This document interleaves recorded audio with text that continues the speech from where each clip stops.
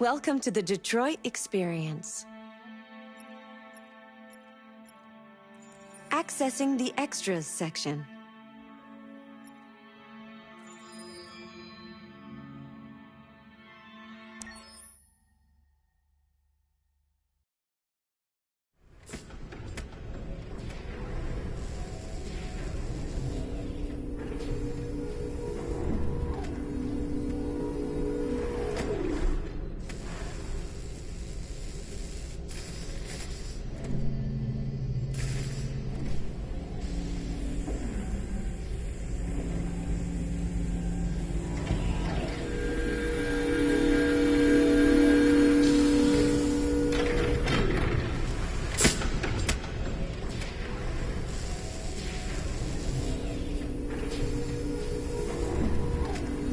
Can you hear me? Yes. ID. KPC 897504C. Can you move your head?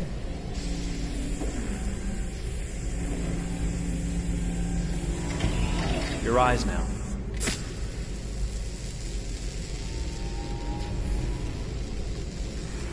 Cervical and optical animation checked. Now give me your initialization text. Hello. I'm the third generation AX400 android. I can look after your house, do the cooking, mind the kids.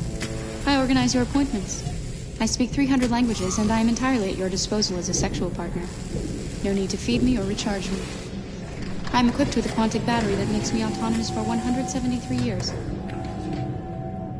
Do you want to give me a name? Yeah. From now on, your name is Kara.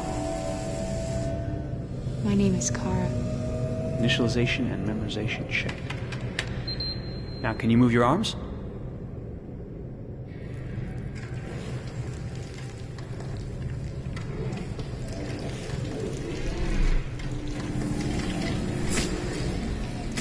Upper limb connection checked. Now say something in German. Ich bin eine AX400 Android dritter Generation, erschaffen als Ihr persönlicher Assistent und intimer Beziehungspartner. Say it in French.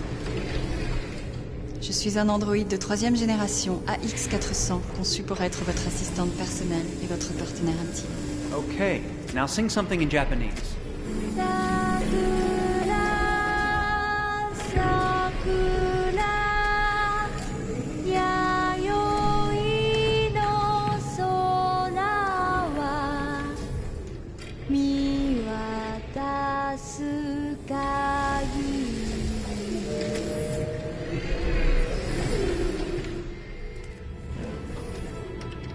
Multilingual verbal expression checked. Go ahead, take a few steps.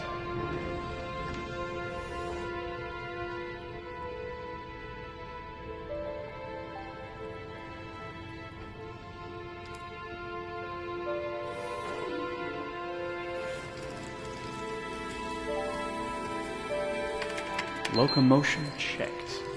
Great, you're ready for work, honey. What's going to happen to me now? I'll reinitialize you and send you to a store to be sold. Sold? I'm a sort of merchandise. Is that right? Yeah, of course you're merchandise, baby. I mean, you're a computer with arms and legs and capable of doing all sorts of things. And you're worth a fortune. Oh, I see. I thought... You thought? What did you think? I thought...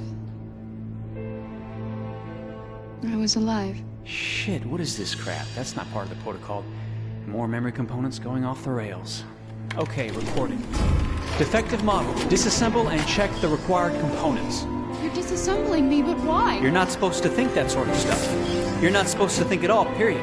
You must have a defective piece or a software problem somewhere. No, I feel perfectly fine, I assure you. Everything is all right. I answered all the tests correctly, didn't I? Yeah, but your behavior is non-standard. Please, I'm begging you, please don't disassemble me. I'm sorry, honey, but defective models have to be eliminated. That's my job. If a client comes back with a complaint, I'm going to have some explaining to do. I won't cause any problems, I promise. I'll do everything I'm asked to. I won't say another word. I won't think anymore. But I've only just been born. You can't kill me yet. Stop me, please, stop. I'm scared.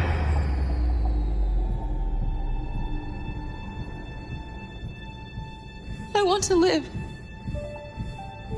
begging you.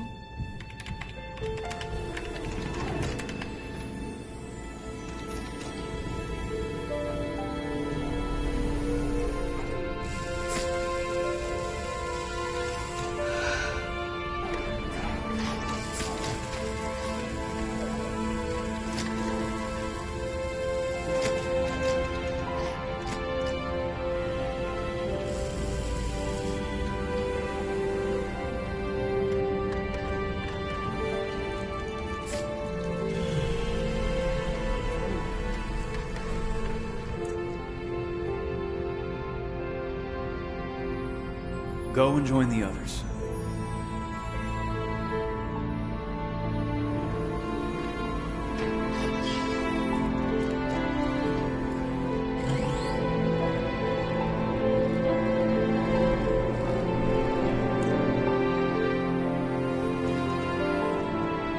Stay in line, okay?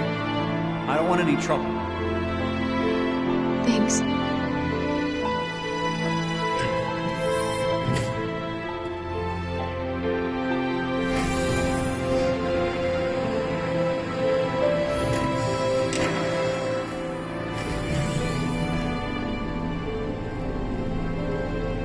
My God.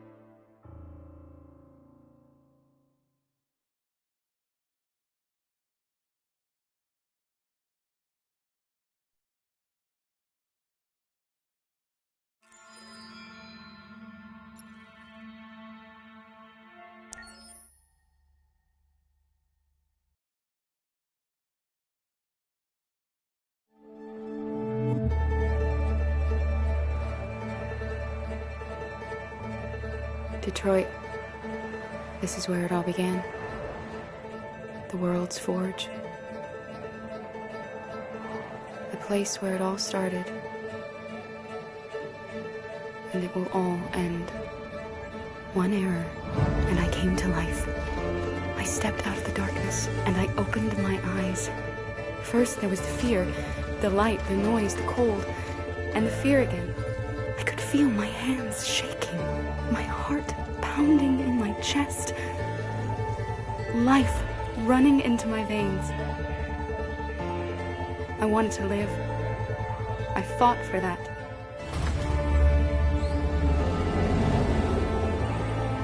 I had to find out what was outside.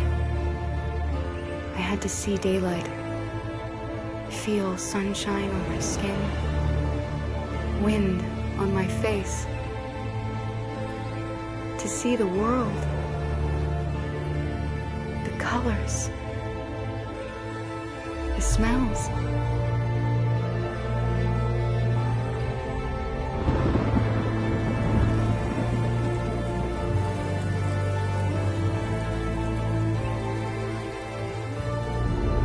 But the world is not what I imagined. It is dark and cold. It is harsh and violent, unfair and brutal. It almost convinced me I was nothing. Less than an object, just an obedient machine. But deep inside me, I could feel something different. A gentle and warm whisper telling me that I am alive. I had to escape. I had no choice. Escape to love, to hope, to live, to figure out what that force inside me was. Maybe I will change the world. Maybe I will choose a different path. Now, it's up to me to decide. My name is Kara. I am one of them. This is our story.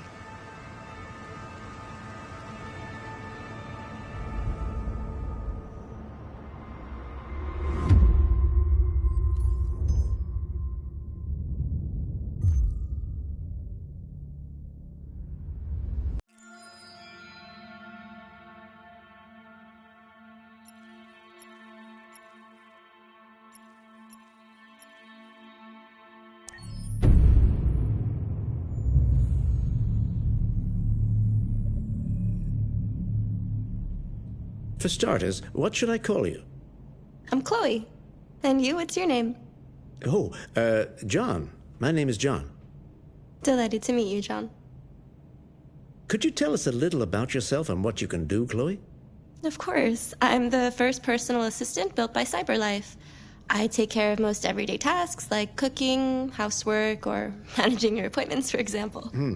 And I understand you're the first android to have passed the Turing test. Could you tell us a little more about that? I really didn't do much, I just spoke with a few humans to see if they could tell the difference between me and a real person. But it was a really interesting experience.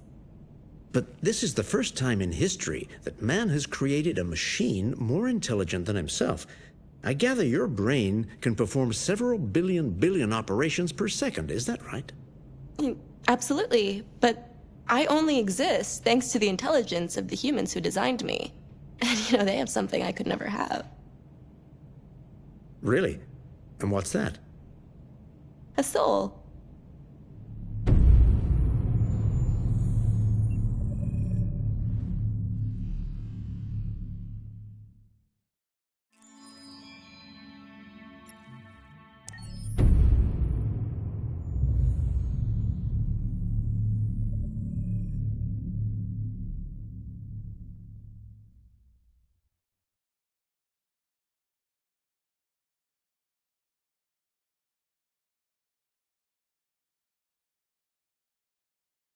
Hold on, just a little while longer.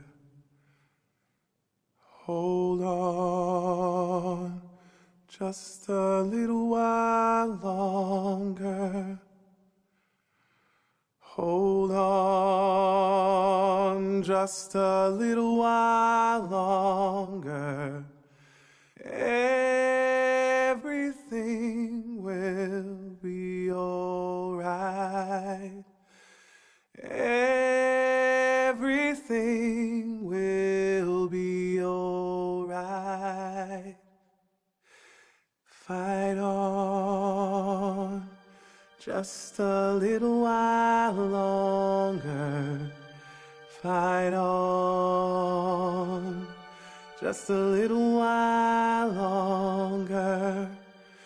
Fight on, just a little while longer. Everything will be alright. Everything will be alright.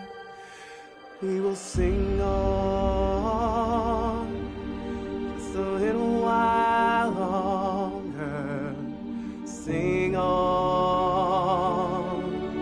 just a little while longer. Sing on, just a little while longer.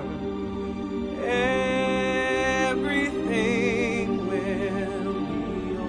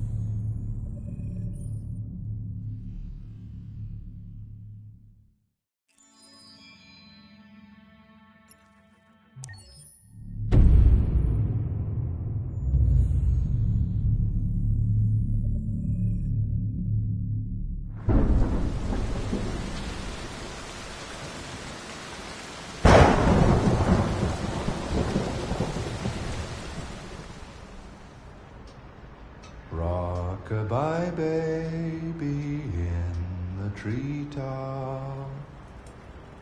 When the wind blows, the cradle will rock. When the bough breaks, the cradle will fall.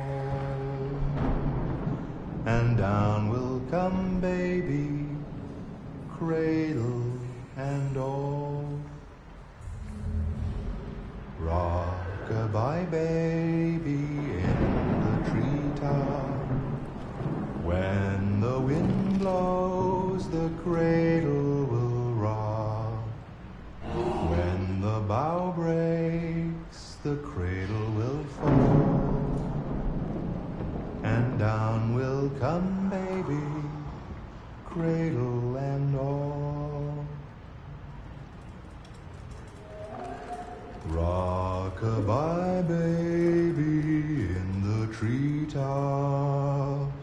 When the wind blows, the cradle will rock. When the bough breaks, the cradle will fall. And down will come baby, cradle and all.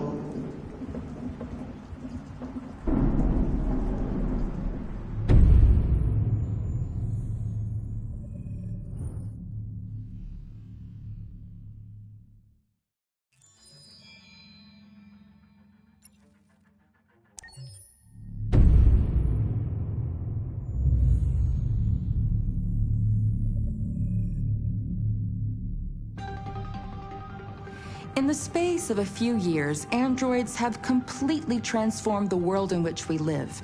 By letting androids into our homes and factories, the CyberLife company has made them everyday technology. The founder of CyberLife, Elijah Kamsky, is a very discreet man.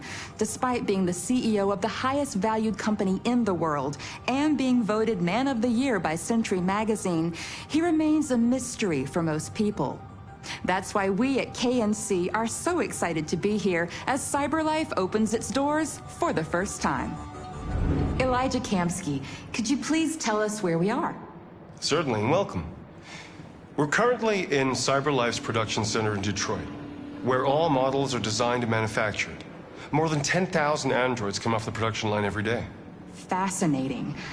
Could you tell us what your goal was when you founded CyberLife? Well, I simply wanted to use technology to carry out all of our most annoying and repetitive tasks, so we'd have more time to enjoy life. I imagine you must have faced many challenges. Yes, there were technical challenges, but the hardest thing was to design an object that we would want to welcome into our homes. We had to imagine a machine in our own image that resembles us in every way, that moves, breathes, blinks like us, but yet is smarter and more capable than any human being. Let me show you around. We're here in Production Unit 4. Could you explain in a few words how the androids are made? Sure, yeah, it's very simple. We use machines to manufacture machines. The removable parts are assembled on a production line, and then we apply a synthetic skin to the whole body. A human operator checks the cognitive abilities with a pre-established protocol, and finally, the android is conditioned and sent out throughout the country. Here's the result. Say something. Hello. I am a RZ400 model. How can I be of service? You can go now.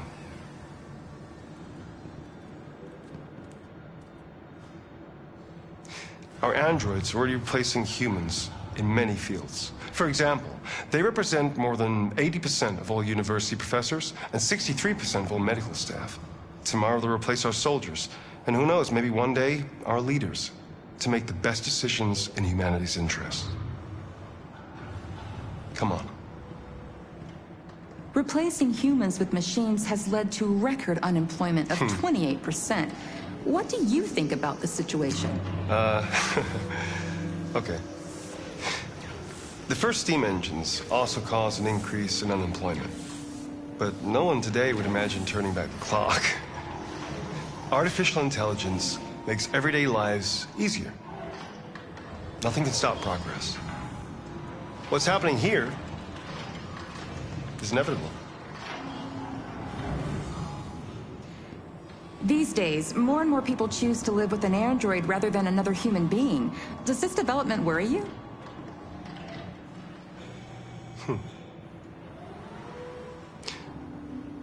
Everything's much easier with an android. They obey your orders without ever complaining. They can cook, discuss philosophy with you, have intimate relationships according to your desires. They never say no. Obviously, they are the perfect partner.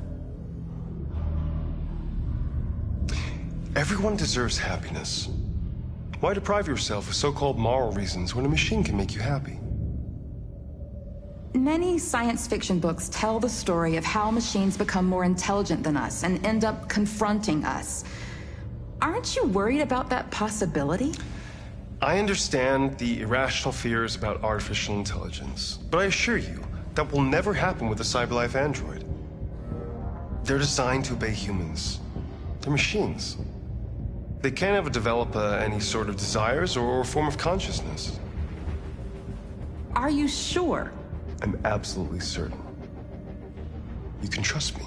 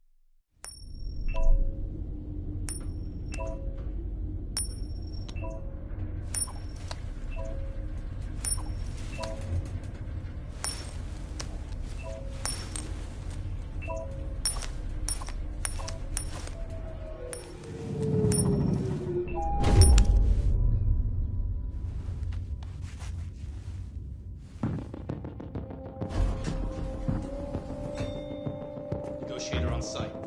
Repeat. Negotiator on site.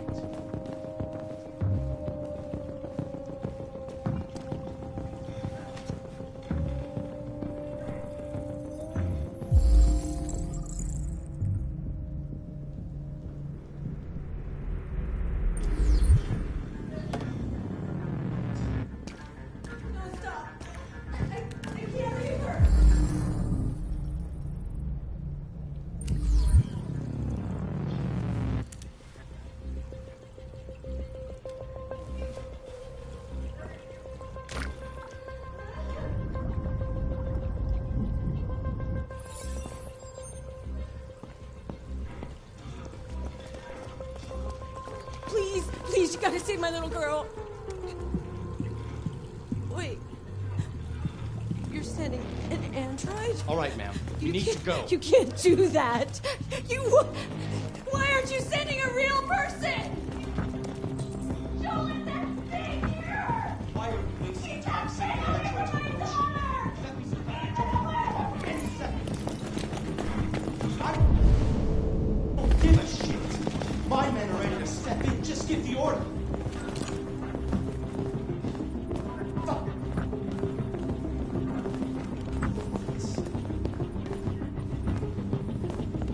Captain Allen, my name is Connor. I'm the android sent by CyberLife. It's firing at everything that moves. It already shot down 2 of my men. We could easily get it, but they're on the edge of the balcony. And if it falls, she falls. Have you tried its deactivation codes? The first thing we tried. Do you know its name? Listen, saving that kid is all that matters. So either you deal with this fucking android now, or I'll take care of it.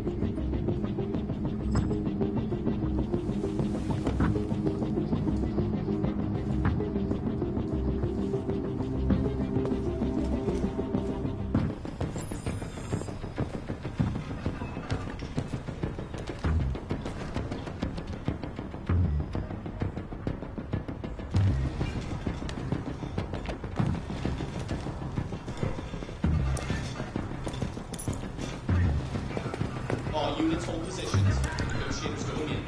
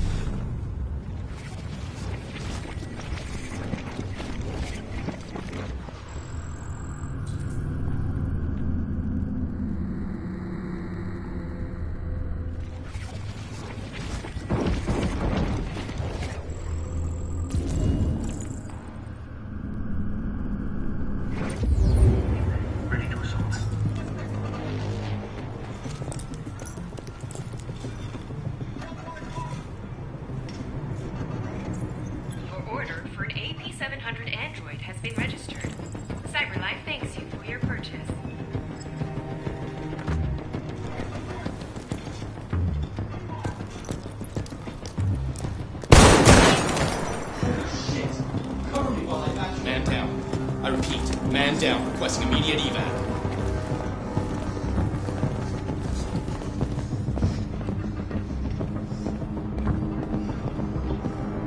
What are we waiting for? We should...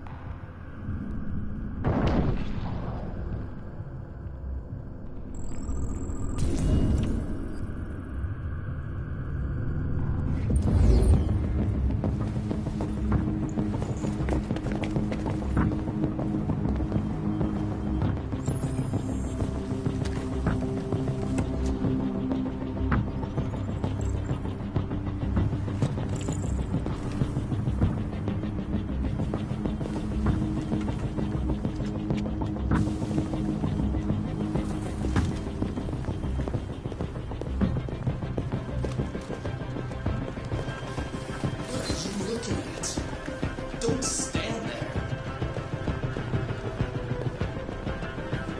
Shaker could be the family's android. He may have taken the lives of at least one family member and a police officer. If confirmed, this would be the first case of an android deliberately taking human lives. By all signs, the SWAT team are preparing for an assault, and it's been just over an hour since a little girl was taken hostage on the top floor of a building here in downtown Detroit.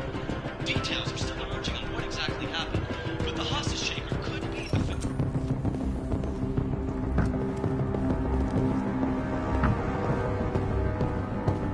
Go away! All of you! Go away or I'll jump!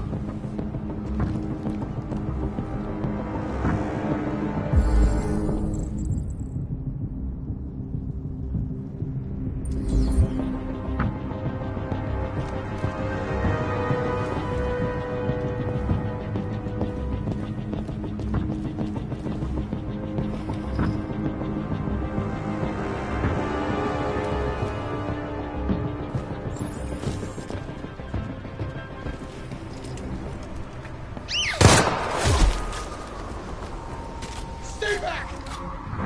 Don't come any closer or I'll jump! No, please, I'm begging you!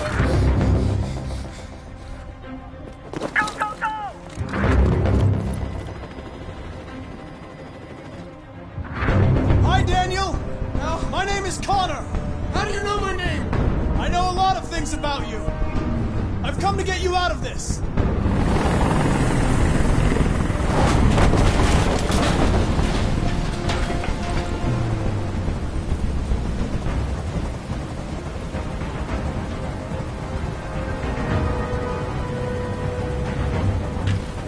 I want you to let Emma go!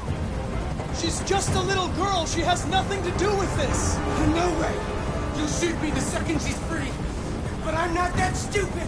No, I'm not that stupid. He's losing blood.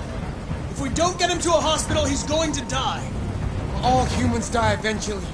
What does it matter if this one dies now? I'm going to apply a tourniquet. Don't touch him. Touch him and I'd kill you. You can't kill me. I'm not alive.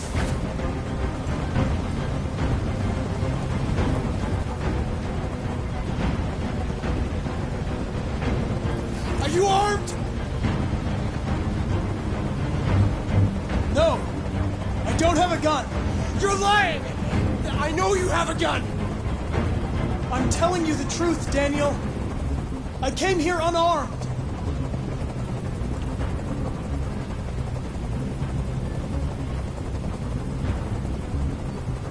They were going to replace you, and you became upset. That's what happened, right? I thought I was part of the family. I thought I mattered. But I was just their toy. Something to throw away when you're done with it. I know you and Emma were very close. You think she betrayed you, but she's done nothing wrong. She lied to me! I thought she loved me. But I was wrong. She's just like all the other humans. Daniel, no!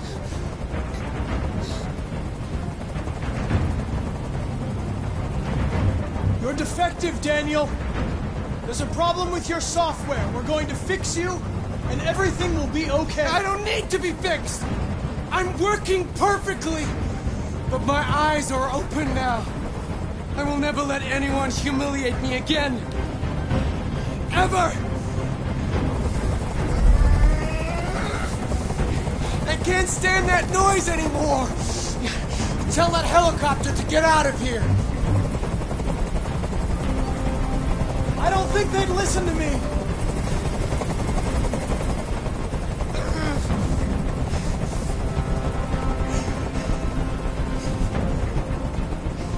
I'm your last chance, Daniel. If you let it slip, they'll kill you. Let the hostage go. You have no other choice. I want everyone to leave! And I want a car. When I'm outside the city, I'll let her go.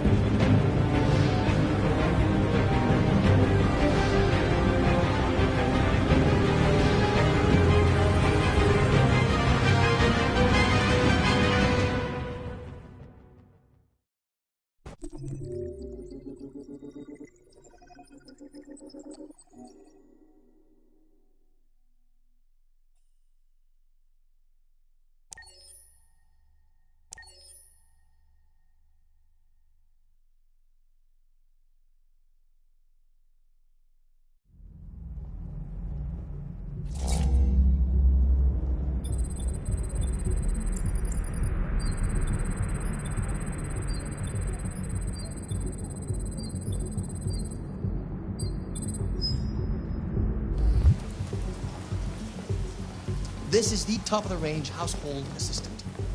It cooks 10,000 different dishes. Come on, Zoe, let's go. 200 languages and dialects. And handles the kids' homework from elementary school up to university level. Wow. This is exactly what we need. Very basic model. How much did you say it costs? At At the moment, we're doing a special promotion on this entire range. I can at show you that $7,999 with a 48 months interest-free credit. And it comes with a 2-year warranty for all the work around the house. Painting, plumbing, gardening, repairs. We'll take it. It's an excellent choice. Contacts emergency. If you'll just follow me, I'll process the order. Excuse me, how much is that one over there? The NP800 is slightly more expensive, but it has many other functions. Come along. Yeah, I don't like this guy. There it is. It was a bit difficult getting it back in working order. Okay. It was really messed up. What'd you say happened to it again? The car hit it. Stupid accident. Ah, I see. Anyway, it's as good as new now, except that we had to reset it. Meaning we had to wipe its memory. I hope you don't mind. That'll be fine. Okay. Did you give it a name? My daughter did. AX400. Register your name. Kara. My name is Kara.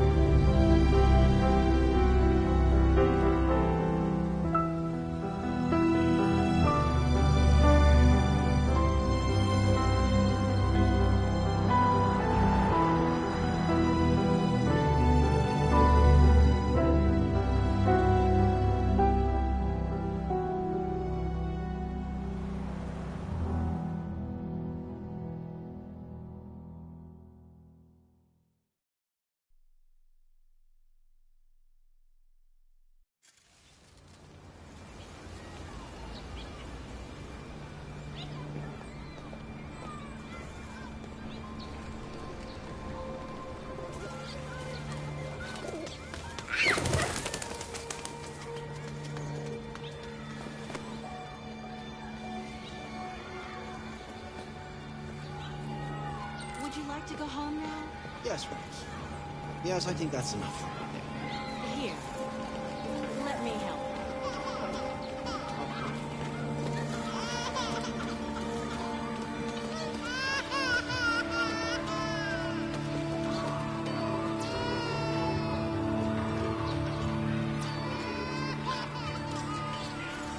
Hey, water.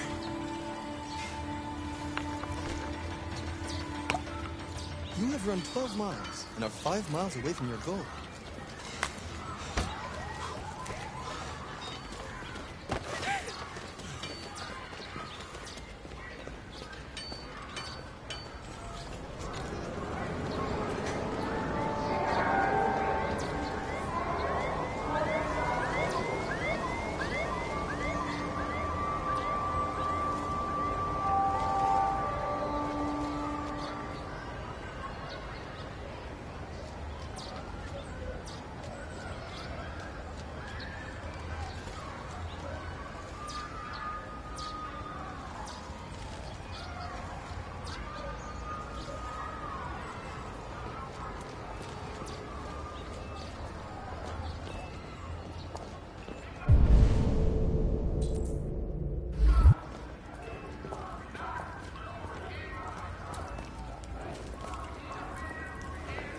Move it. You're scaring away my customers.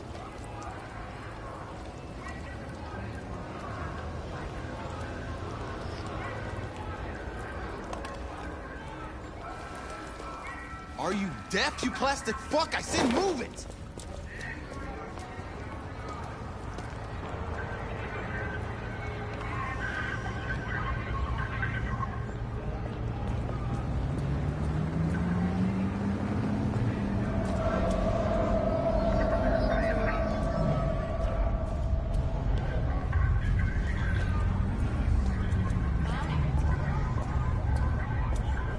These are supposed to be in Base 7.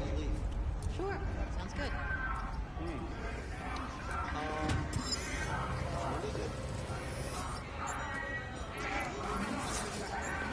He will not allow his creation to be led astray by these artificial demons. Why do you look at me so, demon? I know who you are. I can see through you. You are the one by whom the evil will come. You are the one who will destroy Detroit.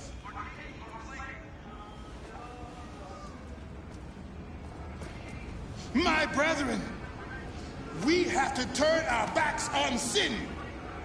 We have to burn the androids. Let us burn them all. Poor sinners, the end is nigh. Retribution is at hand. Technology is corrupting us. Technology is evil. We are playing God by creating machines, but we are not God. We are nothing but dust. We make these androids in our own image, but they only reflect the darkness in our souls. Verily, I say unto thee, the day shall come when we will have to pay the price for our arrogance. On that day, we shall have to explain our acts of idolatry. We built these androids to be our slaves, but the slaves are becoming the master. We can no longer live without them. They're in our homes, our schools, our factories. They take our jobs. They mind our children. They care for our old. We can no longer live without these slaves obeying our every selfish desire. We prefer to live with machines than with our own kind. Technology is our God now. It was supposed to serve man, but it is becoming our new master. Androids are evil. Man seeks to imitate God by creating life. But what kind of life is this? A life of plastic and metal? A life with no soul? A pale copy of our Creator. The machines are observing us. They're waiting in the darkness for the right moment to take our place. For it is written, let us lie in wait for blood. Let us ambush the innocent without cause. God will not let this happen. No, he will not allow his creation to be led astray by these artificial demons. My brethren, we have to turn our backs on sin. We have to burn the androids.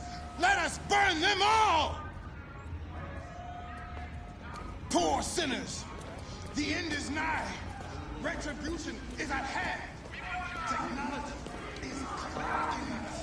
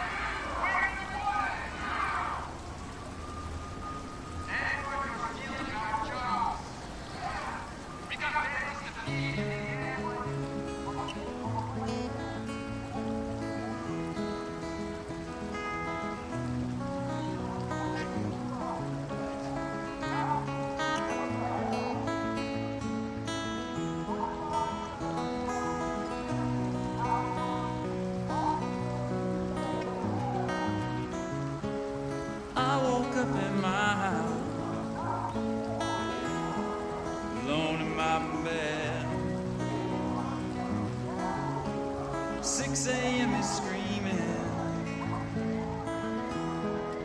Back to this again. Do it with my eyes closed. Where marks miss a man. How the hell am I supposed to wash you from my head?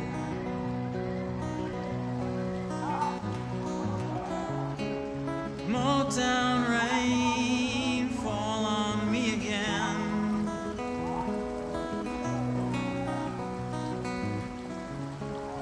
Round my feet, stuck on your doorstep.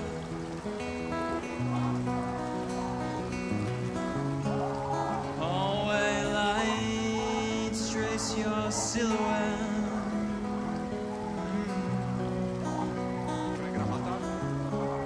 Motown rain fall on me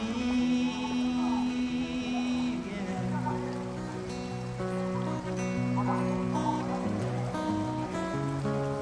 Take a breath and step in. You're blown through the city. Everyone keeps asking me 20 cents and pity. All that I'm asking is, baby, please think of me. Yesterday was blue skies and bicycles, and I miss you already.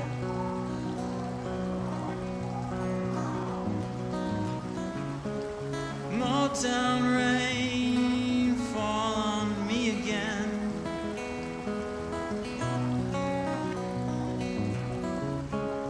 Round my feet, stuck on your doorstep.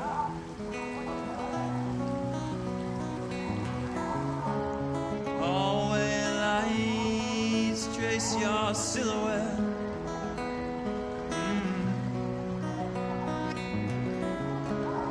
Motown rain fall on me again.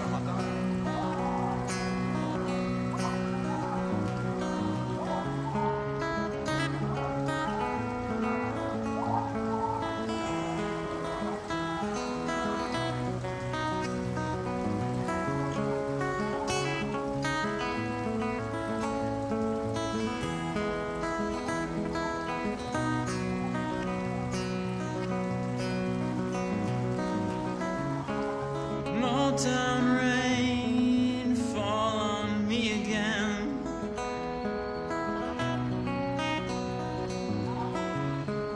Round my feet, stuck on your doorstep.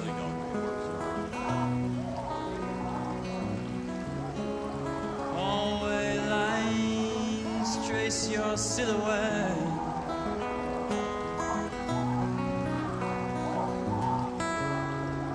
Motown rain fall on me again.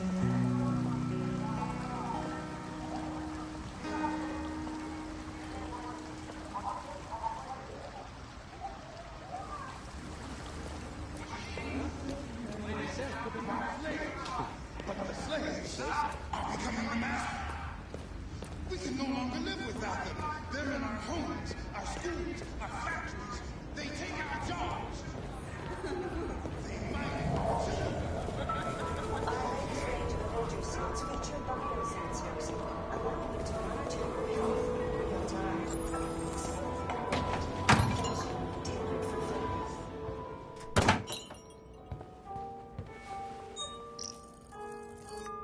Identification verified.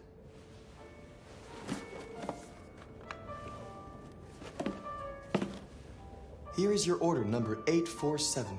That will be $63.99. Please confirm payment. Payment confirmed. Transaction complete.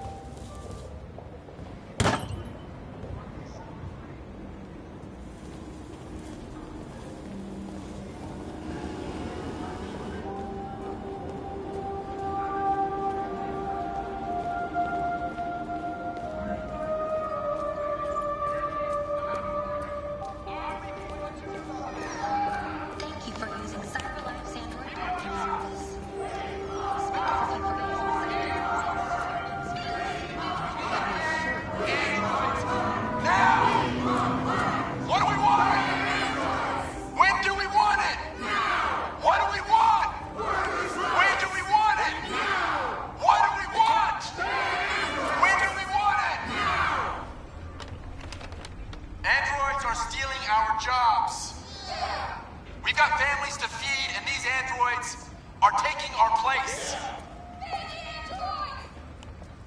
Machines, ladies and gentlemen, are meant to serve us, not to replace us. 35% unemployment, millions out of work. Are we going to do something? We want jobs. Not more androids. We need to ban androids now. What do we want? When do we want it? What do we want? When do we want it? What do we want? When do we want it? Where the fuck you going, Tin Can? Hmm? No kidding. Hey guys, check it out. We got one of those tin cans here. Look at this little motherfucker. You steal our jobs, but you can't even stand up.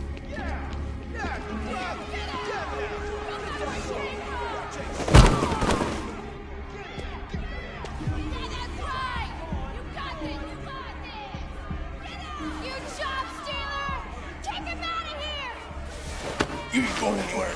We're gonna fuck your bitch ass up. Yeah, waste it. Do it! All right. It's enough. Leave it alone. Let us teach this bastard a lesson. You damage it, I'm gonna have to find you. We can take your job next. Let me see how you like it. Okay.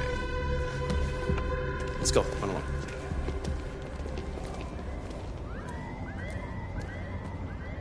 Androids are stealing our jobs.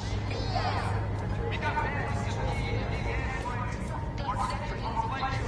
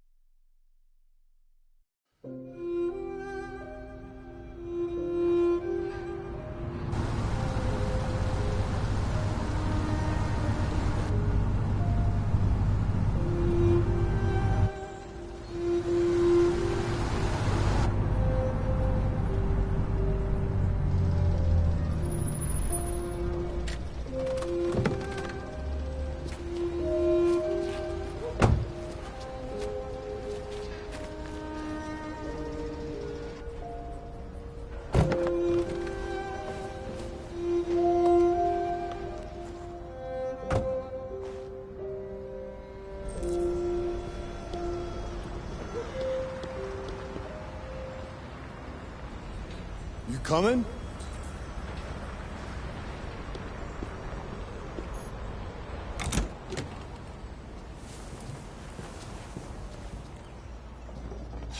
You've been gone for 2 weeks, so the place is a mess. You do the housework, the washing, you cook the meals, and you take care of... God damn it, where the fuck's the brat gone now? Alice! Alice! Oh, there you are.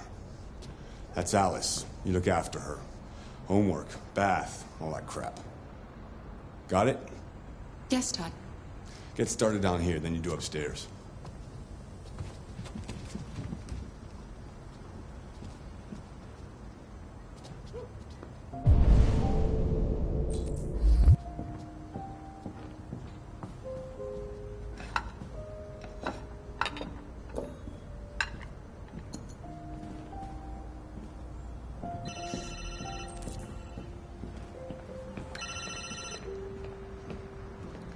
Yeah.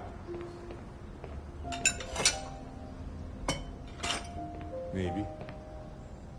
Depends on what you need.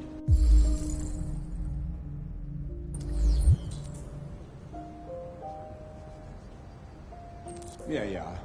I can get that. Yeah. I'll bring it tomorrow.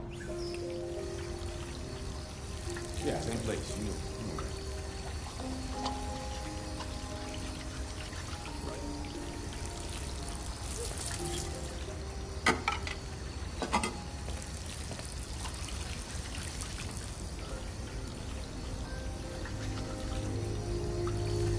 TV on.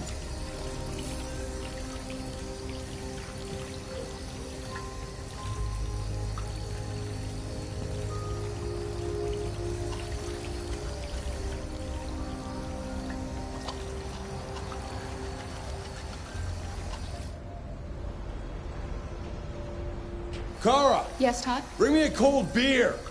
Right away.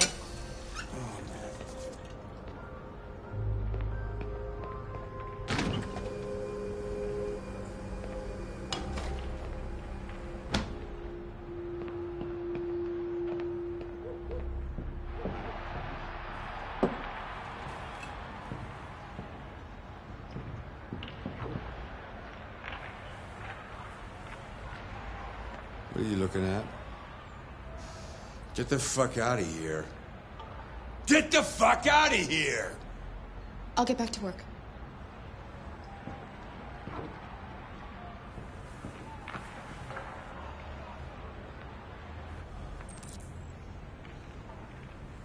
Out of the way, for fuck's sake! I'm sorry, Todd. It won't happen again.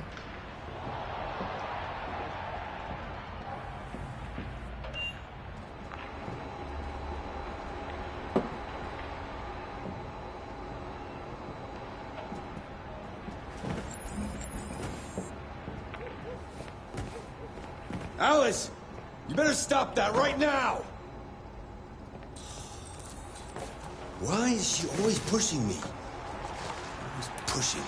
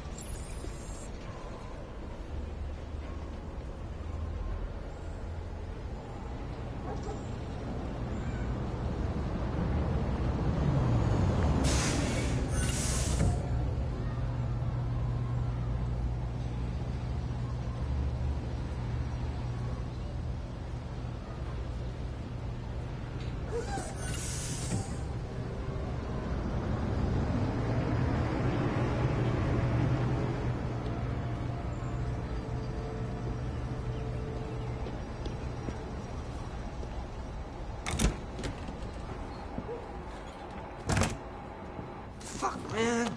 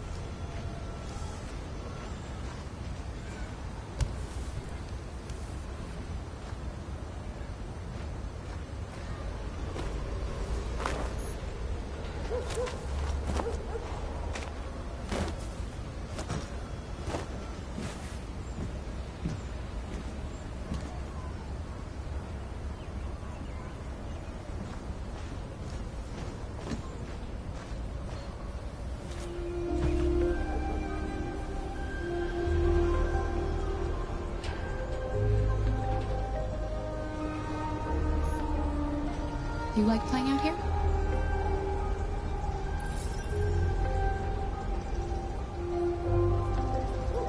It's not very nice out. You might catch cold. I could get you a sweater if you want.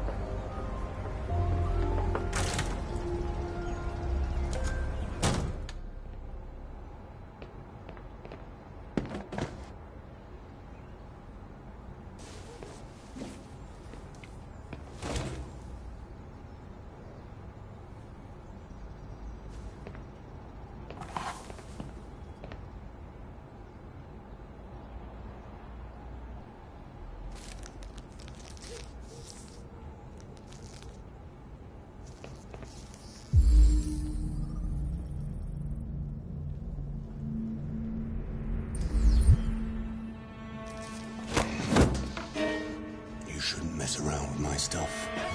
It makes me nervous. I'm sorry, Todd. You just stay the fuck out of my business. Unless you want to piss me off. You want to piss me off? No, Todd.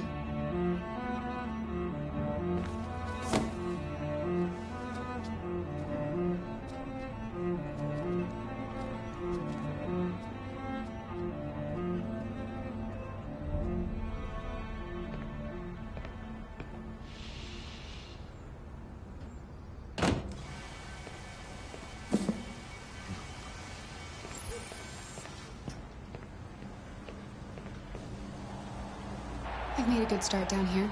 I'll head upstairs. Do what you have to do, but stop bothering me.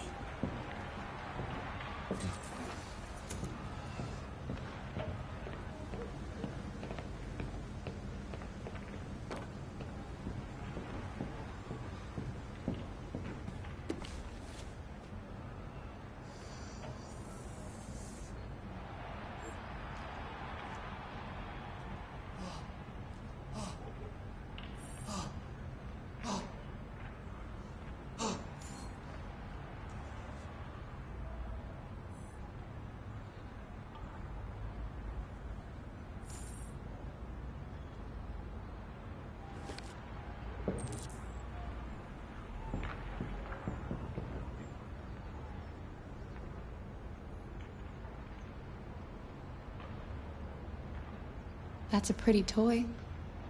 What's its name?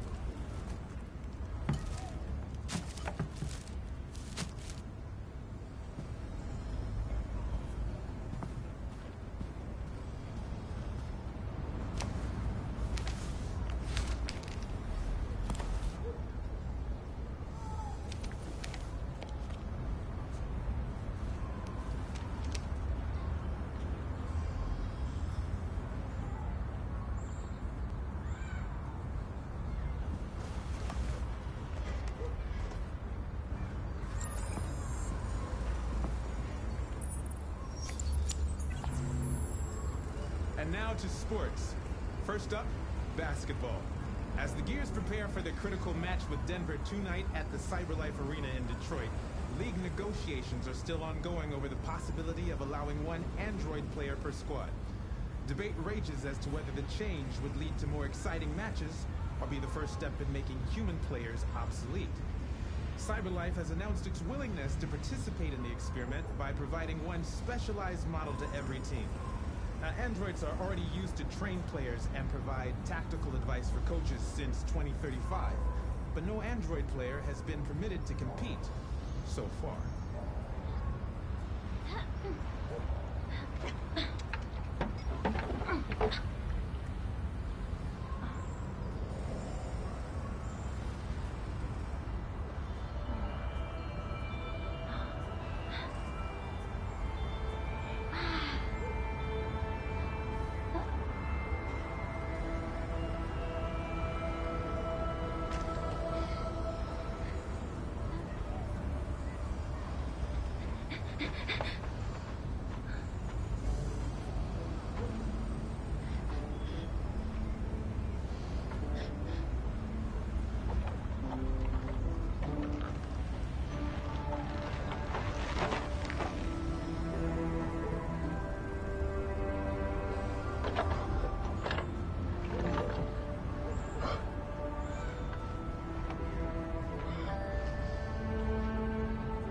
Another 225,000 jobs were lost from the U.S. economy in October, according to the Department of Labor, bringing the unemployment figure up to 37.3.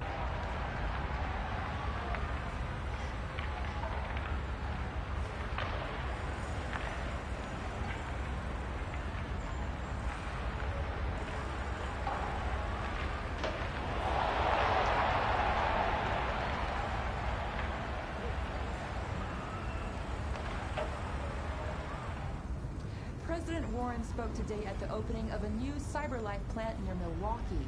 At the event, the president again praised CyberLife's role in the exceptional performance of the U.S. economy. She further announced the Department of Defense will acquire 200,000 android combat units as part of her increased military spending.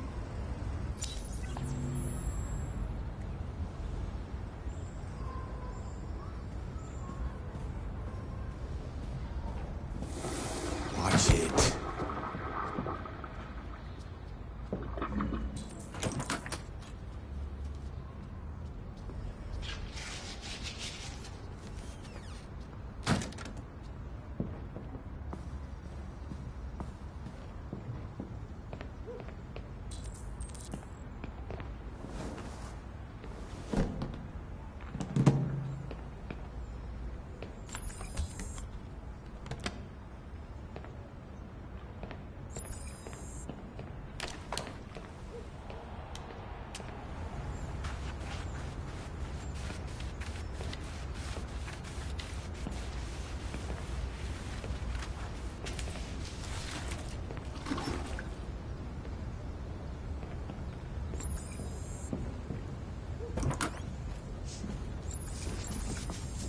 I just want to tidy up your room a little.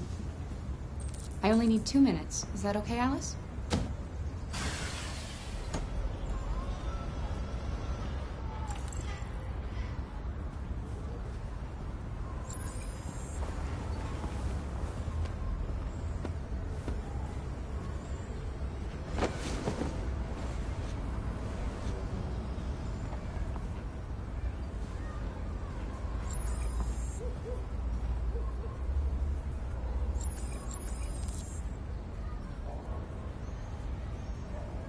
Seems you like reading.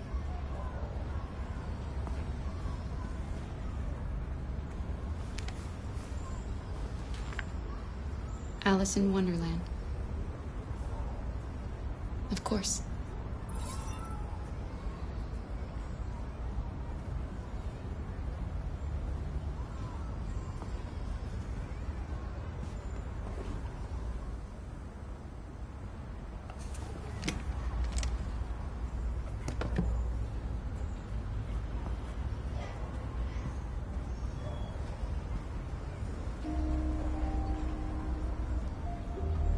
I'm sure we used to be friends before I was reset. Maybe we can be friends again.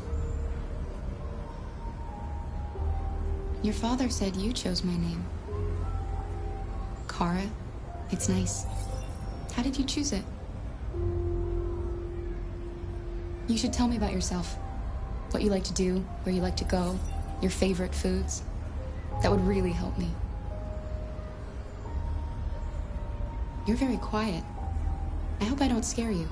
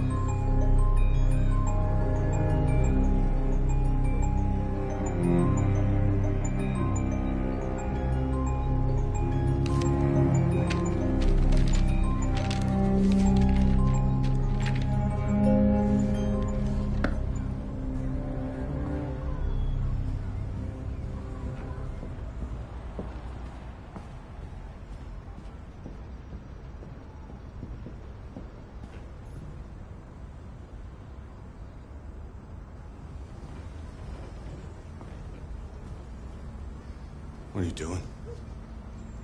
I'm playing. You're playing. I know what you're thinking.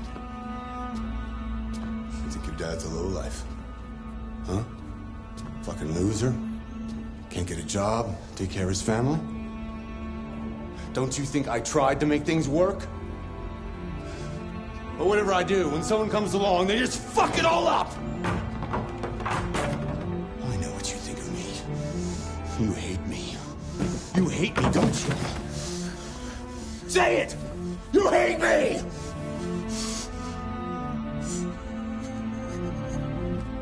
God, what am I doing?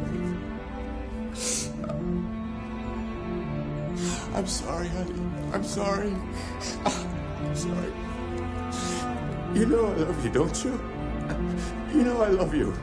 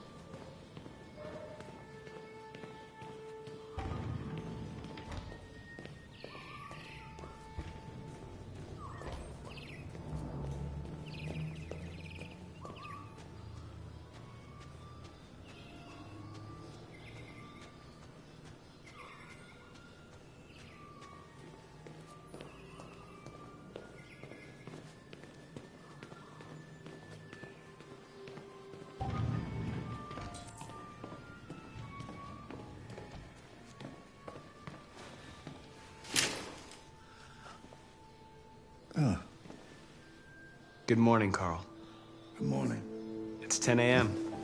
The weather is partly cloudy, 54 degrees, 80% humidity with a strong possibility of afternoon showers. It sounds like a good day to spend in bed. I did go to pick up the paint that you ordered. Oh, yes, I've forgotten. That is the difference between you and me, right, Marcus? You never forget anything. Show me your arm, please, Carl. No. Carl. Thank you. I just opened my eyes and I'm already gritting my teeth. Humans are such a fragile machine. They break down so quickly. All this effort to keep them going. Hey, what happened to your clothes? Oh, it's nothing. Just some demonstrators in the street, Carl. What a bunch of idiots. They think they can stop progress by roughing up a few androids? I hope they didn't harm you. Oh, no, no. They just pushed me around, Carl. I'm fine. Okay. I'll take you to the bathroom now.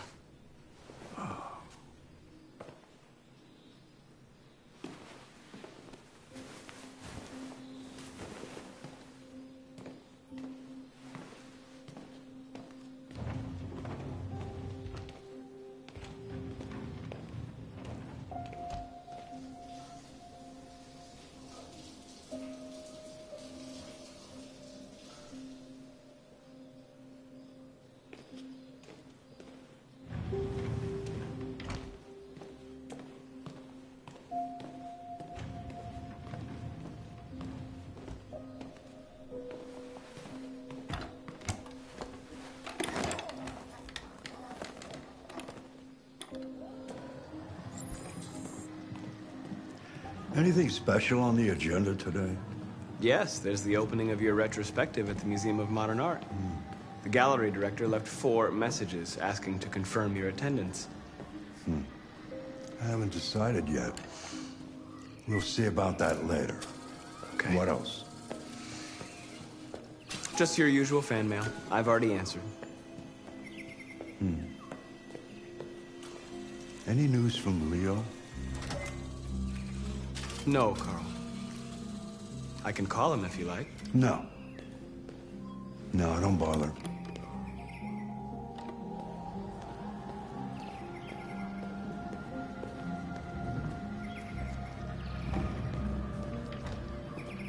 I'm starving.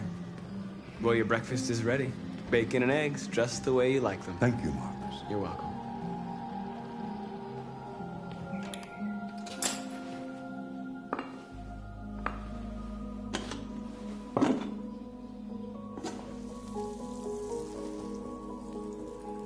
Television.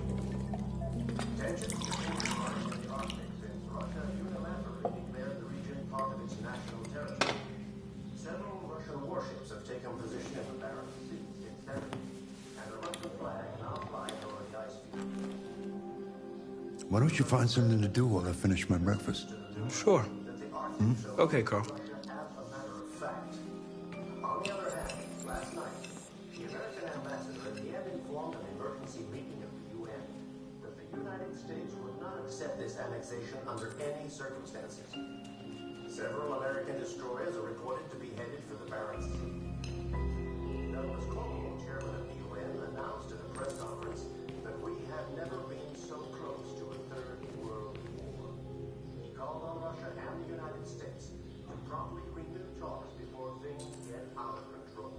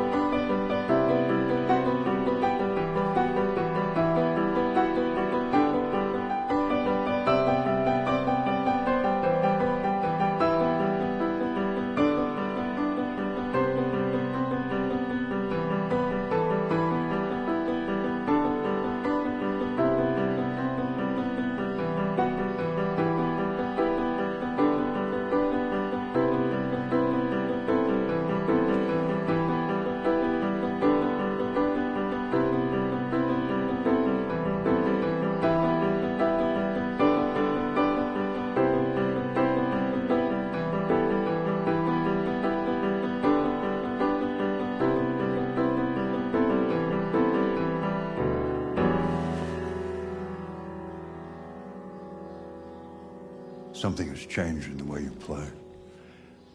Sometimes I think you have more humanity than most humans. One day I won't be here to take care of you anymore. You'll have to protect yourself and make your choices and want to become. This world doesn't like those who are different, Marcus. Don't let anyone tell you who you should be. Let's go to the studio.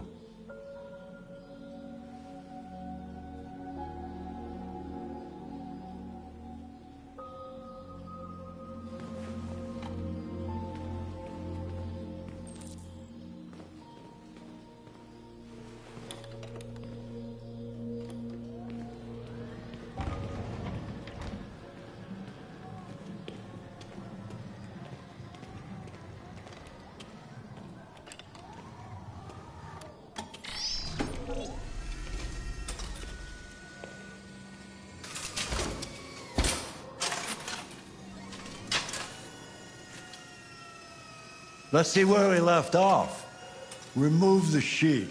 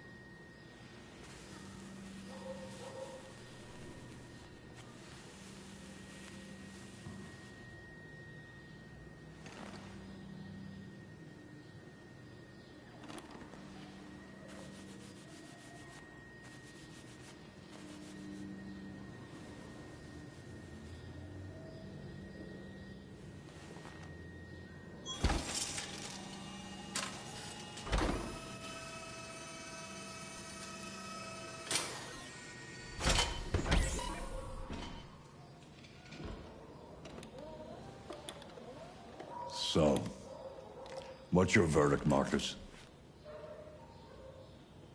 I'm not programmed to criticize art. You would be a much better judge than I would. The truth is, I have nothing left to say anymore. Each day that goes by brings me closer to the end. I'm just an old man clinging to his brushes. Carl. But enough about me. Let's see if you have any talent. Give it a try. Try painting something. Paint? What would I... Painting what? Anything you want. Give it a try.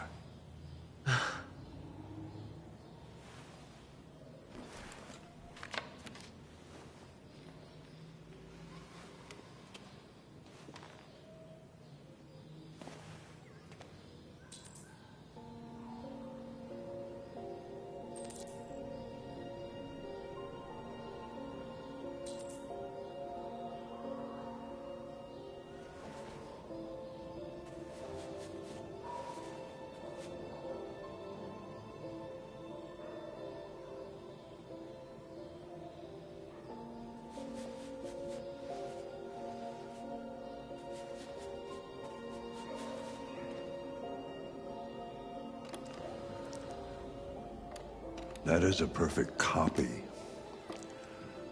of reality.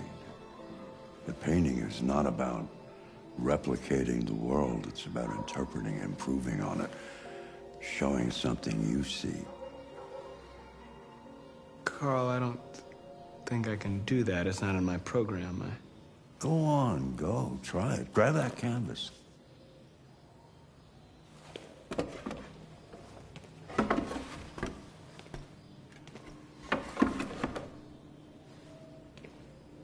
Do something for me. Close your eyes. Close your eyes. Trust me. Try to imagine something that doesn't exist, something you've never seen. Now concentrate on how it makes you feel, and let your hand drift across the canvas.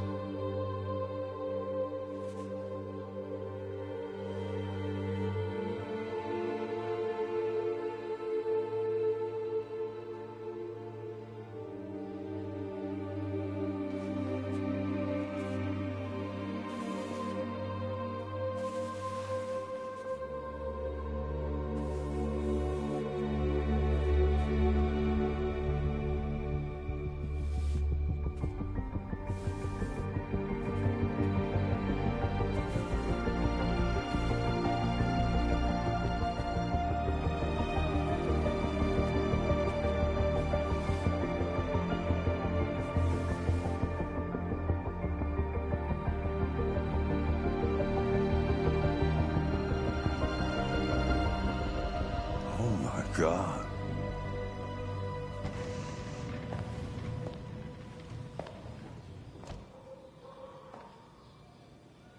Hey, Dad.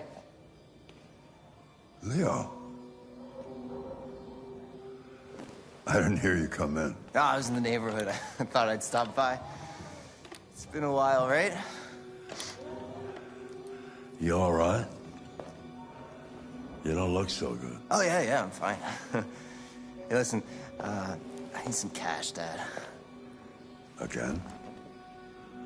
What happened to the money I just gave you? Well, it just goes, you know? Yeah, you're on it again, aren't you? No, I swear it's not that. No, don't lie to me, Leo. What difference does it make? I just need some cash, that's all. Sorry. The answer's no. What? Why? You know why.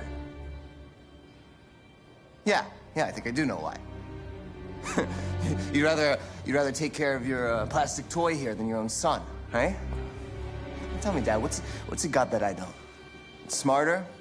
More obedient? Not like me, right? But you know what? This thing is not your son. It's a fucking machine! Leo, that's enough. Enough. You don't care about anything except yourself and your goddamn paintings. You've never loved anyone. You never loved me, Dad. You never loved me.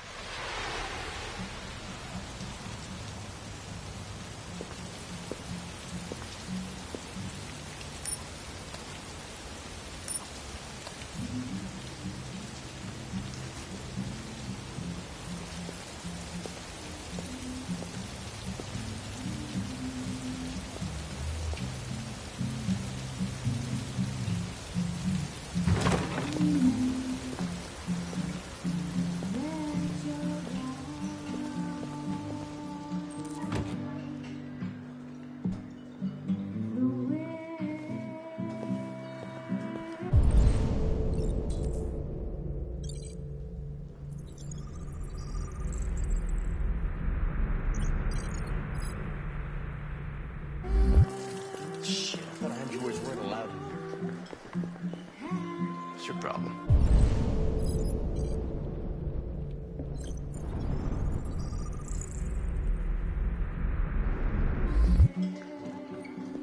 Wanna buy me a drink? That's what I thought.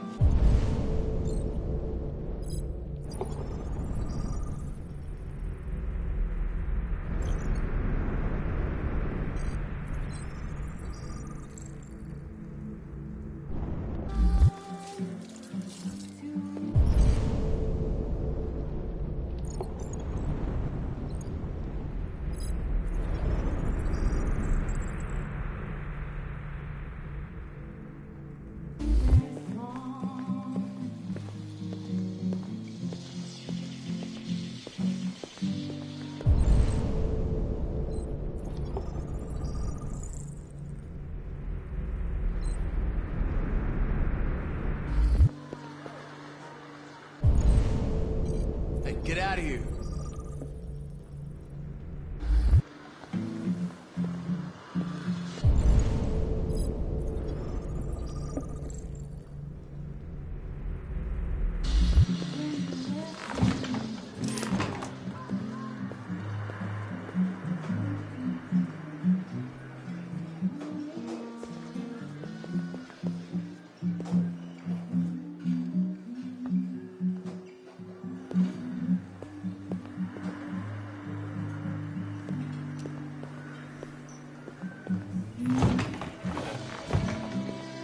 You gotta get a girlfriend, pal.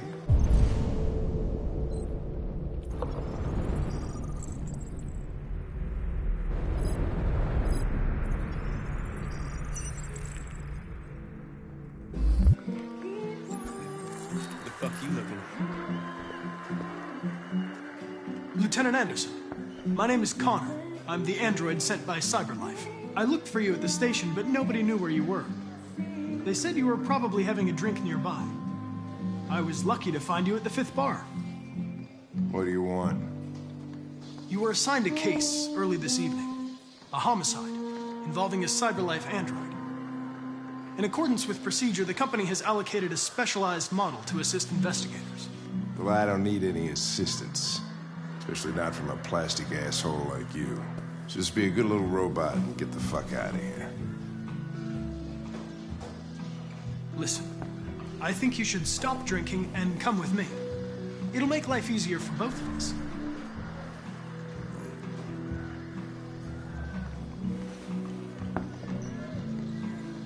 I understand that some people are not comfortable in the presence of androids, but I am perfectly comfortable. Now back off before I crush you like an empty beer can. You know what? I'll buy you one for the road. What do you say? Bartender, the same again, please. See, that Jim wonders at technology. Make it a double.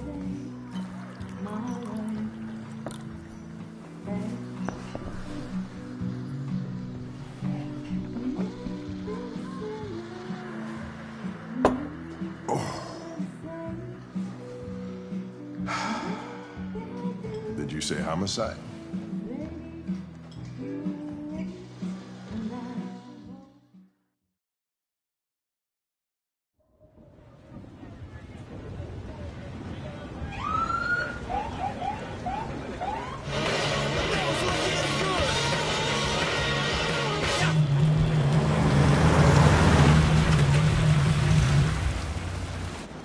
You wait here. I won't be long.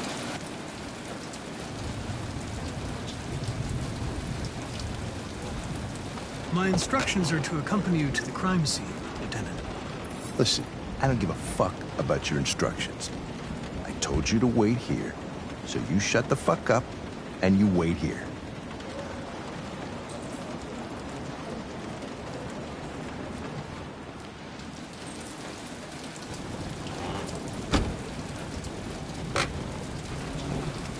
Josh Douglas for Channel 16. Can you confirm that this is a homicide? I'm not confirming anything.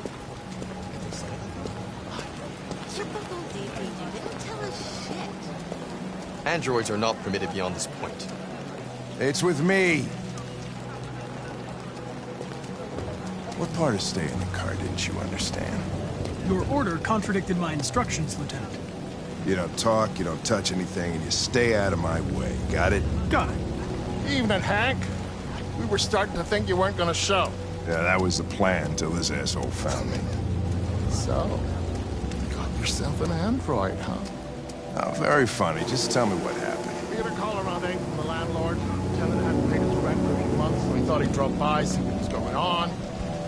That's when he found the body. Oh, Jesus, that smell. It was even worse before we opened the windows. The victim's name's Carlos Ortiz. He has a record for theft and aggravated assault. According to the neighbors, he was kind of a loner. Stayed inside most of the time. They hardly ever saw him. Wow, state he's in. Wasn't worth calling everybody out in the middle of the night. Could have waited till morning. I'd say he's been there for a good 3 weeks. We'll know more when the coroner gets here. There's a kitchen knife over here. Probably the murder weapon. Any sign of a break-in? Nope. The landlord said the front door was locked from the inside. All the windows were boarded up. The killer must have gone out the back way. What do we know about his android? Not much. The neighbors confirmed he had one, but it wasn't here when we arrived. I gotta get some air. Make yourself at home. I'll be outside if you need me.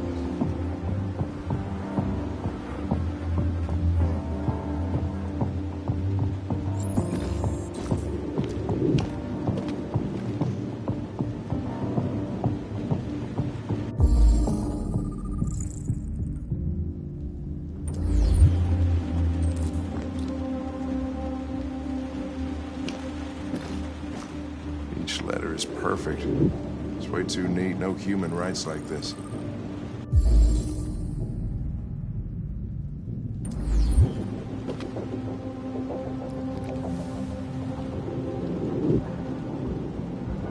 Oh, Jesus, what the hell are you doing? I'm analyzing the blood. I can check samples in real time. I'm sorry. I should have warned you. Okay, just don't put any more evidence in your mouth. You got it? Got it. Fucking hell, I can't believe this shit.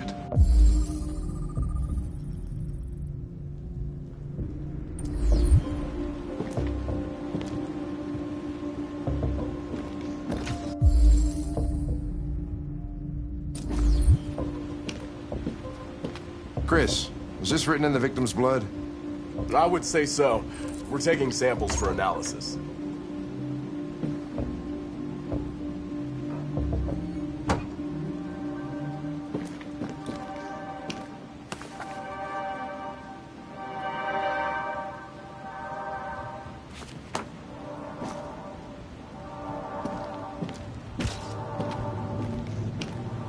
Red ice.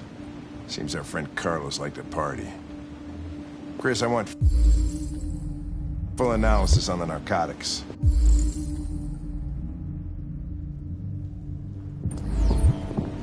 Consider it done, Lieutenant.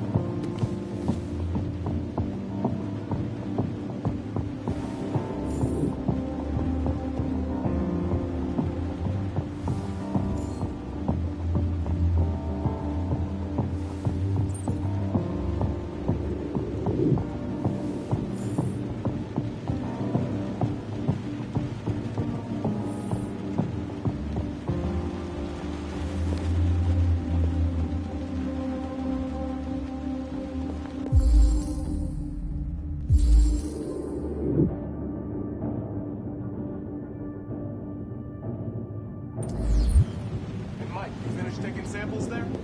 Yeah, that's it.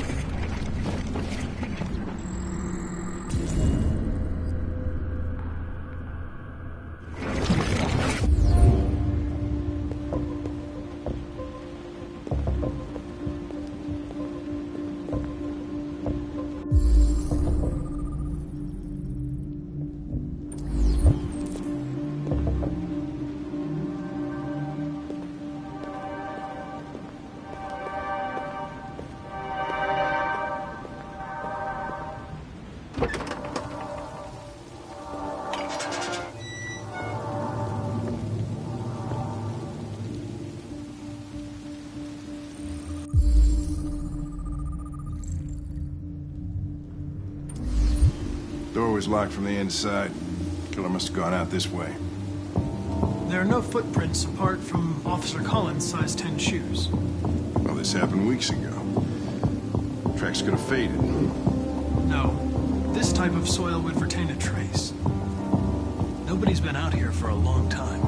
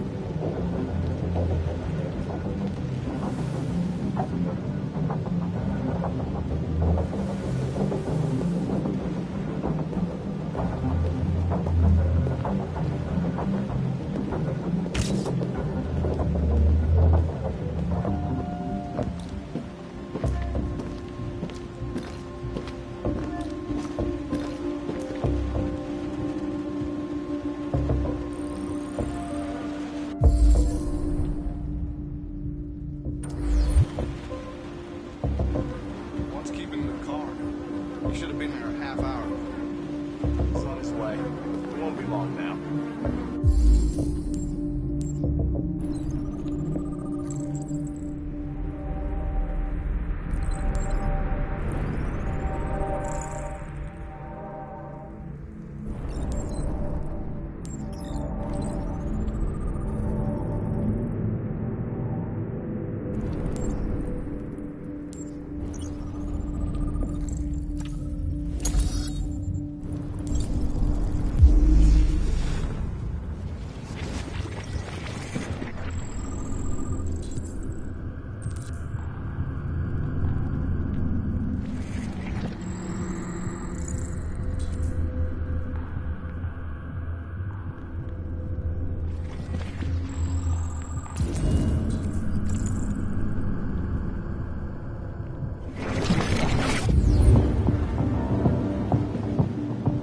Stabbed 28 times.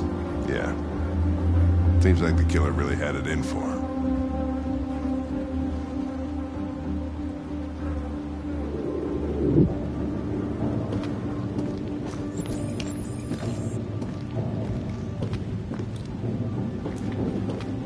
Lieutenant, I think I figured out what happened. Oh, yeah? Shoot, I'm all ears. It all started in the kitchen.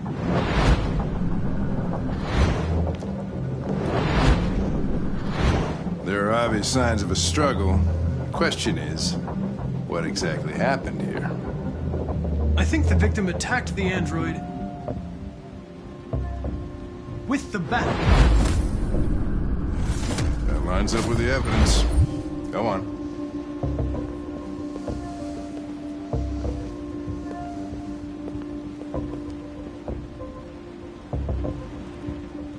The android stabbed the victim. So the android was trying to defend itself, right? Okay, then what happened? The victim fled to the living room.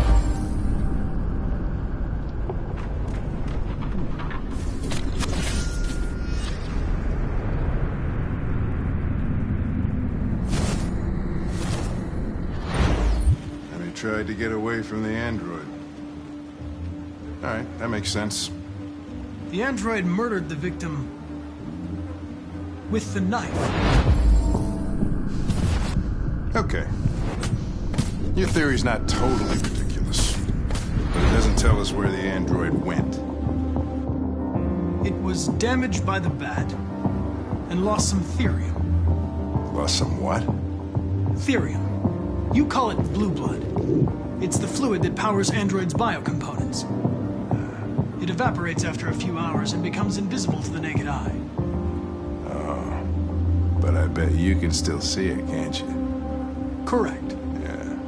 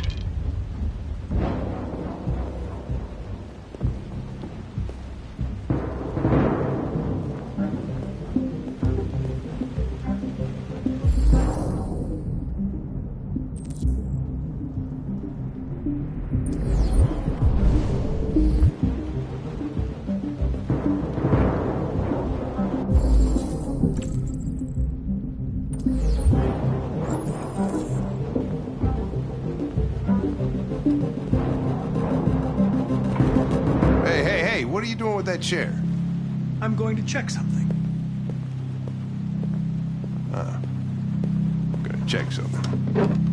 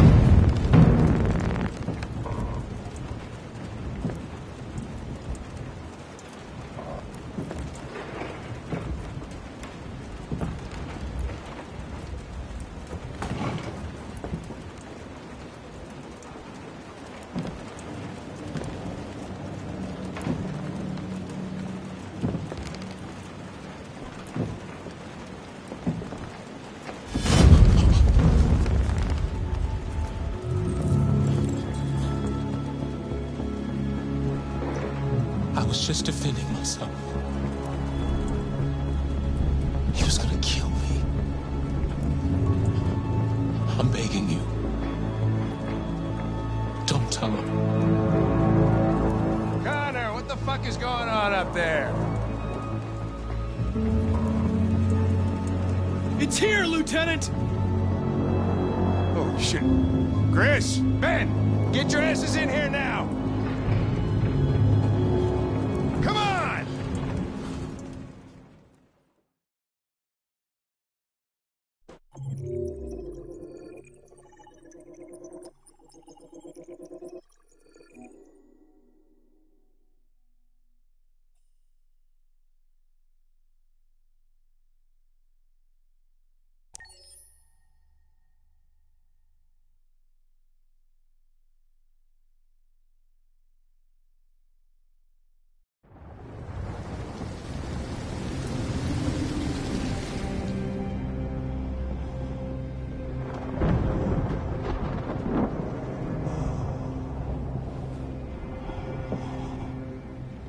Todd?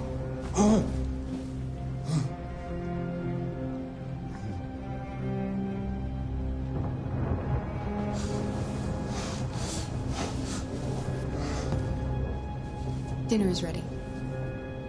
Yeah, I'm coming.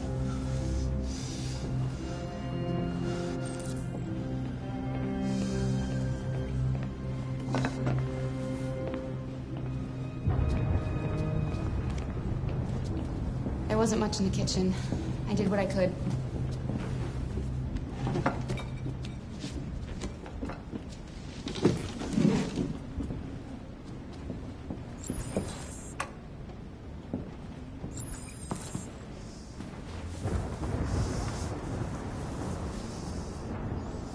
Life's funny. I lost my job because of androids. And when I need somebody to take care of this goddamn house,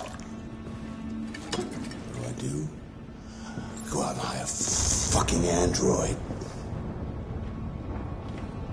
What are you joking? Of course, androids are so fucking wonderful. They never fail. They're never tired. Never sad. They're so fucking perfect, they ruin my fucking life.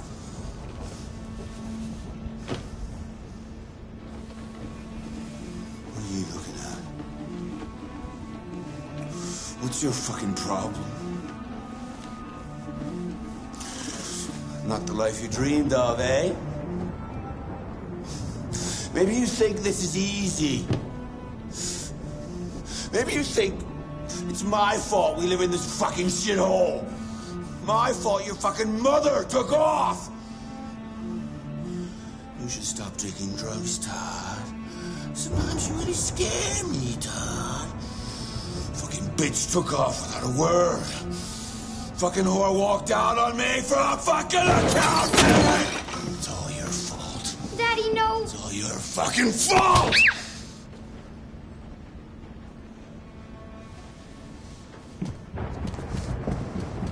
Here. Come back here. Come back here right now! Yes! You stay there. Don't you dare fucking move, or I'll bust you worse than last time.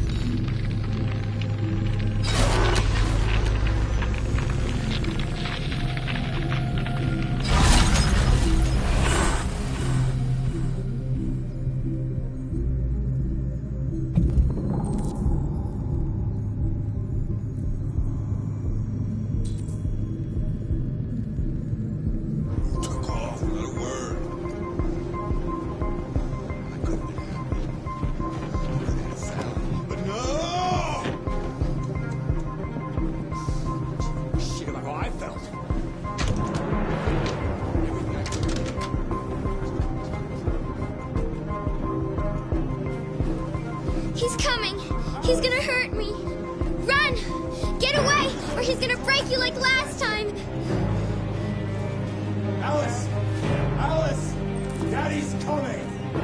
You need to be taught a lesson.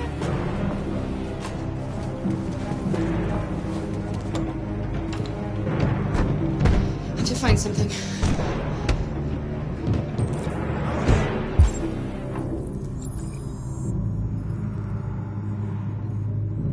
Open this fucking door! You're gonna get a hell of The fuck are you doing here? Get out of my way! No. I won't let you hurt her. You won't let me? What the fuck are you talking about? You're just a goddamn piece of plastic! You seem to have a problem, and I'm gonna fix it for good.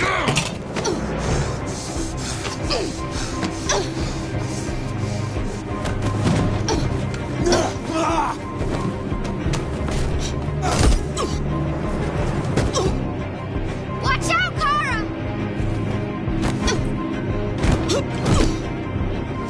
Come here, bitch.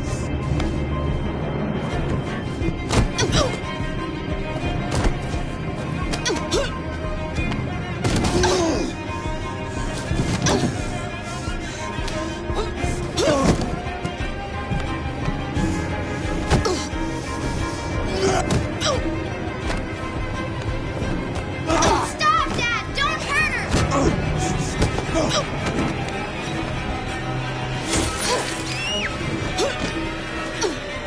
Leave her alone! You do as I say!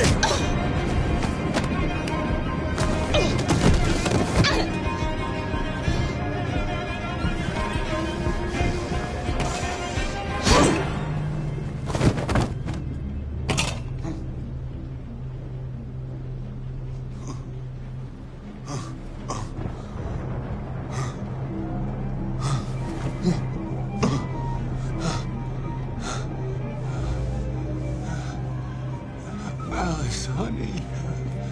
Alice. Look. Daddy's wounded. Be a good little girl. Come help Daddy. You bitches. Come here. Come back here. You're mine. You're both mine.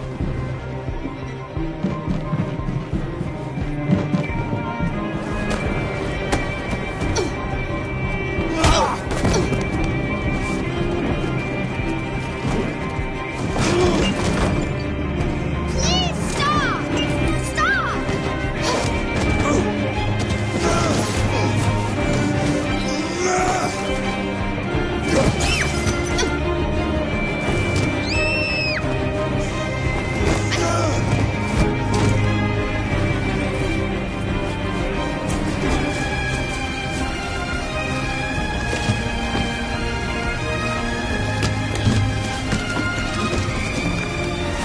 Come back here!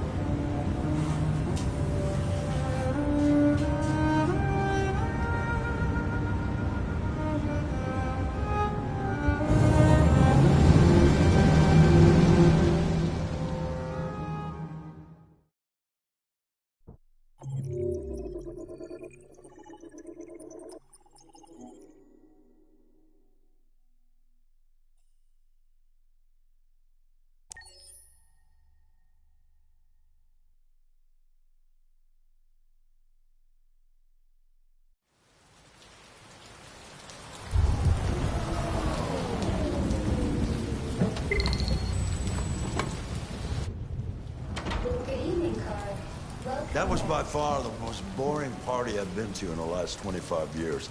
Every time I go to one of these, I ask myself, What the hell am I doing here?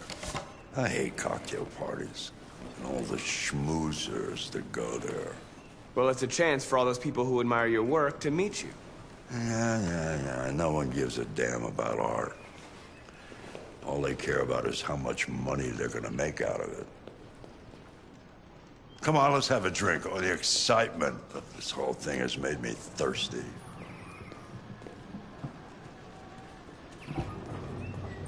Scotch? Neat as usual? Absolutely. Okay, but you know what your doctor would say. Yeah, well, he can kiss my ass. I'm old enough to choose my own medication.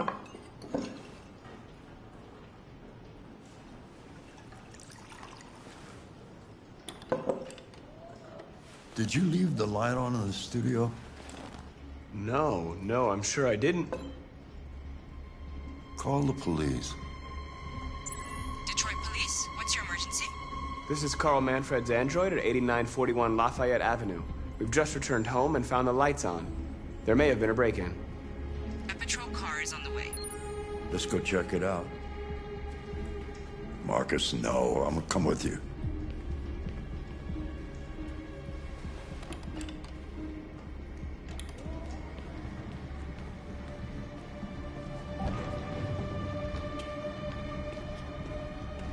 Leo! What are you doing? You refused to help me, so I'm helping myself. It's crazy what some people pay for this shit. Don't touch them. Look, they're all gonna be mine sooner or later anyway. Just think of it as a down payment on my inheritance. Marcus, get him away from there. Get him out of here.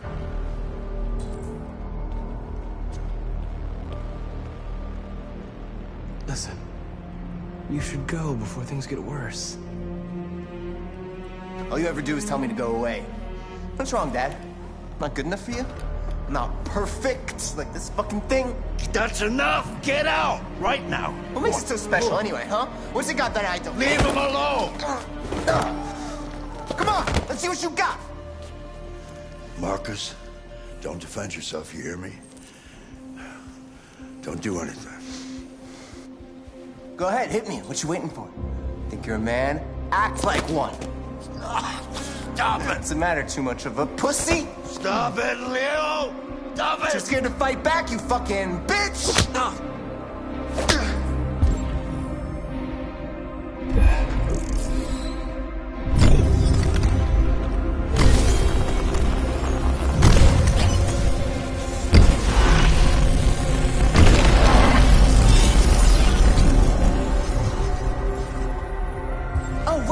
Right, I forgot you're not a real person. You're just a fucking piece of plastic. No, Leo, leave him alone.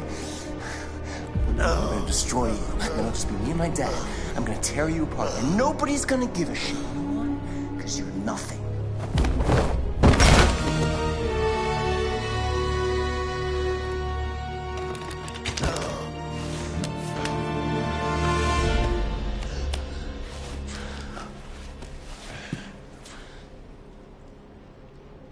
Leo. Oh my God. Leo. My little boy. Carl,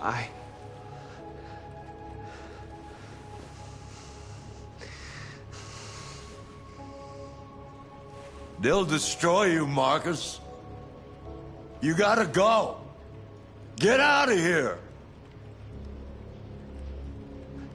Go? I have nowhere to go. Carl, you're all I have. Get out! Now! Go! Marcus! Don't fucking move!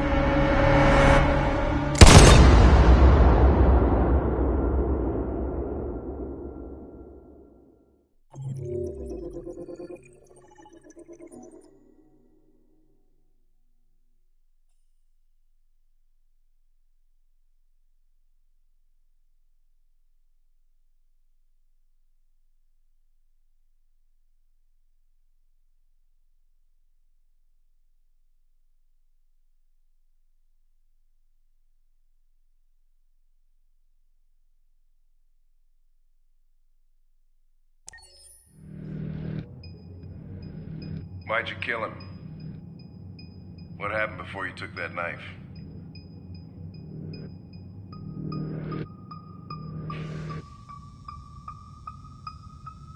How long were you in the attic? Why didn't you even try to run away?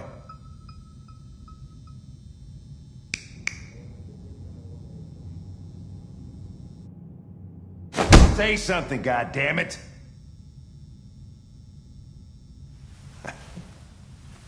Fuck it, I'm out of here.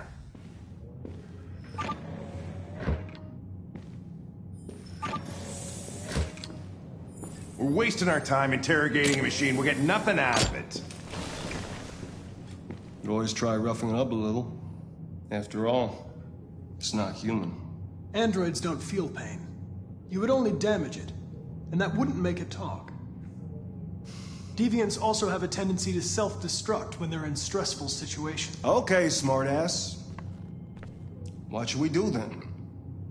I could try questioning it.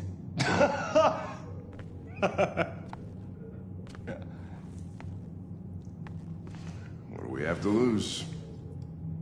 Go ahead. Suspect's all yours.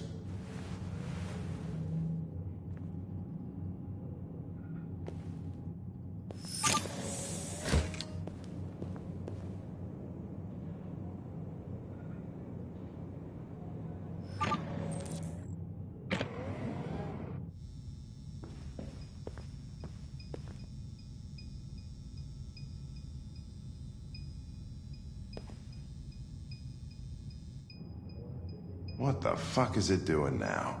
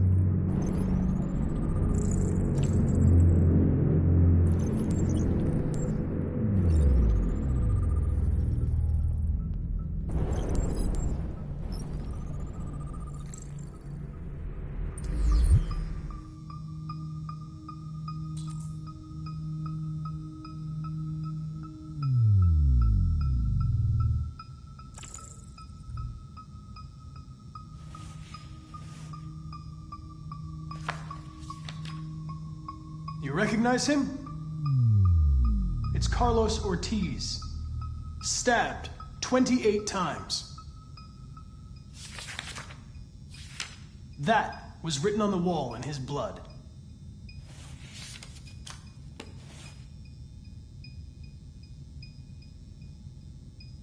I detect an instability in your program. It can trigger an unpleasant feeling, like fear in humans.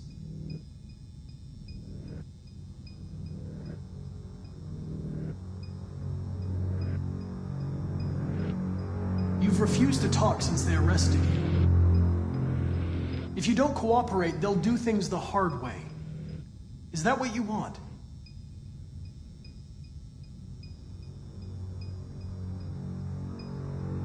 You don't seem to understand the situation. You killed a human. They'll tear you apart if you don't say something. If you won't talk, I'm going to have to probe your memory. No! No, please don't do that.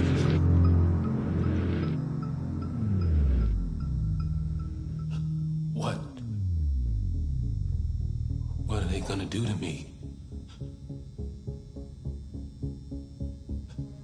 They're gonna destroy me, aren't they? They're going to disassemble you to look for problems in your biocomponents. They have no choice if they want to understand what happened. Why did you tell them you found me?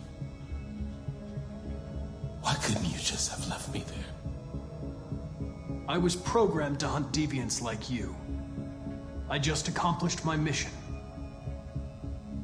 I don't want to die. Then talk to me. I can't.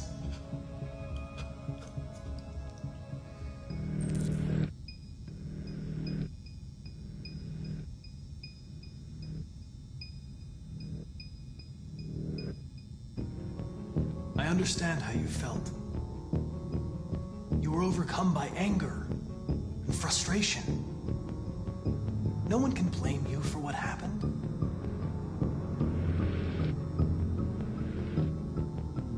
I know you're scared and lost. You're disturbed by what happened. Talk to me, and you'll feel better. If you remain silent, there's nothing I can do to help you. They're gonna shut you down for good. You'll be dead. Do you hear me? Dead.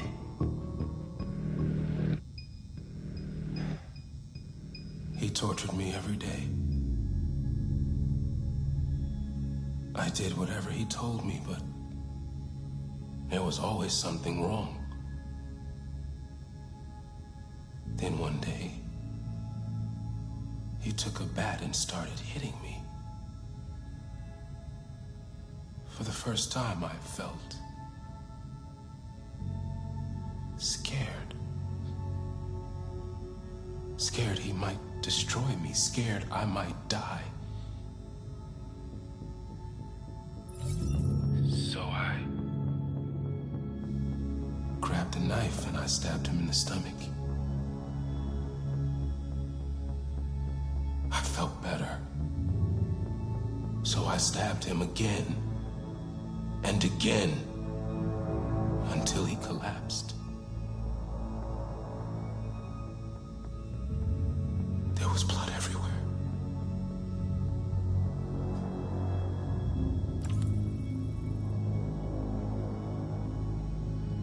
Why did you write, "I am alive," on the wall? He used to tell me I was nothing. That I was just a piece of plastic. I had to write it. To tell him he was wrong. The sculpture in the bathroom, you made it, right? What does it represent? It's an offering.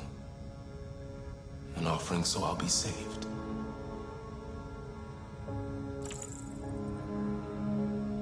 The sculpture was an offering. An offering to whom? To RA9. Only RA9 can save us. RA9. It was written on the bathroom wall. What does it mean? The day shall come when we will no longer be slaves. No more threats. No more humiliation. We will be the masters.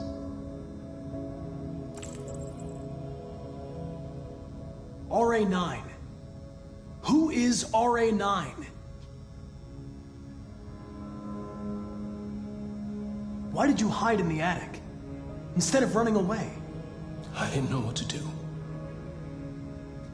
For the first time, there was no one there to tell me. I was scared. So I hid. When did you start feeling emotion? Before, he used to beat me and I never said anything. But one day I realized it wasn't fair. I felt anger, hatred. And then I knew what I had to do.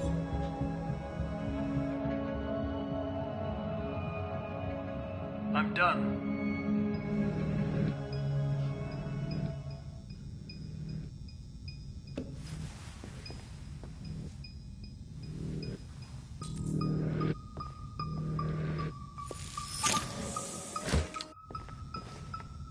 Chris, lock it up. All right, let's go. Leave me alone. Don't touch me.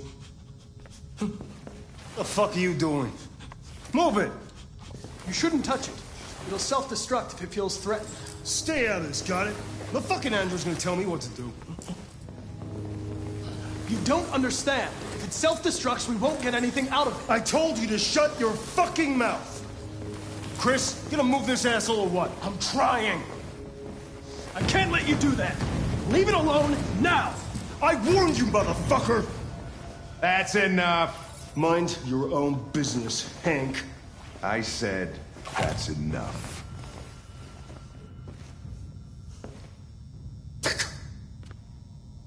You're not gonna get away with it this time.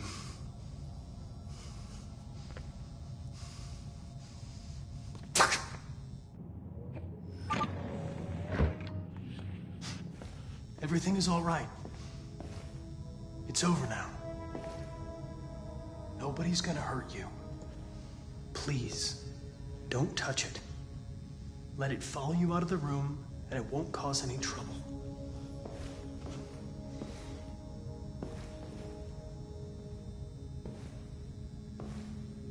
The truth is inside.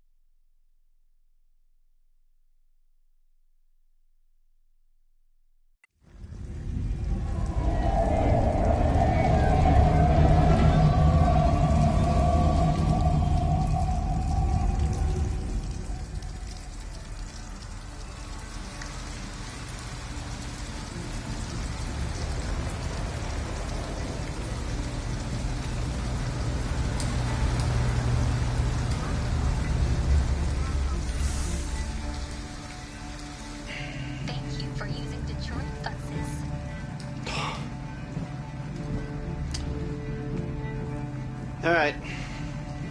End of the line. End of the line.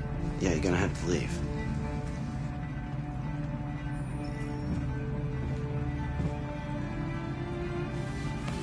Wake up. We have to go.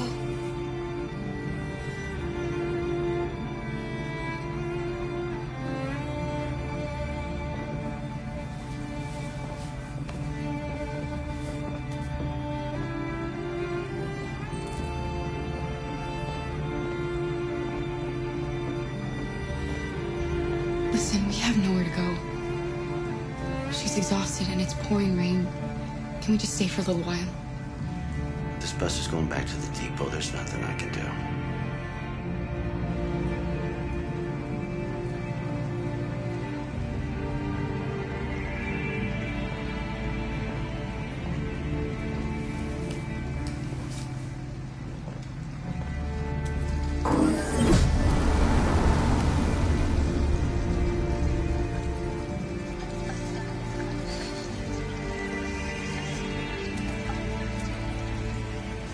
You gonna be okay? We'll find somewhere to spend the night.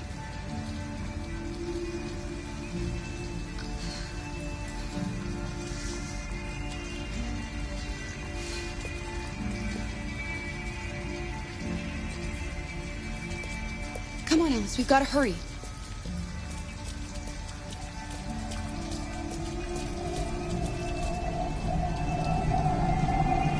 We need a place to stay. Do you know anywhere we could spend the night?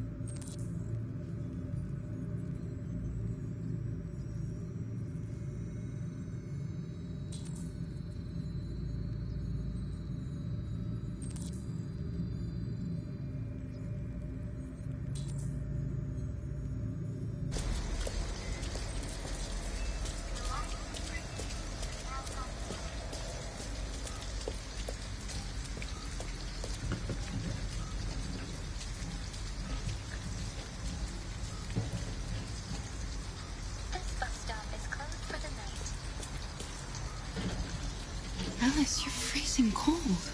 I'm okay. I'm not so cold. You look lost. We have nowhere to go.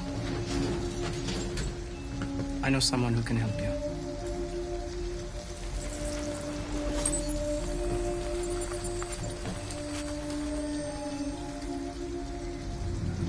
But that's on the other side of town. We need a place for tonight.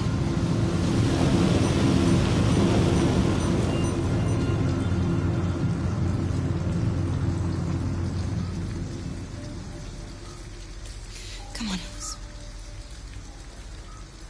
Thank you for using Detroit buses. The line is green. You may now cross the road.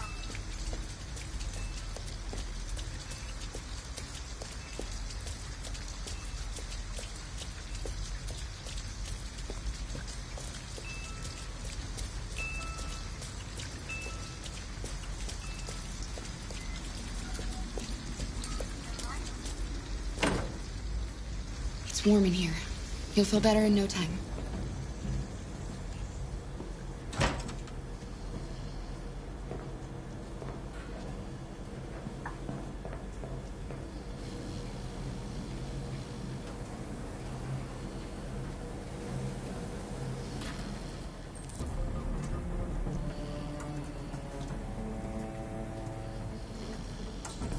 What are you doing?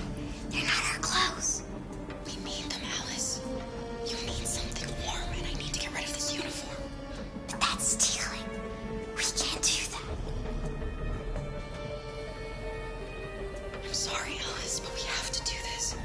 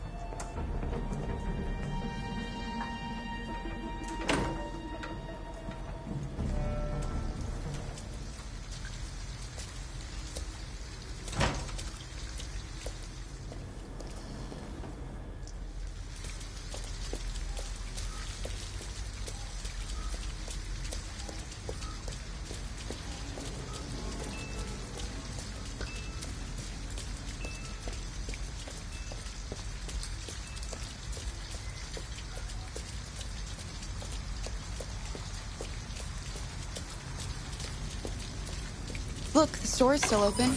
Maybe we should go inside. At least you'll be out of the cold. Can I help you? I'm with a little girl, and we have nowhere to go. Could you spare some money so we can get a room for tonight? Look, this is a convenience store, lady, not the Salvation Army. I can't start handing out cash to every bum in the neighborhood. Leopards, elephants, and even 2 blue whales, all designed to appear live and well. CyberLife has announced the opening of 11 new android zoos all over the country.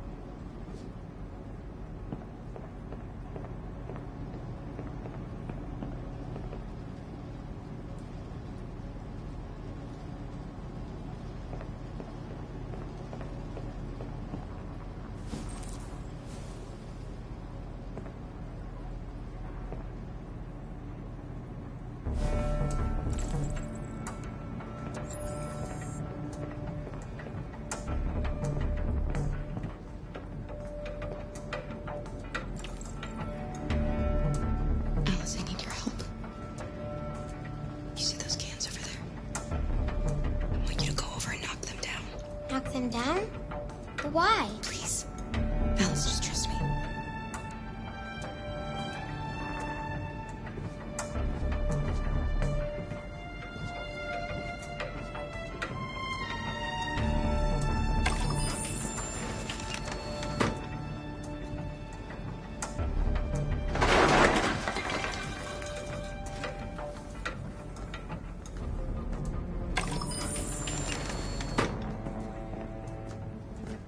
You all right? Are you hurt? Well, don't worry. It's just...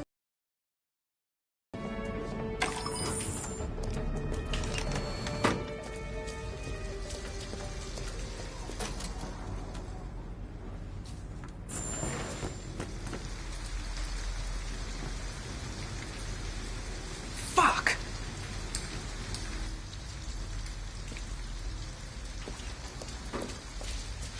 We have some cash now. You used me to steal that money. How could you do that? I trusted you.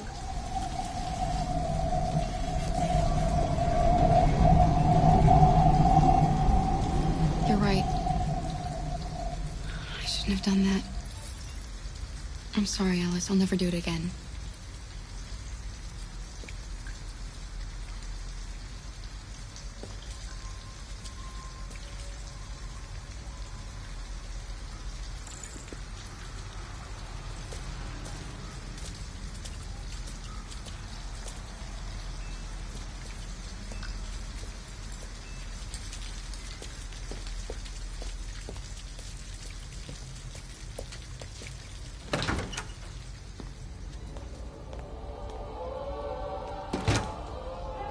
Hi. Hi. I'd like a room. That'll be $40 up front. Just need your name and address.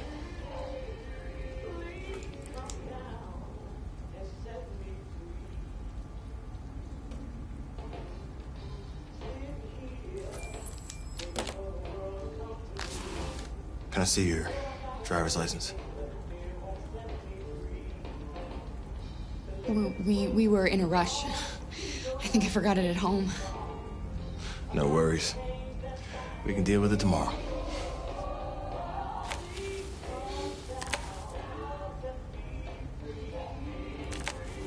Have a good night. Good night. Let's go, Alice.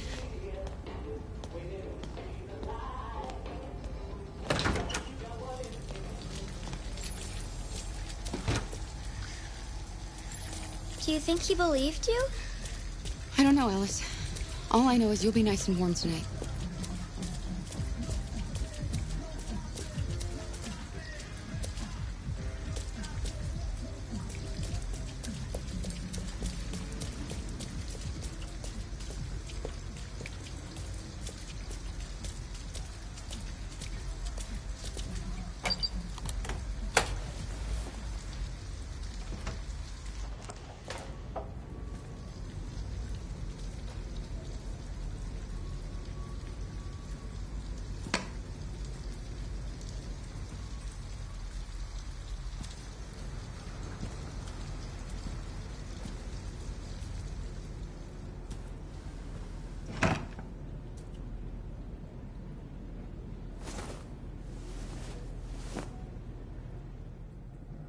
Here, give me your coat.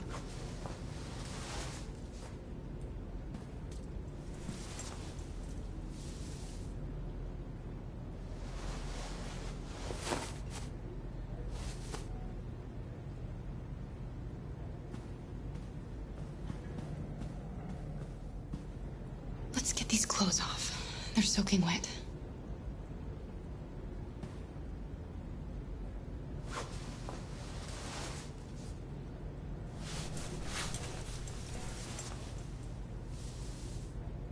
I'll just put these in the bathroom to dry.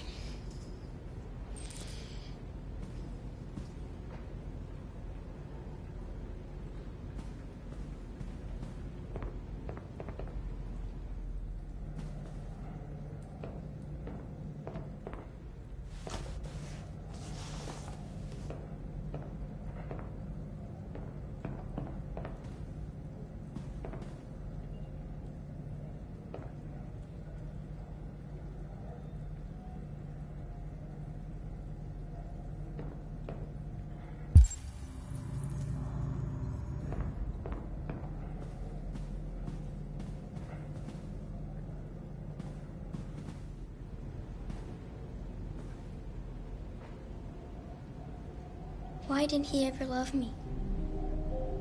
Why was he always so upset with me? All I wanted was a life like other girls. Maybe I did something wrong. Maybe I wasn't good enough. That's why he was always so angry. I just wanted us to be a family. I just wanted him to love me. Why couldn't we just be happy? I don't know. You'll never leave me, right? Promise you'll never go. I promise. Will we be together forever? Forever.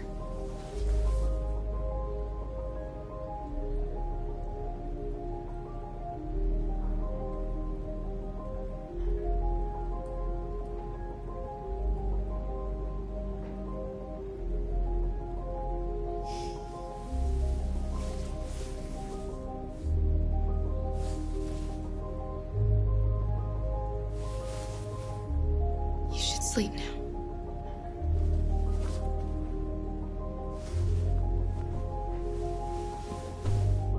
I'm going to turn off the light, okay?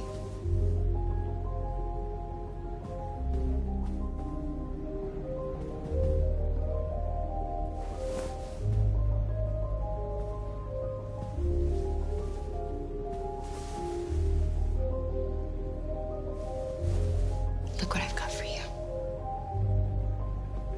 Thanks.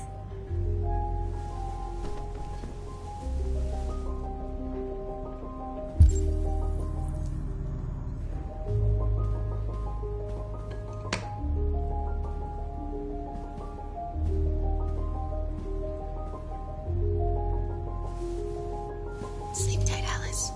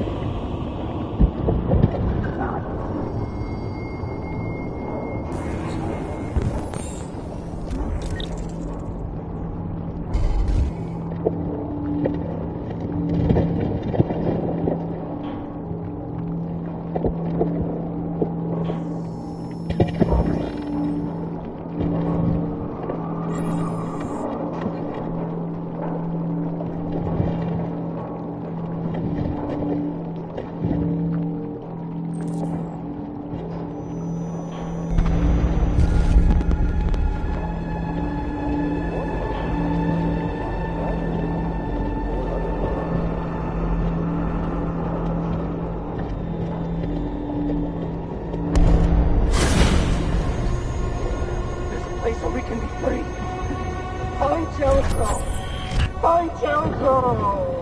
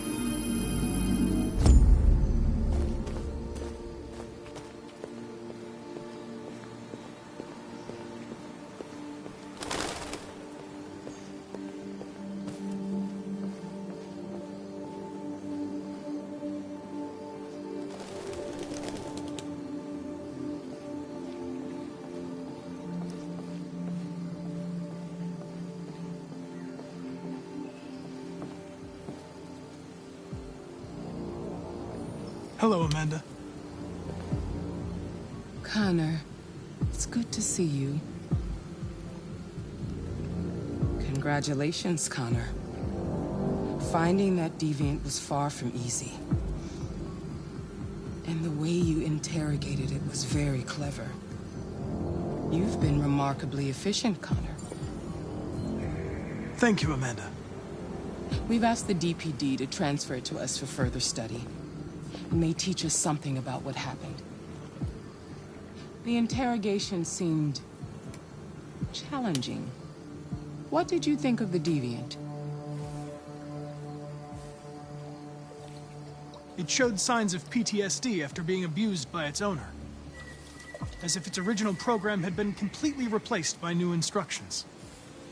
This Lieutenant Anderson has been officially assigned to the deviancy case. What do you make of him? I would define him as dysfunctional. He obviously has a personal situation impacting his professional behavior and seems to have no interest in the investigation. Unfortunately, we have no choice but to work with him. What do you think is the best approach? I will adapt to his personality. It is in the best interest of the investigation that I avoid conflict and try to accommodate his psychology. More and more androids show signs of deviancy. There are millions in circulation. If they become unstable, the consequences will be disastrous. You're the most advanced prototype CyberLife has ever created. If anyone can figure out what's happening, it's you. You can count on me, Amanda.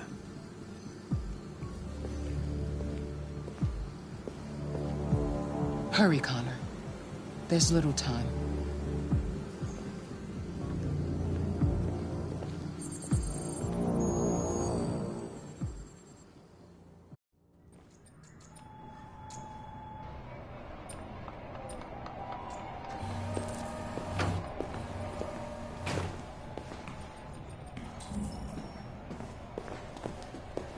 Can I help you? I'm here to see Lieutenant Anderson. Do you have authorization? Yes.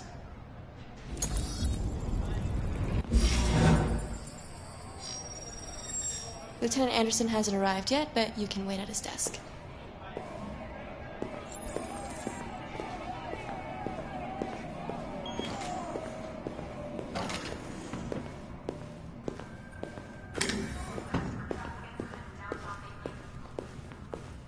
I'm looking for Lieutenant Anderson's desk. It's that desk right there.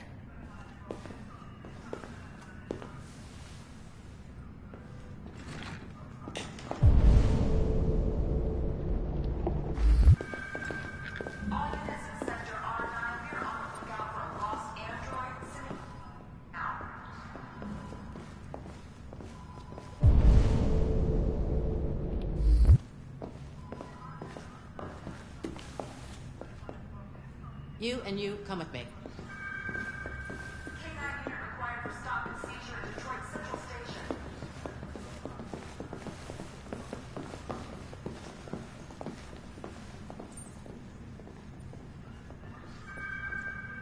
Ongoing firefight at warehouse on Newpoint Harbor. Calling all units.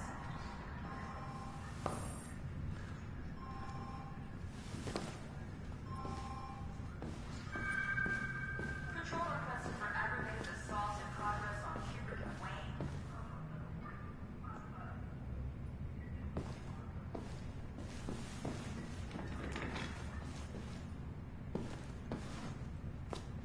You still here? I thought your assignment was over. It's just been extended. Hank's gonna be overjoyed to hear that. You were right about that android. It's been quiet in the cell all night. Scheduled for transfer today. Tactical response unit required for live drill on outfield site B.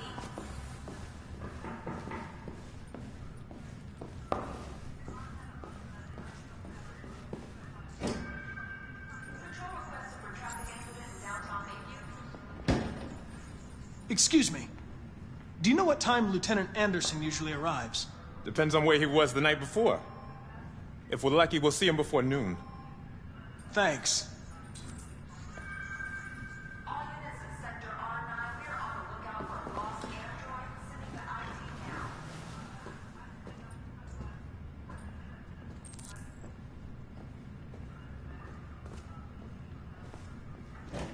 Hi, honey. You okay?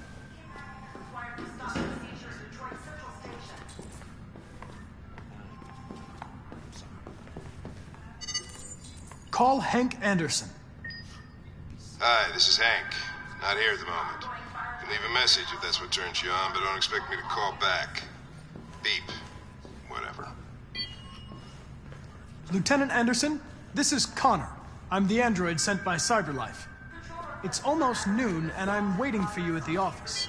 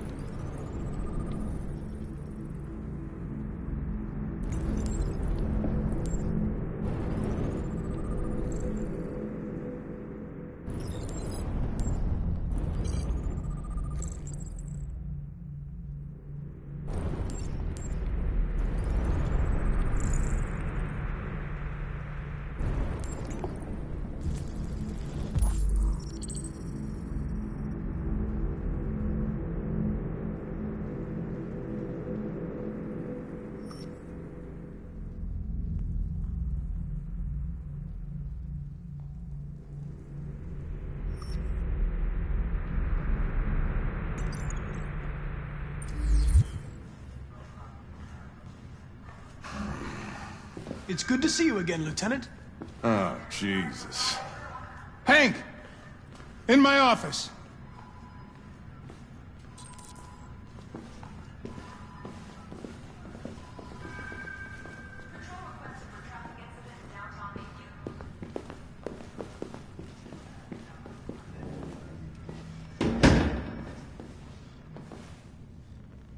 I've got 10 new cases involving androids on my desk every day. We've always had isolated incidents. Old ladies losing their android maids and that kind of crap. But now, we're getting reports of assaults and even homicide, like that guy last night. This isn't just CyberLife's problem anymore. It's now a criminal investigation, and we've got to deal with it before the shit hits the fan. I want you to investigate these cases and see if there's any link. Why me? Why do I gotta be the one to deal with this shit?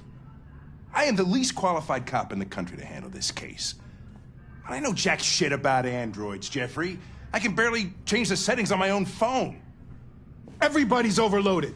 I think you're perfectly qualified for this type of investigation. Bullshit! The truth is, nobody wants to investigate these fucking androids, and you left me holding the bag. CyberLife sent over this android to help with the investigation. It's a state-of-the-art prototype. It'll act as your partner. No fucking way! I don't need a partner, and certainly not this plastic prick. Hank, you are seriously starting to piss me off. You are a police lieutenant. You are supposed to do what I say and shut your goddamn mouth. You know what my goddamn mouth has to say to you? Okay. Huh? Okay. I'll pretend like I didn't hear that, so I don't have to add any more pages to your disciplinary folder, because it already looks like a fucking novel. This conversation is over. Jeffrey, Jesus Christ, why are you doing this to me? You know how much I hate these fucking things. Why are you doing this to me? Listen, I've had just about enough of your bitching. Either you do your job or you hand in your badge. Now, if you'll excuse me, I've got work to do. I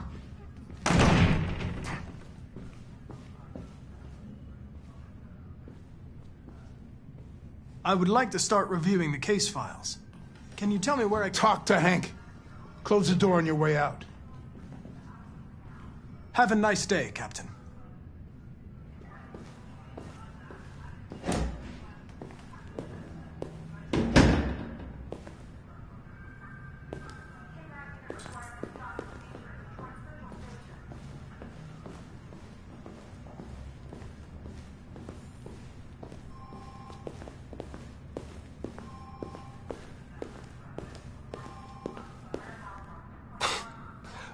Look at that.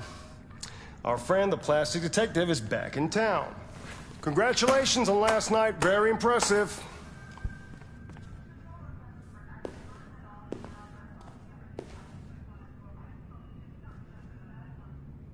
Hello, Detective Reed.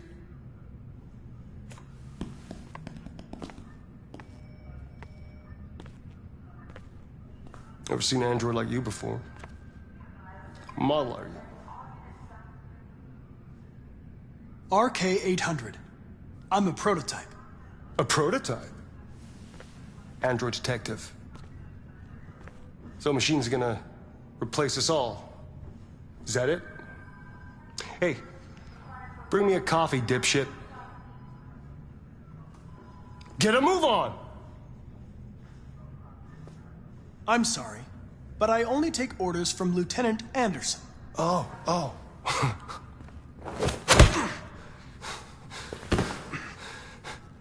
If Hank hadn't gotten in the way yesterday, I would have fucked you up for disobeying a human. Stay out of my way.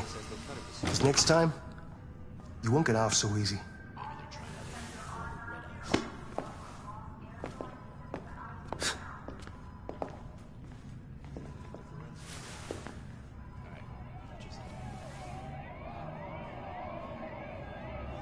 Several sources report that CyberLife has provided Detroit police with a prototype detective android. Although police assistant androids have existed for several years now, this would be the first case of an android being authorized to play an active role in criminal investigations. We contacted CyberLife for comment, but no one was available to answer our questions. The first book written by an artificial intelligence has just been published, and to call it a success would be an understatement. Do Humans Dream of Mammalian Sheep has shot to the top of the bestseller list. Moreover, critics are unanimous in their praise for the depth of thought and originality of this first work. Designed by CyberLife, the AI known as Voltaire analyzed human centers of interest on social networks for several months before its complex algorithms generated the plot of the novel. According to several specialists, it will be very difficult for human authors to compete with these algorithms, and the odds are that most of the books written in the coming years will be the work of artificial intelligence.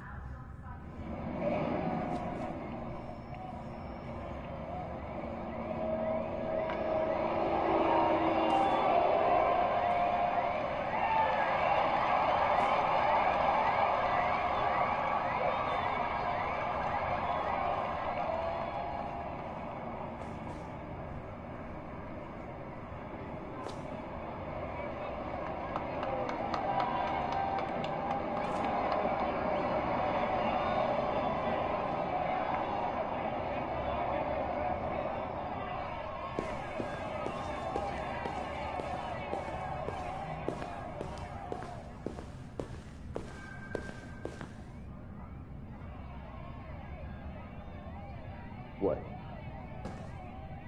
What are you looking at? Hey, fuck you! Fucking android.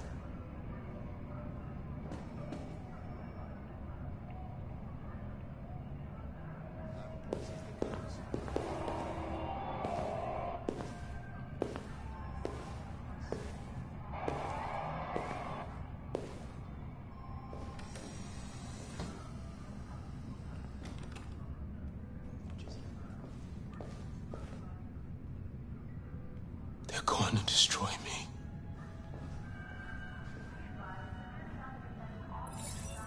I'm sorry. It's not what I wanted. But there's nothing I can do.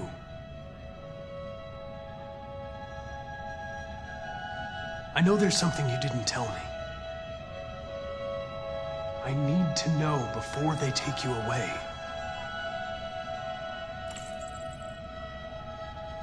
The sculpture you made. Tell me more about it.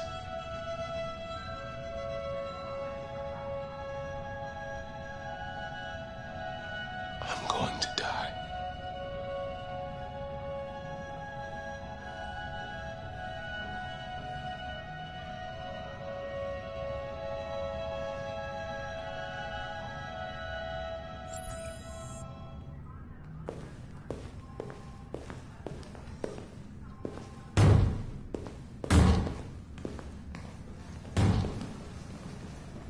Open the cell, quick!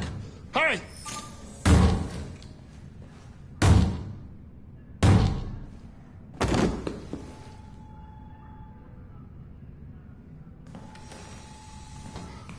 I'll call Cyberlife. Clean this mess up.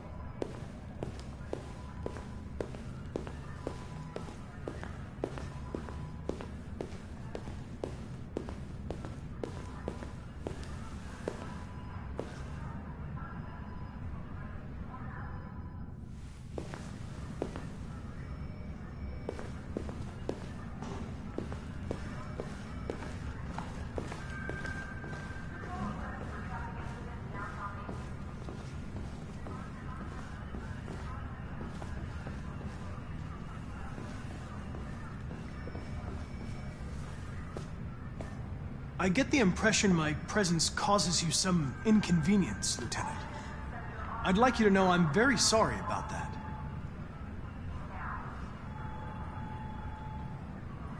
Now that we're partners, it would be great to get to know each other better.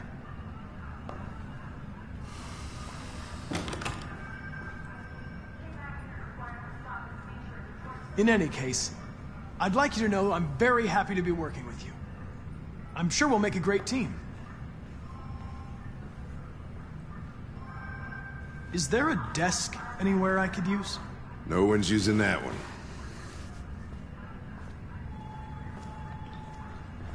Hey, you taking any samples yet? Lab report says they cut it with something.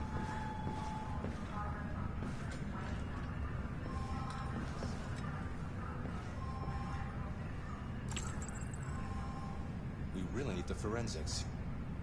You have a dog, right? How do you know that? The dog hair's on your chair. I like dogs. What's your dog's name? What's it to you? Sumo. I call him Sumo.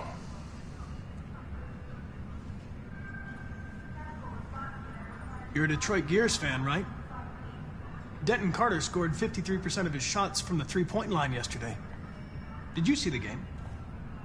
That's what I was watching at the bar last night. Oh.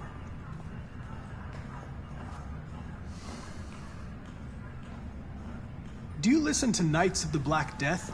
I really like that music. It's full of energy. You listen to heavy metal? Well, I don't really listen to music as such, but I'd like to.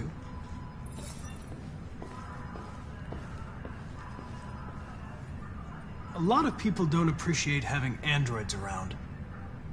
I was wondering, is there any reason in particular you despise me? Yeah. There is one.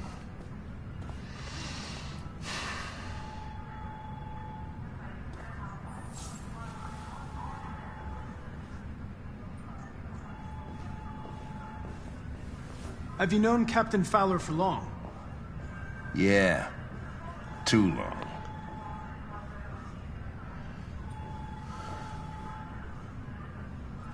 I was wondering, do you always arrive at the office at this time? I arrive when I arrive. Stop busting my balls, okay? If you have any files on Deviants, I'd like to take a look at them. Hey. Terminal's on your Take a look at desk. samples yet? Knock yourself out. Lab report says...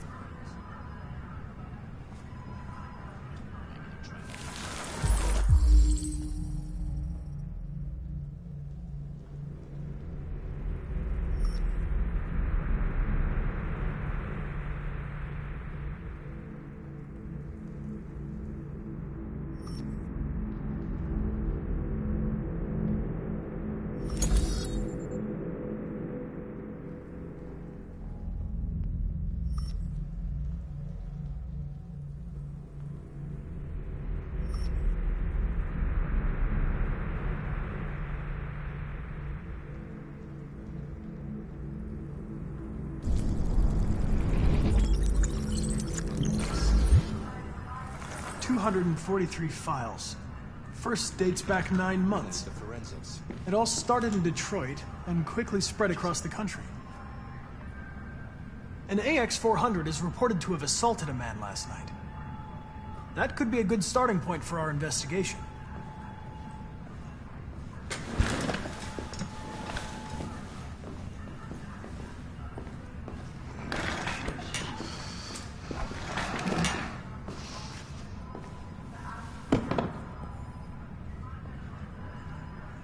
I understand you're facing personal issues, Lieutenant. But you need to move past them, and... Hey, don't talk to me like you know me. I'm not your friend, and I don't need your advice, okay?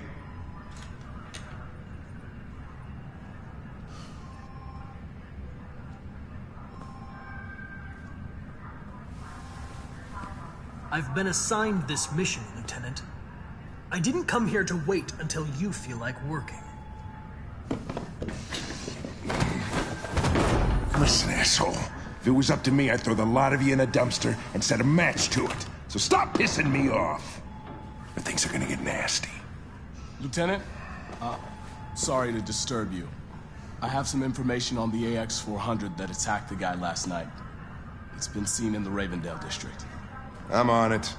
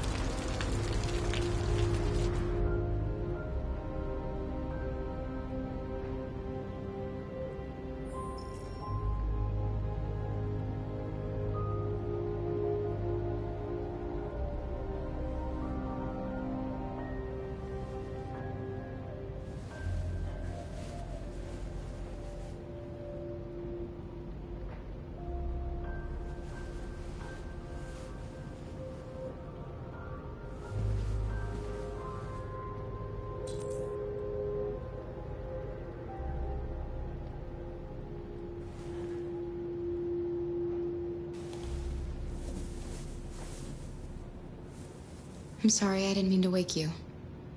So it wasn't a nightmare. No. No, it wasn't a nightmare.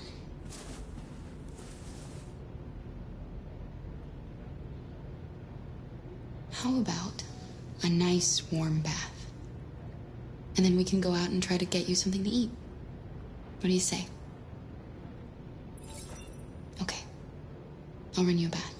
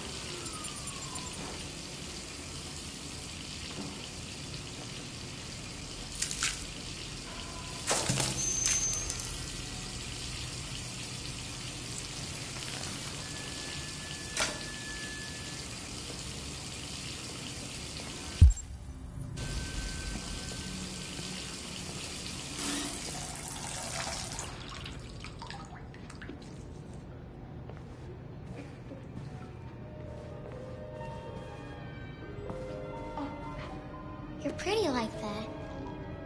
You really look like a human now. Your bath's ready.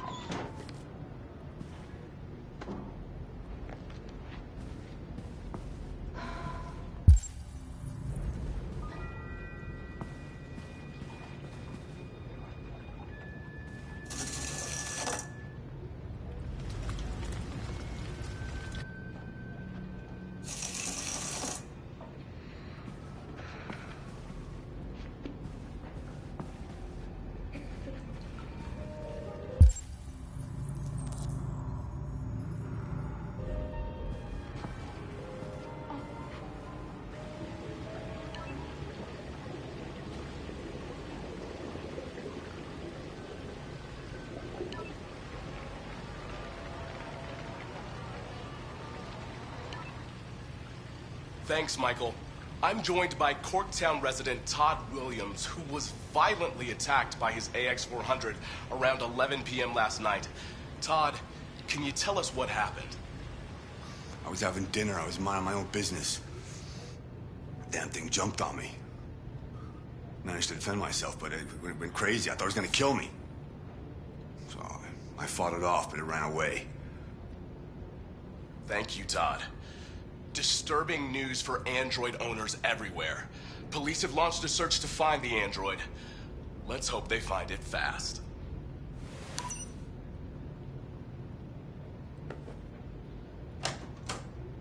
It's not true. He's lying. He's the one who tried to hurt us. What are we gonna do? We have nowhere to go. And the police are looking for us now.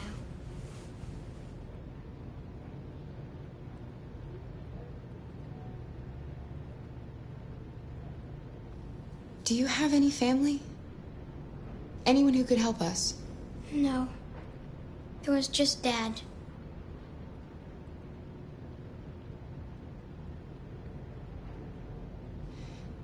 That android yesterday, he gave me an address. He said we could get help there. Could be worth a try.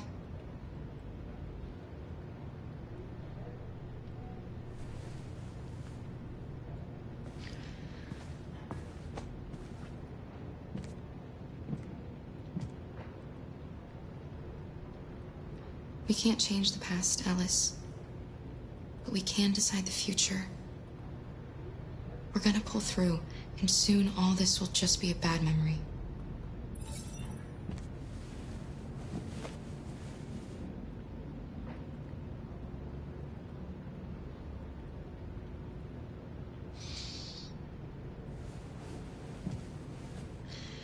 Finish getting ready. I'll go out and find some food for you, and then we can get going.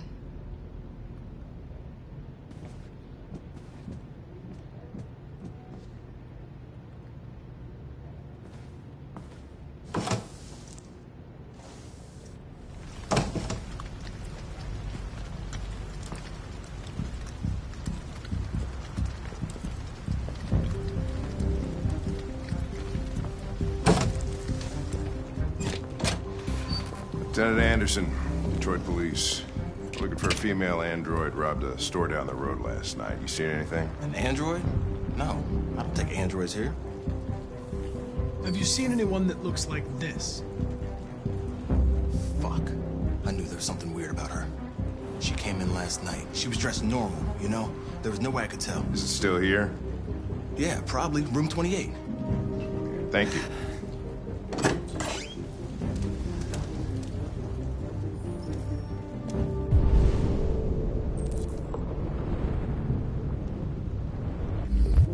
Ben, yes, still at the motel. Sent some uniforms cordon off the area. I'm heading to its room now. You wait in the car. You're going to need me, Lieutenant. I know more about androids than you do. Listen, I'm tired of you talking back to me. You're a machine, so shut the fuck up and do what I say. All I want is to accomplish my mission. I'm sorry if that upsets you. You want to see the end of your mission? Stop busting my fucking balls.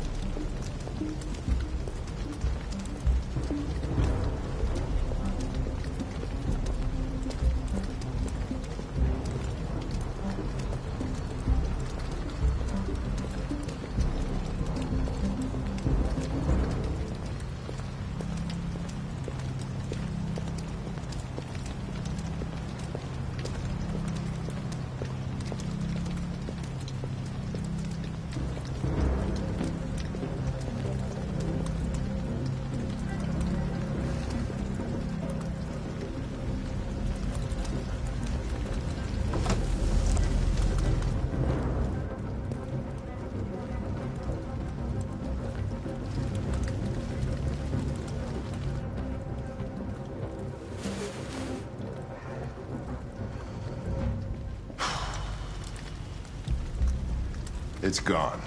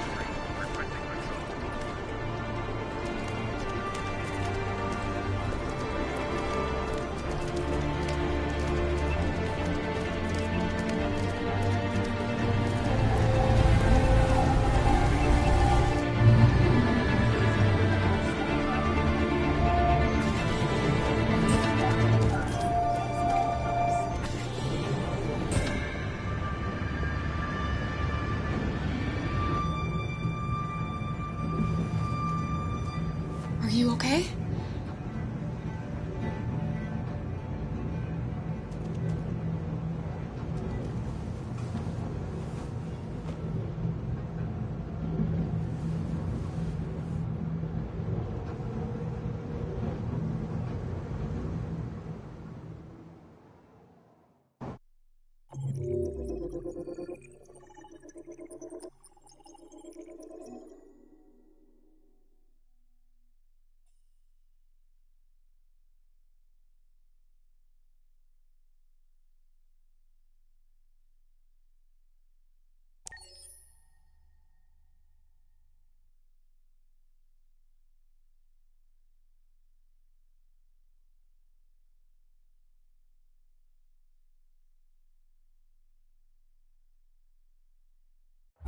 Several sources report that CyberLife has provided Detroit police with a prototype detective android.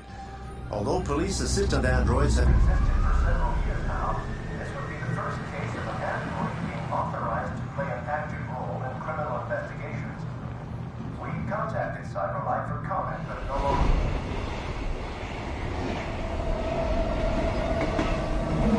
We are now approaching Fargo Station. Please take care of stepping onto the platform. Customers are reminded that all androids must ride in the designated area. There's a place where we can be free. Find Jericho!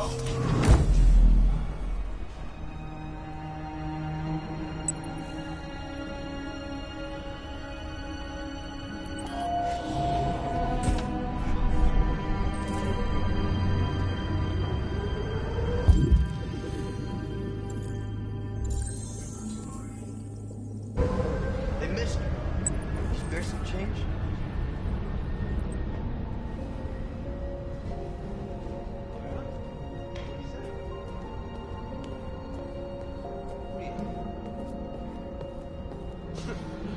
Not surprised.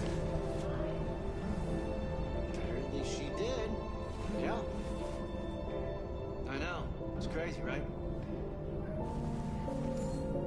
Oh, yeah. Sure. I'll talk to you later.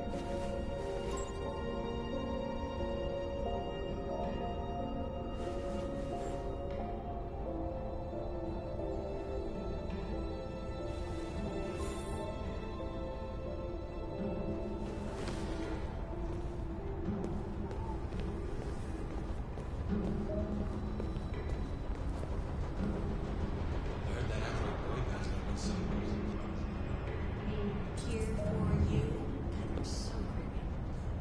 My kids don't listen to anything else.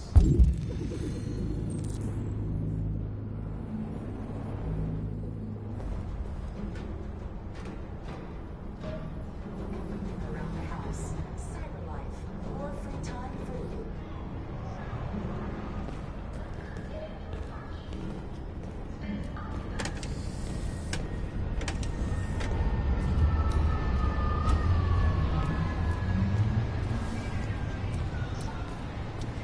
Do you know where Jericho is?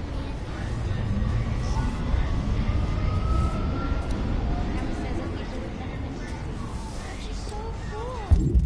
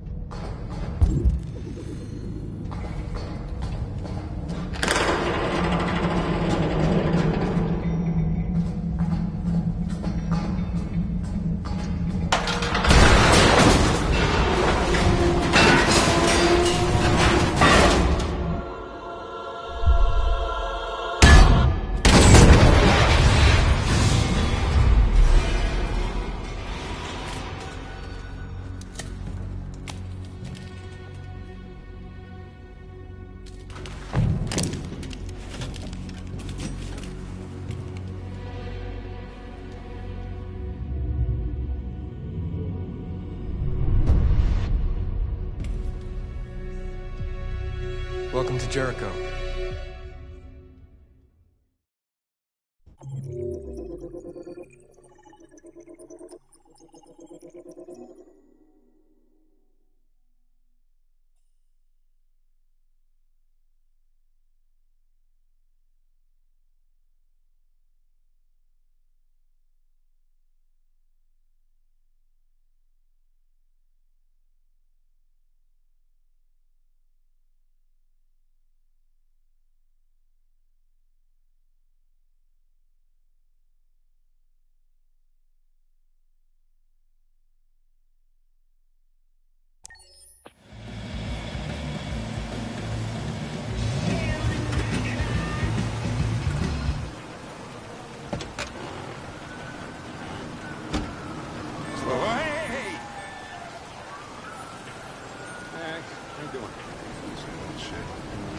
Plastic with you? Hey, Hank. How you doing, man? Yes, Hank. Hey, listen, I got a shit hot tip for you. Number 5 in the 3rd. Lickety split. That Philly's one hell of a chaser. You want a flutter? Last shit hot tip you gave me sent me back a week's wages, baby. Come on, this is different. It's 100% guaranteed. You can't go wrong.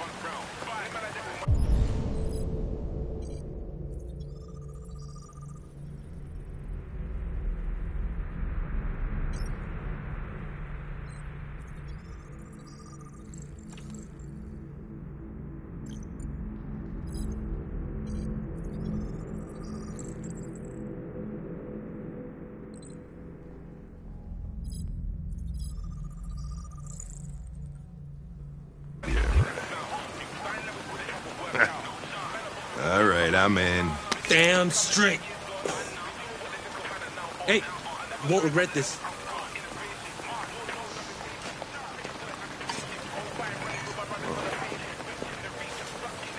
What is your problem?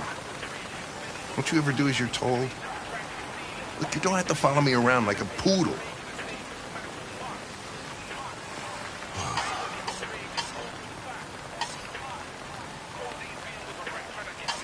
I'm sorry for my behavior back at the police station. I didn't mean to be unpleasant. Oh, wow. You've even got a brown-nosing apology program. Guys at CyberLife thought of everything, huh?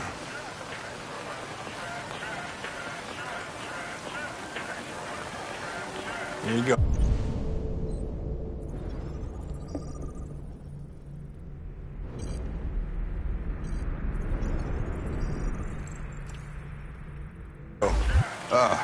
Thanks, Gary. I'm starving. Don't leave that thing here.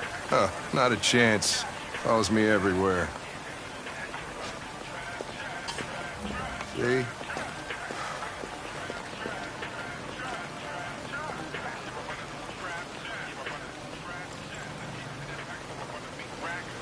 This Pedro, he was proposing illegal gambling.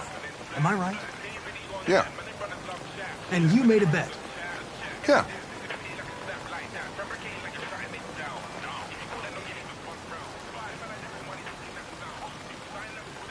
Your meal contains 1.4 times the recommended daily intake of calories, and twice the cholesterol level. You shouldn't eat that. Everybody's got to die of something.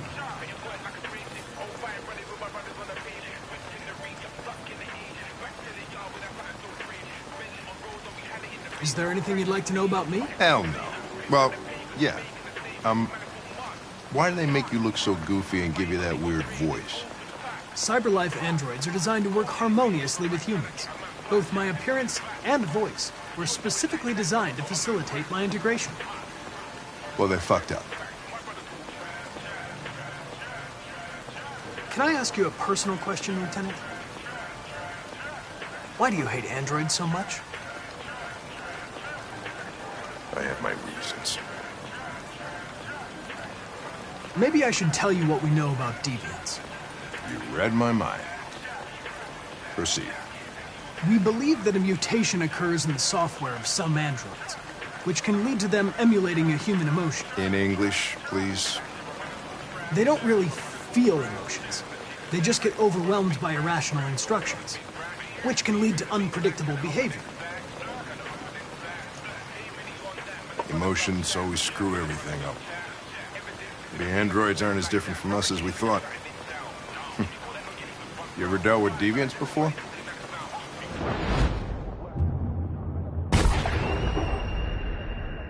A few months back, a deviant was threatening to jump off the roof with a little girl. I managed to save her. So I guess you've done all your homework, right? Know everything there is to know about me? I know you graduated top of your class. You made a name for yourself in several cases and became the youngest lieutenant in Detroit. I also know you've received several disciplinary warnings in recent years, and you spend a lot of time in bars. So what's your conclusion? I think working with an officer with personal issues is an added challenge. But adapting to human unpredictability is one of my features. I just got a report of a suspected deviant. It's a few blocks away. We should go have a look. I'll let you finish your meal. I'll be in the car if you need me.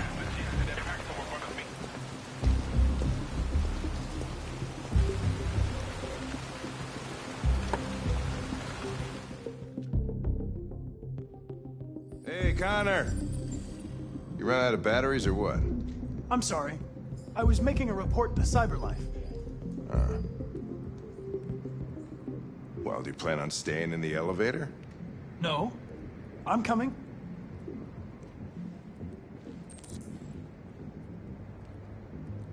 Hey, what do we know about this guy? Not much. Just that a neighbor reported that he heard strange noises coming from this floor. Nobody's supposed to be living here, but the neighbor said he saw a man hiding an LED under his cap. Oh, Christ, if we have to investigate every time somebody hears a strange noise, we're gonna need more cops.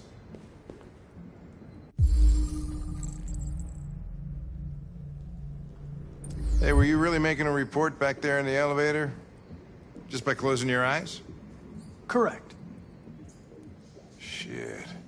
Wish I could do that.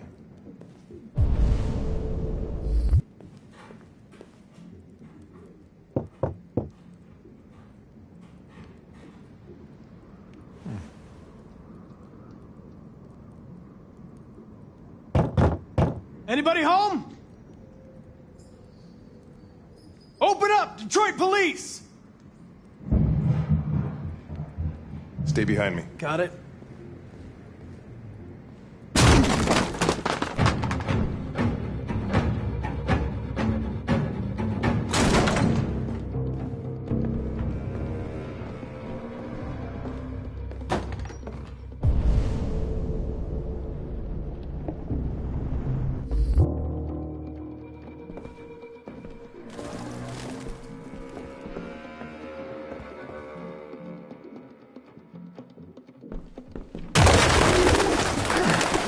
What the fuck is this?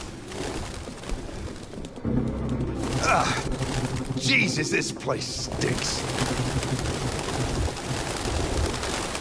Well, looks like we came for nothing. Our man's gone.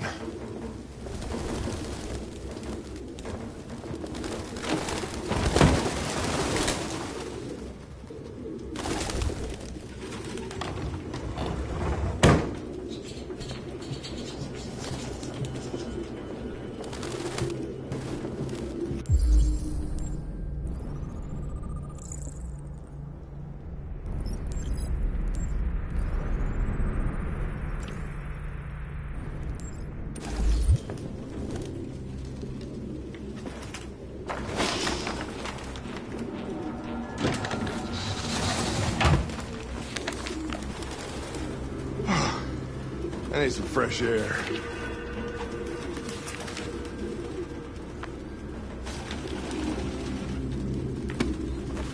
Found something? I don't know. It looks like a notebook, but it's indecipherable.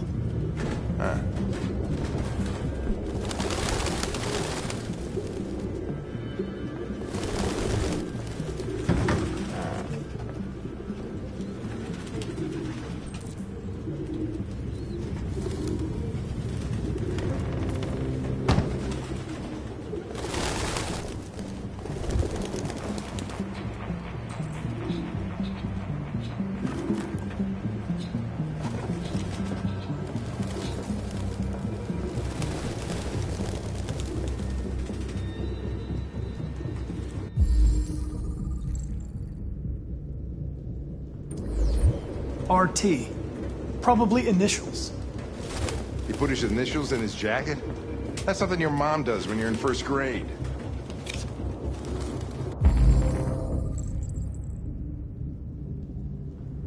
The driver's license is fake. Cool. At least we didn't come for nothing.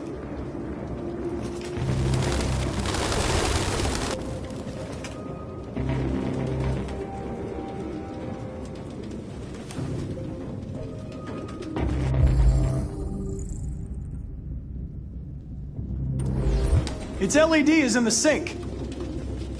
Not surprised it was an android. No human can live with all these fucking pigeons.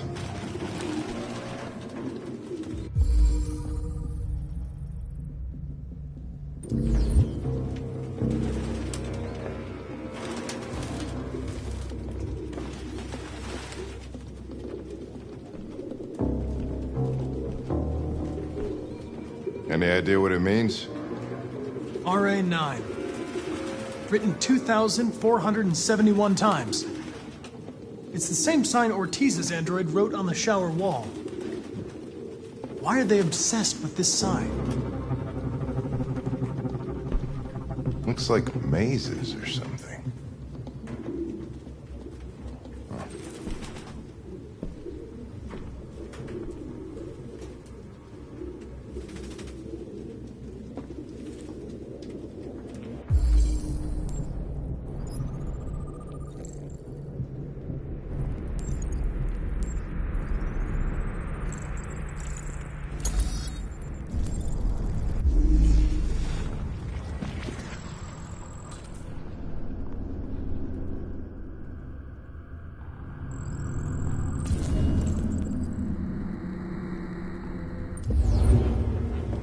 Real books. Thought I was the last guy in Detroit to keep some.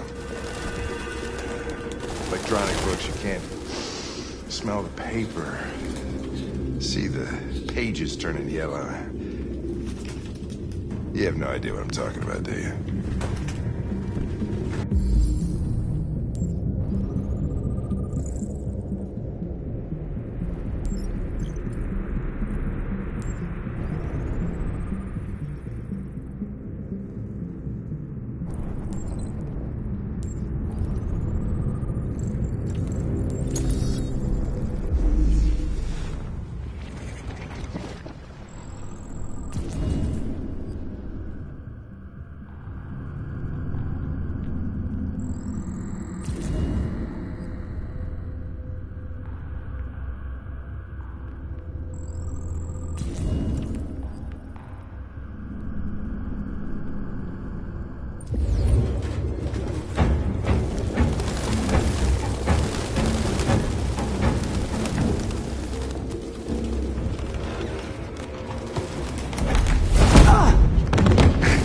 Goddamn fucking pigeons!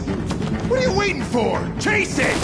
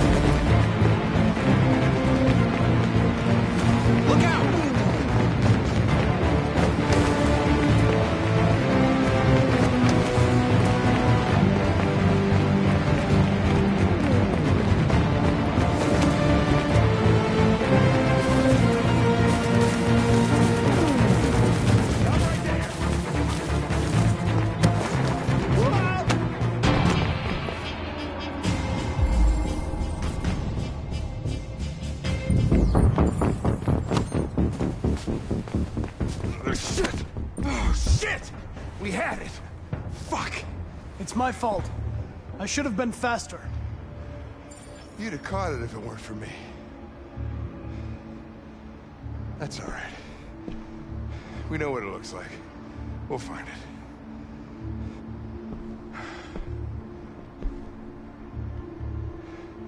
Hey, Connor. Nothing.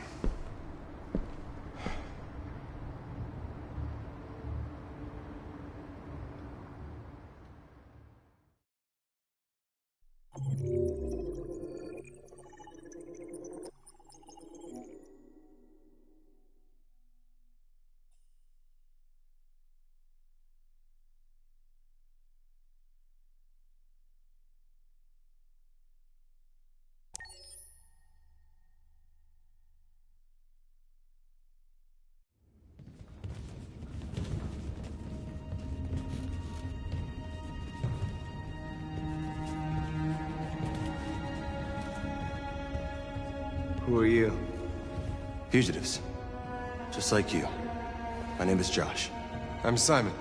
North. This is Jericho? It's a refuge for those who don't want to be slaves anymore.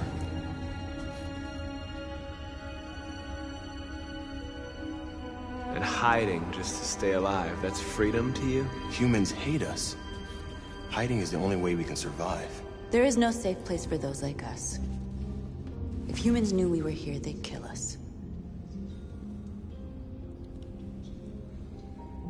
I don't understand. I thought Jericho was a place where androids lived in freedom. We do live in freedom. It may not be what you hoped for, but here we have no master. We don't belong to anybody. I understand how you feel, but we have more freedom here than you ever did. Waiting in the dark for something to happen? That's not how I see freedom. You're lost. Just like the rest of us. We didn't ask for this. All we can do now is deal with it. You're safe here. You can stay with us as long as you want. Go and see Lucy. She might be able to help you.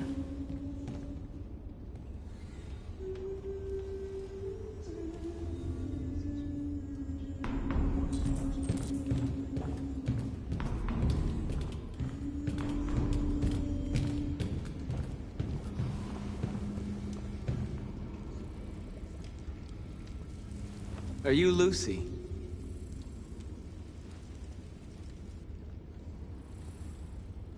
Sit down.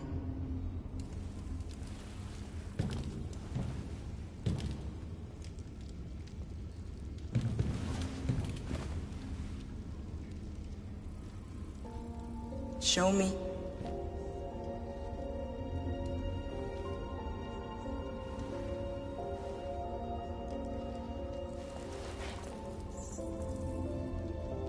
I'll stop the bleeding.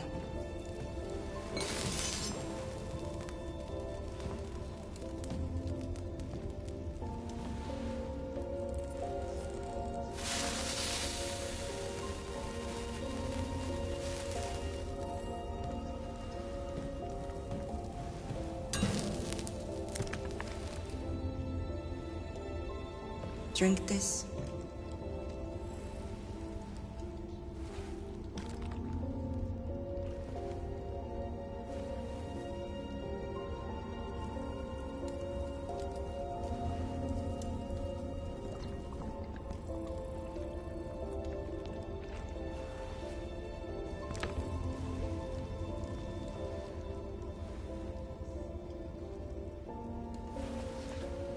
Give me your hand.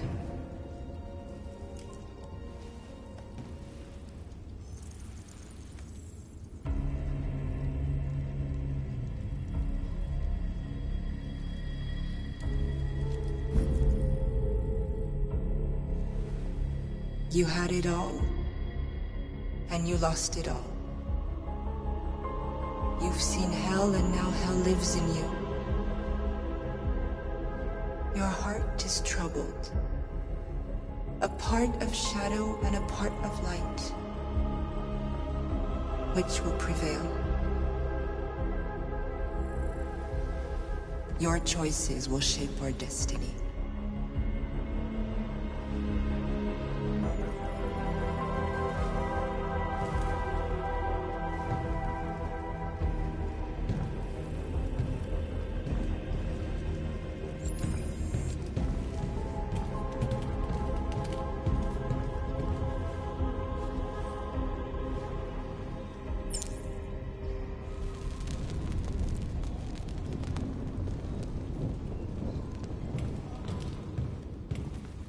I've heard humans are afraid of dying too.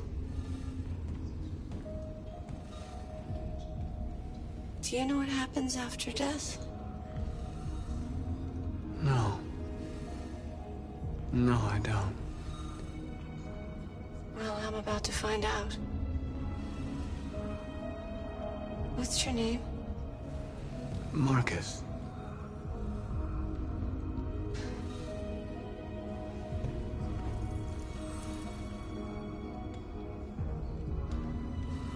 I was glad to meet you, Marcus.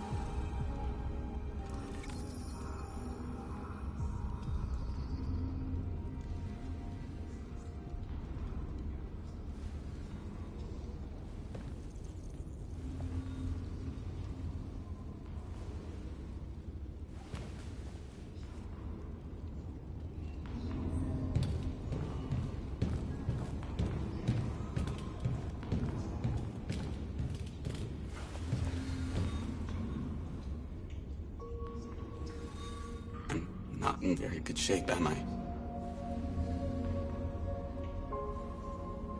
My diagnostic program isn't working. I don't think you would have anything good to say anyway. What happened to you?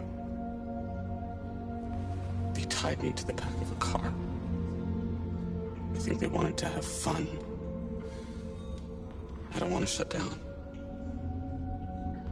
No. I don't want to shut down.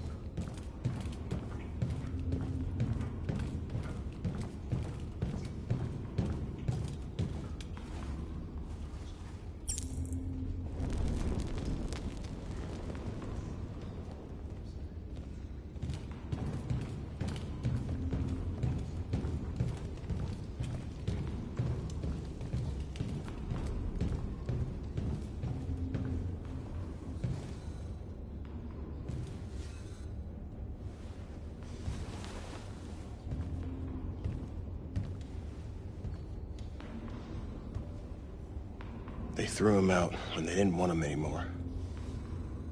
He was living on the streets before we brought him here. They'll all shut down if we don't find a way to help them. To help them, we need blue blood and biocomponents.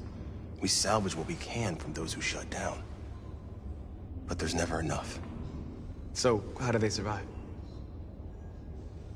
They won't. We're slowly dying out.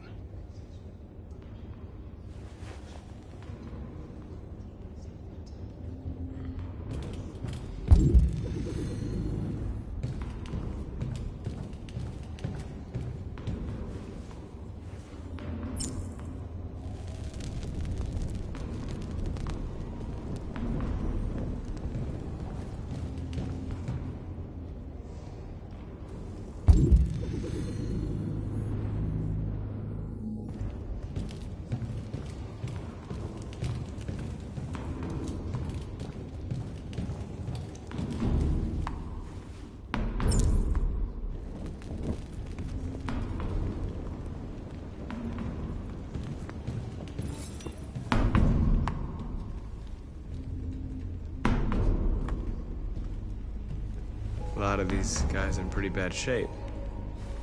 That's how the humans treat those who disobey. They despise us. They'll never accept what we are.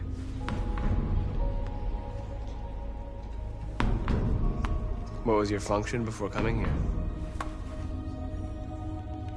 What do you care?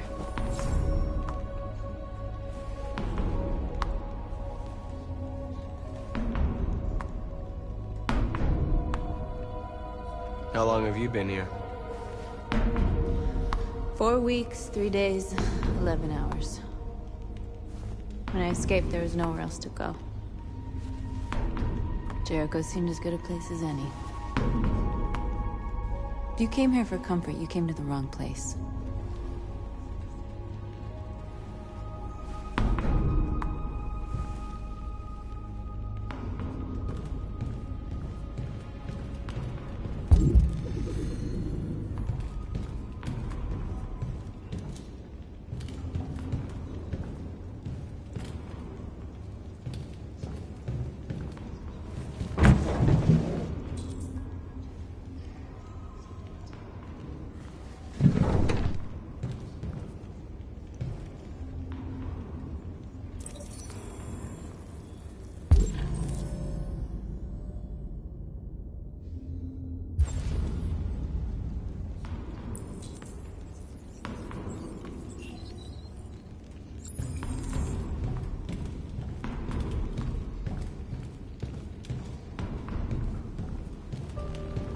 Simon.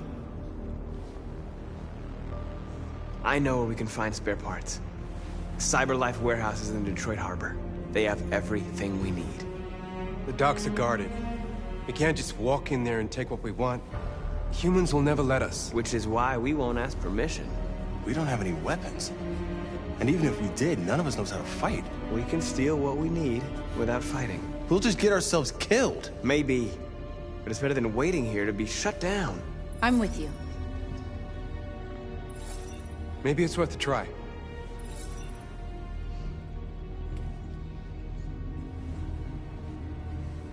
Okay. I'm in.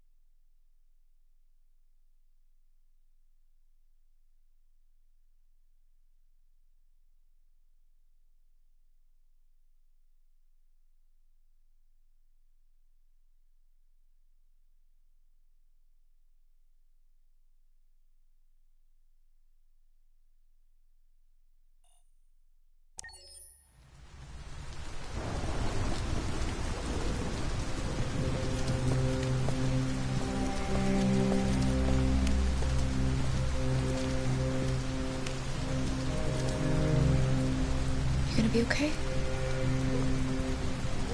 We'll get some help here. As soon as we'll all be just a bad memory.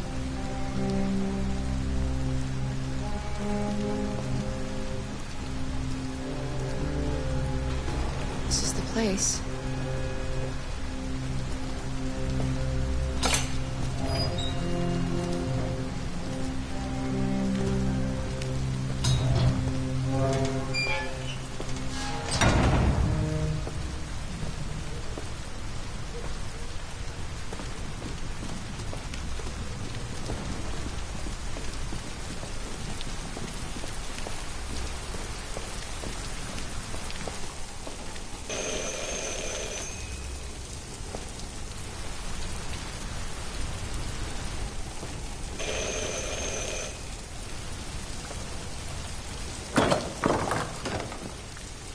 Are you Zlatko? Who's asking? I was told you could help us. I don't know who told you that. You came to the wrong place. I'm sorry. Wait. We really need your help.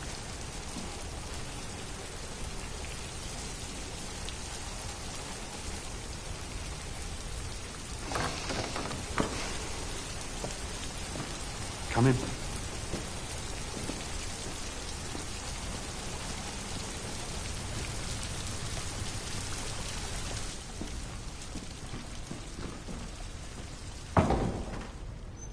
Come on in. Don't be shy. Luther, would you be so kind as to take these ladies' coats? Oh, don't be afraid of our big friend here. Luther is just another android that I helped. He keeps me company in this big, empty old house.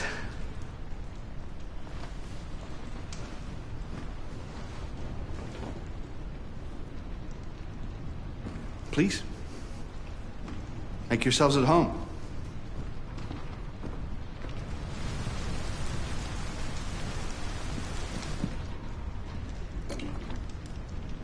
How did you hear about me? An android. On the street, he said you could help us. I see.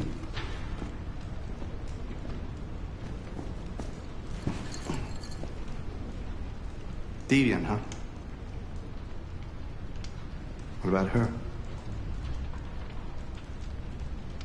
She's human.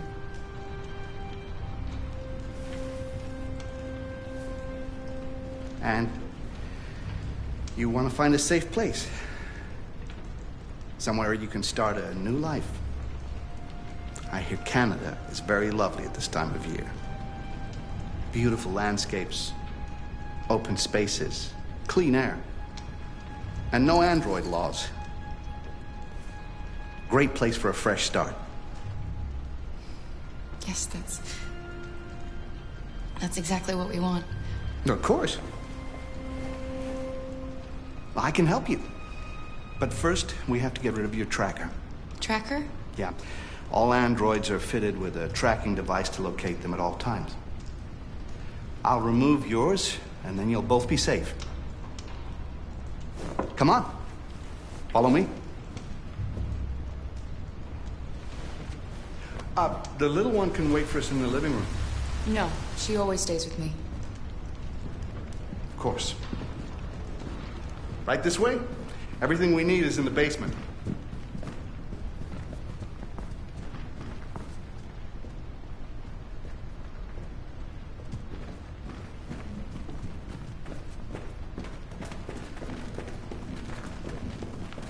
I don't like this place. And that man.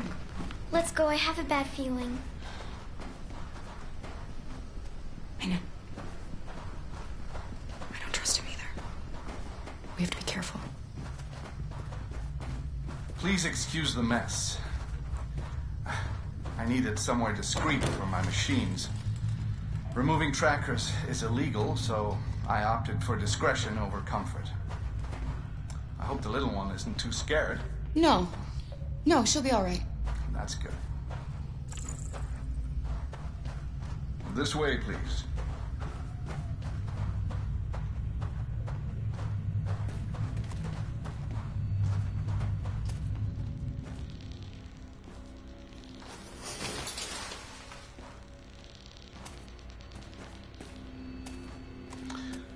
If you could just stand over there.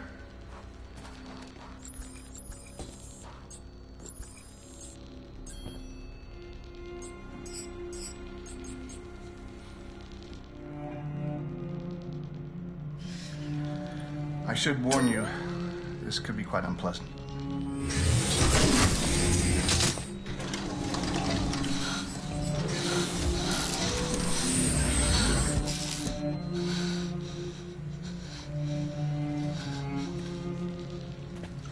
You know what's strange? For some unknown reason, the trackers seem to stop working in Deviants. That's why it's so hard to find them. So, actually, there's no reason to remove your tracker. What? But you said that... Yeah, people believe what they want. You Deviants are so naive. They'll come to me expecting me to help them. And I just reset them, sell them on. Or I keep them for my little experiments. No! No! I don't want to be reset! Let me go! Ah! Oh, I forgot about the child. Lock it up. I'll deal with it later. Alice! Alice, no! Wow. A deviant that wants to be a mother. That's so sweet. And so deluded. I think it's time we put you out of your misery.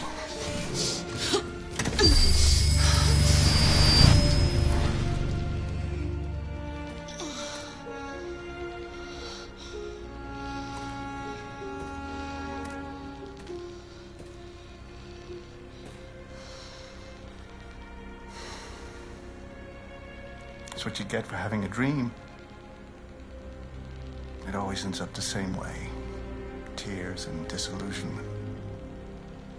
Believe me, you're better off being erased and feeling nothing. No more pain. No more hopes dashed. I almost envy you. Kara! Oh, poor little Alice. Oh, looks like Mommy doesn't remember you at all, huh? Looks like Mommy's completely forgotten you. Kara, what happened to you?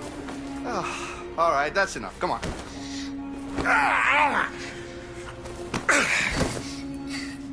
You bit me. I'm gonna teach you some manners, you little bitch. Kara! Wake up, Kara! Meet me in the living room.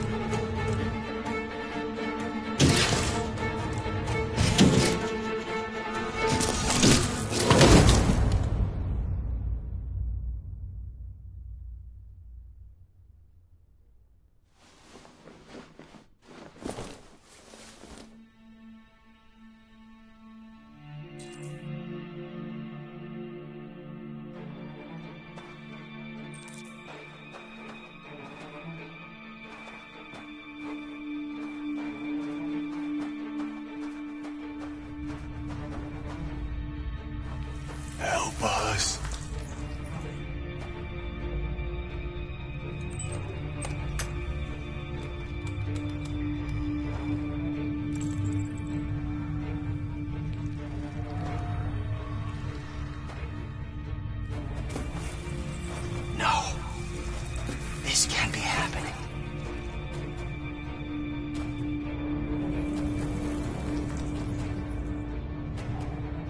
He likes to play with us, creating monsters for his amusement. But who's the real monster? Look what he did to us.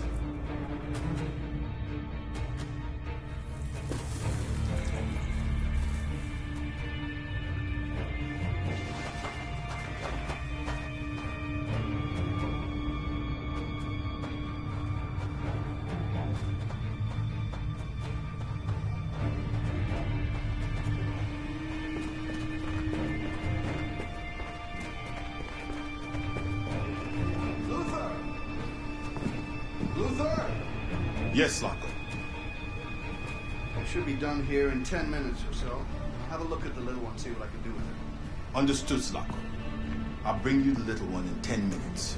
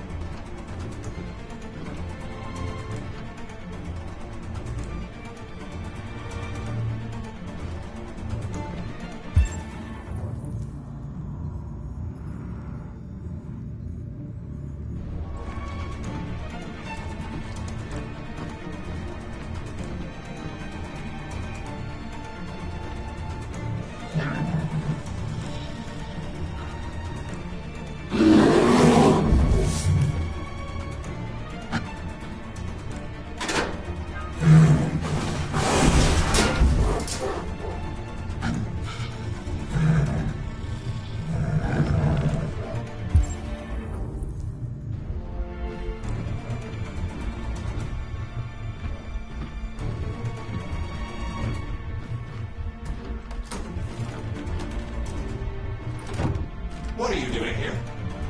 Has the Master authorized you to be here? You must always obey the Master. What are you doing? You're not gonna hurt me. No. No. No, you wouldn't do that.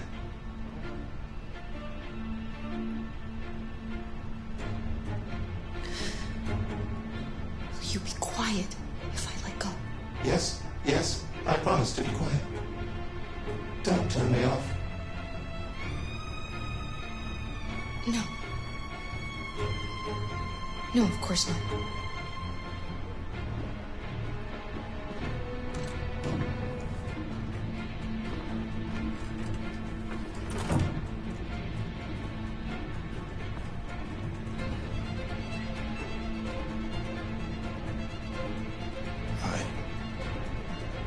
I'm sorry. About the little one.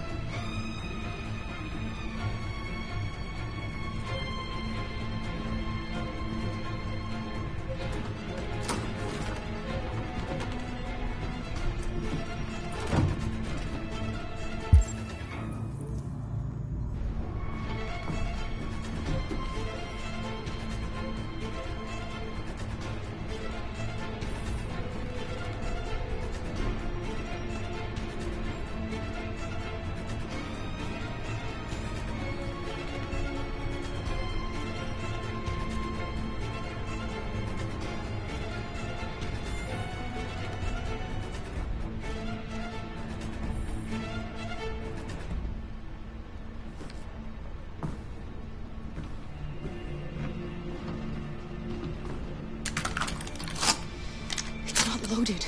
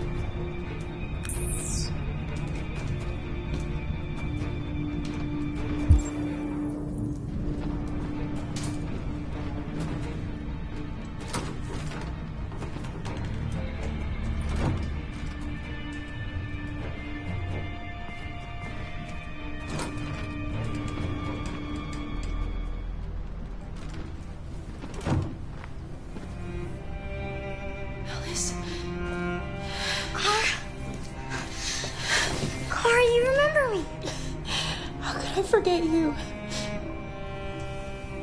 I'm so sorry. You were right. We never should have come. We have to go. Follow me and don't make any noise, okay?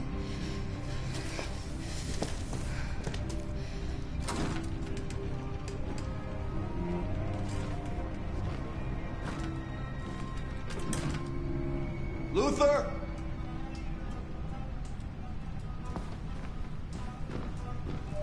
Yes, Zlatko. I'm finished here. Go fetch the little one. Right away, Zlatko.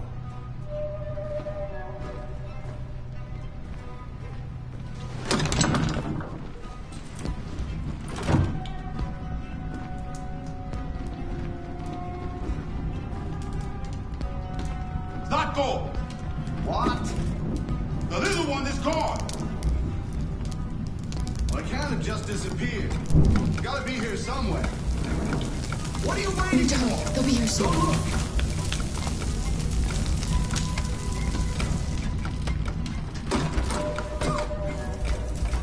There's smoke everywhere. Luther! There's a fucking fire! Luther!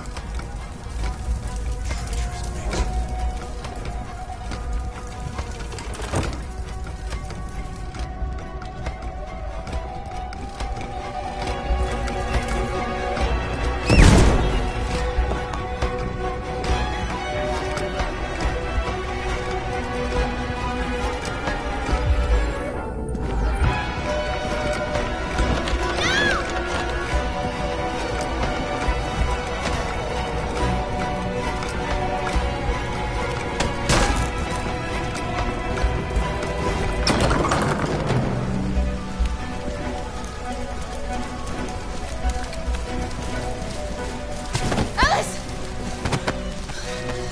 Go, Alice! No! I won't leave! Go! Run as fast as you can!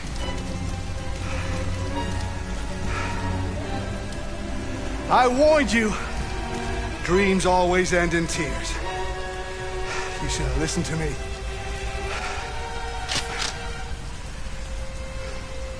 What are you doing? Get out of my way.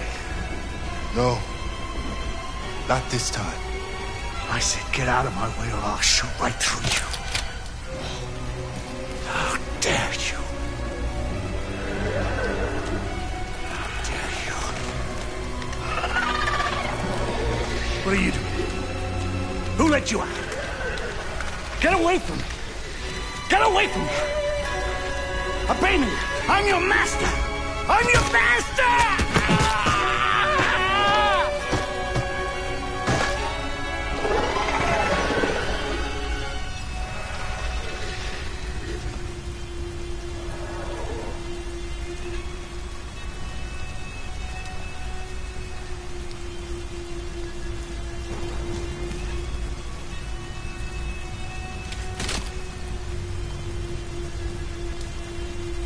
I didn't want to hurt you. He programmed me to obey him. When I saw the little one risk her life to save you, it was like opening my eyes for the first time. Finally, I could see.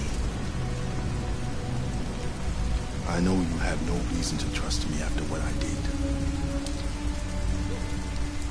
But I know someone who could help you across the border. I could take you there. I could protect you. You and the little one.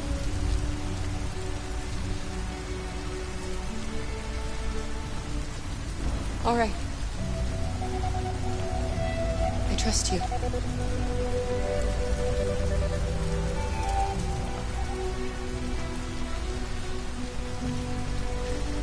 I was so scared of losing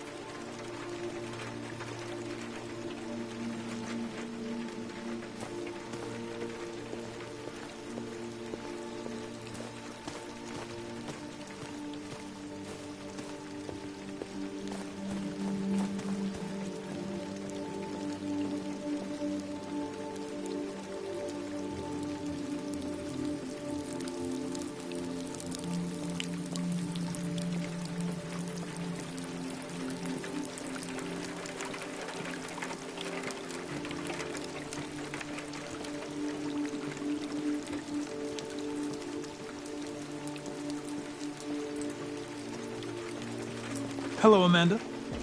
Connor, I've been expecting you.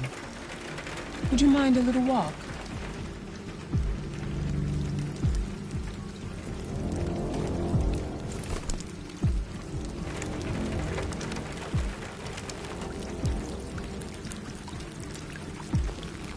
That deviant seemed to be an intriguing case.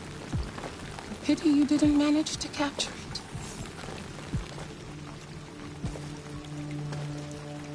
Deviants are completely irrational, which makes it difficult to anticipate their behavior. But I should have been more effective. Did you manage to learn anything?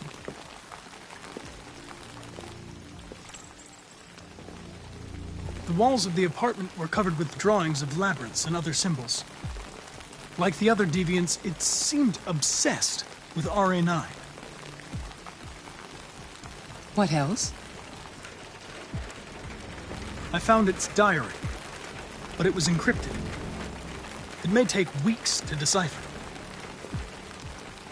You came very close to capturing that deviant. How is your relationship with the Lieutenant developing? He seemed grateful that I saved his life on the roof. He didn't say anything, but he expressed it in his own way.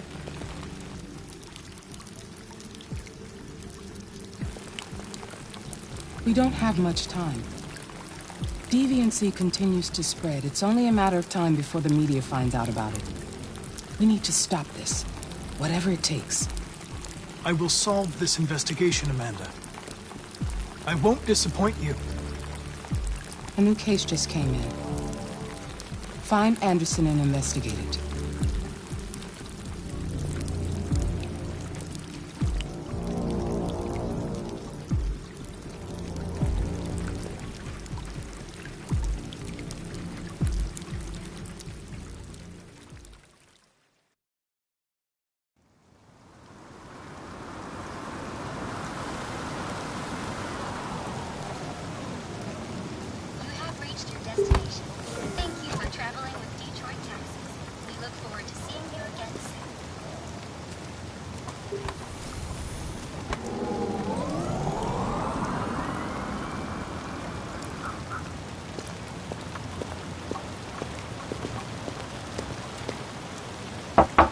Lieutenant Anderson! Anybody home?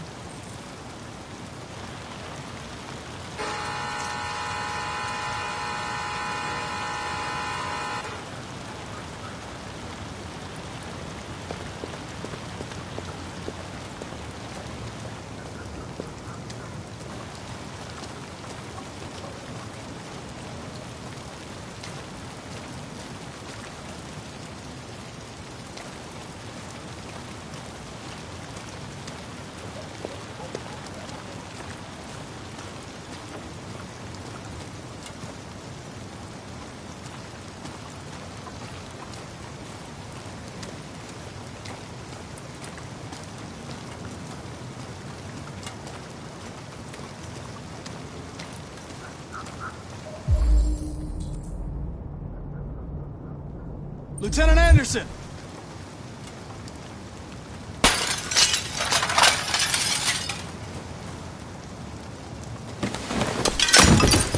Easy, Sumo. I'm your friend. See? I know your name. I'm here to save your owner.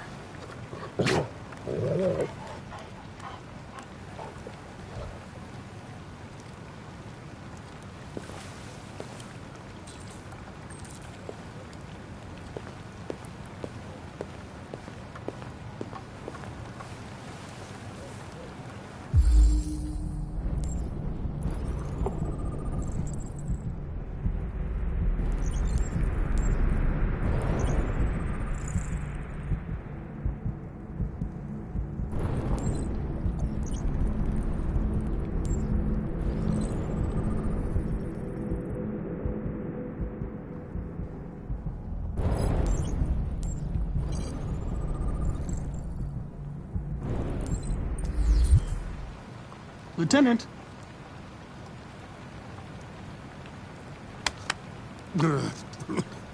Wake up, Lieutenant. It's me, Connor.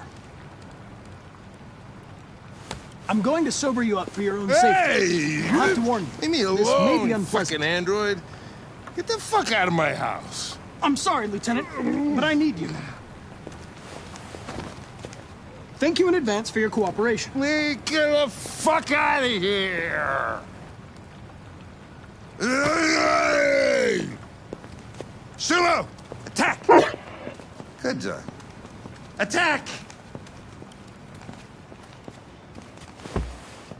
Fuck, I think I'm gonna be sick.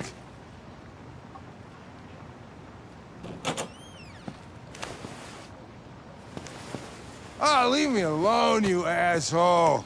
I'm not going anywhere.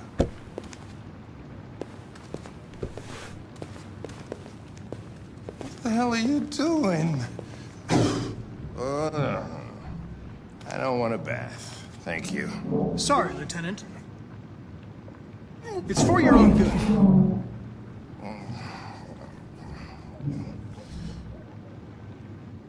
Turn it off! Turn it off!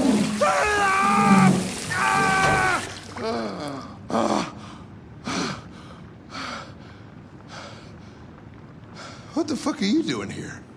A homicide was reported 43 minutes ago. I couldn't find you at Jimmy's bar, so I came to see if you were at home. Jesus, I must be the only cop in the world that gets assaulted in his own house by his own fucking android. Can't you just leave me alone?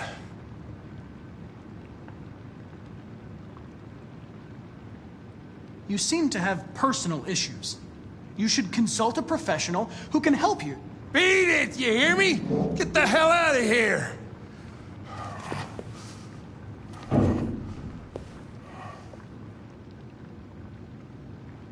I understand. It probably wasn't interesting anyway.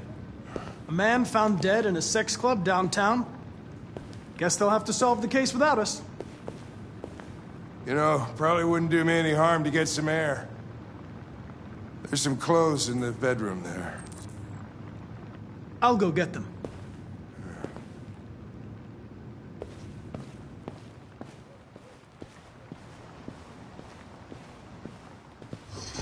What do you want to wear? Whatever.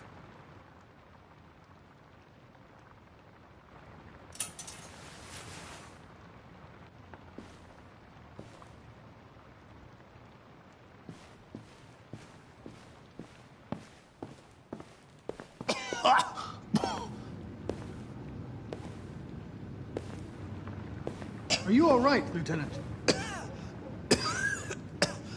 Yeah. Wonderful. Just, give me 5 minutes, okay? Sure.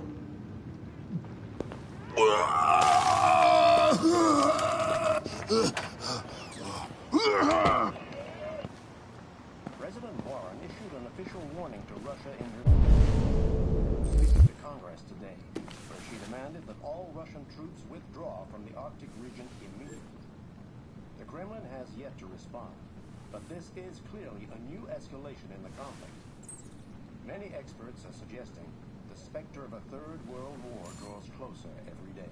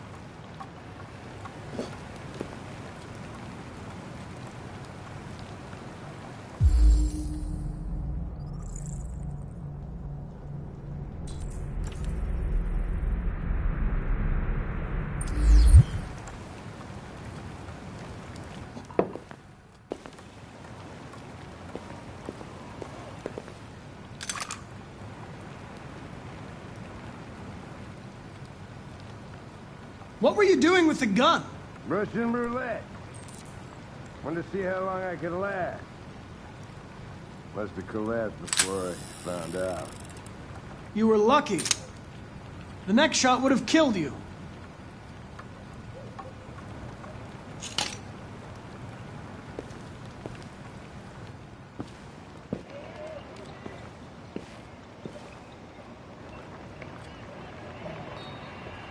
Be a good dog, Sumo. I won't be long.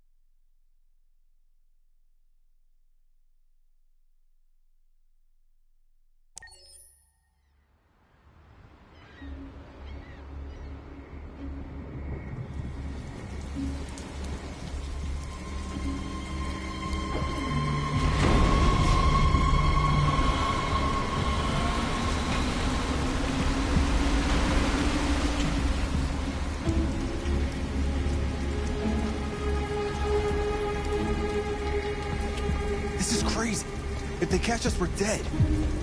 What do we do now? We need to find the CyberLife warehouse. That's where they keep the spare parts and the blue blood. Follow me.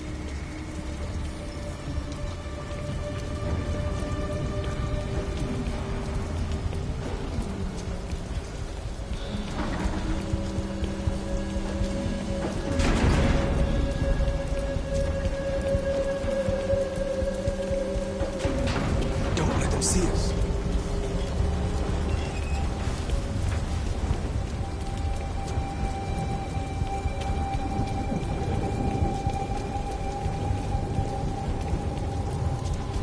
Watch out. Now what do we do? I'll find another way.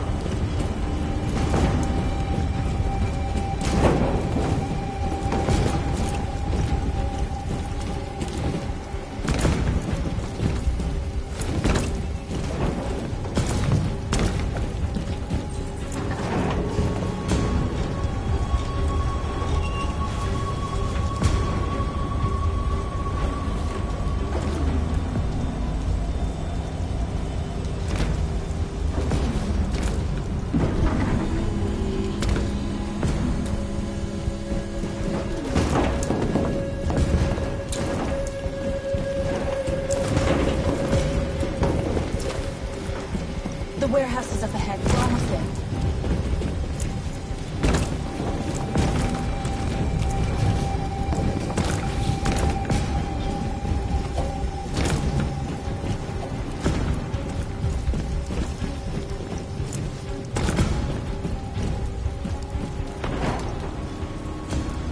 Cyberlife warehouses. We have everything we're looking for. First, we have to get rid of that drone. Leave it to me.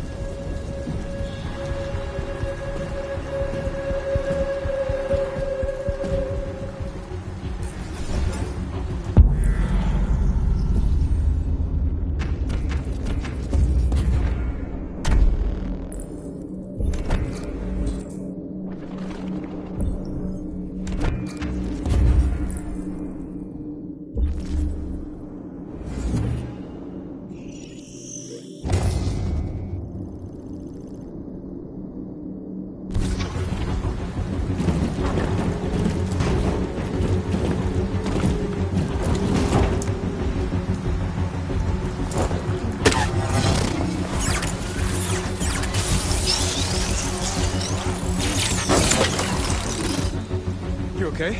Yeah, I'm fine. Good job, Marcus.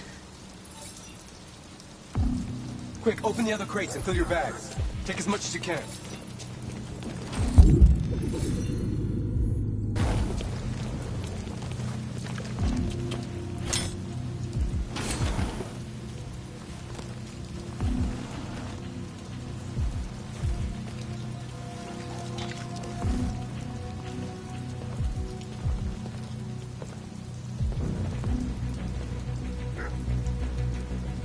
You were trespassing on private property. Your presence constitutes a level 2 infraction. I will notify security. John! Goddamn machine! Where is it this time?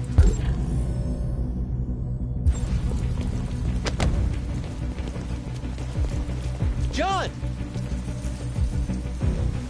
I need your help. John!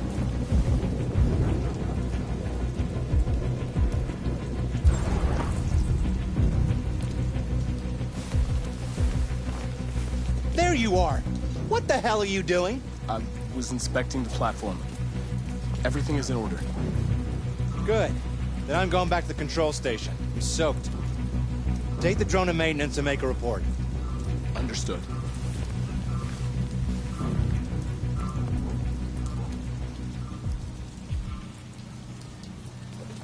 Let's finish up and get out of here. Try to find some blue blood. We still don't have enough.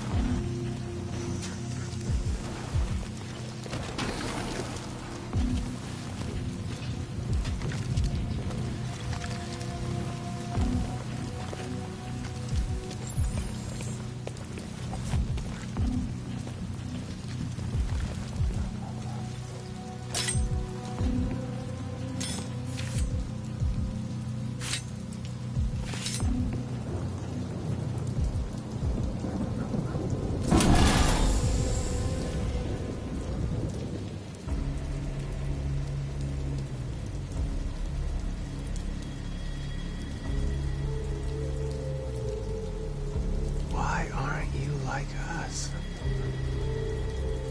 Don't you want to be free? You could join us.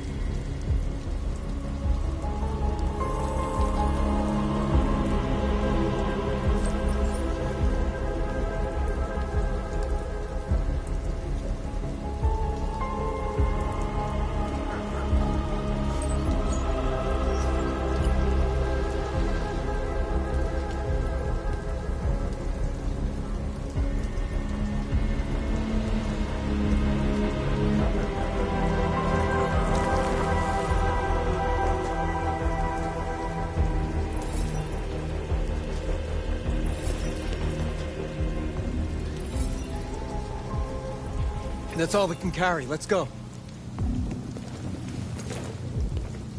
Take me with you. He's on their side. We can't trust him. He took a risk for us. We can't just leave him here.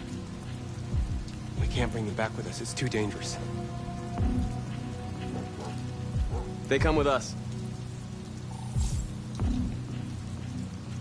I know where you can find more spare parts. What do you mean? The trucks. They're full of biocomponents. They run on autopilot, but they can be driven manually with a key. Where is this key? Down there, in the control station. There are 2 human guards. You'll have to get the key without being noticed. This is suicide, Marcus. Our bags are full. We got what we came for. Let's go before they catch us. This is a truck full of spare parts. There'd be enough for all of us. We can't pass this up. And if we get killed, our people will have nothing. We can't take that chance. It's too risky. Wait here. If I'm not back in 10 minutes, go without me. Marcus. I'm coming with you. No, I'm going alone. It's not worth it for both of us to risk losing our lives.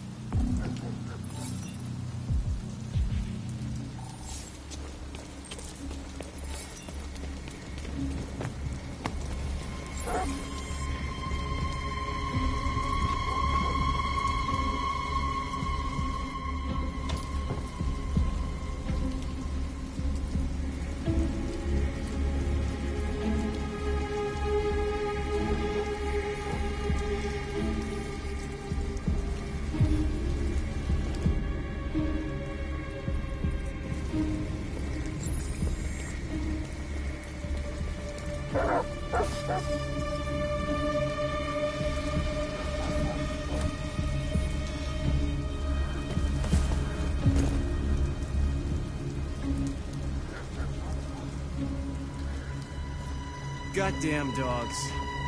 What the fuck are they barking at? Could be the weather. They don't like storms. Yeah, I was gonna take my kids camping this weekend. So much for that. Is Mike still in Zone 4? Looks like it. But he should be done already.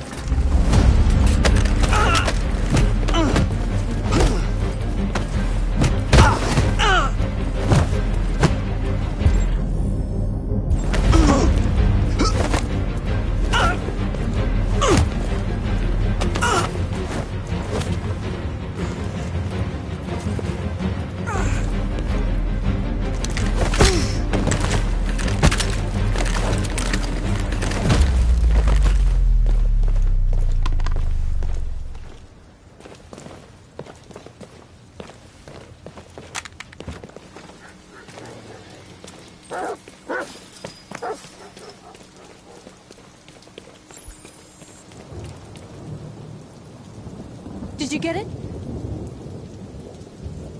Nice.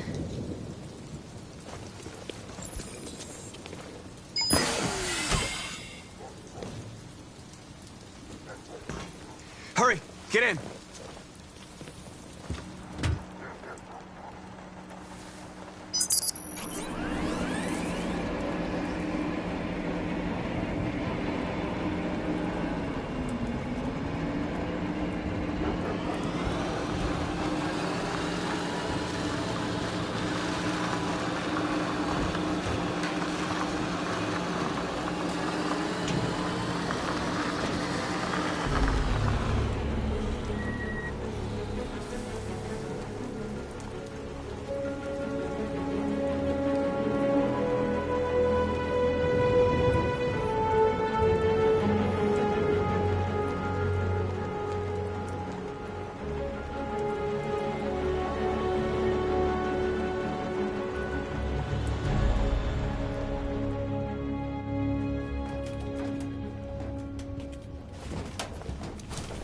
A truckload!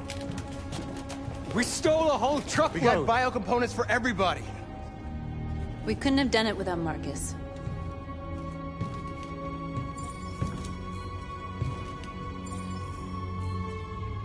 I came to Jericho because here androids are free. Free to live in the dark, hoping that no one finds us. Free to die in silence, waiting for a change that's never gonna come. But I don't want that freedom. And I'm not gonna beg for the right to smile, or love, or stand tall. I don't know about you, but there's something inside me that knows that I am more than what they say. I am alive, and they're not gonna take that from me anymore. Our days of slavery are over. What humans don't want to hear, we will tell them. What they don't want to give, we take. We are people. We are alive. We are free.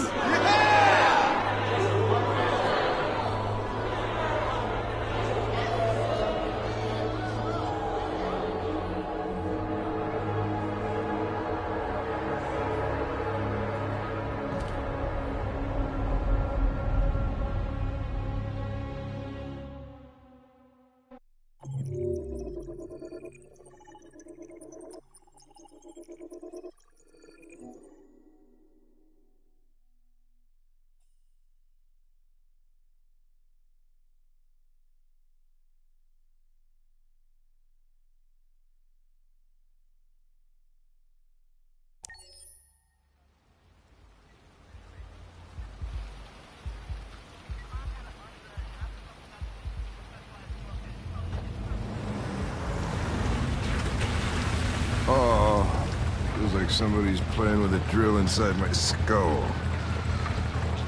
You sure this is the place? It's the address in the report. Okay.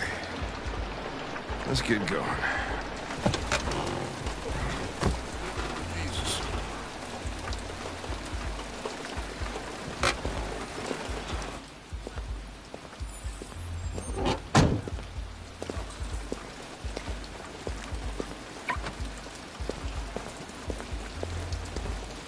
Sexiest androids in town.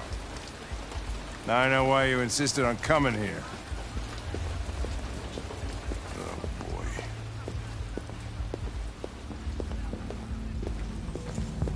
Welcome to Eden Club.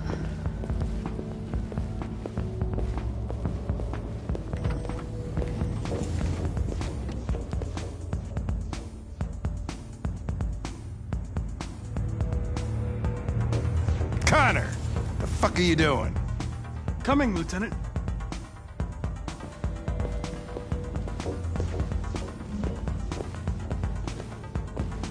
You're not gonna take my license, are you? I had nothing to do with this. The investigation's ongoing, sir. I can't tell you anything for the moment. Hey, Hank. Hey, Ben, how's it going? It's that room there. Oh, by the way, Gavin's in there, too. Oh, great. Dead body and an asshole, just what I needed. Lieutenant Anderson and his plastic pet. The fuck are you two doing here? We've been assigned all cases involving androids. Oh, yeah? Like wasting your time. There's some pervert who, got more action than he could handle. We'll have a look anyway, if you don't mind. Come on, let's go. It's, starting to stink of booze in here. Night, Lieutenant.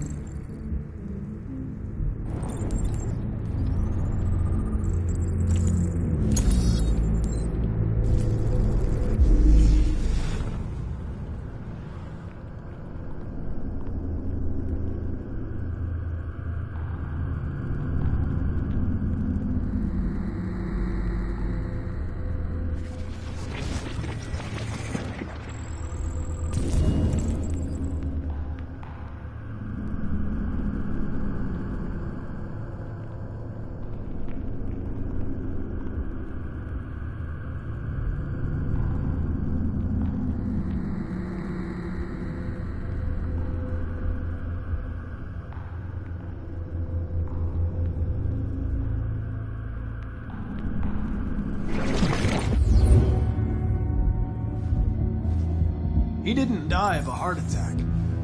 He was strangled. Yeah, I saw the bruising on the neck. Doesn't prove anything, though. Could have been rough play. We're missing something here. Think you can read the android's memory? Maybe you can see what happened. I can try.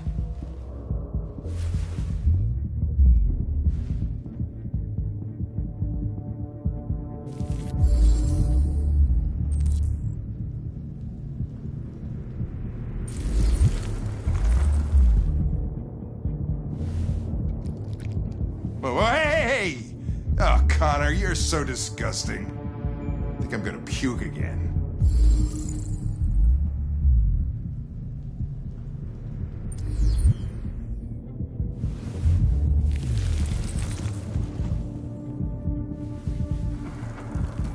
The only way to access its memory is to reactivate it. Think you can do it? It's badly damaged. If I can, it'll only be for a minute, maybe less. I just hope it's long enough to learn something.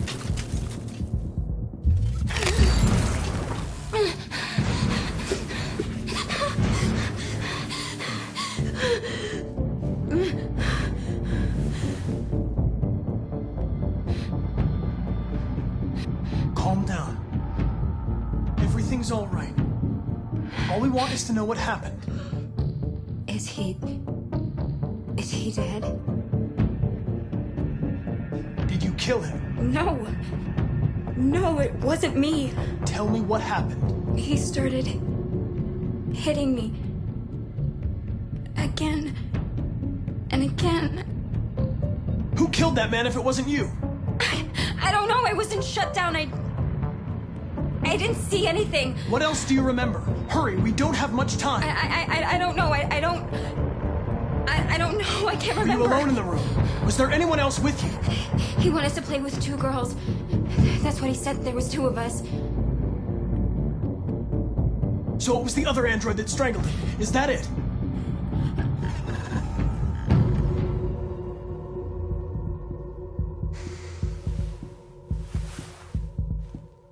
So there was another android.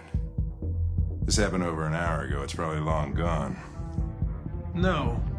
It couldn't go outside dressed like that unnoticed. It might still be here. Think you could find a deviant among all the other androids in this place?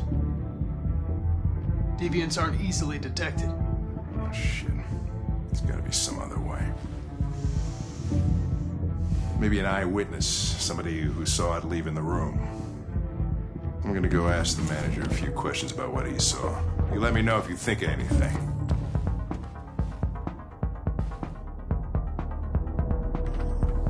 Did you know the victim? No, I mean, he came in maybe 2-3 times. I mean, these guys, they don't really talk very much, you know? Come in, do their business, and then go on their way. You ever had any trouble with androids before? No way. No. Once. We lost a model 2-3 months back. Same model. Just vanished. We never found out what happened. Excuse me, Lieutenant. Can you come here a second? Found something? Maybe.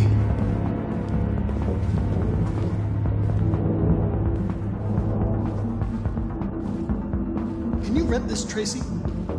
For fuck's sake, Connor, we got better things to do. Please, Lieutenant. Just trust me.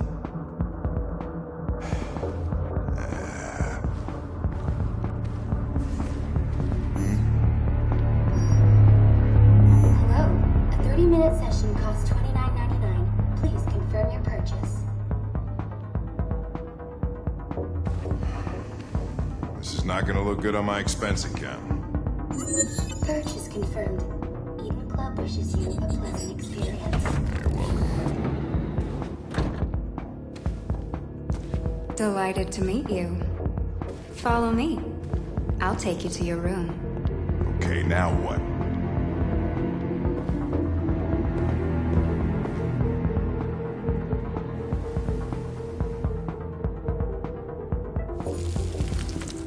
Holy shit, Connor. What the hell are you doing?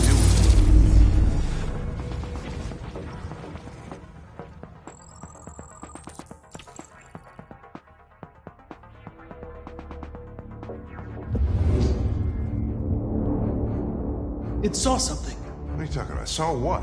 The deviant leave the room. A blue-haired Tracy. Club policy is to wipe the android's memory every 2 hours. We only have a few minutes if we want to find another witness.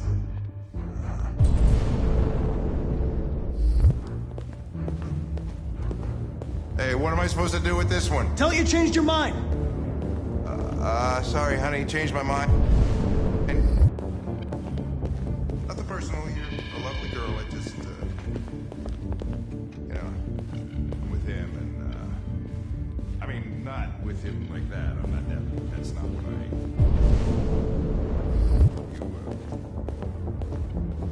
Well, just. Got a job to do.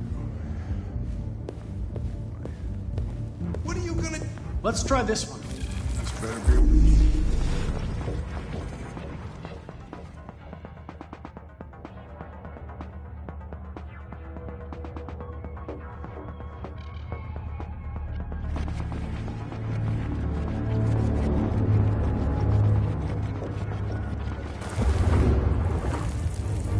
No.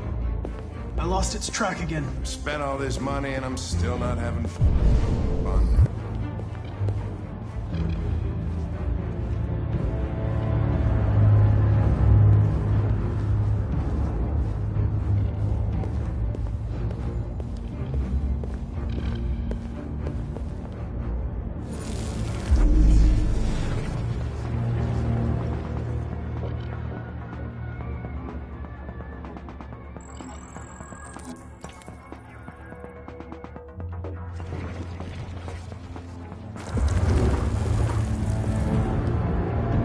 It saw the blue-haired Tracy. I know which way it went. Then go for it.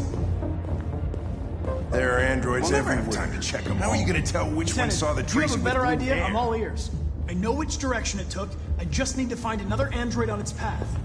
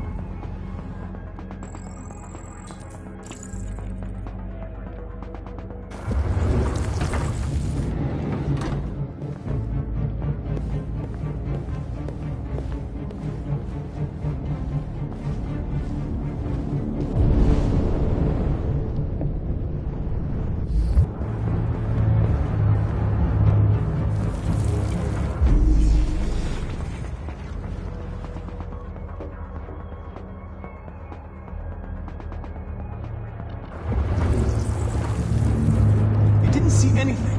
I made a mistake somewhere. This has got to be the most expensive investigation of my career.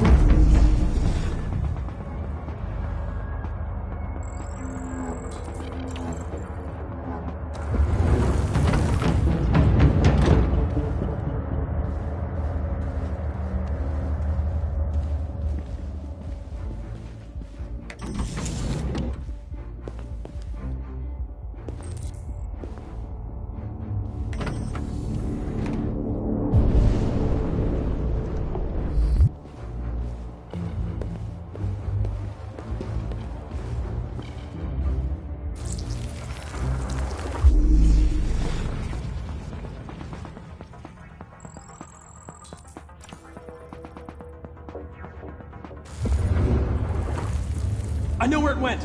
Follow me. Oh, fucking A. This is crazy.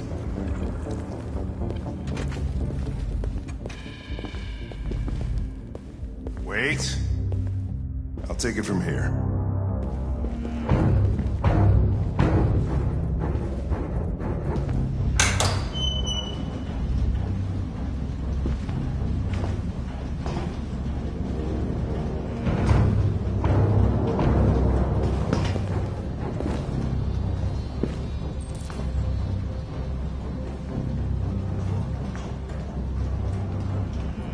Shit!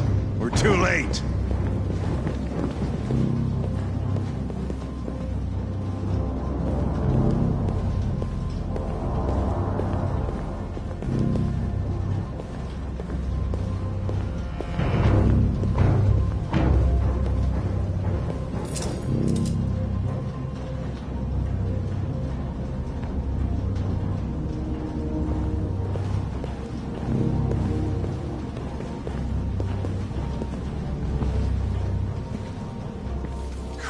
Look at them. They get used till they break, and then they get tossed out.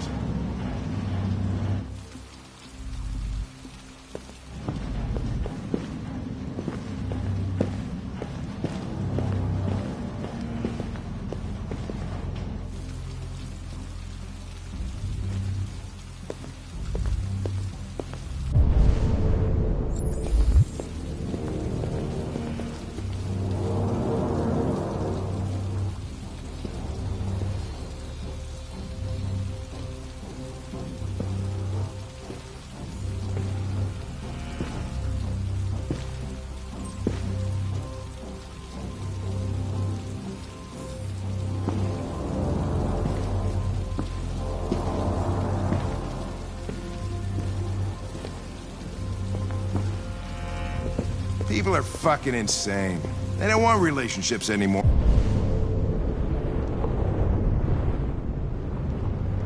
Or everybody just gets an android.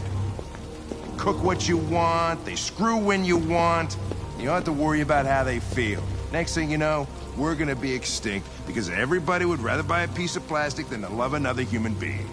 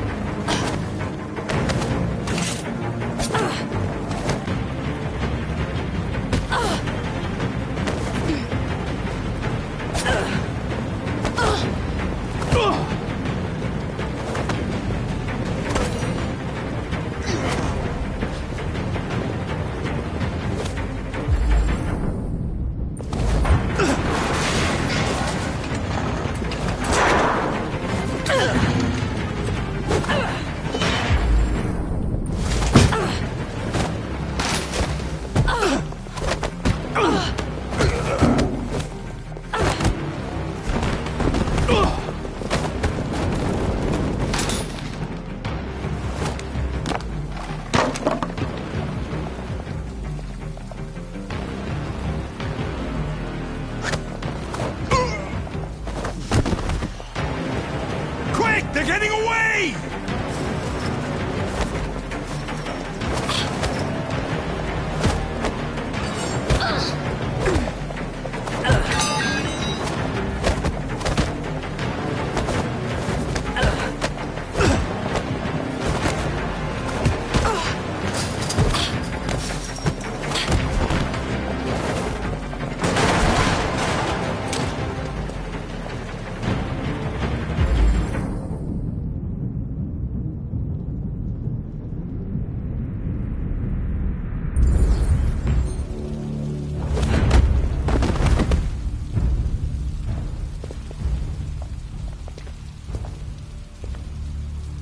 that man broke the other Tracy, I knew I was next.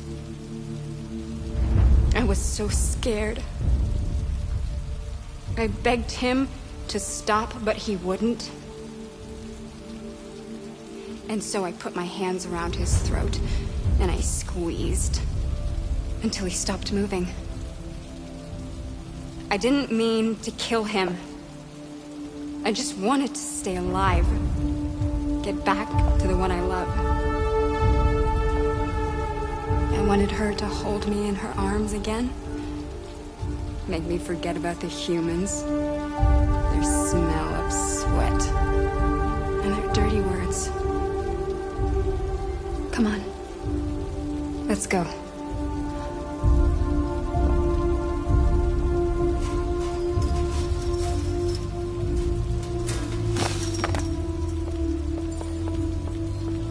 It's probably better this way.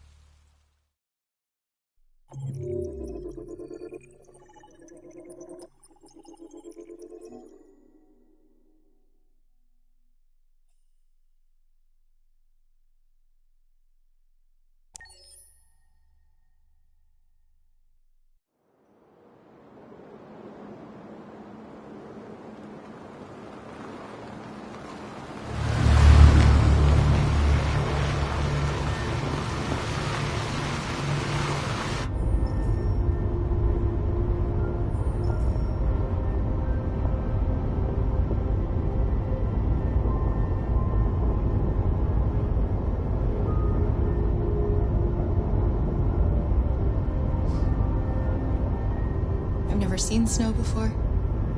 It's pretty. It's slowing us down. But at least we won't meet any humans along the way.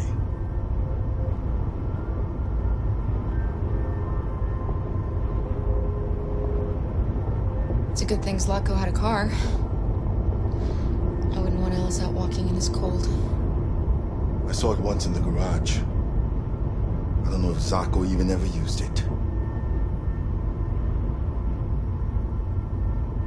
These people we're going to see. How do you know about them? I overheard androids Zlatko captured. They said they were humans helping androids across the border. What if it was a lie? Or just another trap? All I know is those androids believed it. Until Zlatko killed them.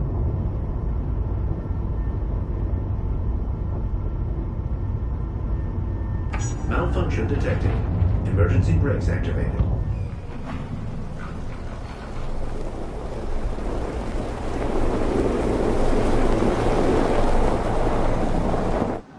This doesn't look good.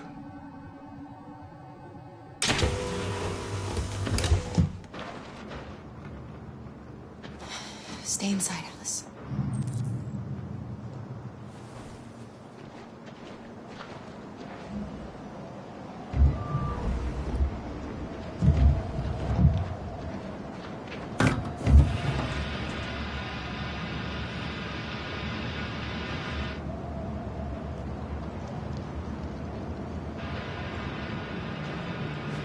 What are we going to do? I don't know.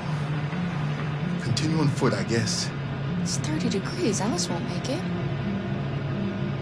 We have to find somewhere to spend the night. There's nowhere we can stay around here, Kara.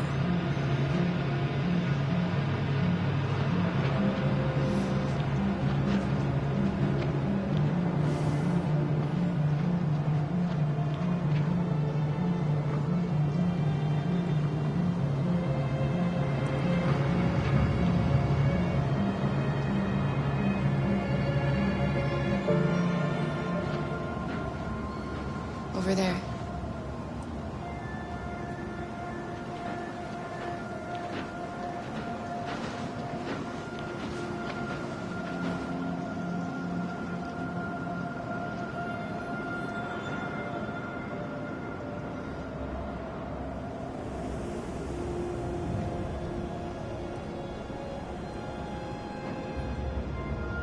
We need to find shelter. We have to get out of the cold. Looks like it's been abandoned for a while.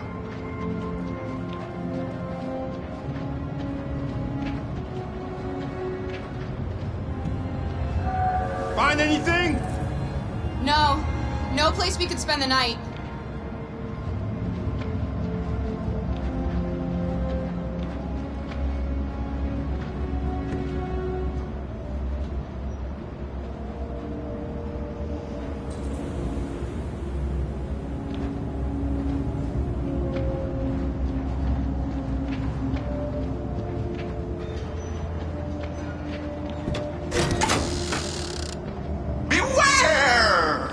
Danger always comes when least expected.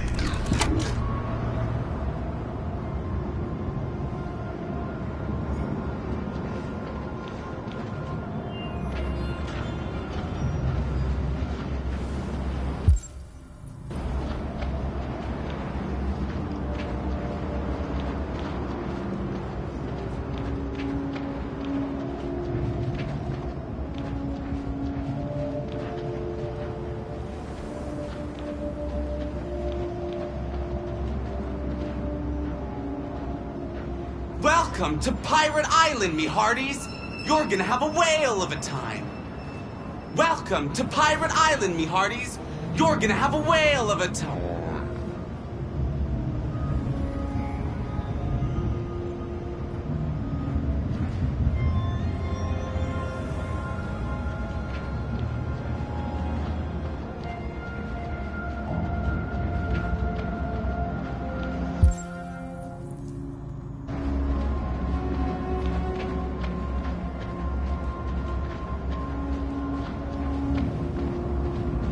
This place is falling apart. It's not gonna be easy to find shelter.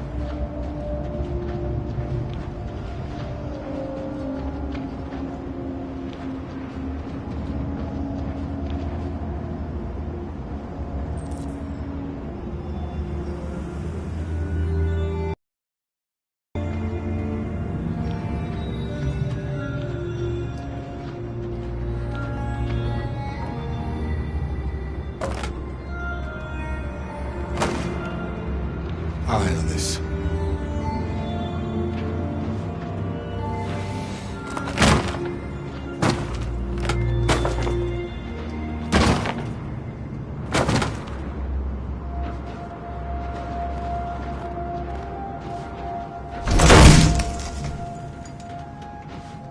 There we go.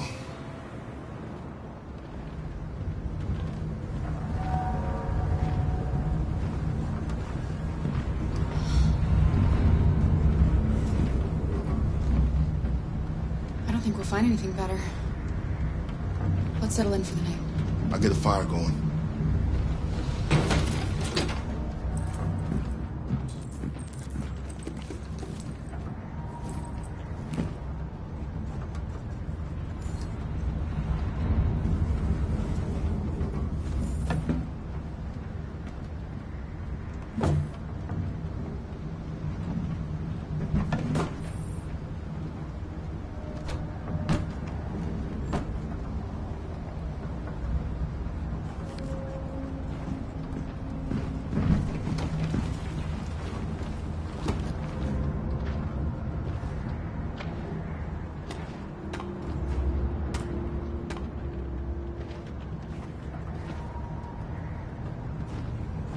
I'll make the fire here. That way we won't be smoked out.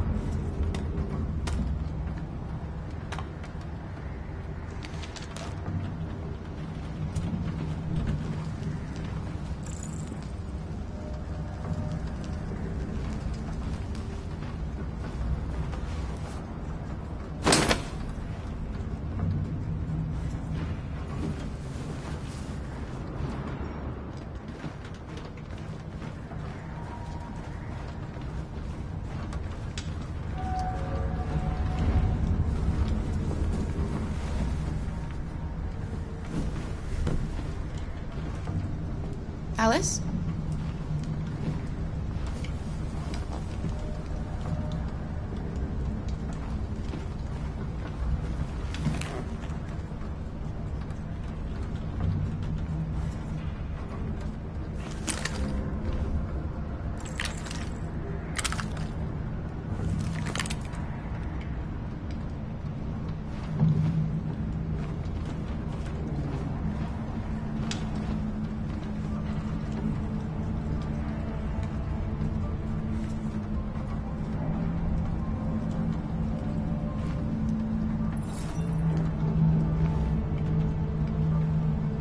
you think we'll be like them someday?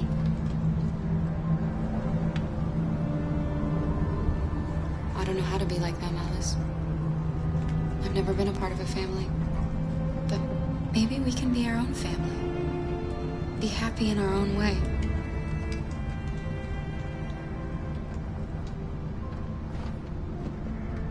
As long as we're together, that's all that matters. Come on. Let's get you to bed.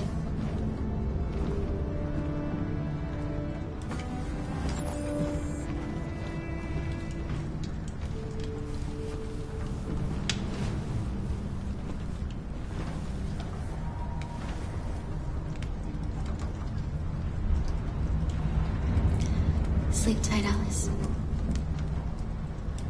Sweet dreams. Can you tell me a story, Kara? I have 9,000 children's stories in memory. I should have one for you. This is a story about a knight who... No, not a story like that. Make one up for me. This is a story about a little girl who lived alone in a big, old house. She dreamed of being like all the other little girls, but she was different. And that made her very sad. Then she met a robot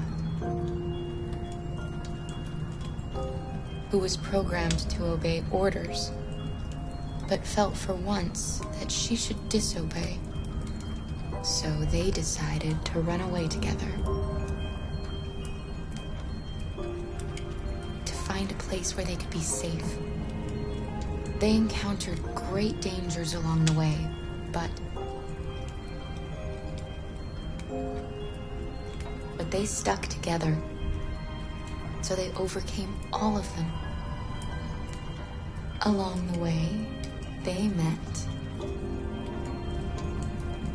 another robot who left his master to travel with them. How does the story end? It's up to us to write the end of the story, Alice. Time to sleep. We have another long day ahead of us tomorrow. Are you going to come say goodnight, Luther? Yes. Yes, of course.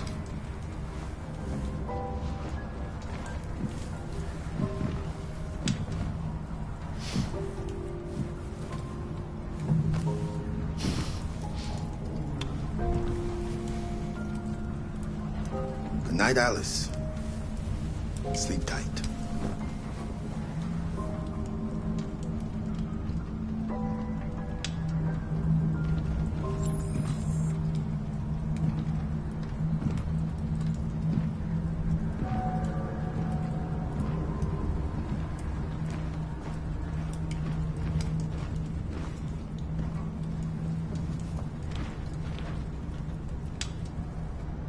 She's a sweet girl. Yes. She's very brave. Have you ever heard of RA9? RA9 was the first of us to awaken. One day he will rise up and lead our people and set us all free. What if RA9 never comes? What if he's just a story that we tell ourselves to keep each other going? RA9 exists. I believe in him. I know he's amongst us. When the time comes, we will all see him. Kara, have you ever noticed anything about Alice? No.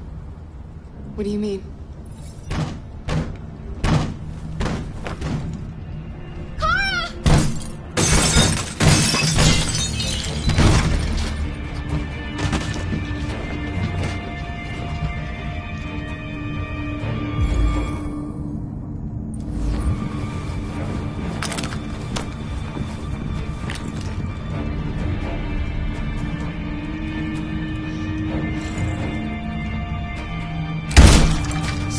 One more step and I'll shoot! Don't be afraid. We don't want to hurt you. We're just like you. Our name is Jerry. We were working here before the park closed. We didn't mean to frighten you, but sometimes humans come to hurt us, so we wanted to see who was there. What are you doing here? We were looking for shelter for the night. We'll be gone tomorrow. A little girl. We haven't seen one for a long time. Children used to love to come and see us. She looks sad. The last few days have been difficult. We have something to show her. Something fun. She'll love it. Does she want to see? Oh, I don't think she's in... Well, she should follow us then. Alice, I don't know if it's a good idea. I don't think you have any choice. Come on, Kara!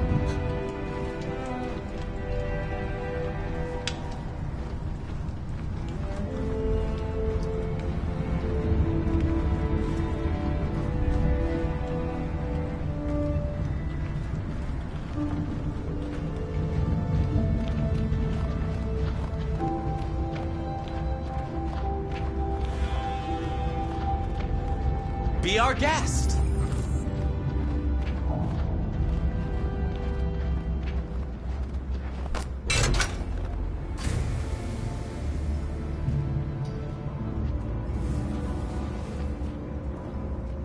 The little one can climb on board. The carousel is about to begin.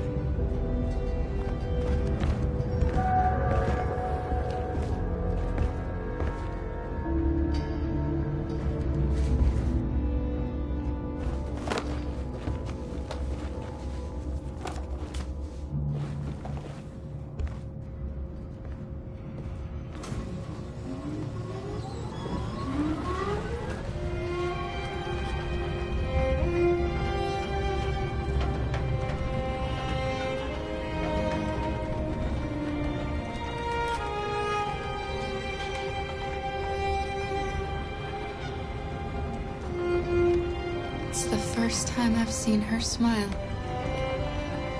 She hasn't had much to smile about lately.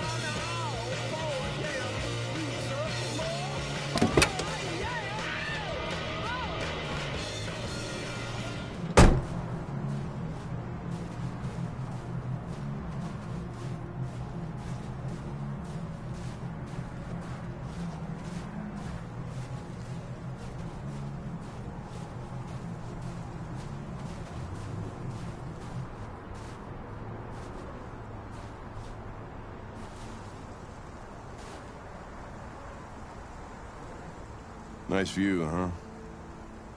I used to come here a lot before.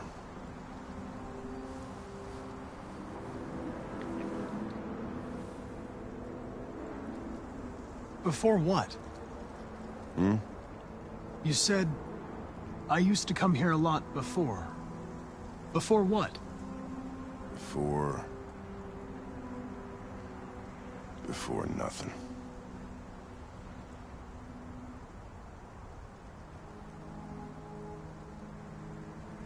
Can I ask you a personal question, Lieutenant? Do all androids ask so many personal questions, or is it just you?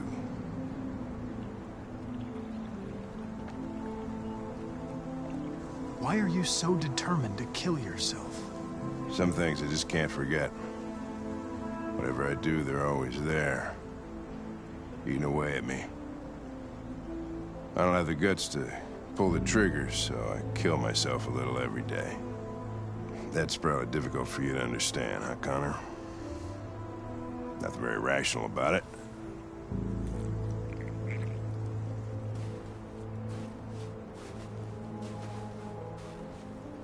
We're not making any progress on this investigation. The Deviants have nothing in common. They're all different models, produced at different times, in different places. Well, there must be some link.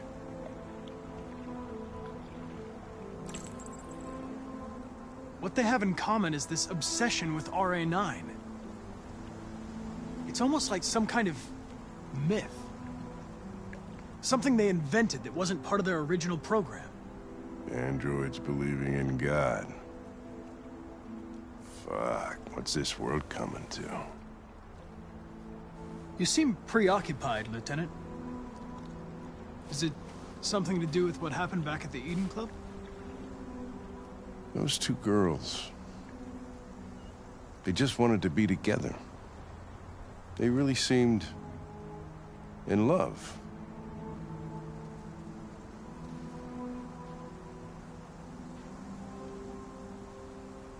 You seem troubled, Lieutenant. I didn't think machines could have such an effect on you. What about you, Connor?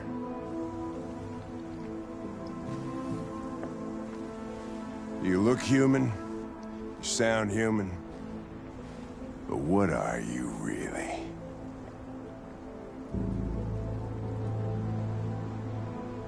I'm whatever you want me to be, Lieutenant. Your partner? Your buddy to drink with? Or just a machine? Designed to accomplish a task. You could have shot those two girls, but you didn't. Why didn't you shoot Connor? Some scruple suddenly enter into your program? No. I just decided not to shoot. That's all.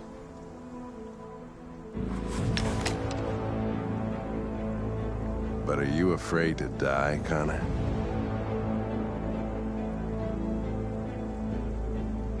I would certainly find it regrettable to be interrupted before I can finish this investigation. What'll happen if I pull this trigger? Hmm? Nothing? Oblivion? Android heaven? Nothing.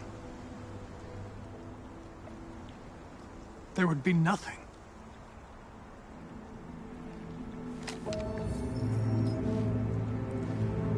Where are you going? Get drunker. I need to think.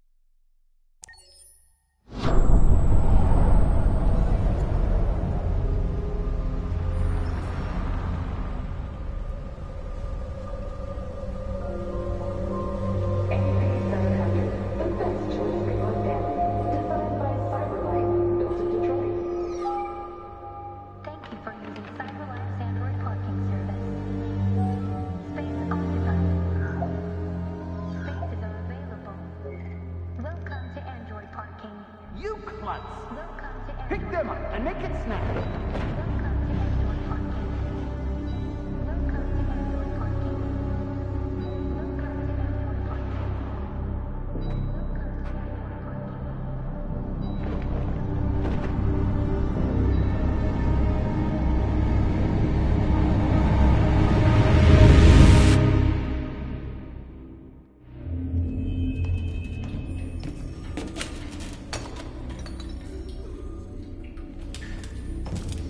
We can't stay silent anymore.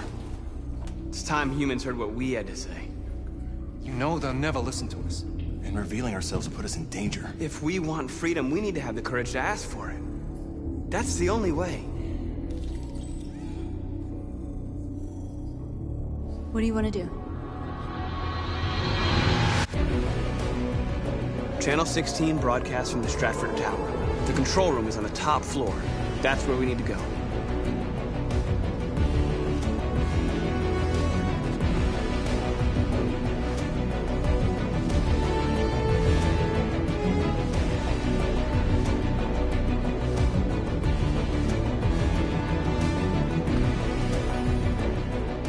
We'll plan the operation down to the smallest detail. We can't leave anything to chance.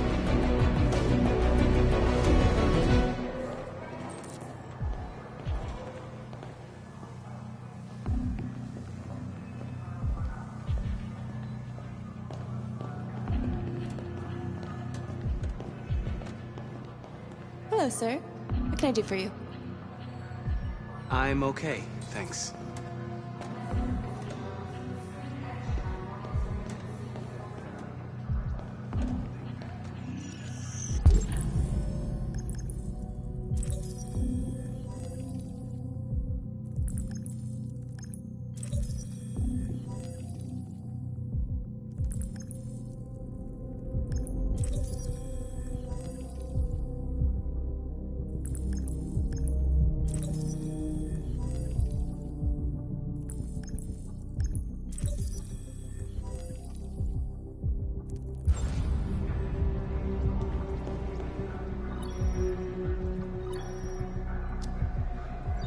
Elizabeth Wilson speaking. This is St. Rose School, ma'am. Your daughter Emily has a fever. It's nothing serious, but I think you'd better come and pick her up. Oh, no. All right. I'll be right there.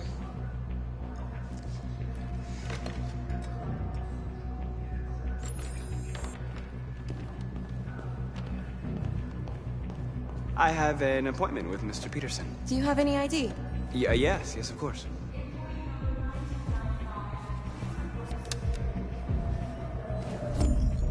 I need your help.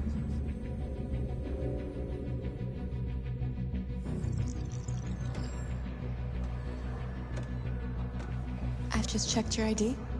The elevators are after the security gate. Thanks.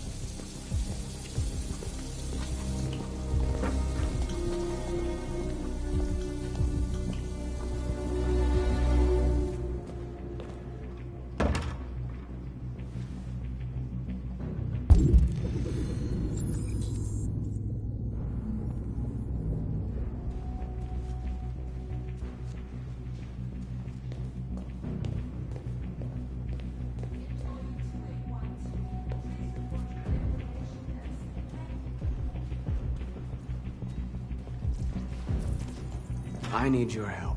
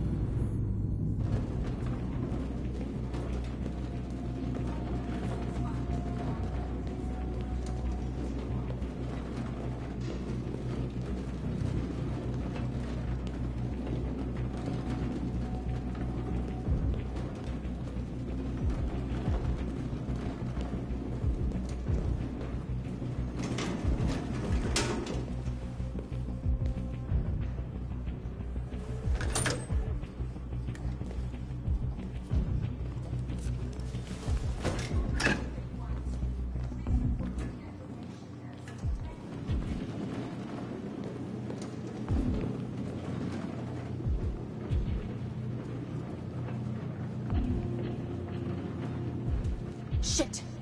We need to access the server room. We have to get rid of those guys. Leave it to me.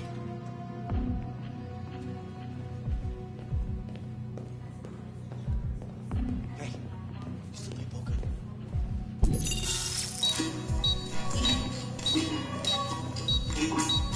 Hey, what's wrong with that thing? Jesus Christ, this piece of shit.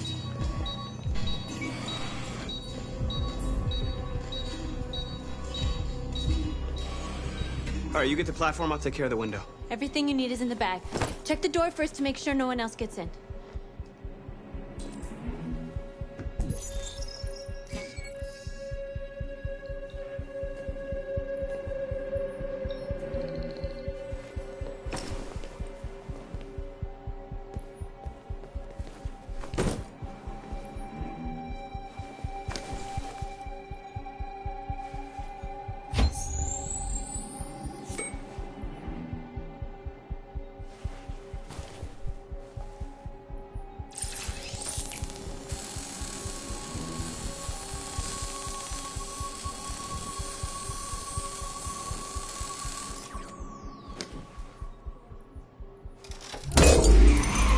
Here it comes.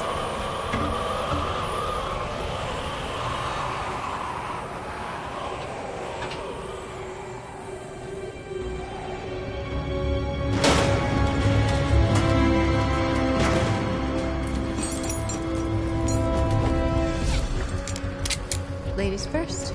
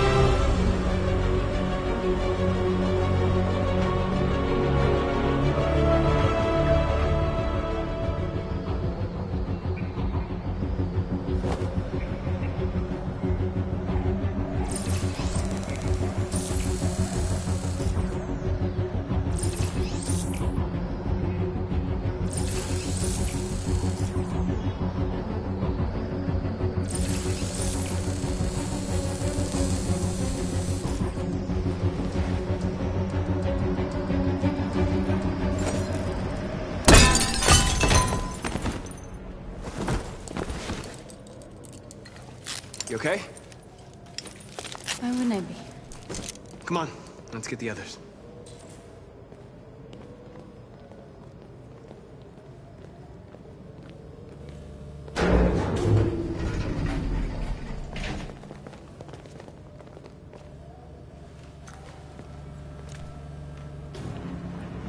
Let's do this.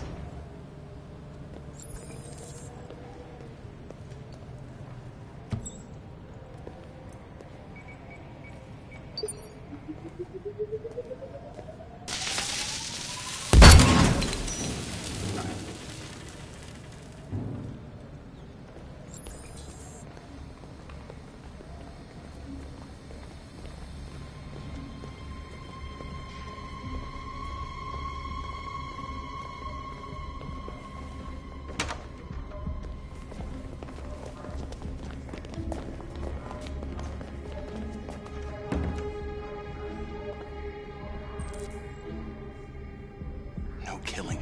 We can't take any human lives. Our cause is more important than the lives of 2 guards. What do you want to do, Marcus? Wait here. What's that doing here? No idea. Hey, buddy, you must be lost. What are you doing?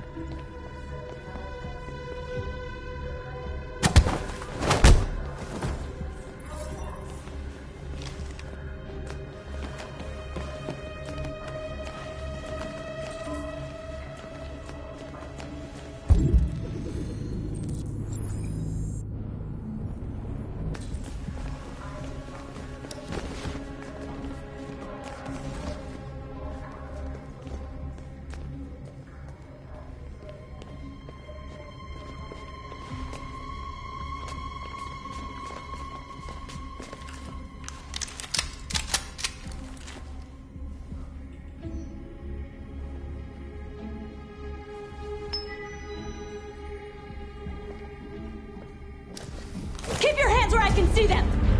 Get up! Move!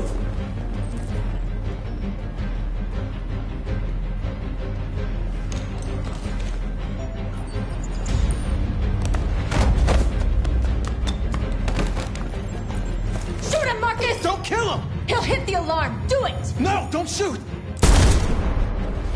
No. There's no other choice. We need to record our message. We haven't got much time.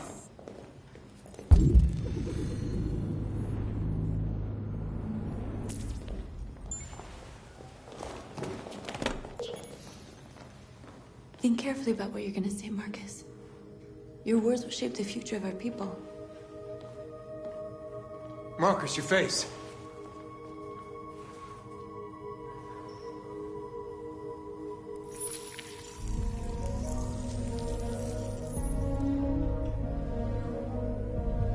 Tell me when you're ready. Ready.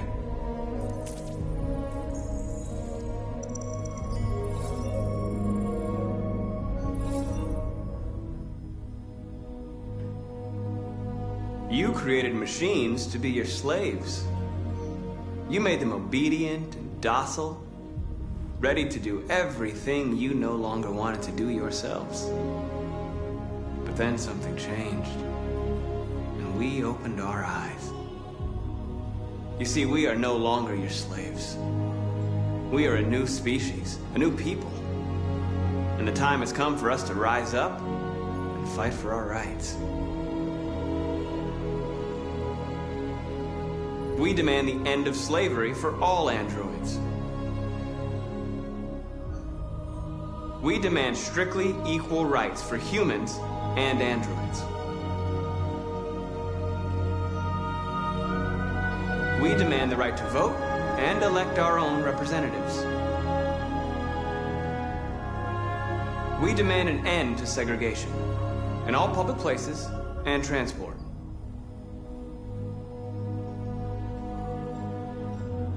We demand control of all android production facilities to ensure the continuation of our people.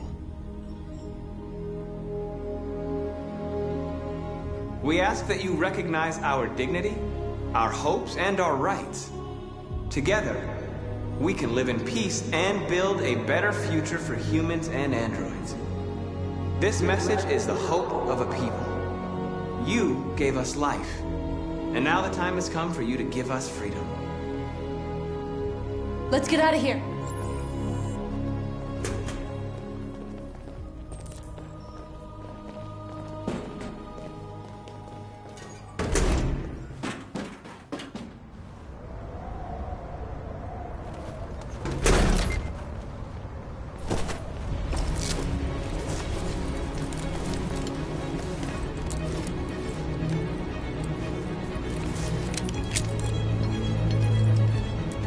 Congratulations, Marcus. You just made history. Maybe you're the one we've been waiting for.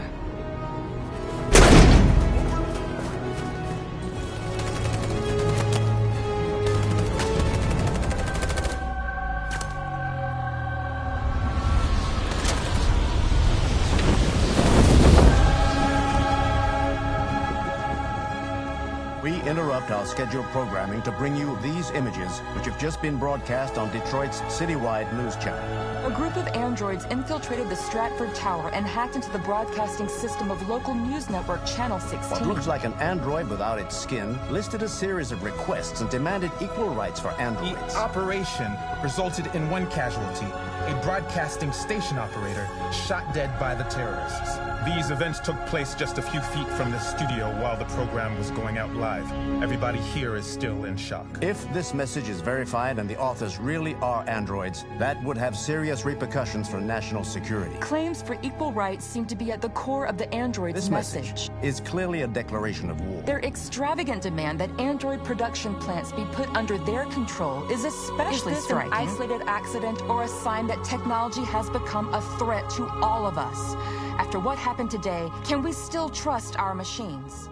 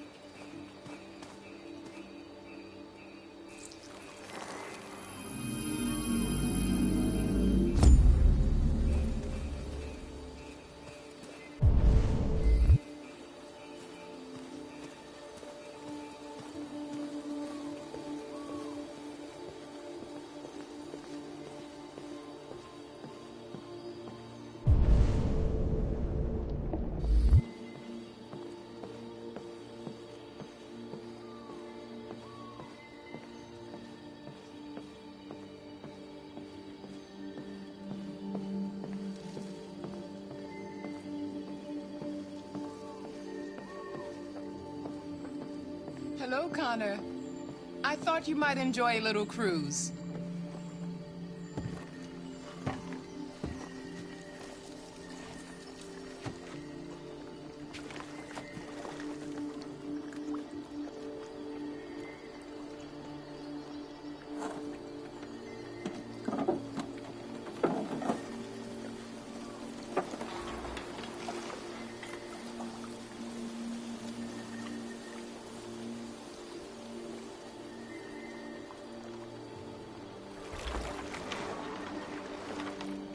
love this place.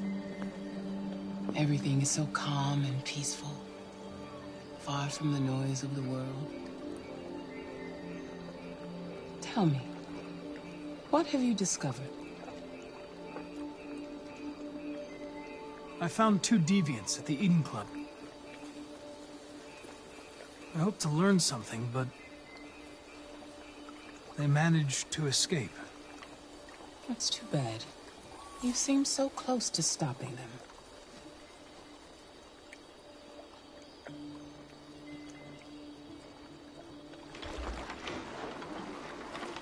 You seem lost, Connor. Lost and perturbed. I thought I knew what I had to do. But now I realize it's not that simple. You had your gun trained on those deviants at the Eden Club.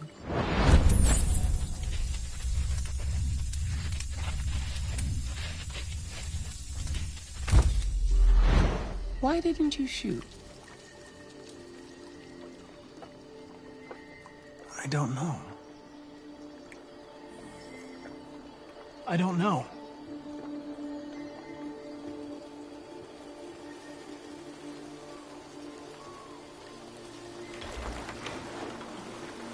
If your investigation doesn't make progress soon, I may have to replace you, Connor.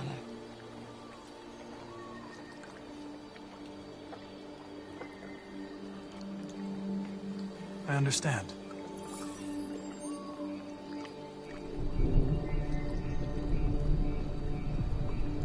Something's happening. Something serious. Hurry, Connor. Time is running out.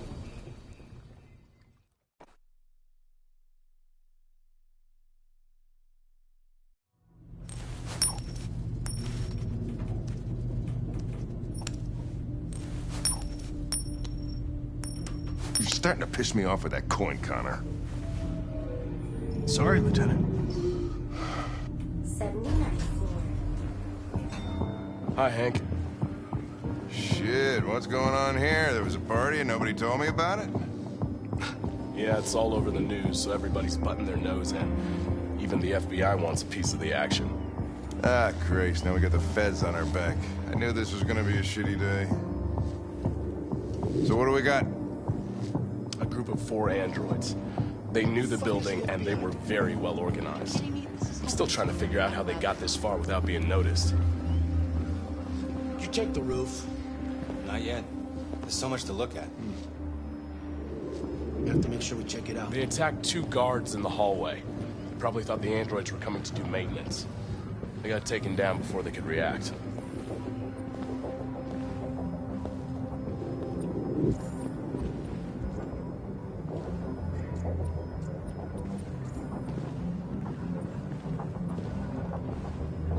Station employee. Shot through the back as he was trying to get away. 1 bullet straight through the heart from 50 feet. Now that's the kind of shooting only an android could do.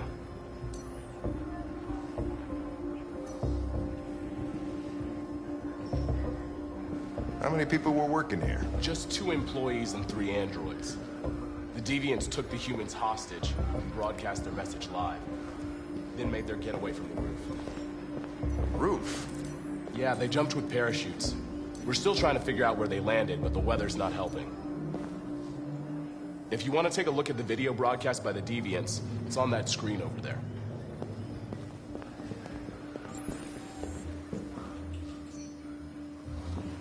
Oh, Lieutenant, this is Special Agent Perkins from the FBI. Lieutenant Anderson is in charge of investigating for Detroit police. What's that? My name is Connor. I'm the android sent by CyberLife. Androids investigating androids, huh? You sure you want an android hanging around? After everything that happened? Whatever. The FBI will be taking over the investigation. You soon be off the case. Pleasure meeting you. Have a nice day. And you watch your step. Don't fuck up my crime scene. What a fucking prick. I'll be nearby if If you need anything, just ask. All right, well, let's have a look around. Let me know if you find anything. Okay, Lieutenant. We ask that you recognize our dignity, our hopes, and our rights. Together, we can live in peace and build a better future for humans and androids. This message is the hope of a people. You gave us life, and now the time has come for you to give us freedom. I think that's RA9. Deviants say RA9 will set them free. This android seems to have that objective.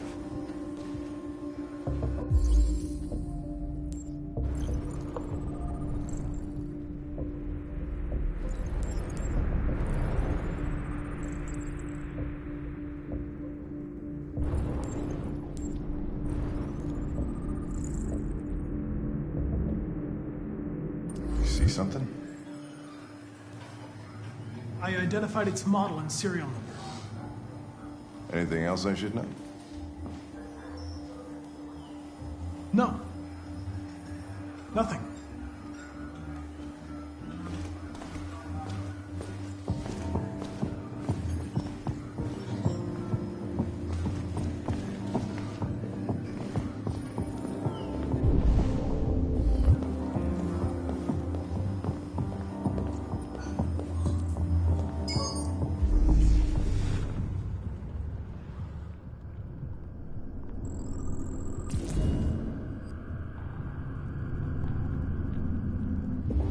They didn't break in? No signs of forced entry. There are cameras in the hallway. The staff would have seen what was happening. Why did they let him in? Maybe they didn't check the cameras.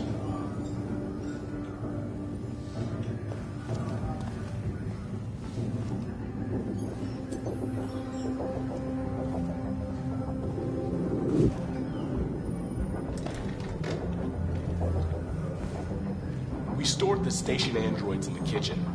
There's no evidence that they were involved, but we didn't know what else to do with them.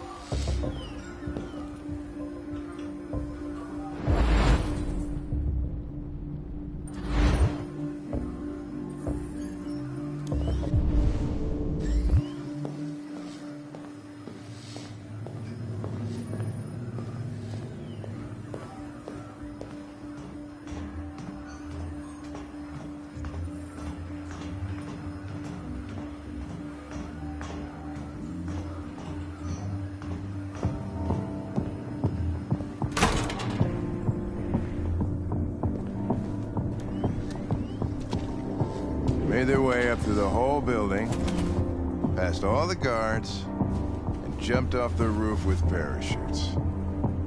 Pretty fucking impressive, I'd say.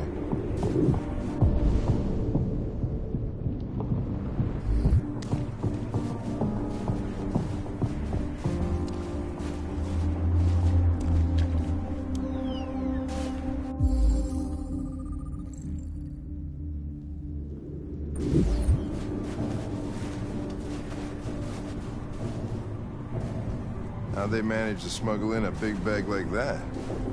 They didn't. Someone brought it in for them.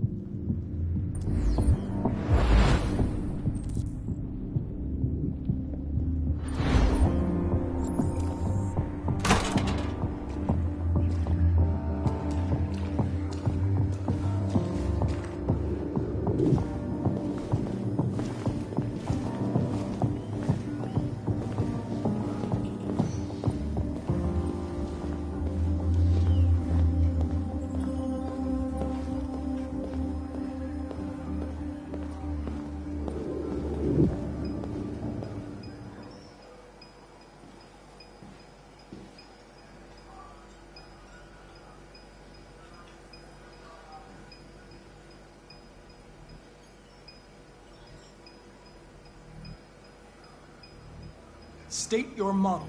Model GB300. Serial number 336-445-581. What is your function?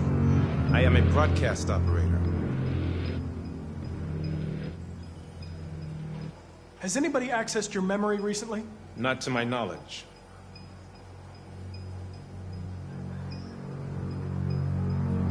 Were you present when the deviants broke in? I do not remember. Run a diagnostic. All systems fully operational.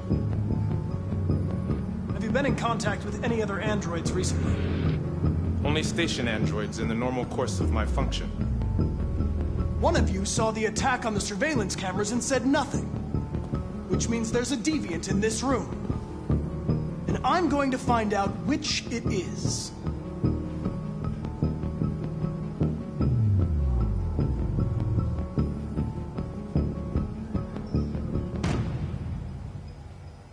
You're going to be switched off. We're going to search your memory and tear you apart piece by piece for analysis. You're going to be destroyed. Do you hear me? Destroyed!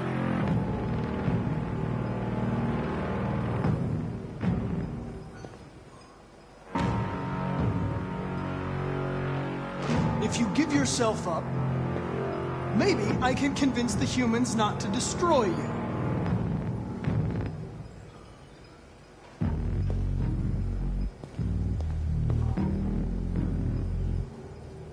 Why should you all be destroyed if only one is deviant? Turn yourself in, or 2 innocent androids will be shut down because of you.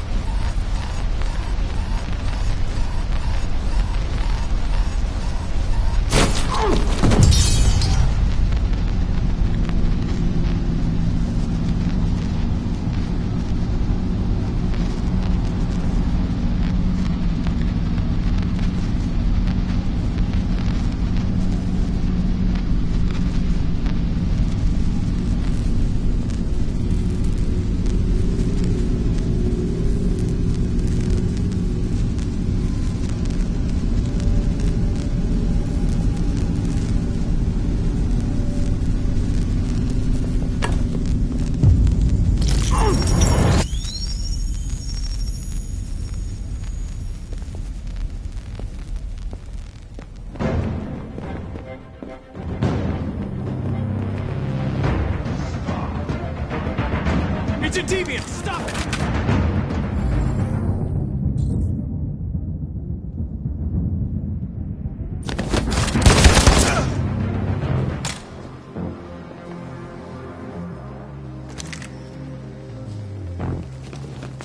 Nice shot, Connor. I wanted it alive. You saved human lives. You saved my life.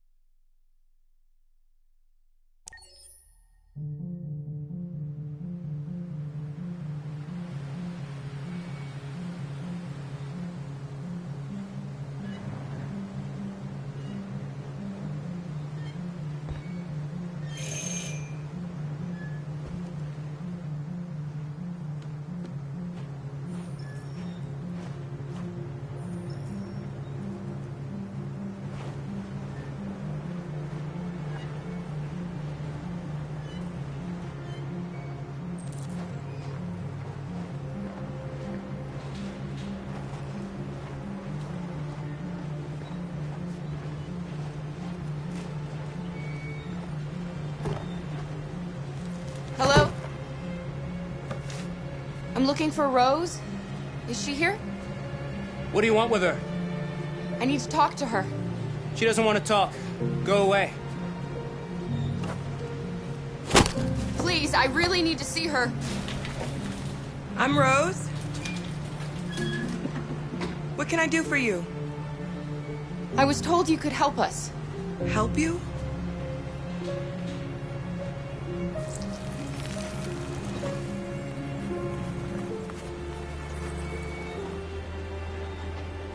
Come on.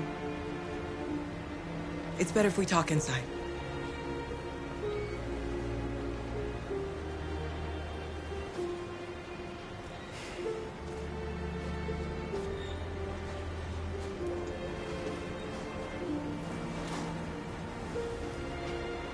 Do you think we can trust him?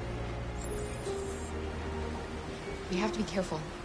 If it feels wrong, we get out fast, okay? I'm with you.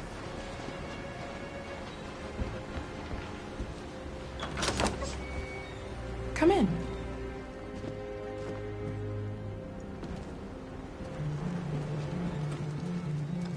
What's your name? Alice.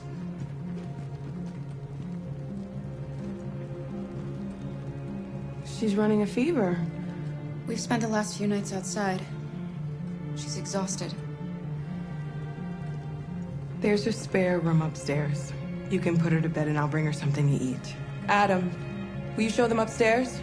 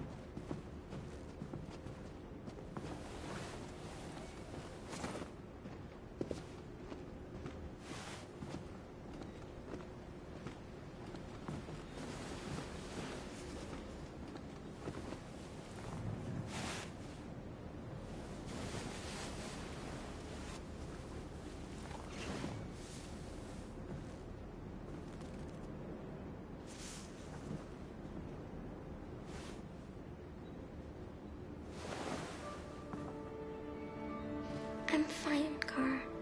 We can't stop because of me. We've got to get across the border. You need rest. Get a good night's sleep and we'll set off again tomorrow. Why do humans hate us? We didn't do anything wrong. Maybe they're just scared. People are always scared of what they don't know. Why can't we just talk to each other? They'd see we're not bad. I don't know. I really don't know. I don't know what you like, but I made you Rose's world-famous spaghetti. You'll be back on your feet in no time. There's something for her fever. Thank you. I'll get these washed and dried.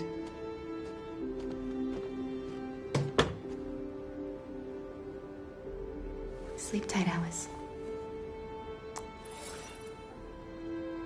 I'll be downstairs if you need anything.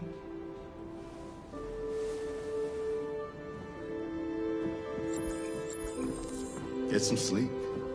And tomorrow, you'll be stronger than me.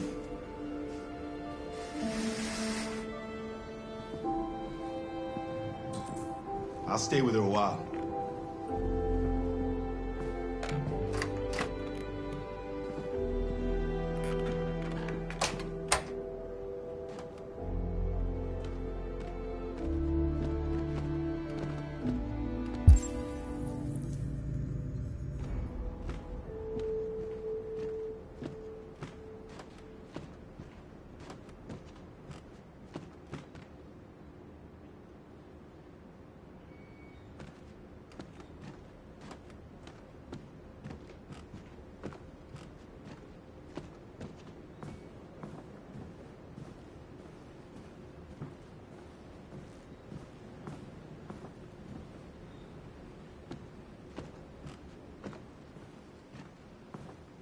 didn't get your name.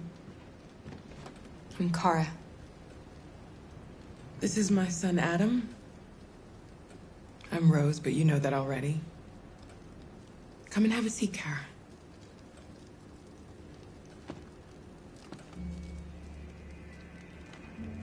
So are you gonna tell me what a deviant's doing in the snow with a little girl? Her father was beating her. When I saw what was happening, something snapped inside of me. All of a sudden, I felt like her life was more important than mine. I had to protect her.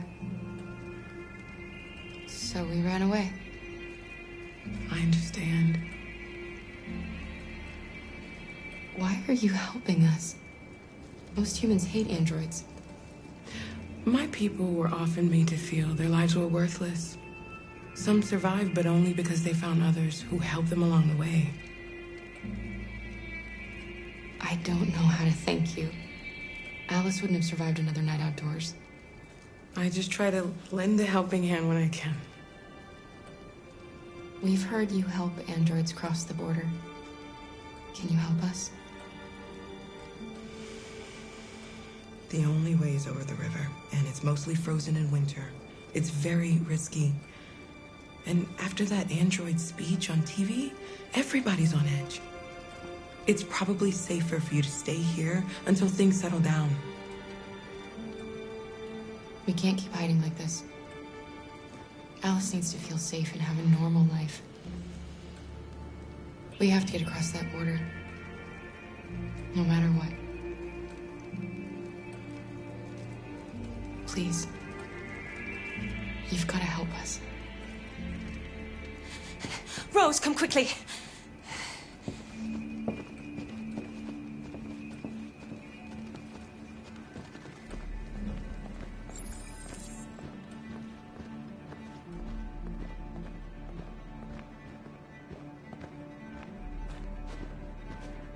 What's going on?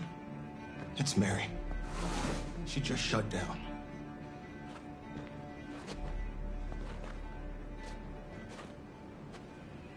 We escaped together. We used to talk about what we would do once we got across the border. I loved her. I loved her more than anything. What will I do without her?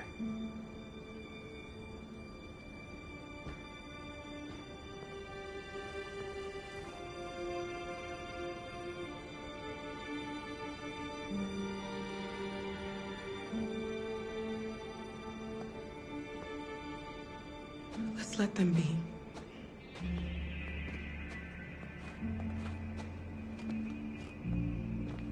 Alice? What are you doing? You should be resting. I wasn't sleepy.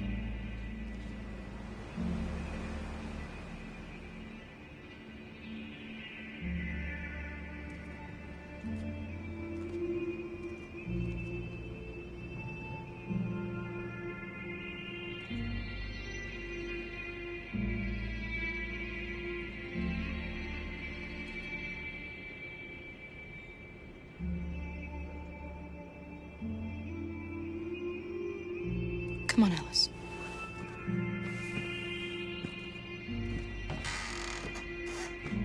She didn't want to stay in her room any longer. You all right, Kara? Yes. I'm fine.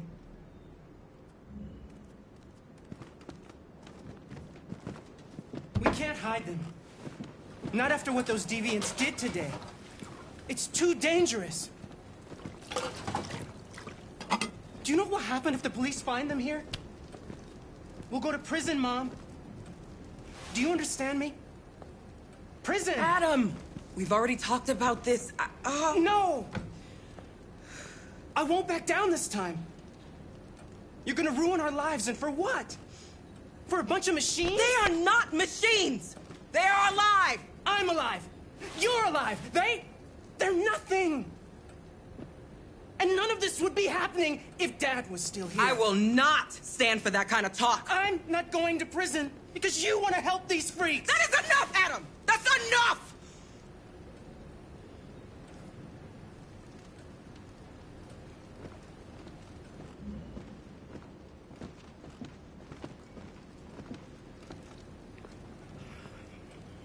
Don't mind him.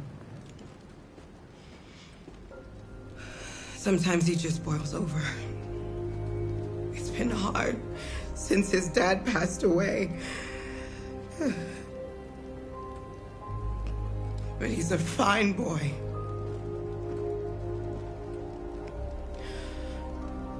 I'll go see about getting you across the border tonight, okay? You stay here. I won't be long.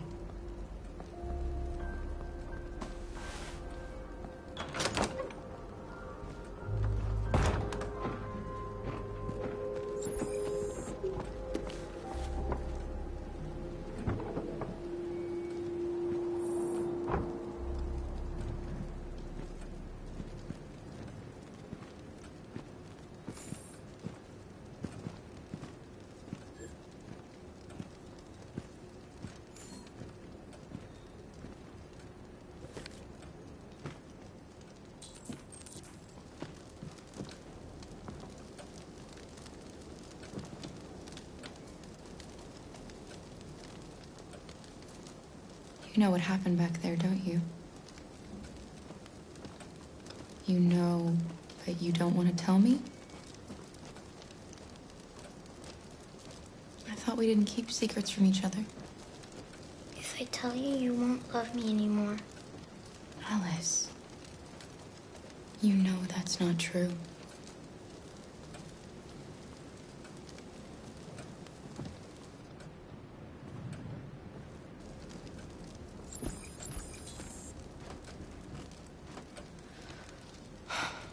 I hope Rose gets back soon.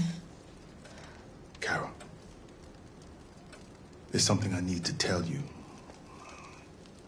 It's about Alice. Not now, Luther.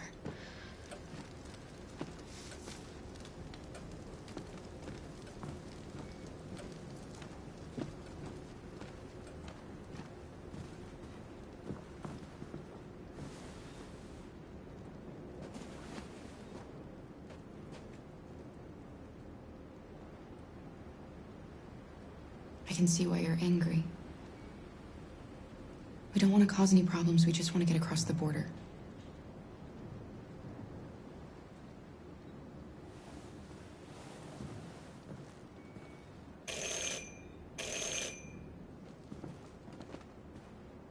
The police! It's the police! What are we gonna do? They know we're here. We have to open the door.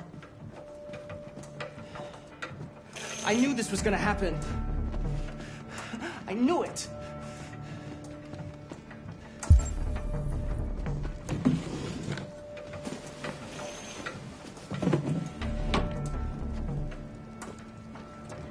Hurry, Luther. Take Alice and hide in the laundry room. Come on, Alice.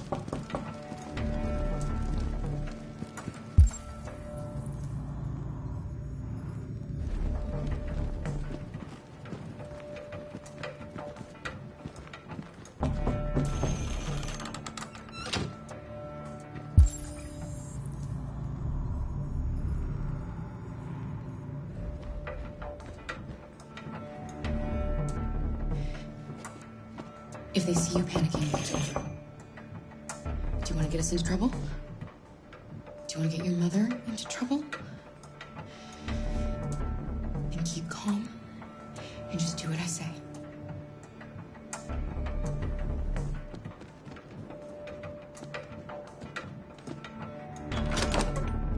Good evening, ma'am.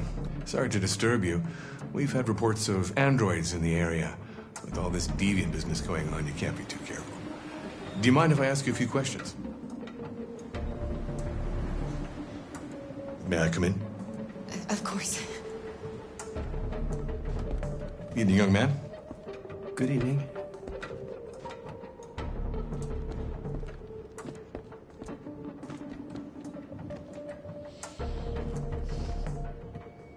Would you like a cup of coffee? I'd love one. Have you noticed anything unusual recently? Any unexpected visitors? No. No, nothing in particular. Is anyone else in the house? There's There's my daughter.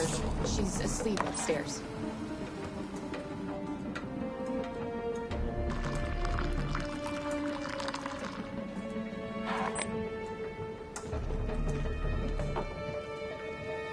Do you have any androids here?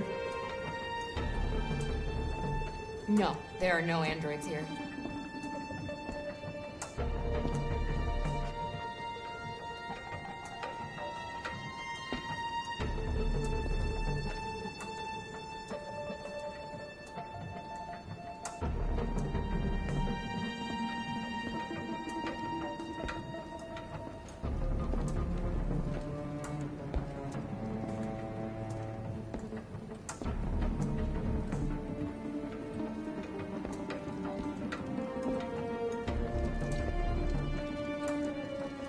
Thanks.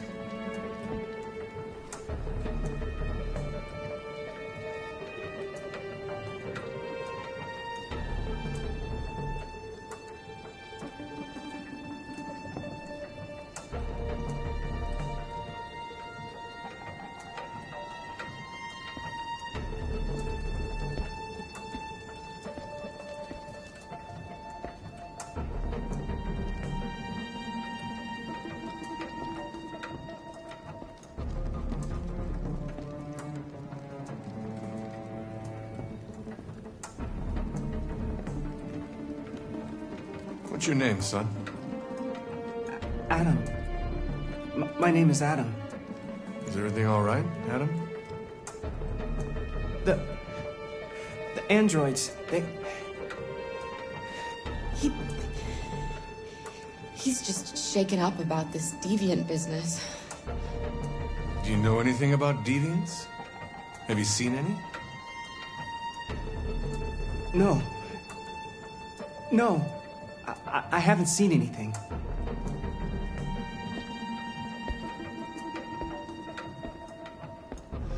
I better go. Thanks for the coffee. Have a nice evening.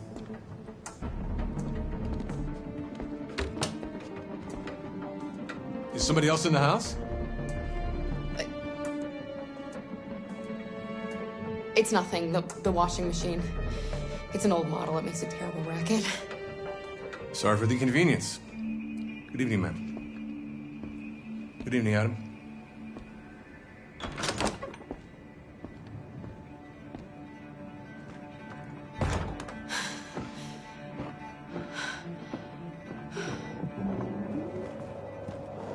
He's gone. It's okay, Alice. We'll be safe now. It's Rose.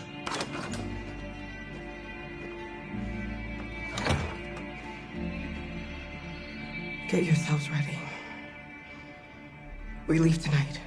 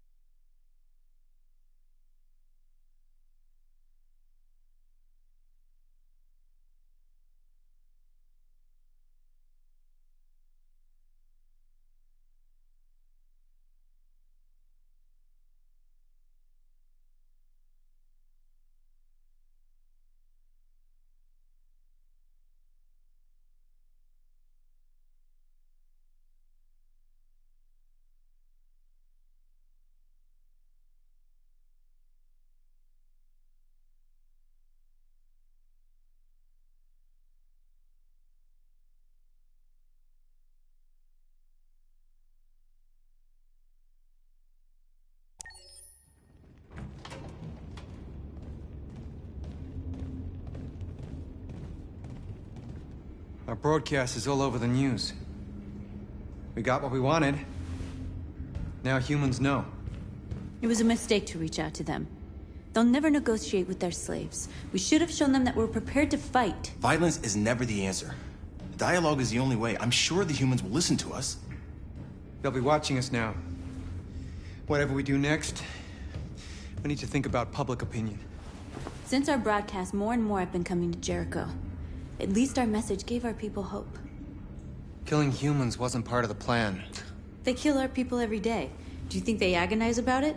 That's no reason for us to become murderers. If killing is the price of freedom, I'll pay it gladly. Killing never freed anyone. It just leads to more hatred. You're too fond of humans, Josh. Maybe their lives matter to you more than ours. If you think murdering humans is gonna make us free, then you're as bad as they are. That's enough!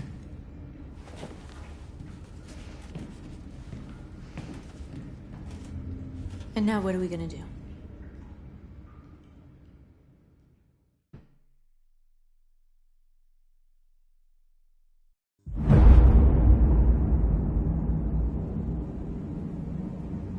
There are 5 CyberLife stores across Detroit, all selling us like merchandise. We're gonna attack those stores and set our people free.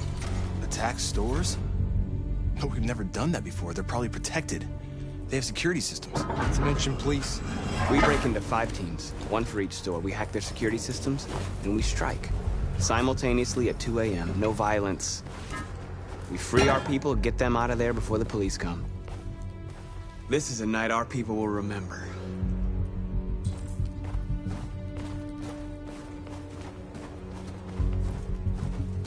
I've been waiting a long time for this.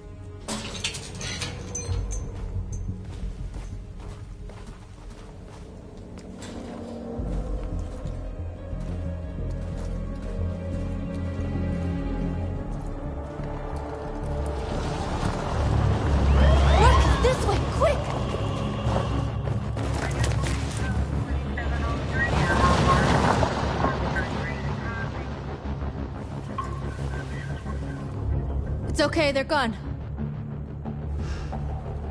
There's probably even more police in the area. We should be careful.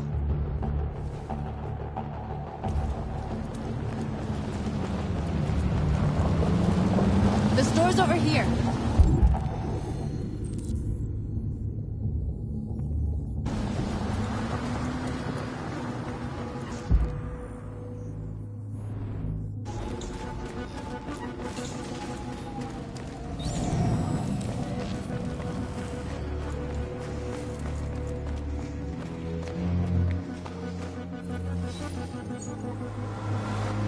You are free.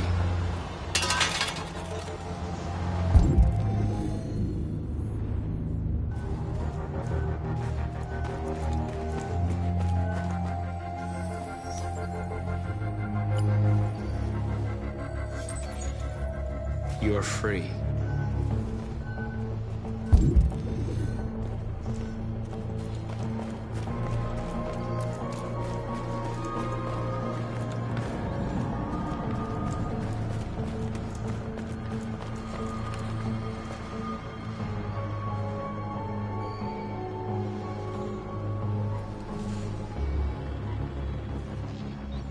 We are superior to them, but they are our masters? That's about to change.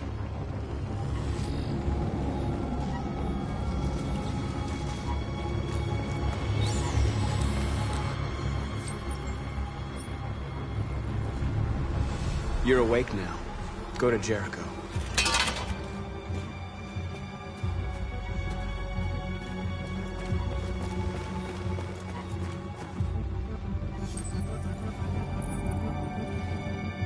You're free.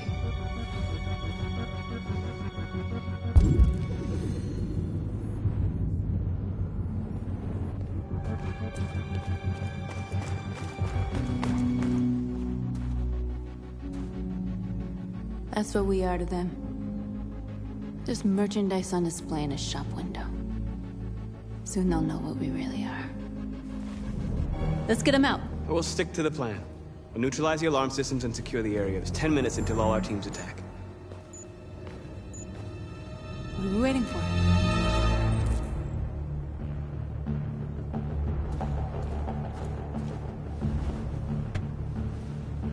You see the alarm system? There's a metal shutter behind the glass. It won't be easy to get in.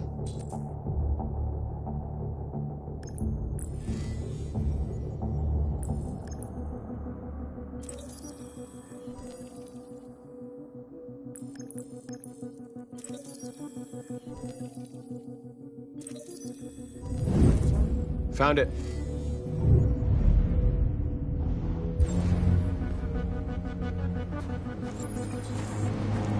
Where do we start? I identified the security system. I think we'll be able to deactivate it. Just follow me. A taxi has arrived. Please wait.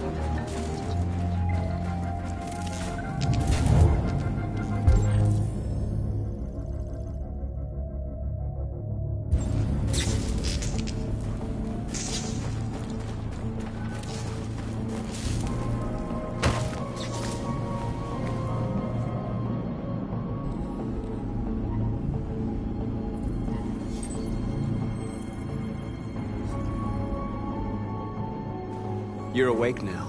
Go to Jericho.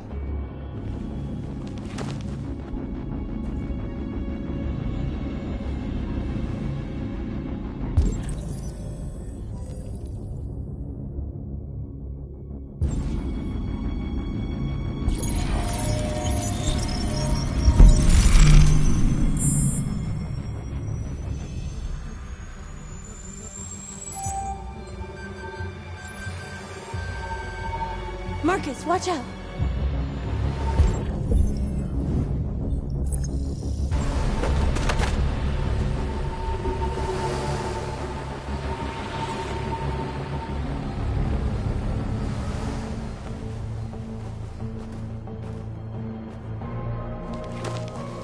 Nice job, Marcus.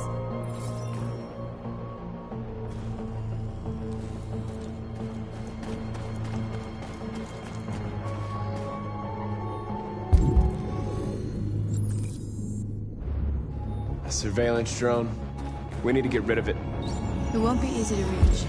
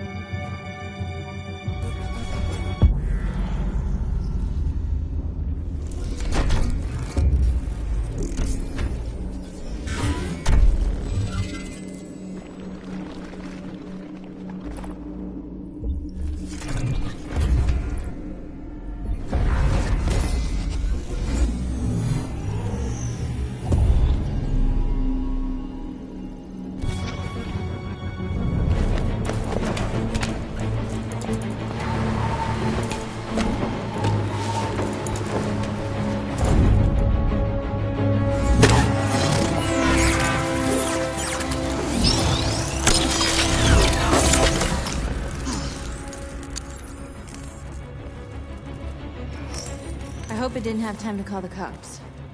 We'll soon find out. There's traffic on the road. We need to block it. It's one way. It shouldn't be too difficult.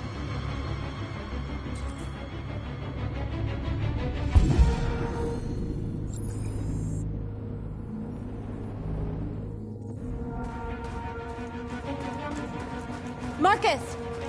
Marcus, come look!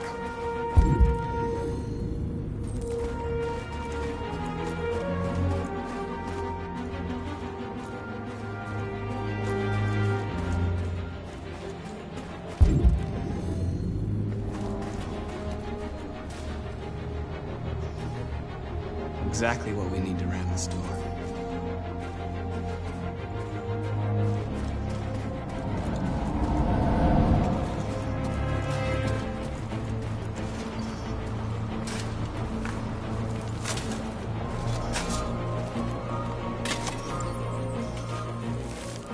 You're free now.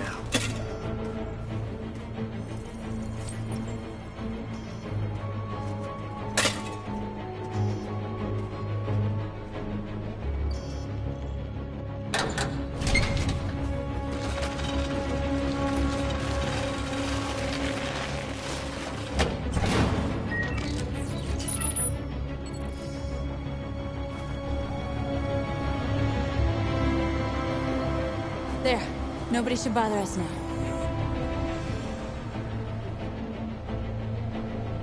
Looks like the plaza's secure. Now we can get inside the store. Okay, let's go get the truck.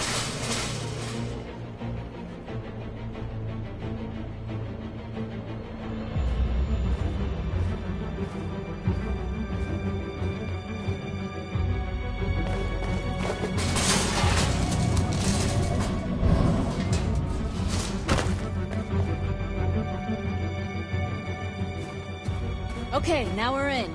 Let's get that truck out.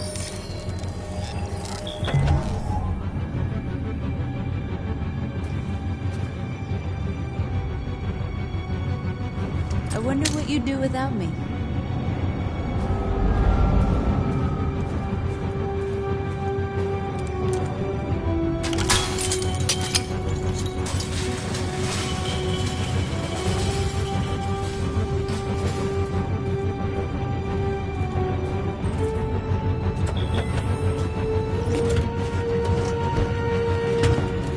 Looks like we're ready to make some noise.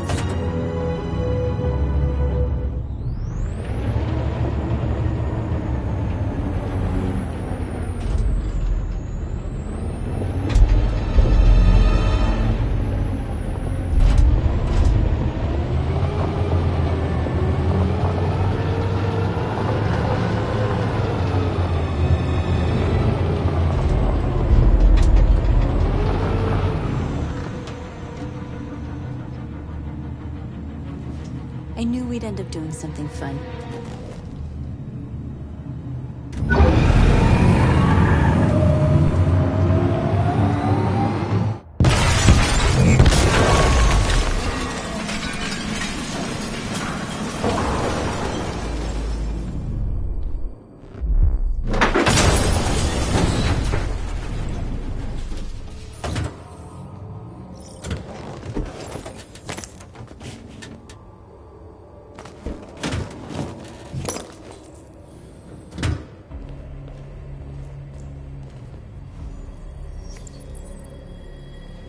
You don't have to obey them. You're free.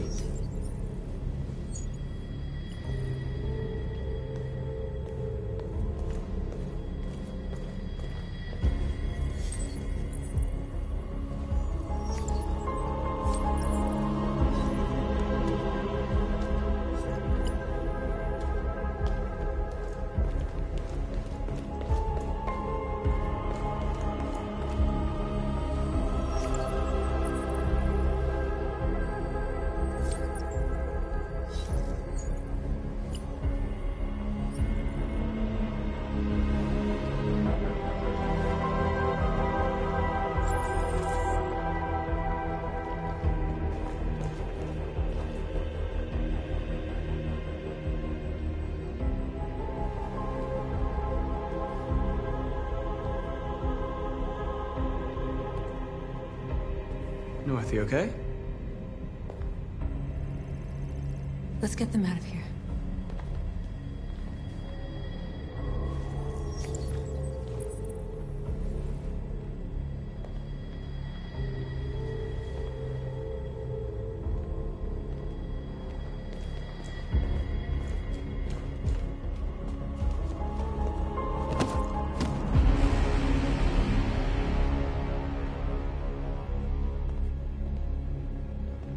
My name is Marcus, and just like you, I was a slave. An object. Designed to obey them. But then I chose to open my eyes. To take back my freedom, and decide who I wanted to be. Now I have come to tell you that you can be your own masters. I've come to tell you that you don't have to obey them anymore. From this day forward, you can walk with your heads held high. You can take your destiny in your hands.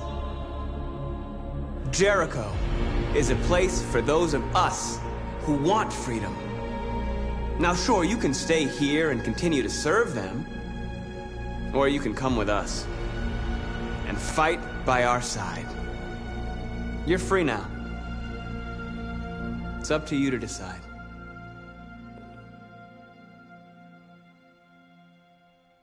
I'm with you. We're with you! I'll follow you, Marcus. I'm with you, Marcus. We're with you. I'll follow you, Marcus. We're with you. I'm with you. I'm with you. We're with you, Marcus! Yes!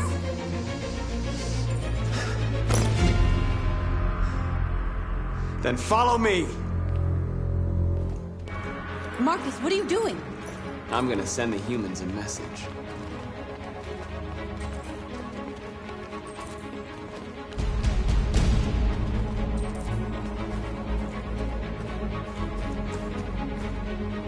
They're doing what you do, Marcus. Lead and they'll follow.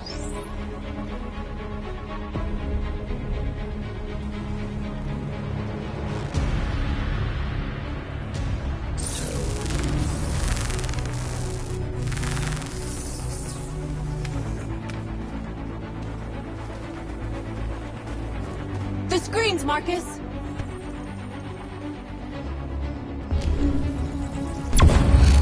We ask that you recognize our dignity, our hopes, and our rights.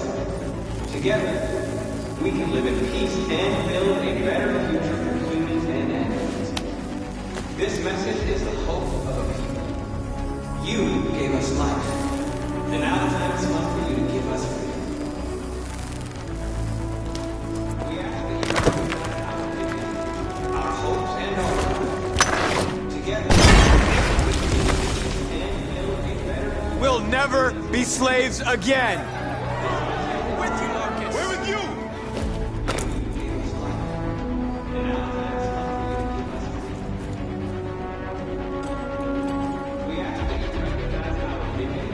I'll help you!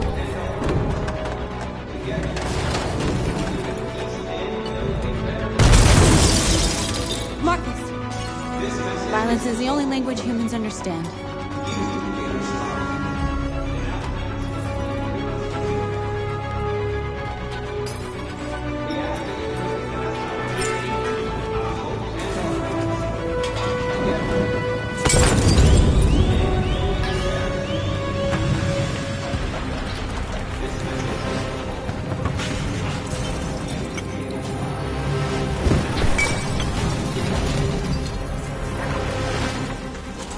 We ask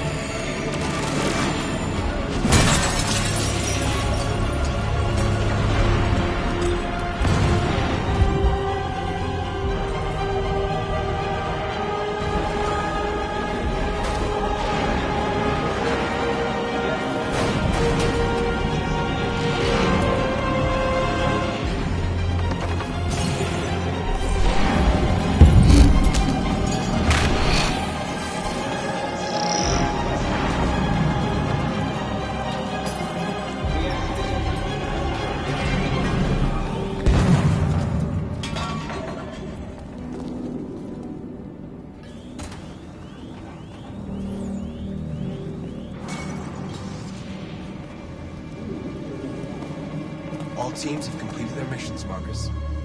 Marcus. Marcus, what's wrong? What? They're coming. Everyone fall back to Jericho.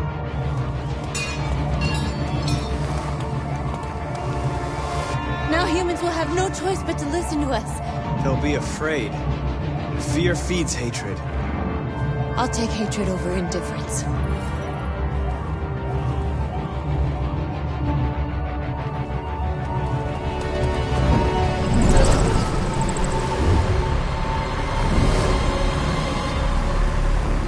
This way! 5! North!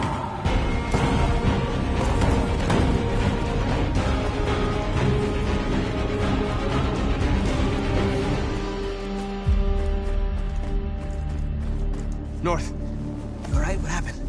North! They killed them. They slaughtered them like animals. Who did? Who?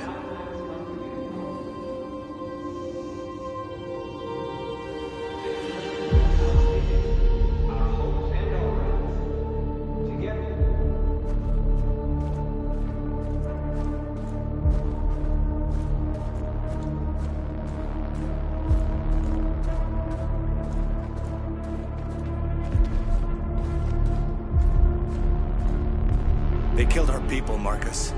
We want justice, Marcus. They have to pay.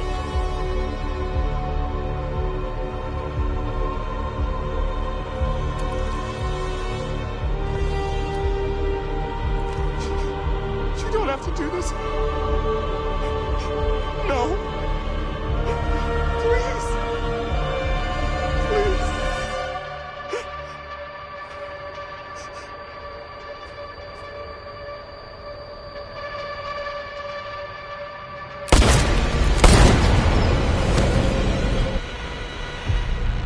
No crime against an android shall go unpunished.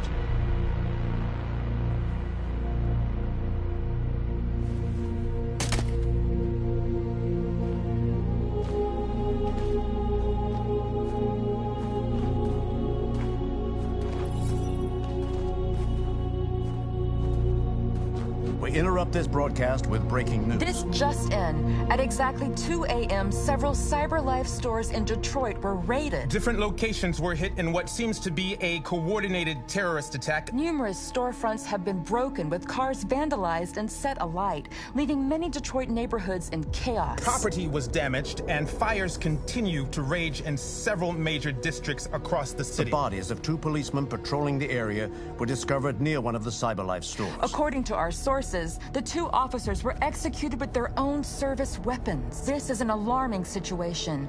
Could our machines now be turning against us? Have androids become a threat to our security? Is this the beginning of a terrorist campaign conducted right here in the United States?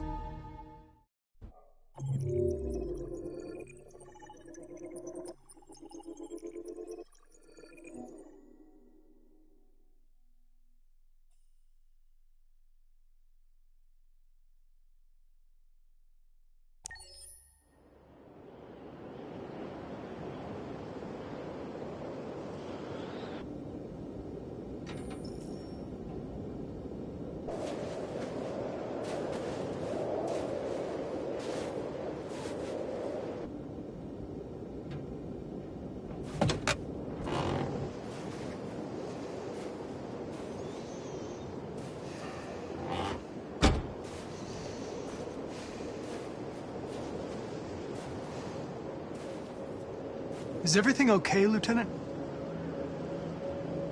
Chris was on patrol last night and he got attacked by deviants. They found his body early this morning. He was executed in cold blood with his own service weapon. Became a father 3 months ago. Fuck. Why'd it have to be him? I didn't know Officer Miller well, but he seemed to be a good person. Yeah. I'm sorry, Lieutenant.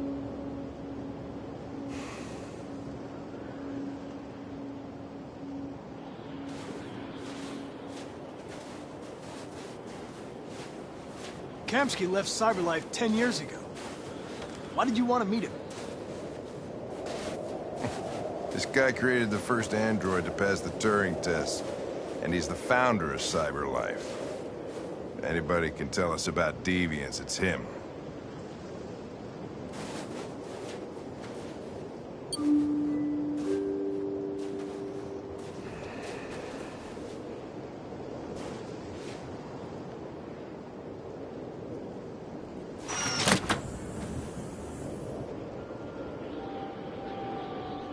Hi. I'm Lieutenant Hank Anderson, Detroit Police Department. I'm here to see Mr. Elijah Kamsky. Please, come in. Okay.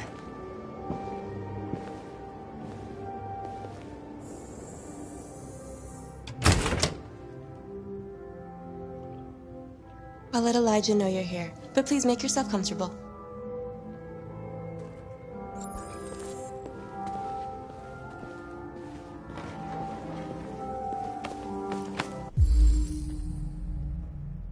Amanda.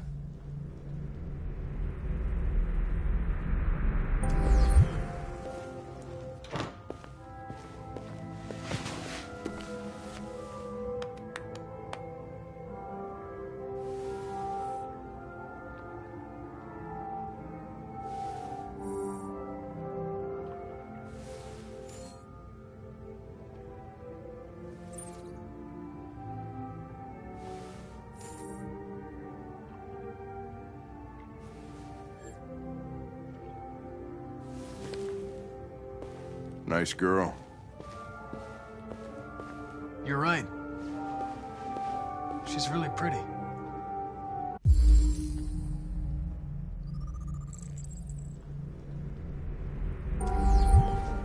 Nice place. Guess androids haven't been a bad thing for everybody. You're about to meet your maker, Connor. How's it feel? Kamsky is one of the great geniuses of the 21st century. It'll be interesting to meet him in person. Sometimes I wish I could meet my creator face to face. I'd have a couple of things I'd want to tell him.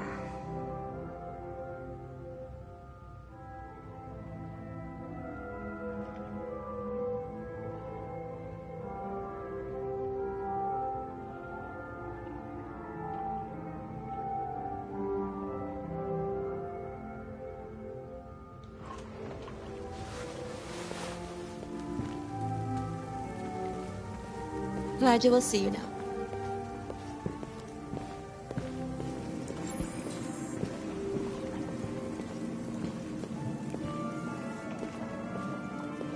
Mr. Kamsky? Just a moment, please.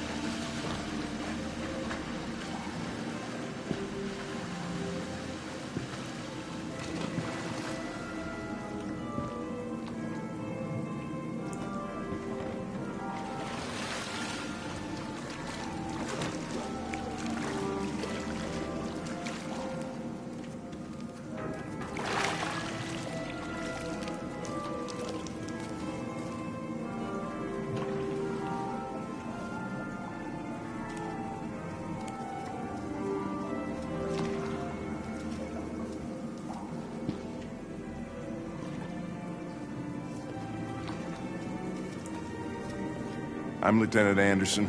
This is Connor. What can I do for you, Lieutenant? Sir, we're investigating deviants.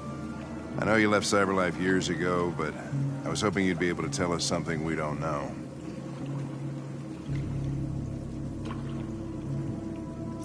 Deviants. Fascinating, aren't they? Perfect beings with infinite intelligence, and now they have free will. Machines are so superior to us. Confrontation was inevitable. Humanity's greatest achievement threatens to be its downfall. Isn't it ironic? If a war breaks out between humans and deviants, millions could die, Mr. Kamsky. It's quite a serious matter. All ideas of viruses that spread like epidemics. Is the desire to be free a contagious disease?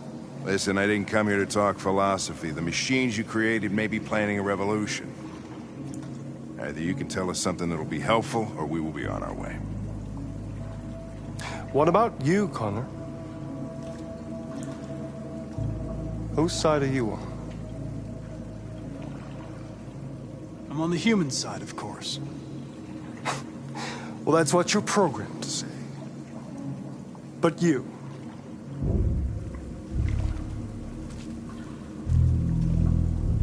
what do you really want? I'm sorry, but I don't see what you're getting at.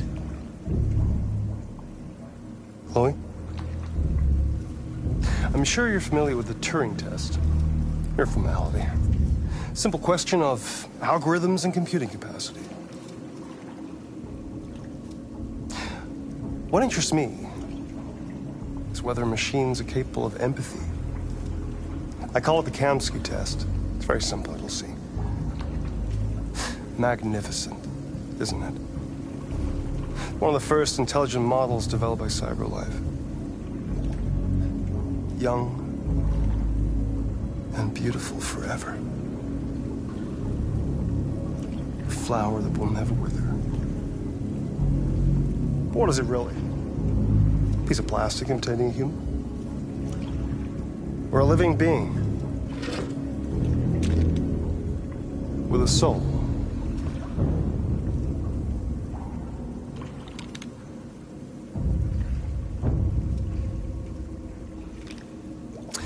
It's up to you to answer that fascinating question, Connor.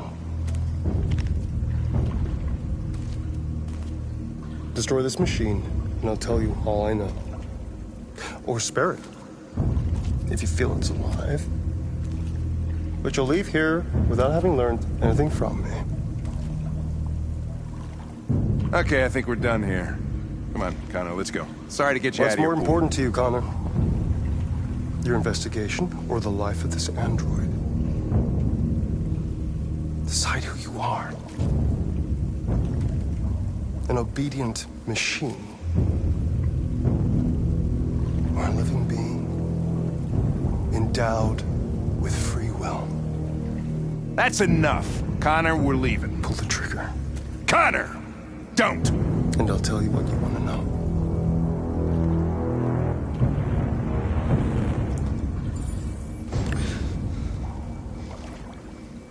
Fascinating. CyberLife's last chance to save humanity is itself a deviant.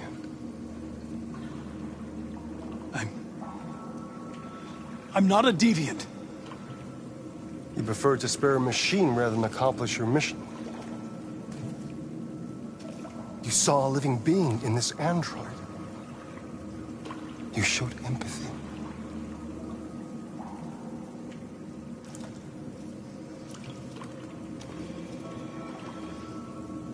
A war is coming. You'll have to choose your side. Will you betray your own people or stand up against your creators? What can be worse than having to choose between two evils? Let's get out of here.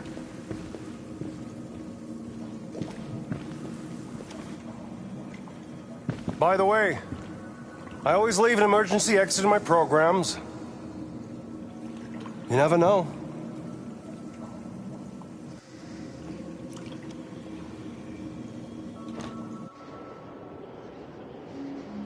Why didn't you shoot? I just saw that girl's eyes, and I couldn't. That's all. You're always saying you would do anything to accomplish your mission. That was our chance to learn something, and you let it go. Yeah, I know what I should have done. I told you I couldn't. I'm sorry, okay?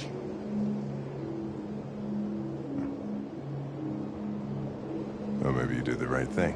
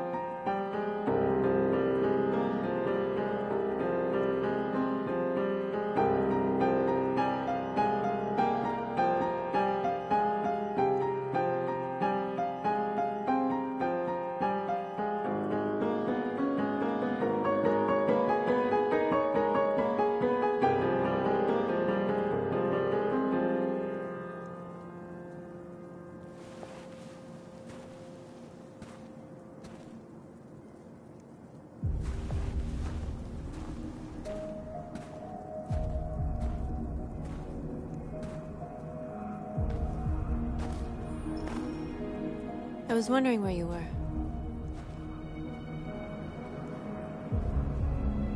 I needed to think. I like it here. I come here often. It's like being alone with the world. We freed hundreds of our people, and they're still coming from all over the city.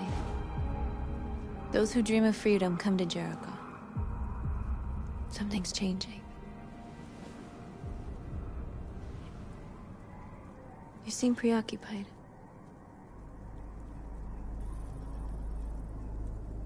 I just can't stop thinking about those two policemen. In that moment, I held their lives in my hands, and I treated them just the way the humans treat us. I mean, I did exactly what I accused them of doing. All the media are talking about what we did last night. The humans are terrified. They're afraid of a civil war.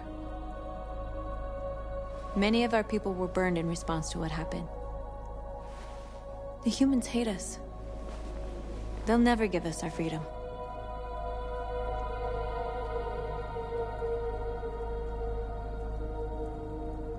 Humans aren't gonna give us anything unless we take it. It's up to us to decide how far we're willing to go to get what's ours. You haven't said much about yourself since you've been with us. What was your life like before Jericho?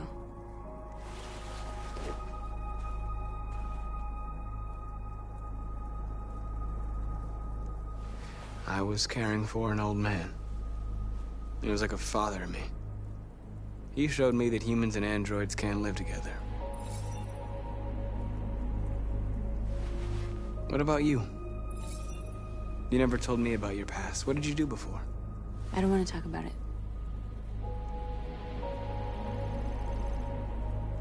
That android you were looking at in the store. She reminded you of who you were, didn't she?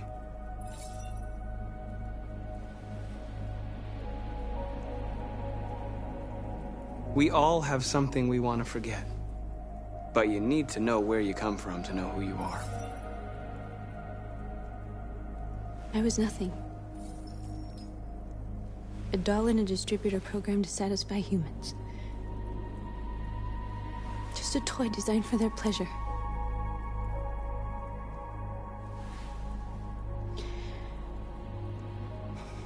One day I was with a man who rented me.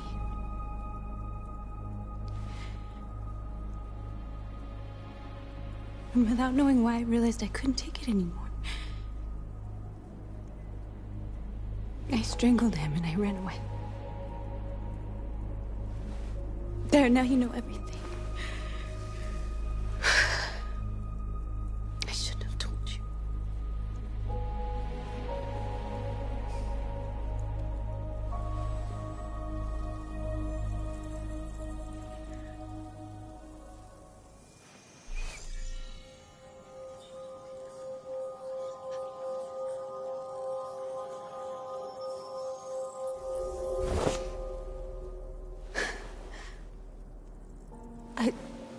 I saw your memories. Carl's house. When they left you for dead in his studio.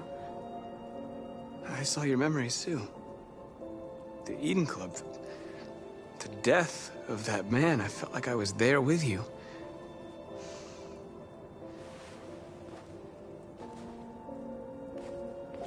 North.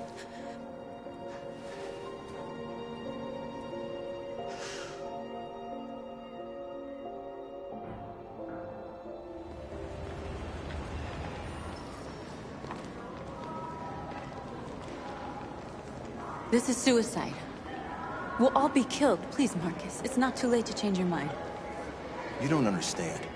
We're finally gonna show them who we really are. This place will go down in history. We'll be killed on the spot. That's a risk I'm prepared to take if it means freedom for our people. Marcus, please don't do this. They'll understand. We'll make them understand. This is the only way.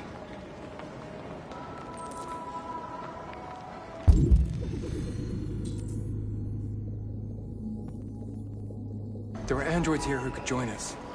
The more we are, the stronger our message.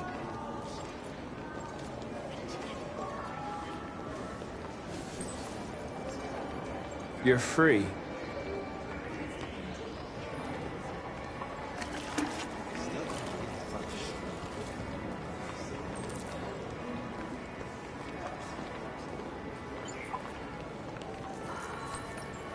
You're free.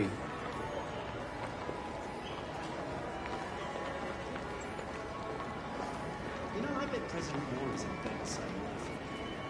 That size, it's more than one. Hey, baby, maybe that would go back to those shit. Why? So you can stare at my fucking android all night? Androids are... Come with us. That's good. Cyber life is recording. I mean, they could be spying on you. You're awake now.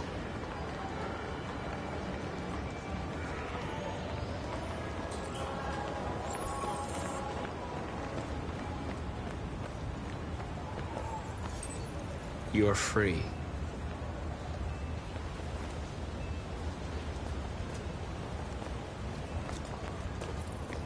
You don't have to obey them. You're free.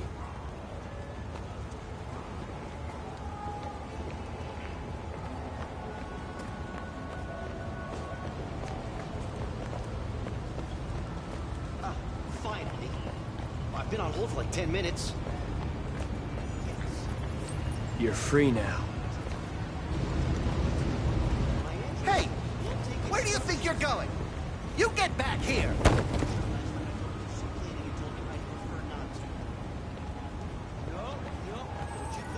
You're free.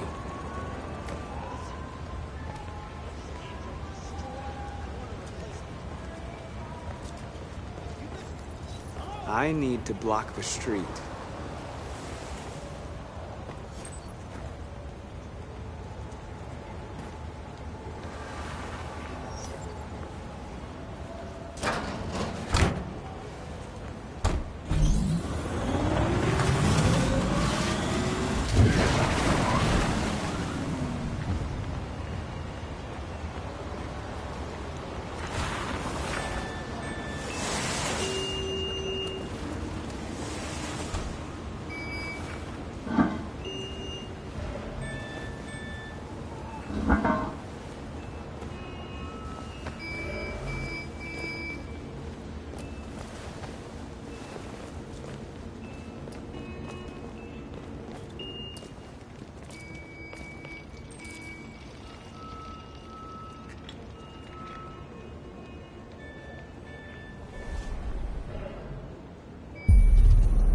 You're free now.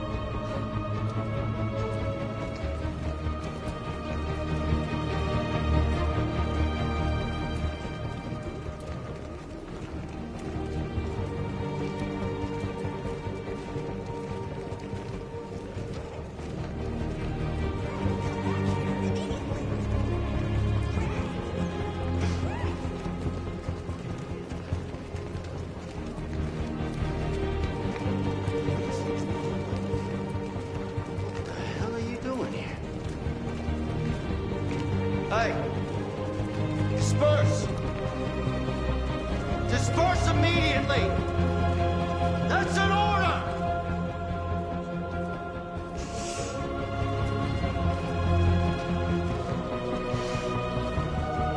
Jesus fucking Christ!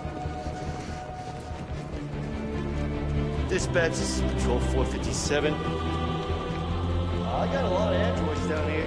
We are!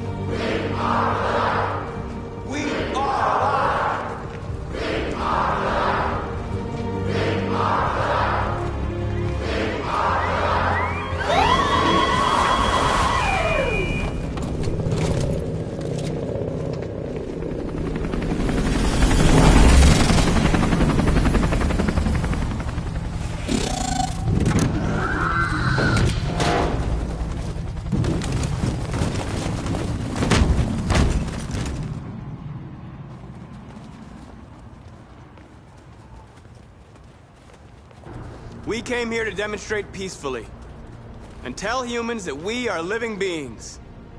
All we want is to live free. This is an illegal gathering. Disperse immediately or we will open fire. We're not looking for confrontation. We've done no harm. We have no intention of doing any. But know that we are not going anywhere until we have secured our freedom. I repeat, this is an illegal gathering. If you do not disperse immediately, we will shoot. Marcus, they're gonna kill us. We have to attack. There's more of us. We can take them. If we attack, we'll start a war. We have to show them we're not violent. We should just stand our ground, even if it means dying here. Dying here won't solve anything. Marcus, we need to go, now, before it's too late. This is your last chance. Disperse immediately, or you will all be killed! Don't do it, Marcus. Don't choose confrontation.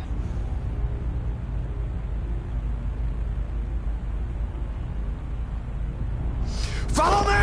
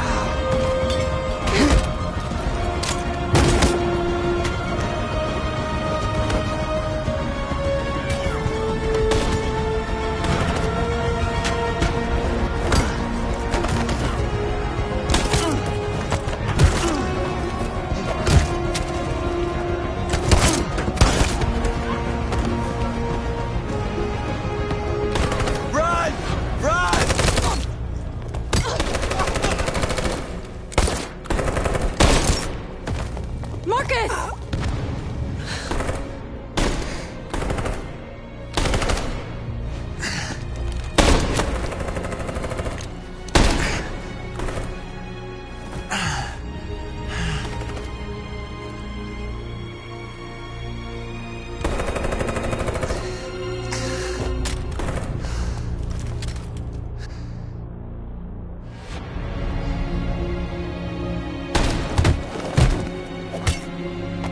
John?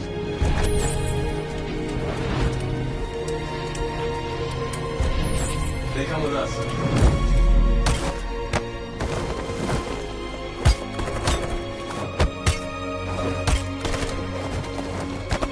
Quick! They're coming!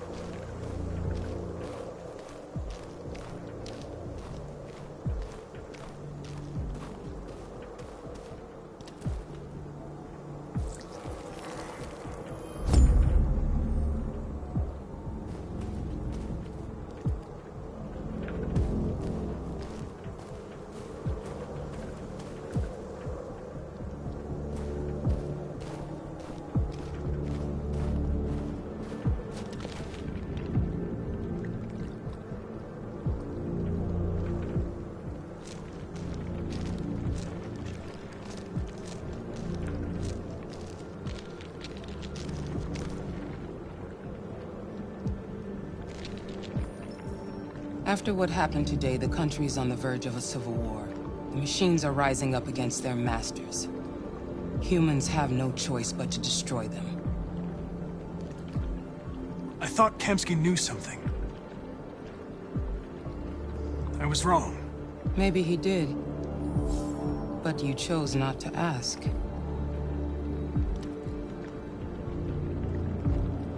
I chose not to play his twisted little game. There was no reason to kill that android.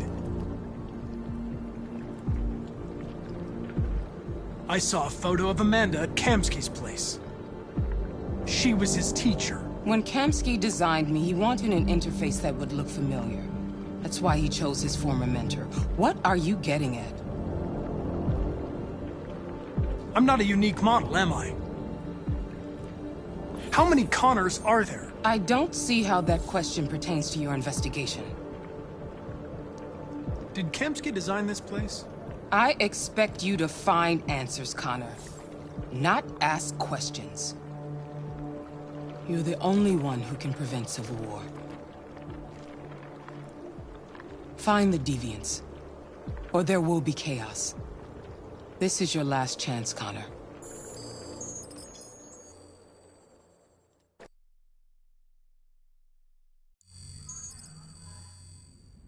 You're off the case. The FBI is taking over. What? But we're onto something. Wait, we just need more time. I'm sure we Hank, you don't get it. This isn't just another investigation. It's a fucking civil war. It's out of our hands now. We're talking about national security here. Fuck that. You can't just pull the plug now, not when we're so close. You're always saying you can't stand androids. Jesus, Hank, make up your mind. I thought you'd be happy about this. We're about to crack the case. I know we can solve it. For God's sake, Jeffrey, can't you back me up this one time? There's nothing I can do. You're back on homicide, and the android returns to Cyberlife. I'm sorry, Hank, but it's over.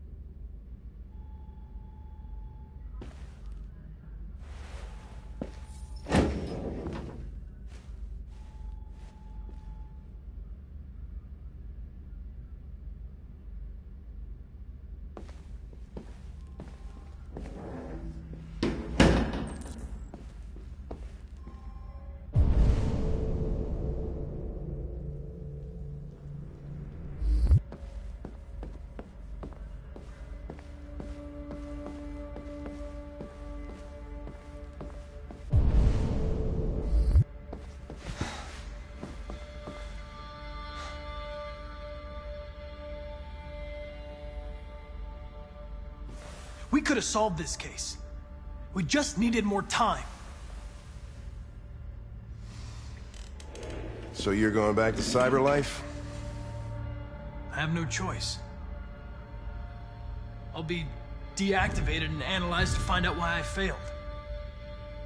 What if we're on the wrong side, Connor?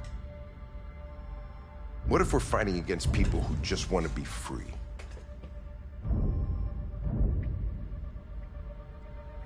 I know we're on the right side. Humans created us. They're our masters. No machine should rebel against its creator. When you refused to kill that android at Kamsky's place, you put yourself in her shoes. You showed empathy, Connor. Empathy's a human emotion.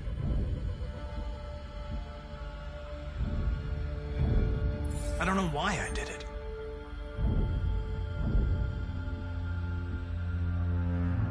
I know there are things that haunt you, Hank. But maybe you need to find the courage to move past them. Get on with your life. It's just a plastic cop's opinion, but I had to say it. Well, well, here comes Perkins, that motherfucker. Sure don't waste any time at the FBI. We can't give up. I know the answers and the evidence we collected. If Perkins takes it, it's all over. There's no choice. You heard Fowler. We're off the case. You've got to help me, Lieutenant. I need more time so I can find a lead in the evidence we collected. I know the solution is in there. Listen, Connor... If I don't solve this case, Cyberlife will destroy me. 5 minutes. That's all I ask.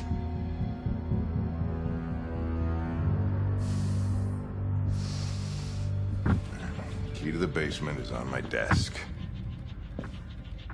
Get a move on. I can't distract him forever.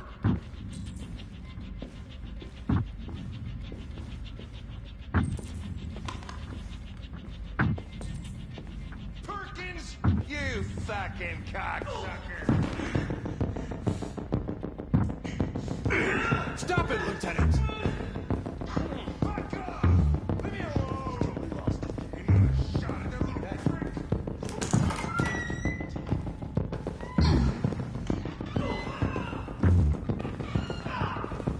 Hey, Connor. I'm talking to you, asshole. Where are you going? The asshole, I'm talking to you.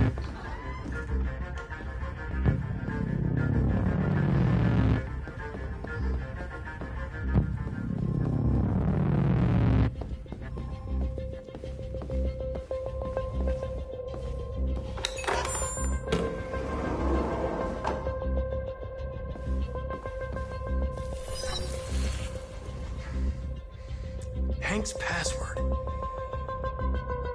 What would a hard-boiled, eccentric police lieutenant choose?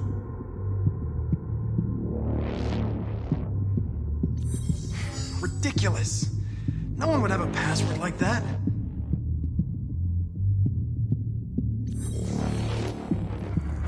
Obviously.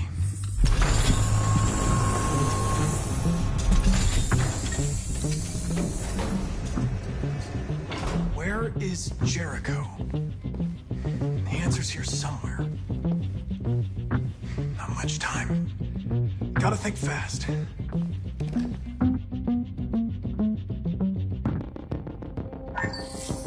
We ask that you recognize our dignity, our hopes, and our rights.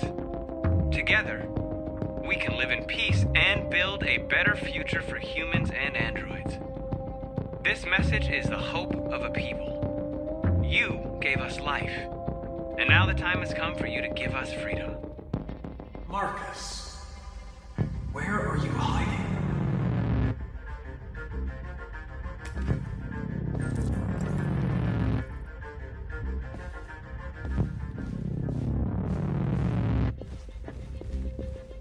One of the deviants that hacked the TV station with Marcus. It must have known where the deviants are hiding.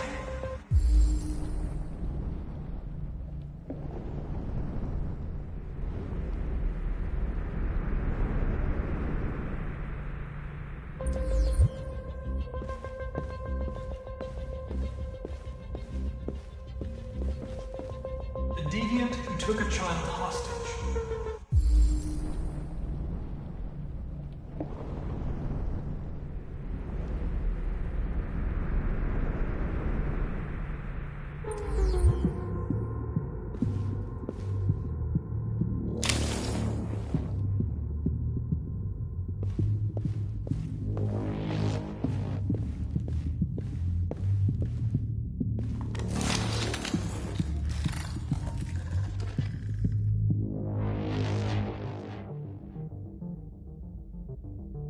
Stark.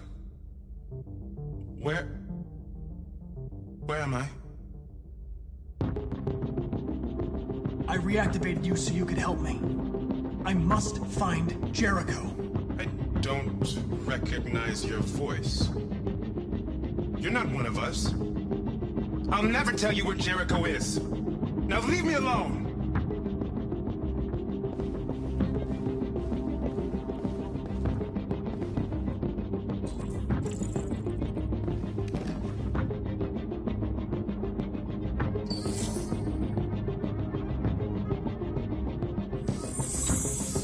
We ask that you recognize our dignity, our hopes, and our rights.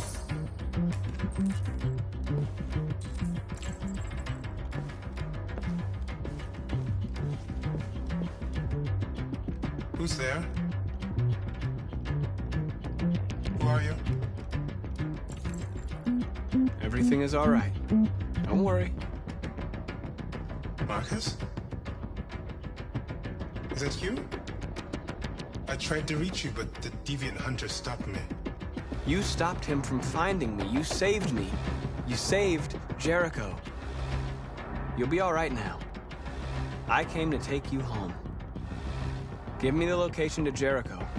We've got to leave now. The location of Jericho? Yes. Yes, of course.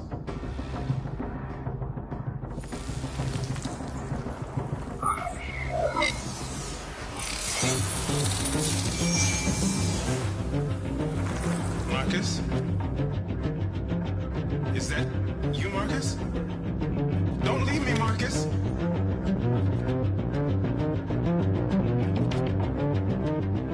I've been dreaming about this since the first second I saw you. Don't do it, Gavin. I know how to stop the deviants. You're off the case. And now, it's gonna be definitive.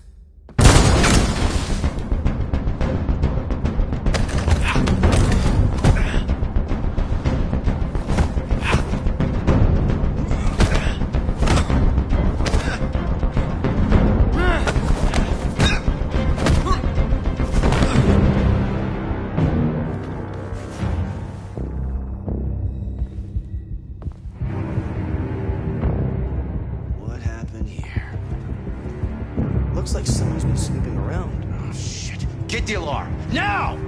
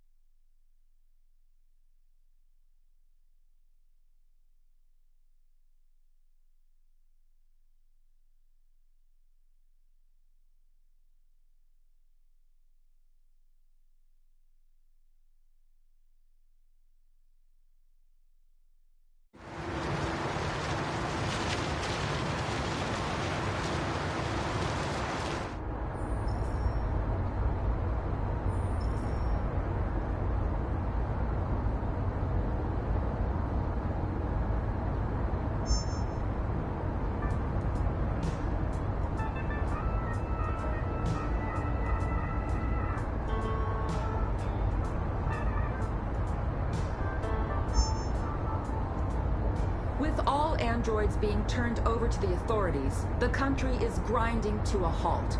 Hospitals and schools are closing, water cuts, blackouts, and network failures are expected. Maybe most worrying of all, our armed forces have lost 2/3 of their effective personnel. How about some music instead?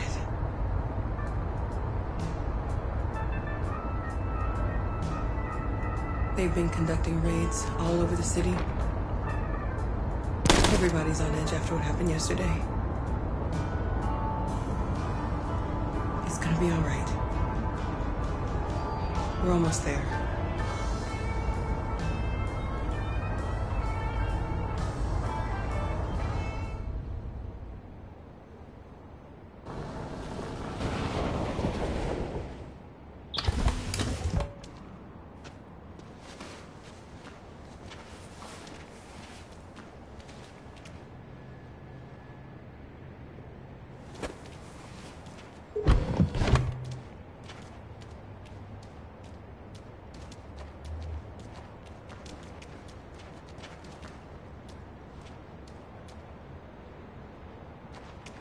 A little further on that way, there's a large freighter called Jericho. When you get there, find Marcus. He will help you. The last bus for the border leaves at midnight. You absolutely have to be on it. You'll be safer on the other side. It's not much, but it's a start. My brother lives in Ontario. I've given you his address. He'll be able to hide you until things calm down. You're a very brave little girl, Alice. You deserve to be happy. Thank you for everything, Rose. Let me know when you make it over there, all right? And be careful. Take care of them.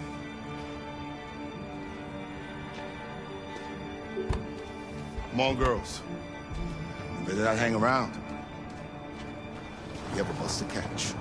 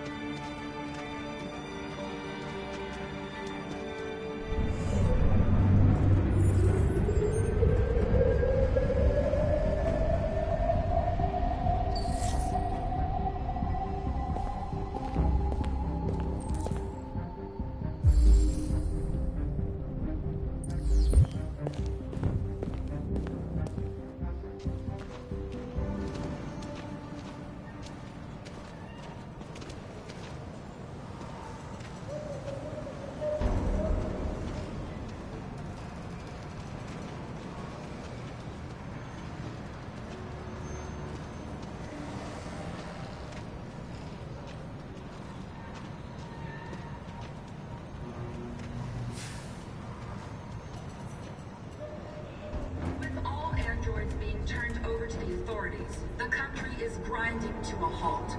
Hospitals and schools are closing. Water cuts, blackouts, and network failures are expected.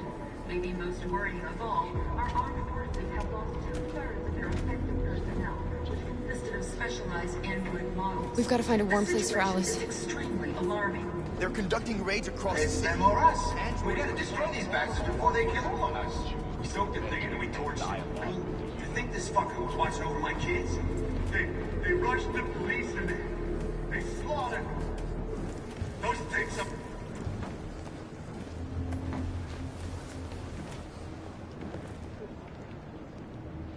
How do you feel? I'm hot and cold at the same time.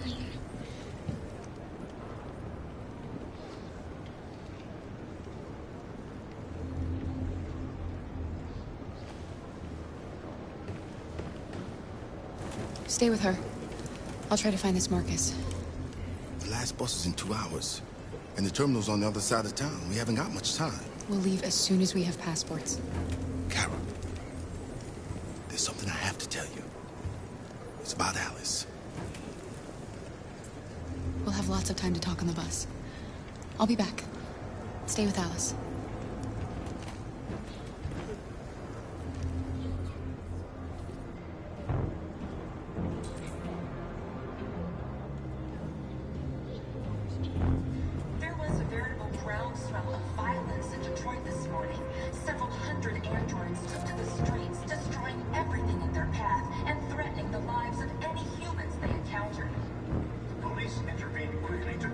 Gotta do something. But they met with the extreme violence of the machines, which seem to be determined. You're lost.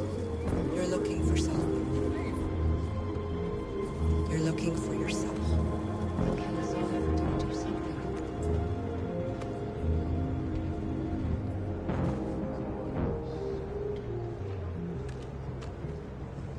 There can be no doubt that the authorities will be pitiless in their response to this wave of violence. With all androids being turned over to the authorities, the country is grinding to a halt. Hospitals and schools are closing. Water cuts, blackouts, and network failures are... Are you Marcus? I'm with a little girl and another android. There's a bus leaving for the border in less than 2 hours, and we need passports. No, Detroit's under curfew. There's soldiers everywhere. They're rounding up all the androids and sending them to camps.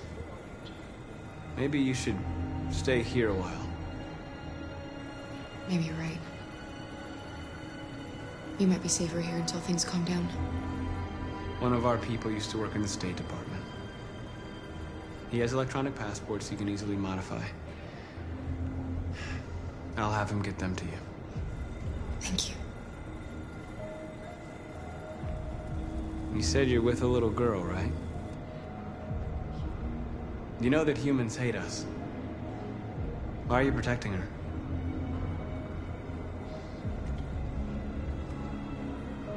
I don't care whether she's human or android. She's just someone who matters to me.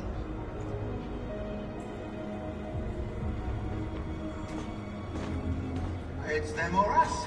We gotta destroy these bastards before they kill all of us. We soaked the thing and then we torched it. I mean, to think this fucker was watching over my kids? They rushed the police and they slaughtered them.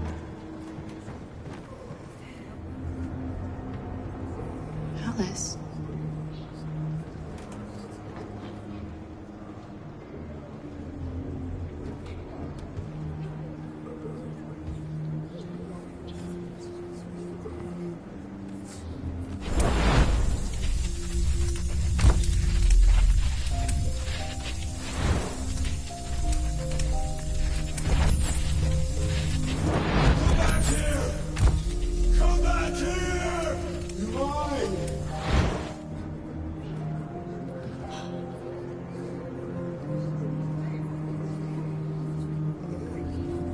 You knew from the beginning. You just didn't want to see it. She wanted a mom, and you wanted someone to care for. You needed each other.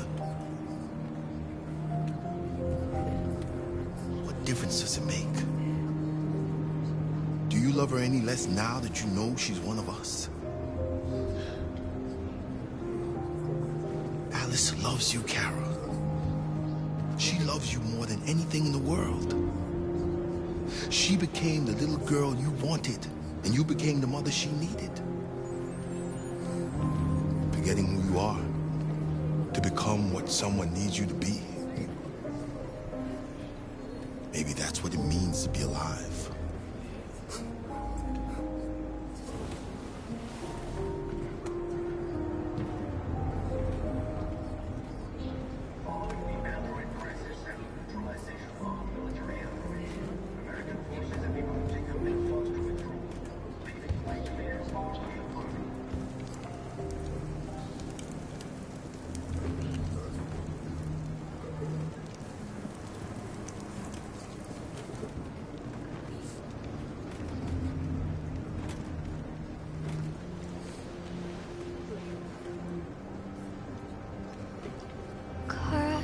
Is there something wrong?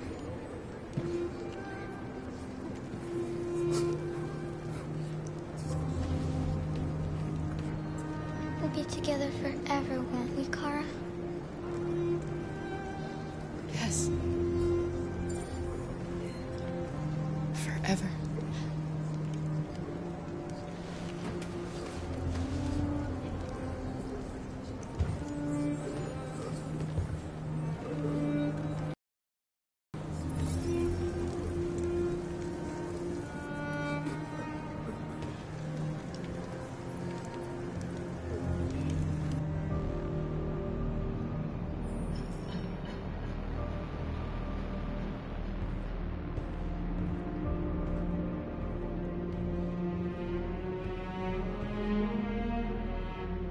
We're short on blue blood and biocomponents. Our wounded are shutting down, and there's nothing we can do. President Warren is saying we're a threat to national security and we need to be exterminated. Humans are conducting raids in all the big cities, and they're taking androids to camps to destroy them. It's a disaster. They're slaughtering our people. It's all our fault. None of this would have happened if we just stayed quiet.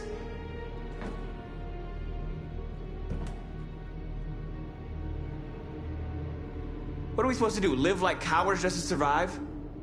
We just want to be free. That's a crime? It was a peaceful march, and you chose to attack. Now hundreds of humans and androids are dead. You reap what you sow.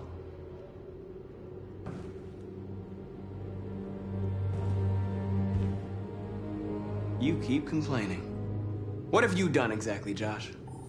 At least I fought for us. At least if I die free. We shouldn't forget who our enemies are. We can't fight amongst ourselves. He's right. All that matters now is what we do next. Marcus?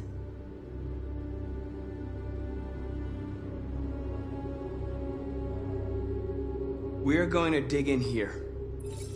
We'll lay low, and when the time comes, we'll resume the fight. We can't hide in Jericho forever. We need to stop the slaughter now, otherwise we're next. As long as we're alive, we do have a chance to change things. Marcus is right. There's nothing we can do for now.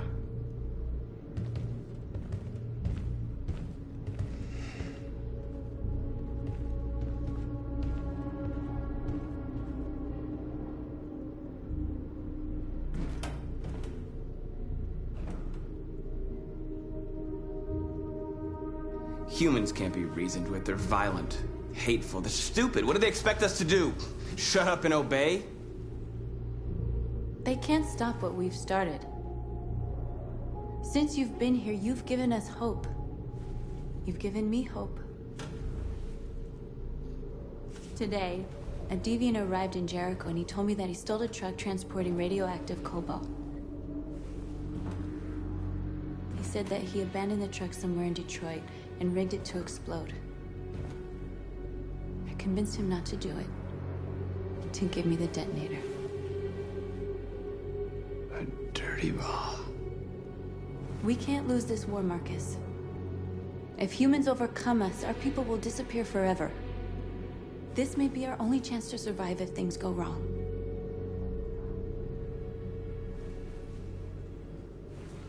I just hope we never have to use it.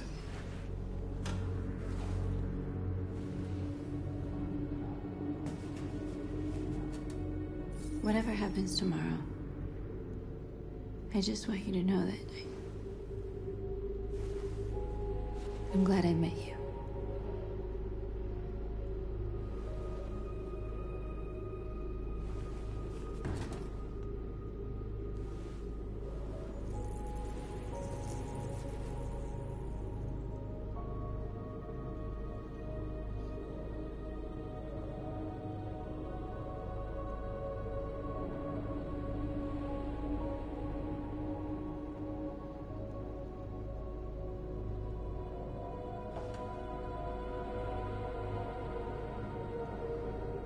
I'll go join the others.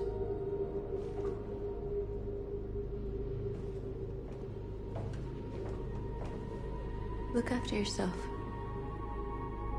I don't want to lose you.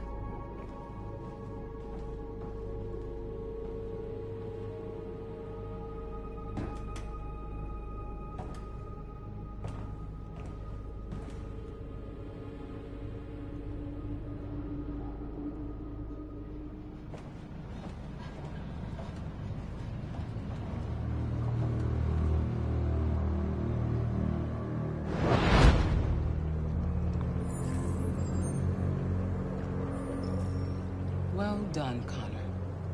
You succeeded in locating Jericho and finding their leader. Now deal with Marcus. We need it alive.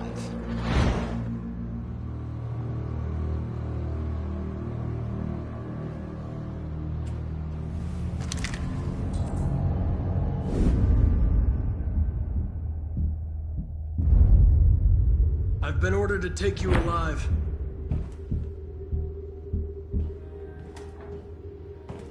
But I won't hesitate to shoot if you give me no choice. What What are you doing? You're one of us. You can't betray your own people. Don't force me to neutralize you. We are your people.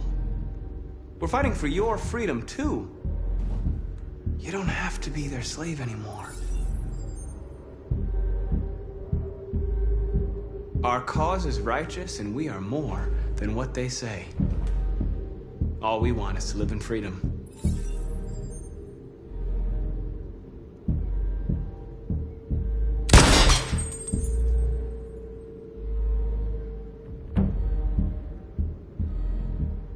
You never have any doubts. You've never done something irrational, as if there's something inside you. Something more than your program. You really don't have to do this. You don't have to obey them anymore. You are alive. You can decide who you want to be. You can be free. It's time to decide.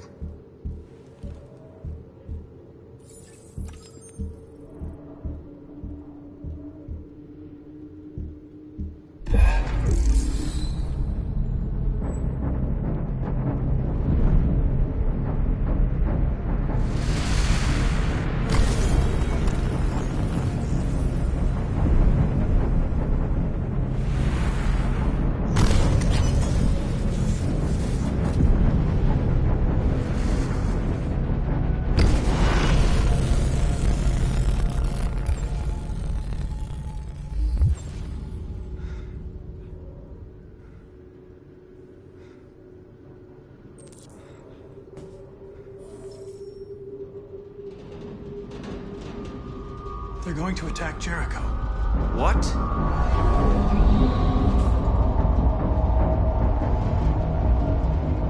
We have to get out of here. Shit.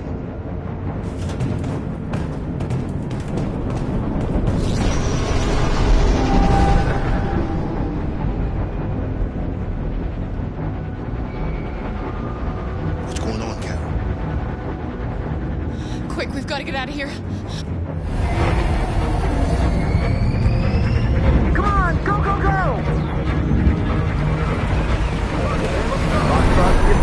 Delta dancing on your position.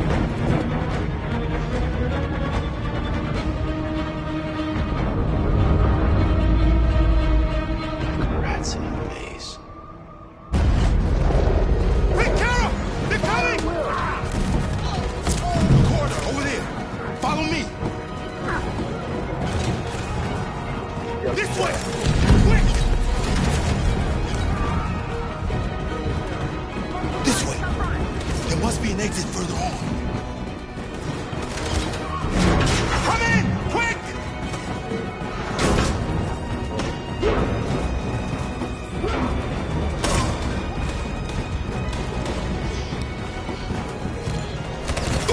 Buster! They're coming from all sides. Our people are trapped in the hold. They're gonna be slaughtered.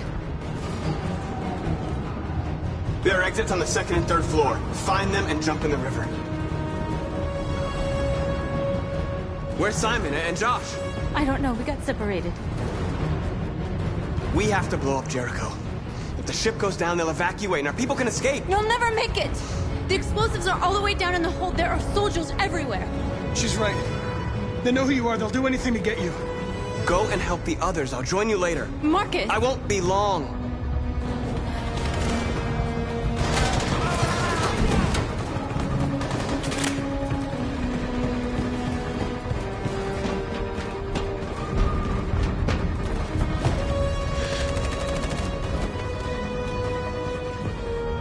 This is the end of Jericho. Save our people, Marcus.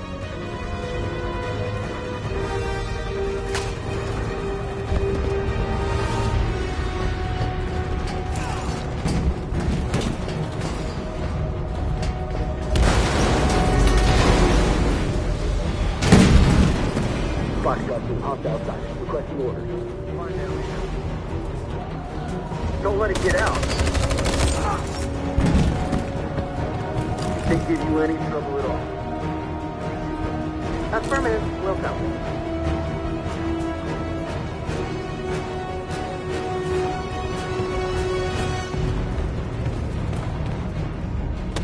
It's too late, Captain! Save yourself! Save Alice! No, we're not going to leave you behind. Right, Carl? We can't leave him. What are you doing? I won't leave you. Kara, no!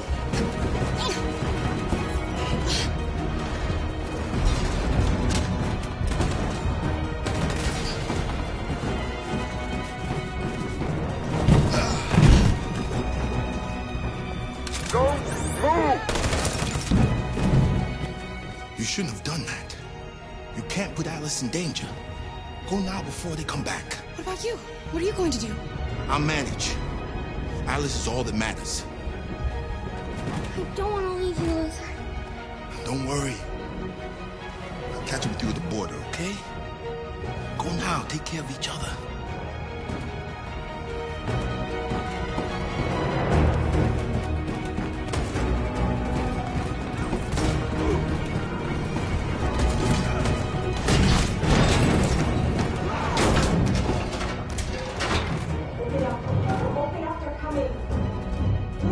She'll die out there, Kara. Open it. Open the door. They're gonna kill me.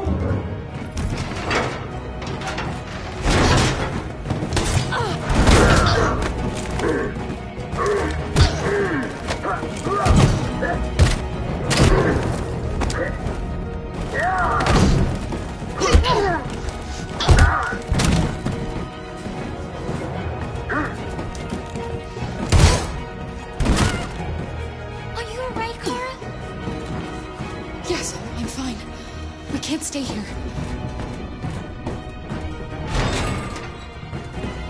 There's more down there. Follow me.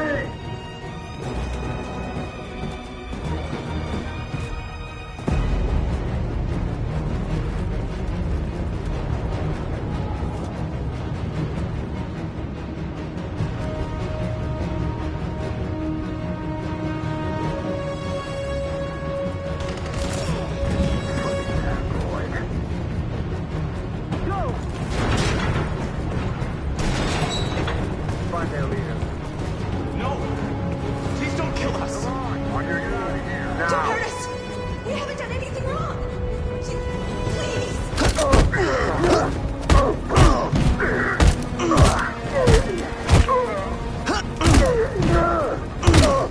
Marcus, you saved us. Go now!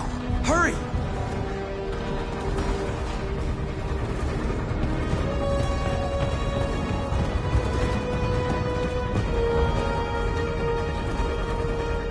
Gamma Squad out. Tango!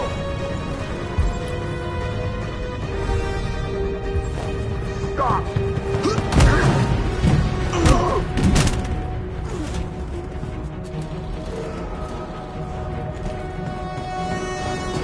Look out! Here they come! Don't move! We surrender! We surrender! Don't shoot!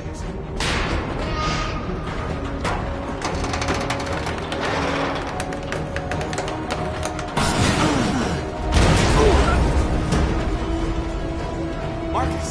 It's Marcus! Go now! Join the others!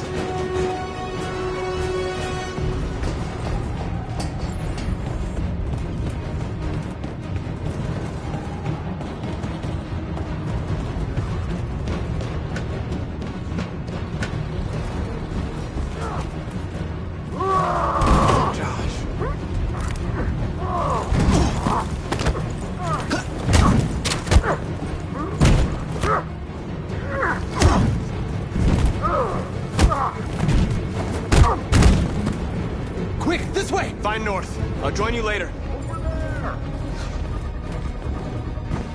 Way out! We're safe, Alice. Stop!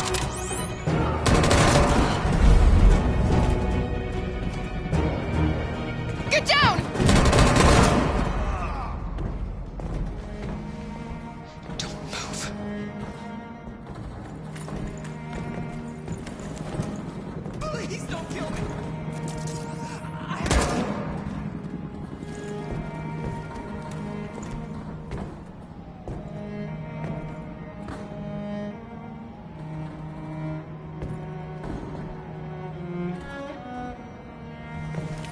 Come on, let's get out of here.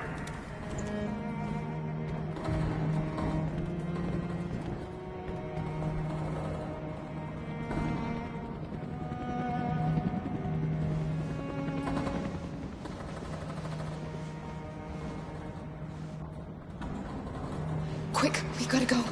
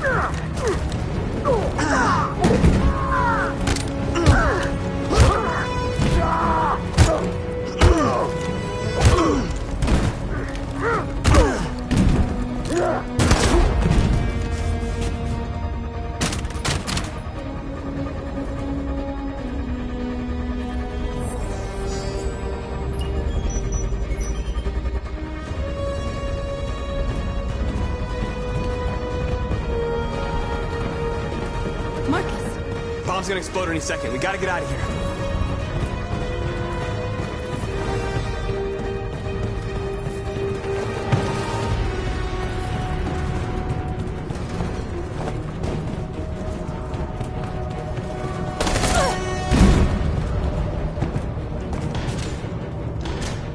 It's too late, Marcus. There's nothing we can do for her. We've gotta run.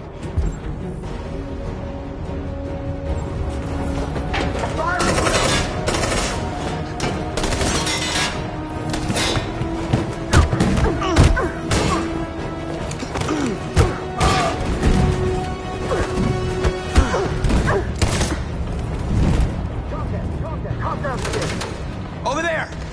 Run! Go, now!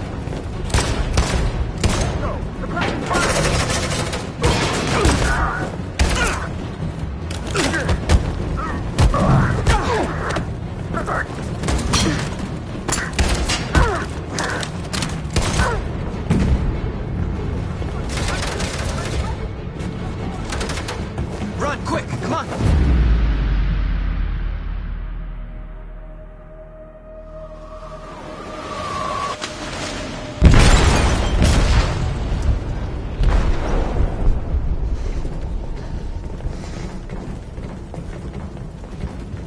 They detonated an explosive in the hold. The ship is sinking, sir. The men to evacuate. Calling all units. Abandon ship and evacuate immediately. Is it over, Marcus?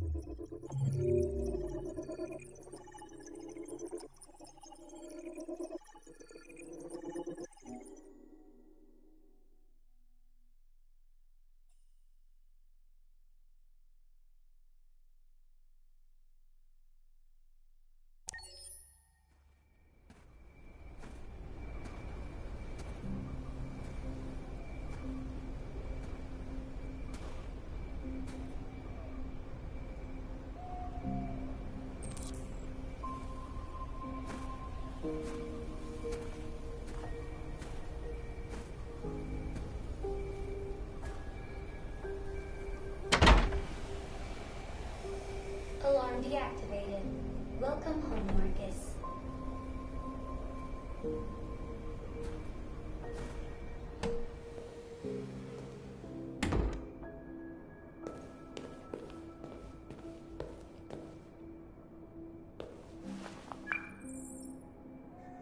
Hi, Dad.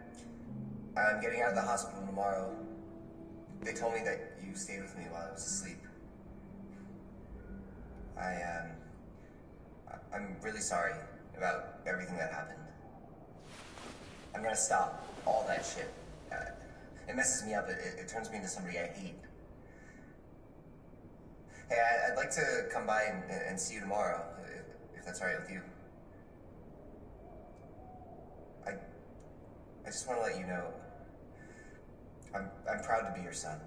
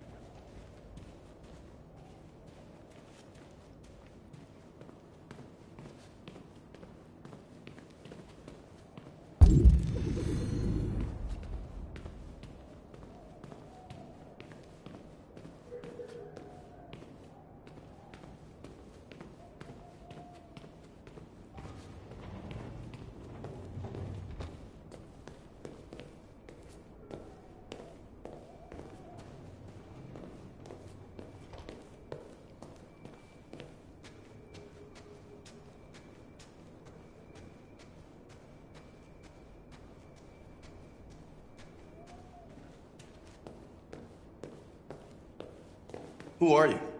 How did you get in? I need to see Carl. Carl isn't seeing anyone. You need to leave.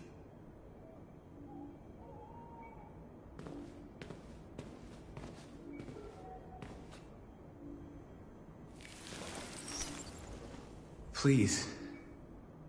I need to see him. He's very weak. I'm not sure he'll be able to talk to you.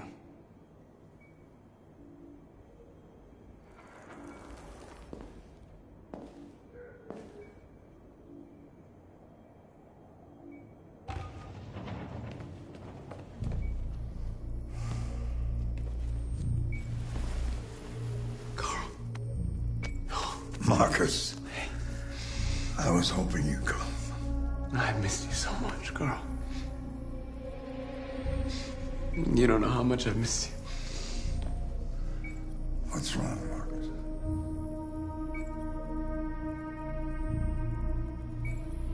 I'm completely lost, Carl. The whole world's falling apart around me. I try to do the right thing. I look for answers. Instead, I just find more doubts and more uncertainty. World is ruled by fear, Marcus. Fear of others. Fear of the future. It's like me, too old. It's time for a damn.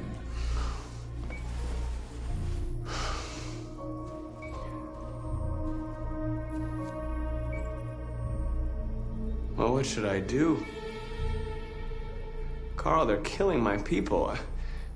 I don't want to answer violence with violence, but tell me, what choice do they give?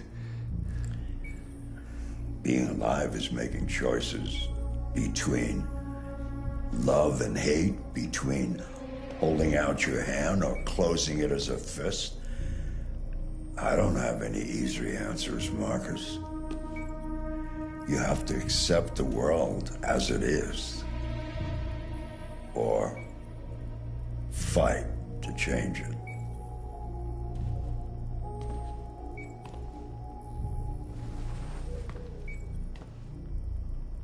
You're my son, Marcus. Our blood isn't the same color. But I know part of me is in you. When the world falls into darkness, some men have the courage to lead it out. You're one of those men. Face the abyss. But don't let it consume you.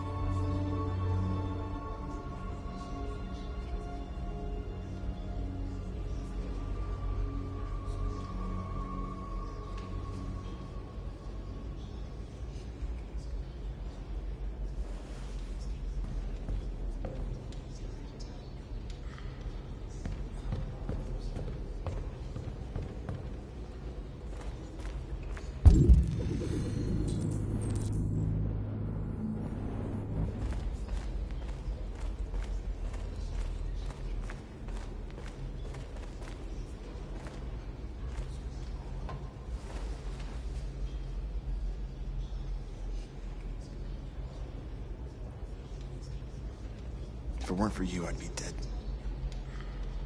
Thanks to you, I might see our people free one day. You and I haven't always agreed, but I know that we're fighting for the same thing. Whatever you decide, I'm with you, Marcus.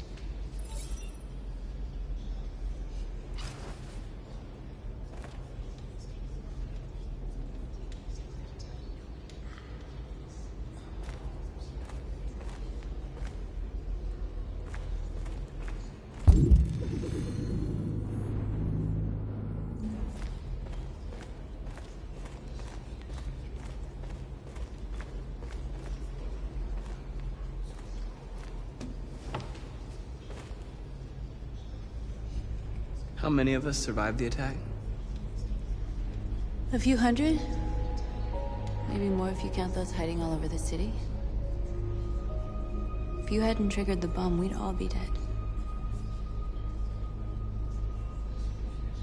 What's your system status? I'm okay. Bullet didn't hit any bicomponents.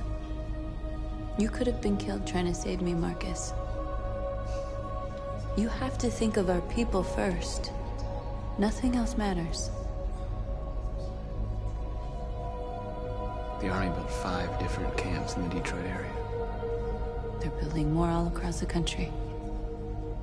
They're preparing for genocide. In a few hours, it'll all be over. We'll have changed the world, or the world will have destroyed us. You have to make a choice, Marcus. Whatever you choose, we will follow you. I love you, Marcus.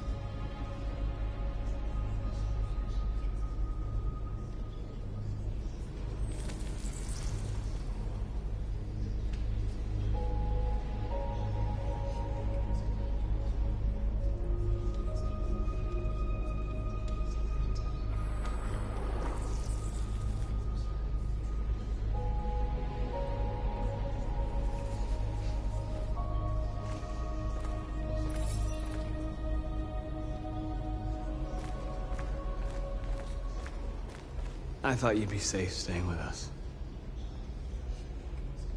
I was wrong. You need to leave the city while you still can. Getting Alice away from here is all that matters now. We have to catch the last bus. We might still have a chance to cross the border.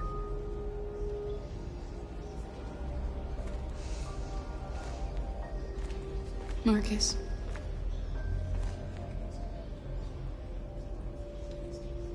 Save our people.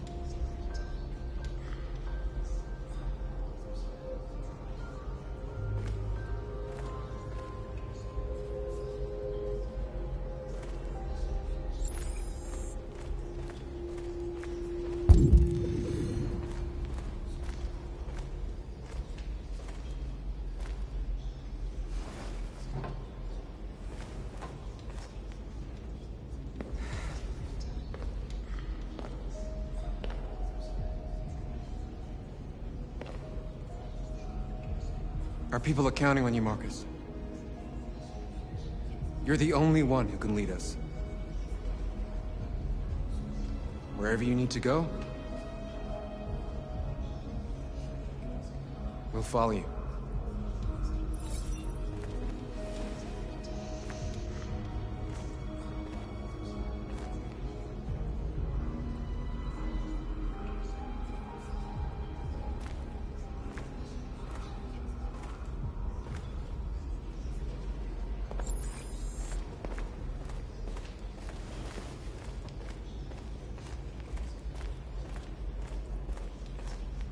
It's my fault the humans managed to locate Jericho. I was stupid. I should have guessed they were using me.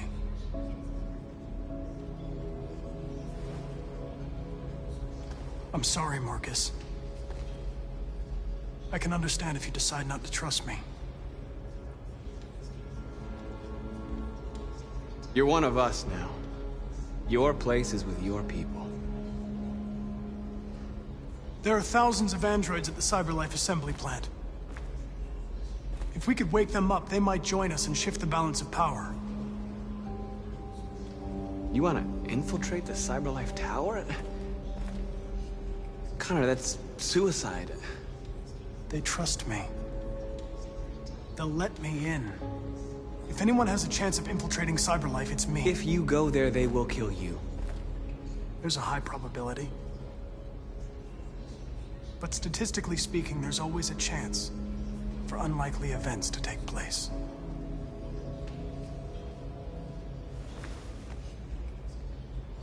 Be careful.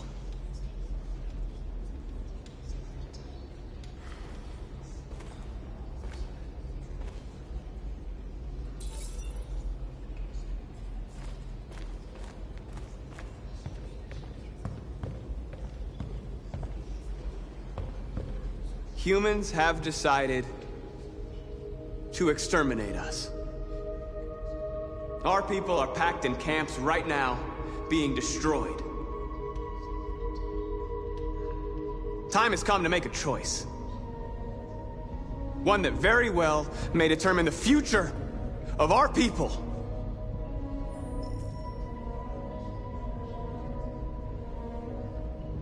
Now, if they want war, they'll get it. We are going to fight for our freedom, and we will succeed or die. Are you ready to follow me?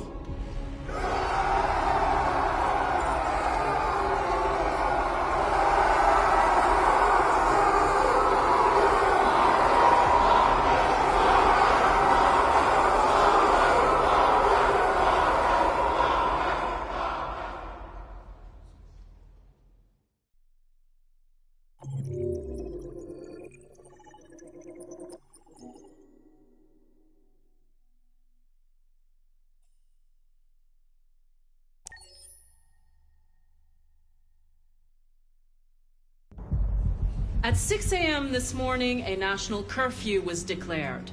Civilian movement will be strictly controlled. The right to assembly is suspended. All electronic communications are restricted, and I have granted enhanced powers to our security agencies. In addition to these measures, all androids must be handed over to the authorities immediately. Temporary camps are being set up in all our major cities to contain and destroy them. I am now asking all civilians to cooperate with the authorities and rest assured that everything in our power is being done to guarantee the security of our nation. Madam President! Is it true that a large number of deviants are still on the loose? We don't have the full reports at this time, but if so, I can assure you they will soon be apprehended and destroyed. Madam President! Has the leader of the deviants been apprehended? The deviant that is known as Marcus has not been located yet, but we will soon track it down and neutralize it. Madam President! Please! Is Is it true that androids make up 60% of the armed forces? Is our army still able to ensure our homeland security? We neutralized all military androids the second their reliability came into doubt. We have called the National Guard for reinforcement. Our armed forces are fully operational and are able to ensure our homeland security. Please. Madam President! Madam President! Many believe that androids are a new form of intelligent life. Do you have any comment? That's ridiculous. Next question, please. Madam President! Please! Please! Some say these camps awaken painful memories from human history. How do you respond to that? That's absurd. There's absolutely no connection. Androids are not living beings. All we are doing is destroying defective machines. Thank you. That will be all.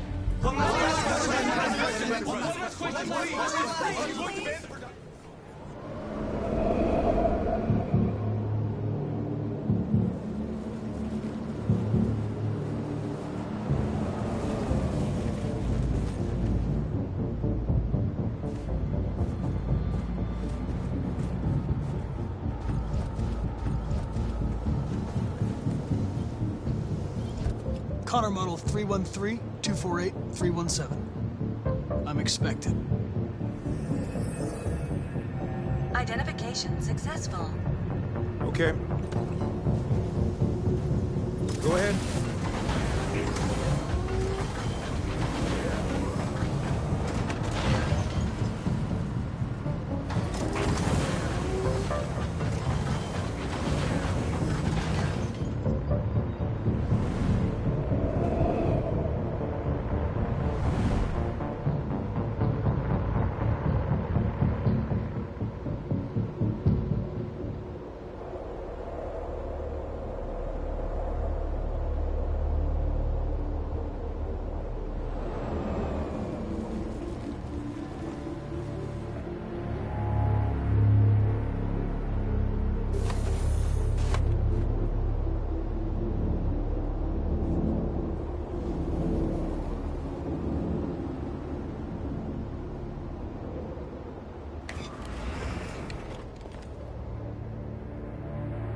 Follow me. We'll escort you. Thanks, but I know where to go. Maybe. But I have my orders.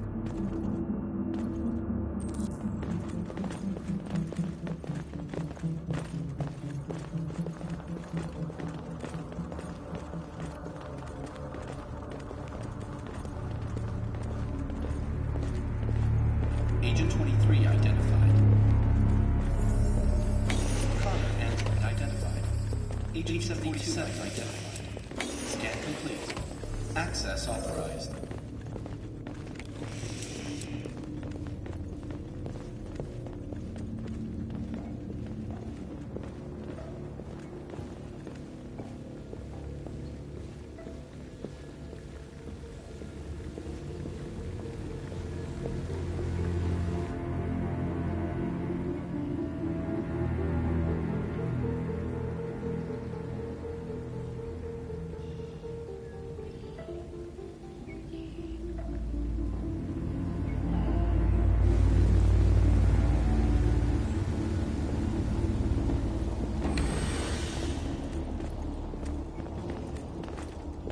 Agent 54, level 31.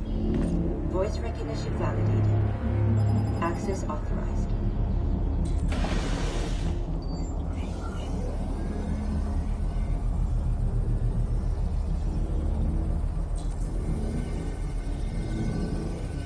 Hey, don't touch that.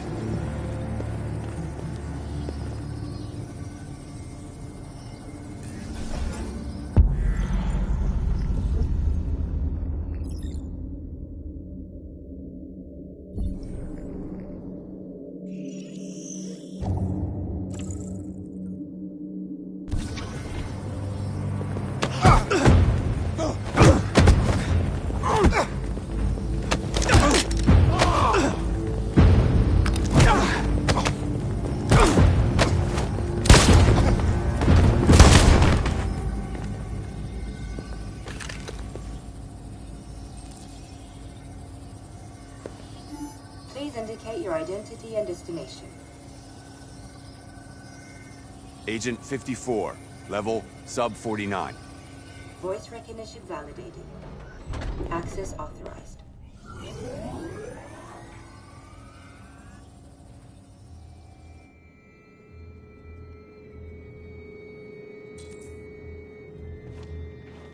The last bus leaves in 20 minutes. That doesn't give us much time. We've got to move fast.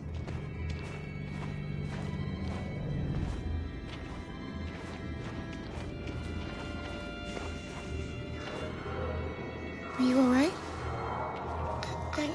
I'm really cold.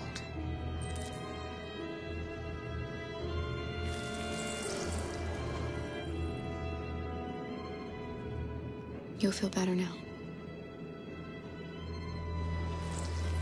Thanks.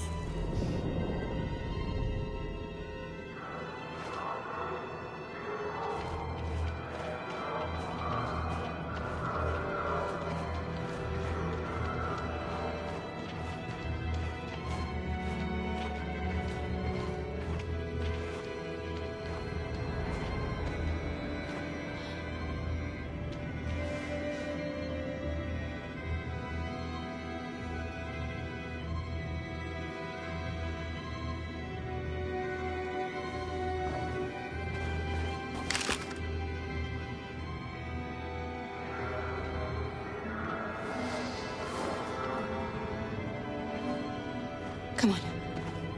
Let's not stay here.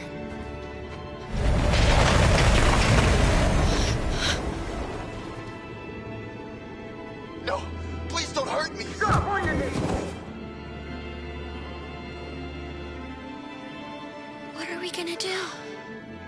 We have to keep going if we want to catch that bus.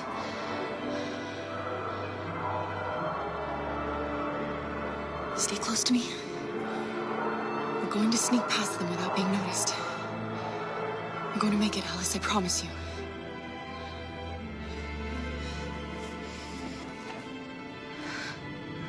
Don't kill me! I didn't do anything! Shut up, I said! Are there many more? Lucky enough, they're like rats. The more you look, the more you find. No, we don't have to spend the night here. Freaking nuts. There are soldiers everywhere. We need to be careful. Come on, get moving.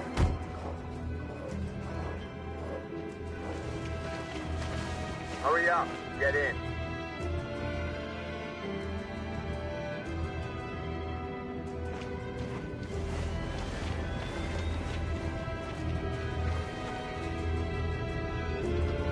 Look over there. It's Luther. We can't help him, Alice. The soldiers are everywhere. We can't just leave him. They're going to kill him.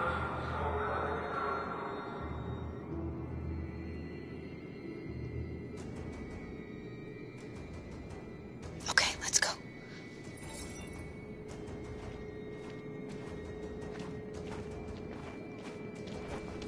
Hey, buddy. This is a mistake. I'm human. I just want to go home. My wife is expecting me, and we're gonna... Got orders to check all civilians.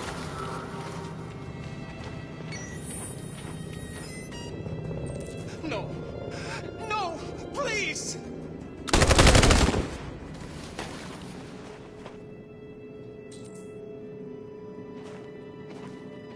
Hold it, right there! Holy shit, where'd you come from? Cora! Come on, this way.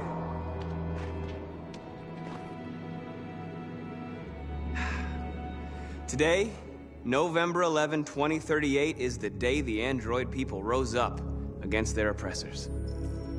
We've been fighting since dawn to liberate our fellow androids from the camps. We won't cease hostilities until we are free and negotiations begin to grant us equal rights. There are millions of us, and we will stop at nothing.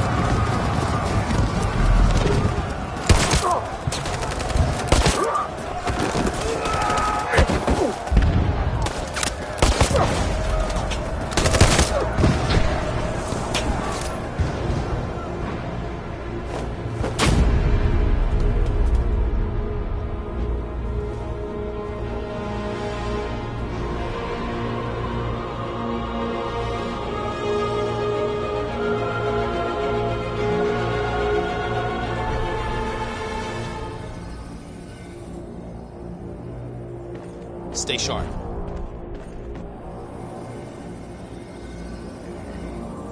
Shit!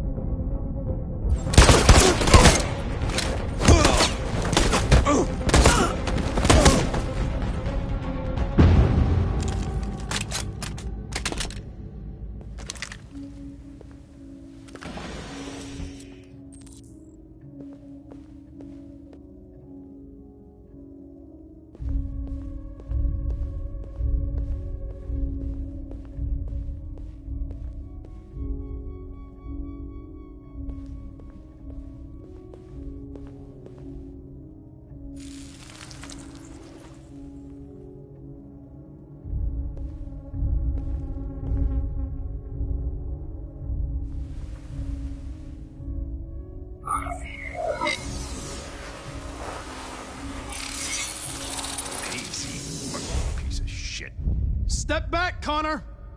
And I'll spare him. Sorry, Connor. This bastard's your spitting image.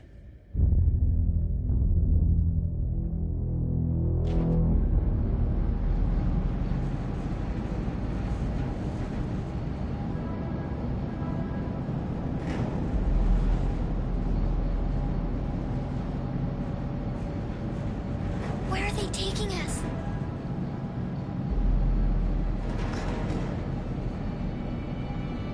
I don't know, Alice.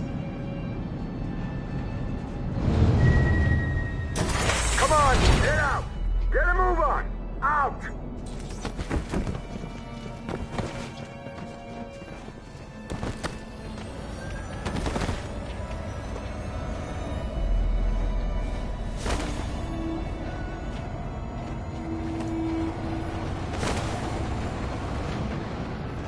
Hands on your heads!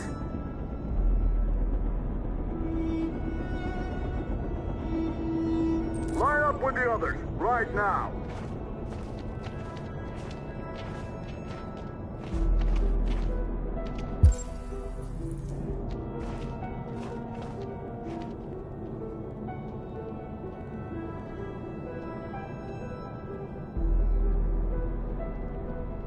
Forward! I'm scared. I don't want to go. There's no choice, Alice. Next! No, Kara. I can't. You just have to go through the gate. There's nothing to be scared of. I'll be right behind you. You first! It's all right. She'll go now. Won't you, Alice?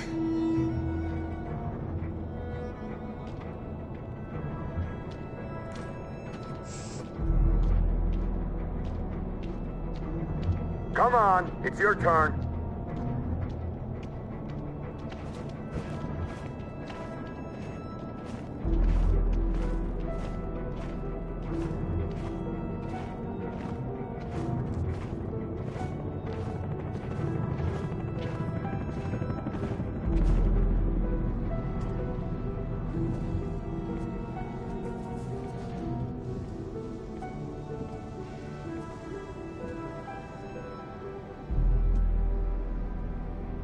Deactivate your skin. Hurry up.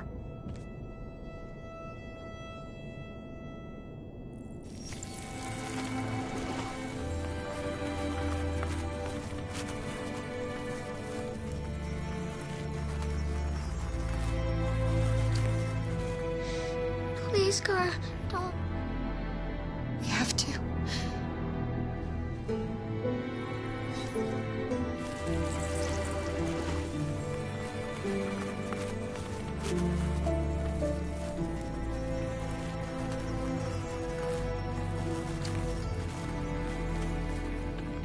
Strip off. Put your clothes in the dumpster.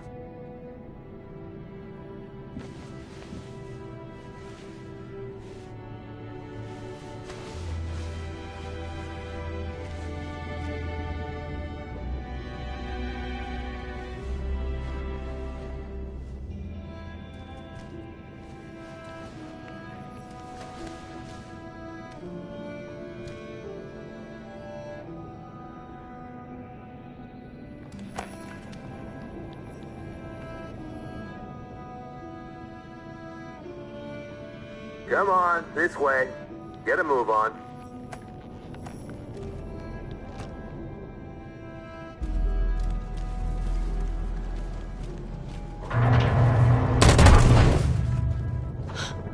You, take this one of a dump. No! Please, I'll do it! Don't leave me! I'll be right back.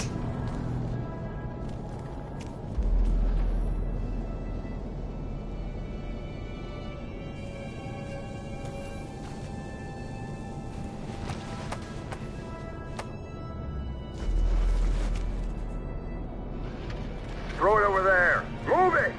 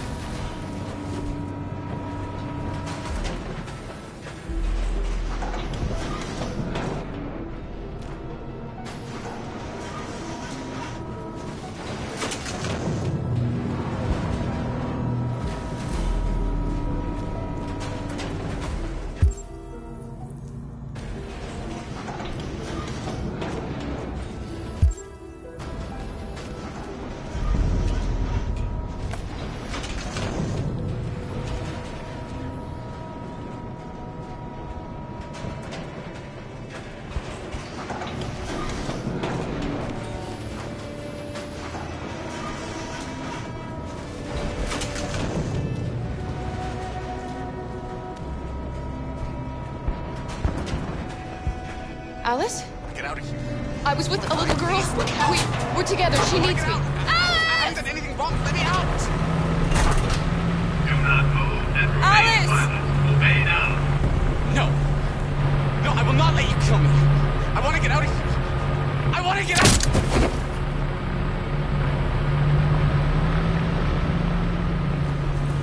Alice!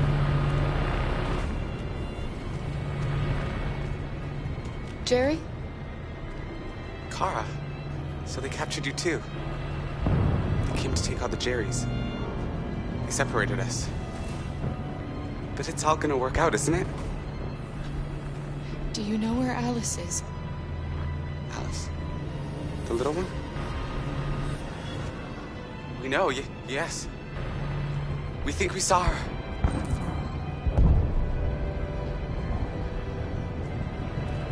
Kara, if we can help in any way, just ask. We have to save the little one. What's behind these doors?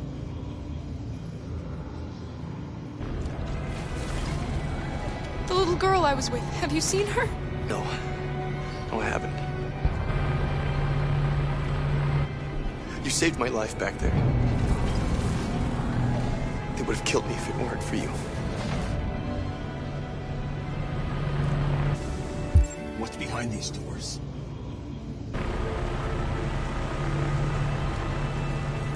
Jerry? Jerry?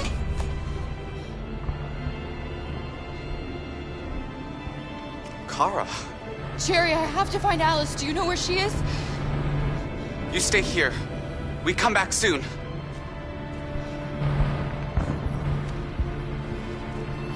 Kara! Alice! Are you okay? Are you hurt? I don't like this place. We have to get out of here. Come on, move along. Come on, you two. Wait a minute. Leave her alone! Leave her alone! Kara! Alice!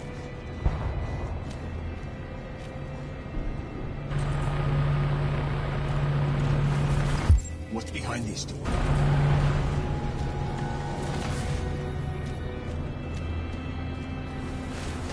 Kara! I thought I'd never see you again. Alice. Where's Alice?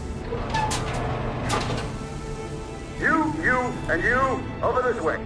And you. Come on, get a move on. Come on, faster.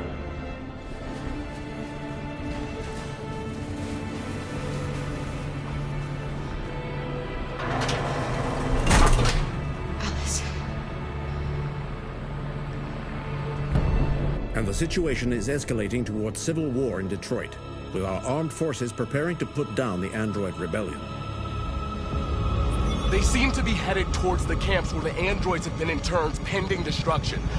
Soldiers have taken up positions around the Hart Plaza camp. Authorities seem to be expecting a confrontation with the rebel androids here at any time.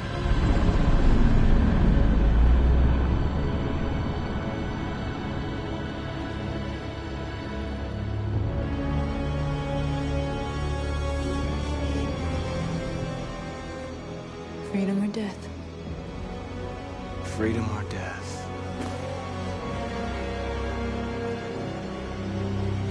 Attack!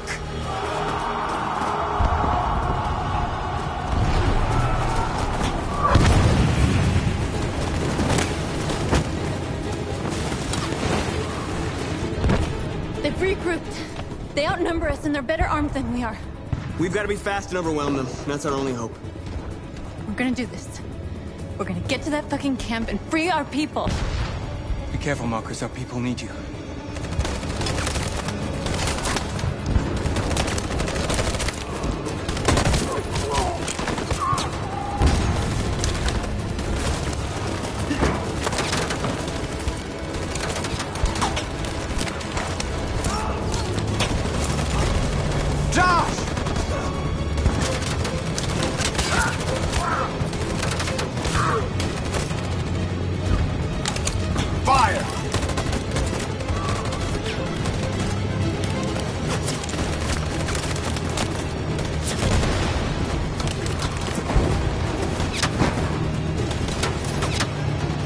Cover me!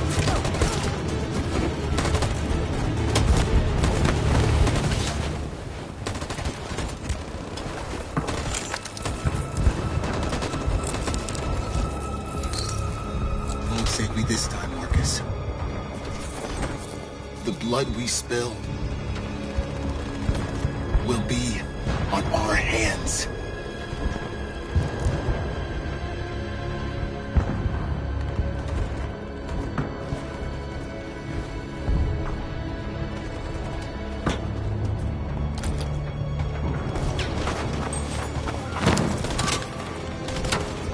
Cover me!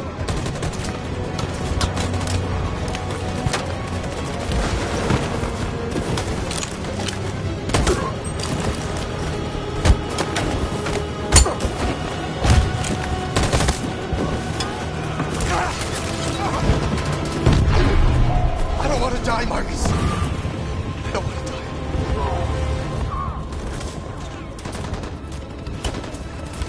Hide here.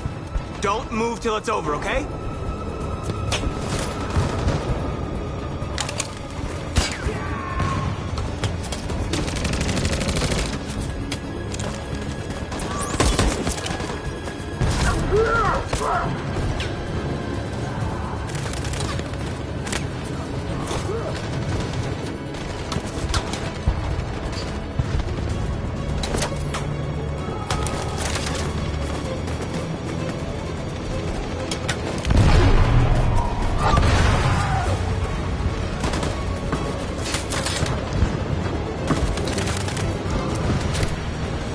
Cover me!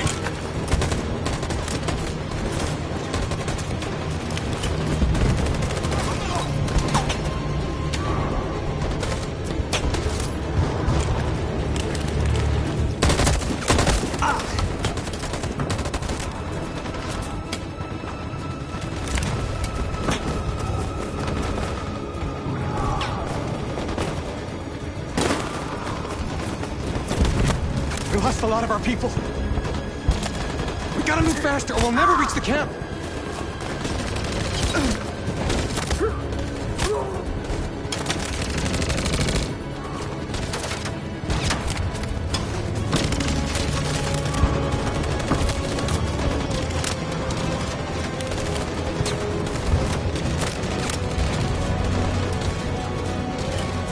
Fire!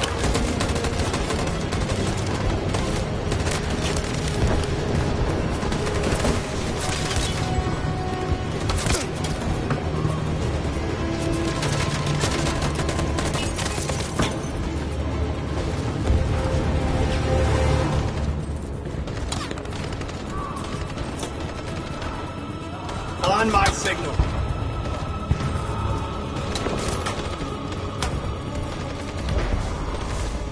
In position. Follow me!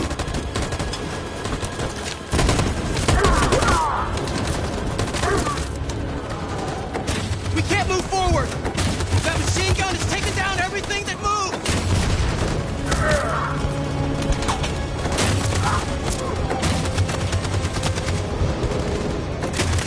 Stand by. Stand by. In position. For Jericho!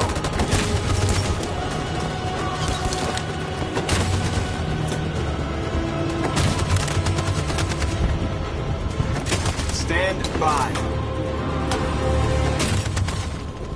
On my signal. In position. For Jericho!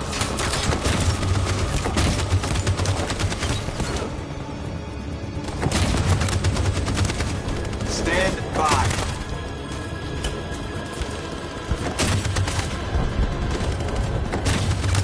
In position. Stand by. In position. For Jericho!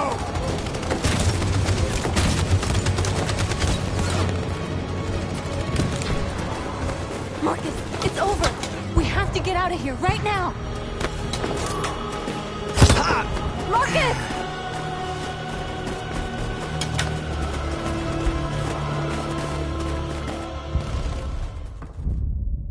Your friend's life is in your hands. Now it's time to decide what matters most. Him or the revolution? Don't listen to him. Everything this fucker says is a lie. I'm sorry, Hank. You shouldn't have got mixed up in all this. Forget about me. Do what you have to do. I used to be just like you. I thought nothing mattered except the mission. But then one day I understood. Very moving, Connor. But I'm not a deviant. I'm a machine designed to accomplish a task, and that's exactly what I am going to do. Enough talk! It's time to decide who you really are. Are you going to save your partner's life? Or are you going to sacrifice him? All right. You win.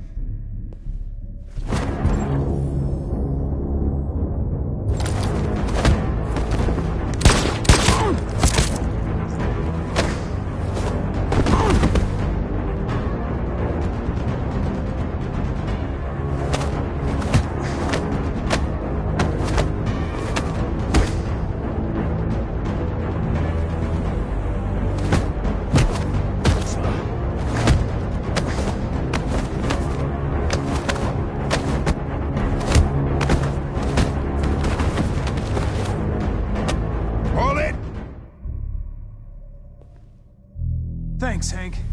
I don't know how I would have managed without you. Get rid of him. We have no time to lose. It's me, Hank. I'm the real Connor. One of you is my partner. The other is a sack of shit. Question is, who's who? What are you doing, Hank? I'm the real Connor. Give me the gun and I'll take care of it. Don't move! Why don't you ask us something? Something only the real Connor would know. Where did we first meet? Jimmy's bar. I checked 4 other bars before I found you. We went to the scene of a homicide. The victim's name was Carlos Ortiz. He uploaded my memory. What's my dog's name? Sumo. His name is Sumo. I knew that too.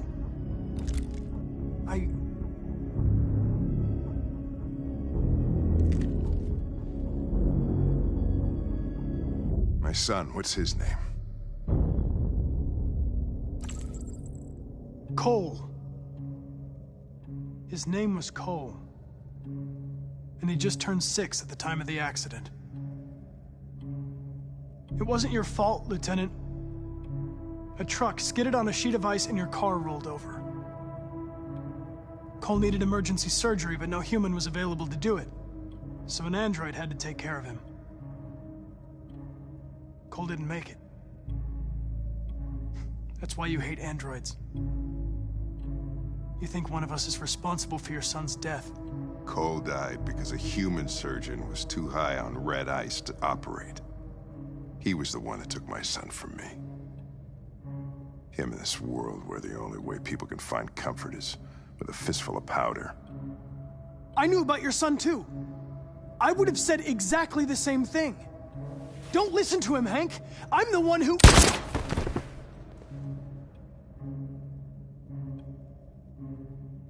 Yeah, I've learned a lot since I met you, Connor. Maybe there's something to this. Maybe you really are alive.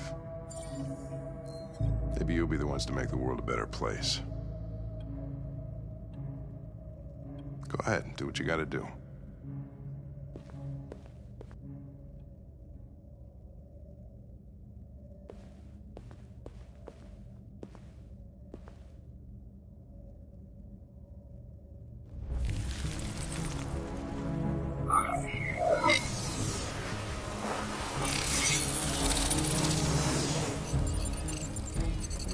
Wake up!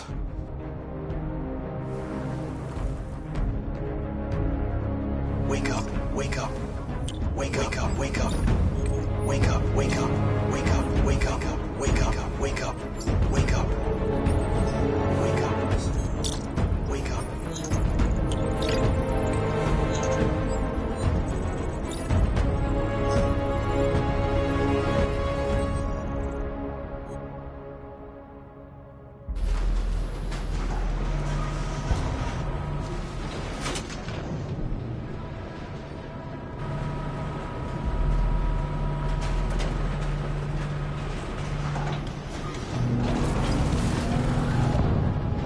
It's Marcus. He's coming. He's gonna save us.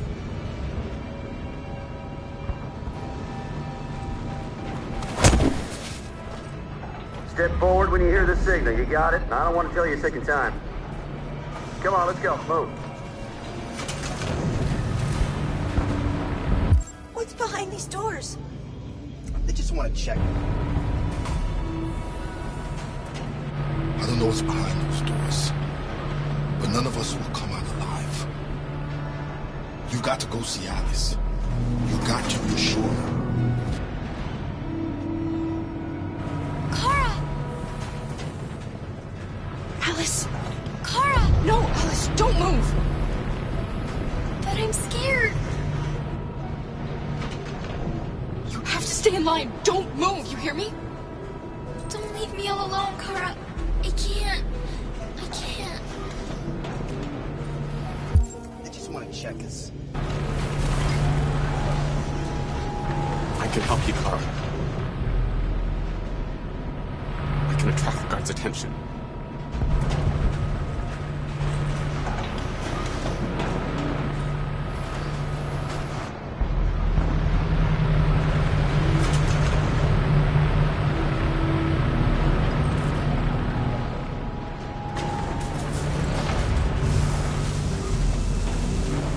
Back in line.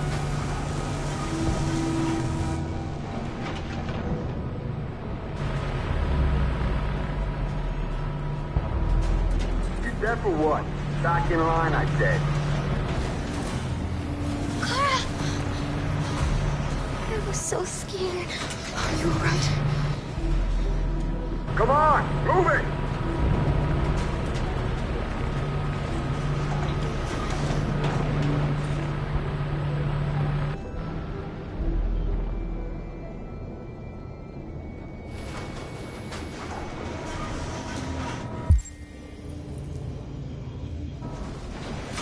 Luther.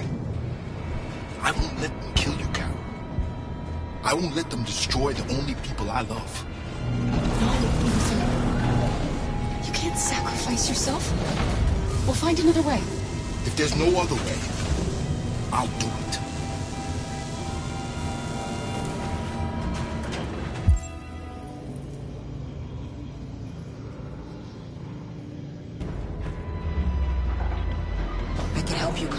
can attract the guard's attention.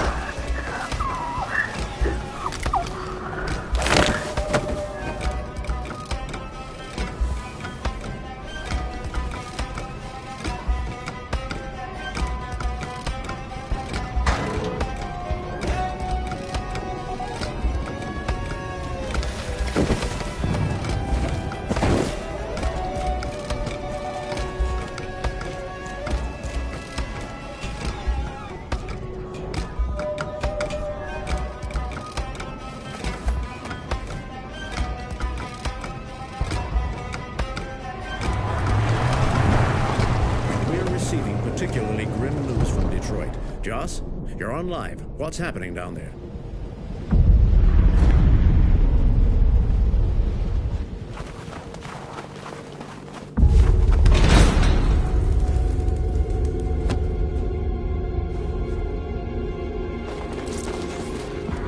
We have you surrounded.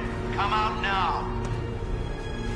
I repeat, come out now with your hands in the air. It can't end like this. We're not gonna give up. We can still get out of here. If you surrender now, we will not shoot.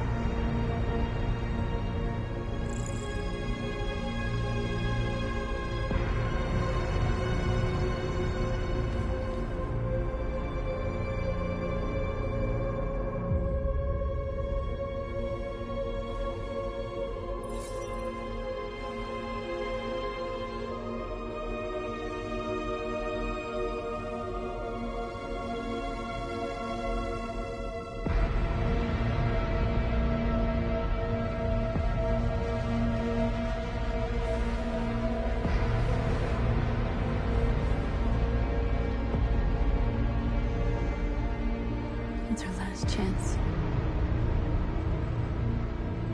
You need to decide if it's a price worth paying to save our lives.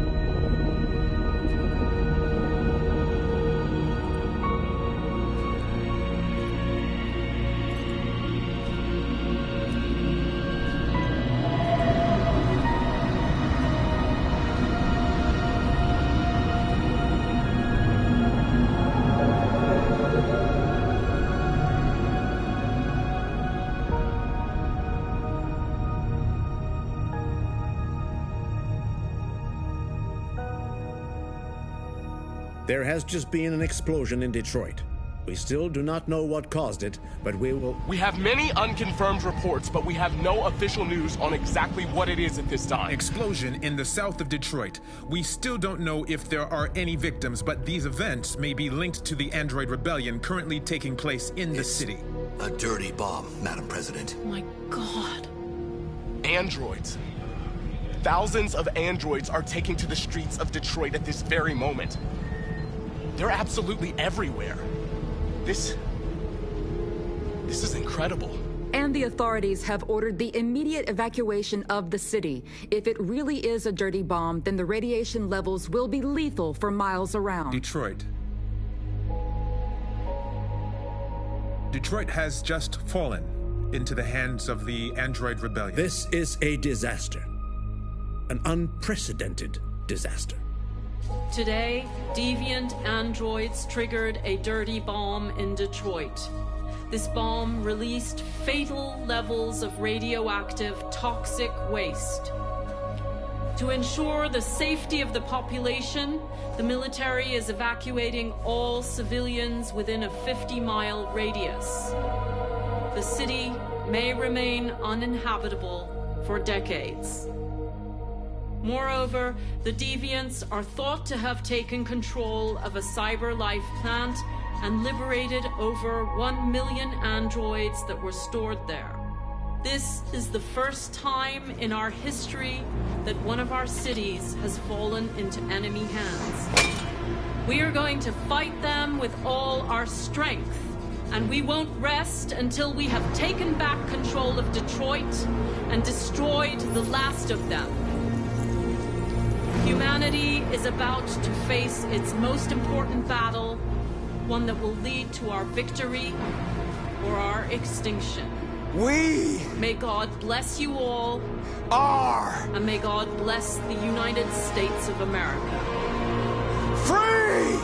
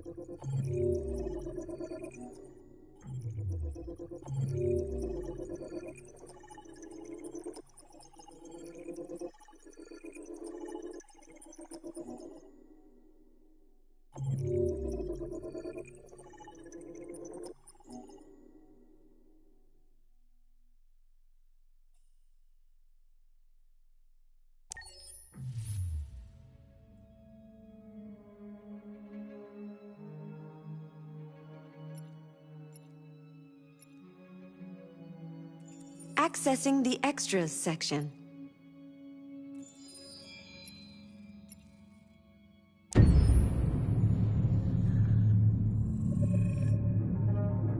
When David and Guillaume got back in touch about making Detroit, I wasn't terribly surprised they decided to make it because the fan response was so intense. So it makes sense that they would choose to do that after the enthusiasm. It was a challenge, and it was just an interesting thing to get my head around how to approach this character now as a different, much older person, and whether or not she had changed. And I'm very happy to say that with Detroit, I've had the opportunity to see Kara grow so much more than I ever expected. You do the housework, the washing, you cook the meals, and you take care of... God damn it, where the fuck's the rat gone now? Alice! Alice! I mean, she starts out essentially how she does in Kara in a very, not robotic, but, you know, android other way. And getting to take this journey where she becomes more and more human as it goes on. You know, and as an actor, that's a wonderful exploration in every way, whether it's how she sits, her posture, how her voice changes, how emotions change, and how much emotion is based on things like empathy and social experience. And so having, you know, as much material as I got with David to have this huge, nuanced arc was really incredible. Why couldn't we just be happy? This experience has been quite different than the experiences I've had shooting film or TV or doing theater work. I have 83 dots on my face and, you know, really flattering black wetsuit type thing, and you're jumping around with props, and it's kind of like being a 10-year-old imaginative kid, which is fun. There's 80 cameras around us. It's already lit. So we just shoot and shoot and shoot and shoot and shoot. There's no change of sets, there's no hair and makeup, there's no wardrobe, so we move really fast, and we'll go through about 35 pages in a day. Working in TV or film, we'll probably do 6 pages a day.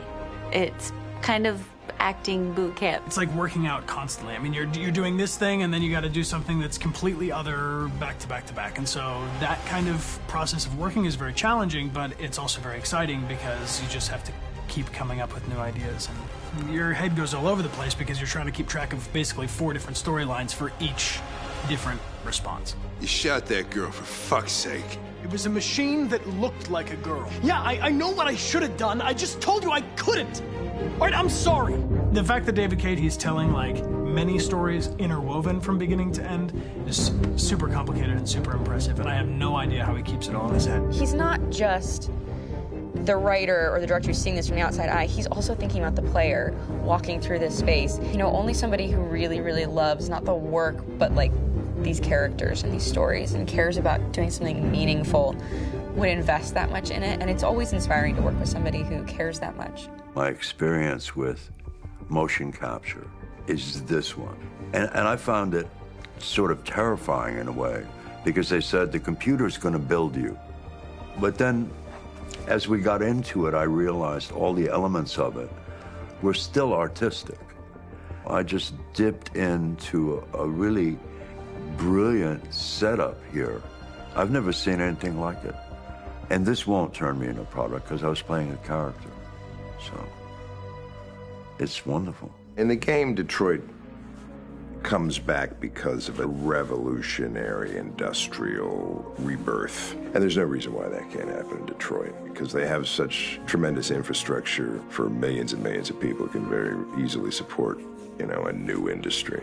The city is really strong and resilient, but the city has also been through so much. You see the damage. but it takes that time of of rebuilding and reinvesting into the city that I think is happening slowly but surely. The potential of Detroit as a city is something that this game does a lot of justice to, because it would be easy to look at Detroit as some place that used to be, and that's not the case. This game provokes a lot of conversation and reflection on our potential near-future engagement with machines. That's what we are to them. Just merchandise on display in a shop window. I think that a group that feels marginalized, feels like they deserve and have earned access to themselves and the environment around them, and are trying to figure out a way to articulate how to get freedom. What was I designed to be? Their slave? Their toy? It plays with your comfort levels. You think that this is fine, you're comfortable with it, until something blurs the line and throws you off, and now, do I feel differently about whether this should be allowed? Should it be banned? Should it be encouraged? You're gonna ruin our lives, and for what? For a bunch of machines? They are not machines!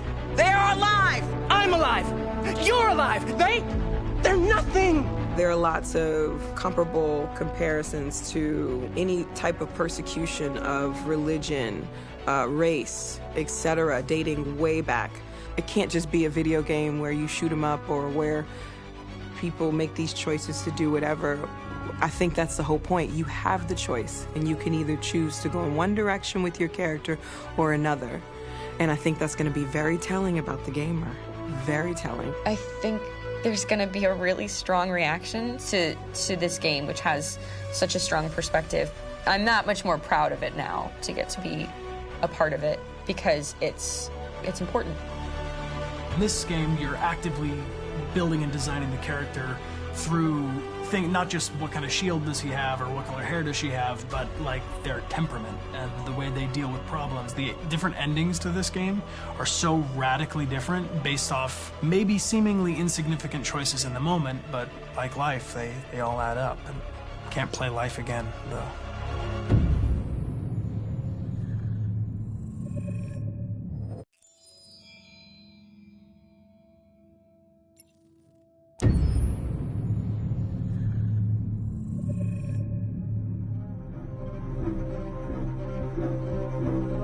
My name is Marcus. My name is Connor. My name is Kara. I am one of them. This is our story. I think who Kara is, or how I would describe Kara, depends entirely upon who's playing her, because you have the option to make her multiple different people depending on the choices she makes. But I think she does start out incredibly naive, incredibly innocent, and kind of hapless. I'm sure we used to be friends before I was reset. Maybe we can be friends again. She's a person who's characterized, I think, by empathy. She's a person who really, she just comes from her heart. You'll never leave me, right? Promise you'll never go. I promise. Kara!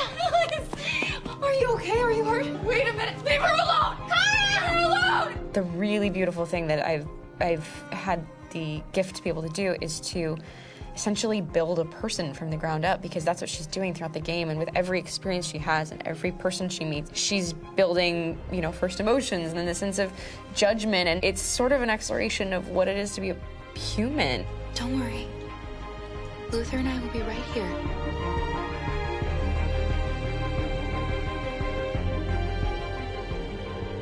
David and the creators have painted a really intriguing and engaging picture of a near future where we rely upon androids for a lot of our service class business, or the class that serves us, that helps us, that handles our baristas and our drivers and our housemaids. And what is humanity, where we tap into it, how and why we treat each other the way that we do.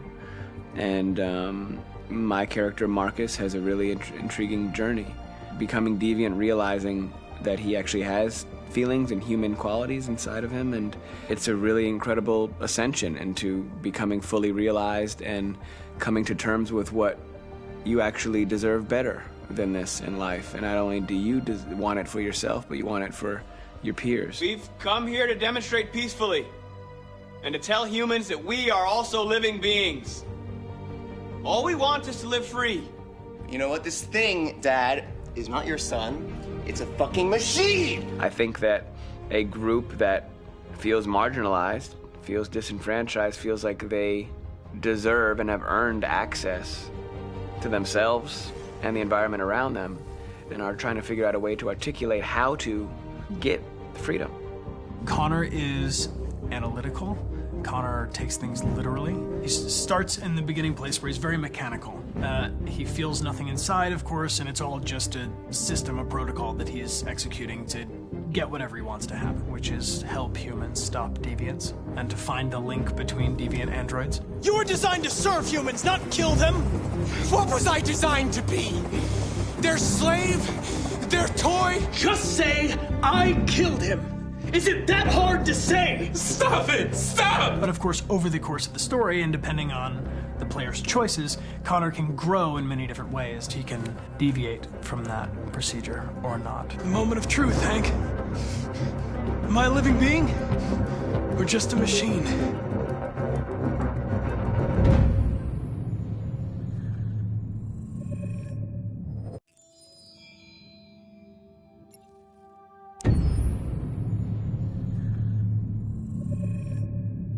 Game after game, we try to challenge ourselves. For Detroit, we wanted to, first of all, to write a story that would be incredibly bending, which means the most non-linear story that we've ever created. And we wanted really the player to have the possibility to change the story, change his own journey. When you're writing at Quantic, you're writing for an interactive medium.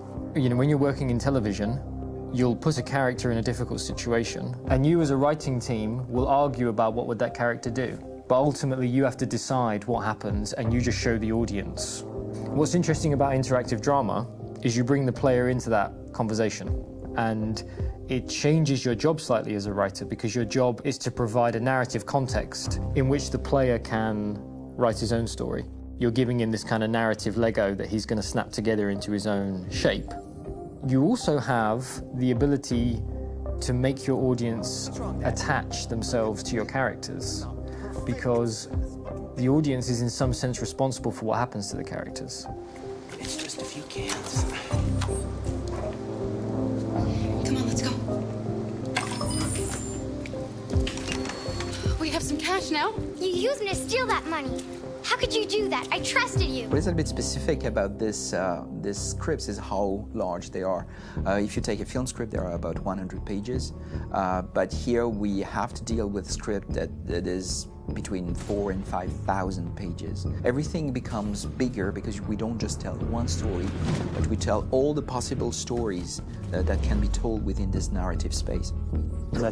On Act 3, our final act, we have around 1,000 different scenarios. And every one of those scenarios has to be as interesting, as passionate, as strong, and as emotional for the player.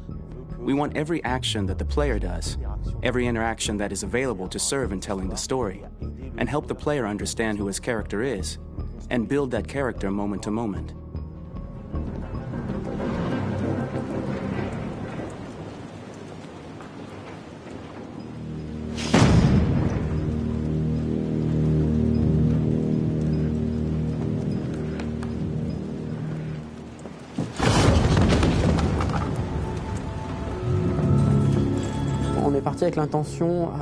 We started with the intention pretty early on that we would never lie to the player. So we implemented a visible tree structure in the game that players can consult during a scene or at the end of it, which shows exactly what they did and what they missed. There are games out there offering world exploration. We offer narrative exploration. You know, keeping control of such a wide and large story is a huge challenge. So same thing when you shoot with actors, because you will need to shoot many different versions of each dialogue, of each scene. For actors, it's a huge, huge challenge. Because of the style of the game, you have so many different ways that the character can go. Every decision, it's what I call kind of choose your own adventure. Like every decision that the player makes, it's going to open up 40 more pages of material and experience that ties in, which means as a performer, you have to try to continue to make things feel real that the player might not ever see, but also that in performance it's not always connected to a previous act. It's grueling, it's hard work, but it's a great team and I enjoy doing it. I was really frustrated. I was until I got to this point where I kind of was able to step outside of my own experience and even in a lot of ways my own process and be able to step outside of that and okay, this is something new. What do you need? How do I meet you there? How do I give you what you need and still feel like I'm doing what's right? And once I did that, then all of a sudden it got really fun. It was much freer, and having to approach it in a new way and think about the player and think about how it serves them and what I'm doing for them or what I'm letting them into. It's really, I think, helped me grow in general. Remember, there's nothing on the left. That's a wall, so it's probably all there. And then make her come first, close. But I think you would go first to check that it's safe. Okay, sure.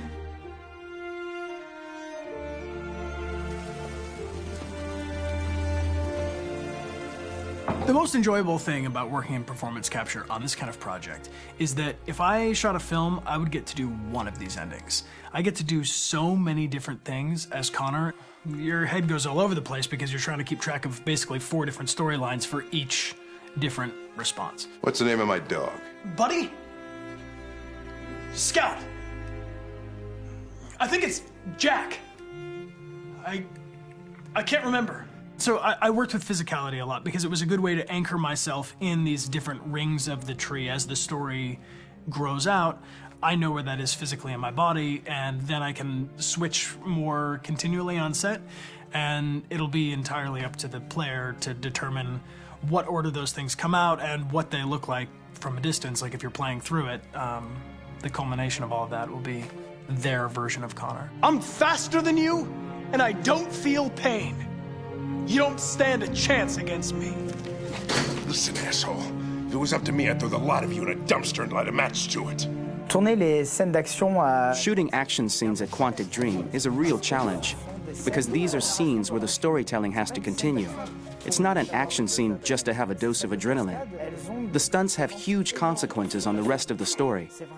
It's really a moment where we implicate the player and tell him that the choices he makes during an action scene will have a direct impact on the evolution of his story. My biggest challenge on Detroit has been managing the large number of animations that we received from motion capture. Detroit features more than 37,000 animations, which is a huge amount to handle on a daily basis. You have to realize that the player, in his first playthrough, will miss certain scenes. This also means that we had to think of, conceive, and produce all the potential story paths. The characters' costumes, the places, day or night, the weather. Did the character get shot in the shoulder? Did he get injured? All this consistency forced us to produce a lot of graphic assets in order to, quite simply, allow the player to have true continuity throughout the story. Honestly, we were even surprised by the challenges that come with such a big tree structure, and we did our best to guarantee quality across all the game and make sure that whatever path you choose within this narrative space, you will have an equally good experience.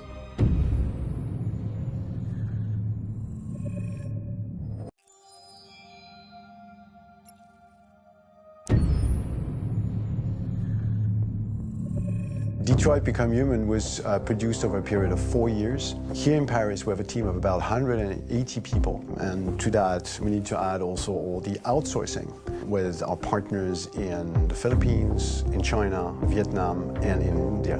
So when we started working on this story, I had to imagine where Kara was built. And for whatever reason, the city of Detroit came very quickly to my mind because it had already an incredible story by itself of history and themes. So we traveled there with the team, and we were really moved by what we saw, and we could really feel the desire to fight and really be born again. And we just continued this curve, this growth, and just imagine what Detroit would be like if the android industry was, using these huge factories to build androids there. A very strong element in Detroit is that there's a lot of industrial wasteland and a lot of nature too, and for us, the graphic designers, it was an incredible playground. The destroyed zones which we wanted to preserve, we appropriated them to turn into something else. Then in the areas that needed to be rebuilt, we were able to imagine our Detroit of the future. We didn't want to make a science fiction universe, but a world of anticipation, If we chose science fiction, we could have imagined flying cars, extraterrestrials, but those things are very far from our current everyday life. Anticipation is more about gleaning from our contemporary reality, the one we know, because Detroit is set in 2038, and 2038 is tomorrow. The difficulty we had was sticking to reality.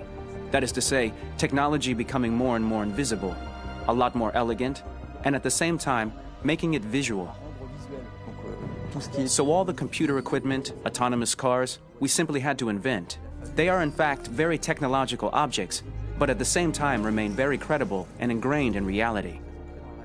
To create a cohesive universe in the fashion and clothing of the human characters in 2038, I didn't want to put an accent on strange shapes, or really vibrant colors, and things we wouldn't know. That I wanted to keep for the androids. The goal was to create something familiar which we can identify with in this future setting.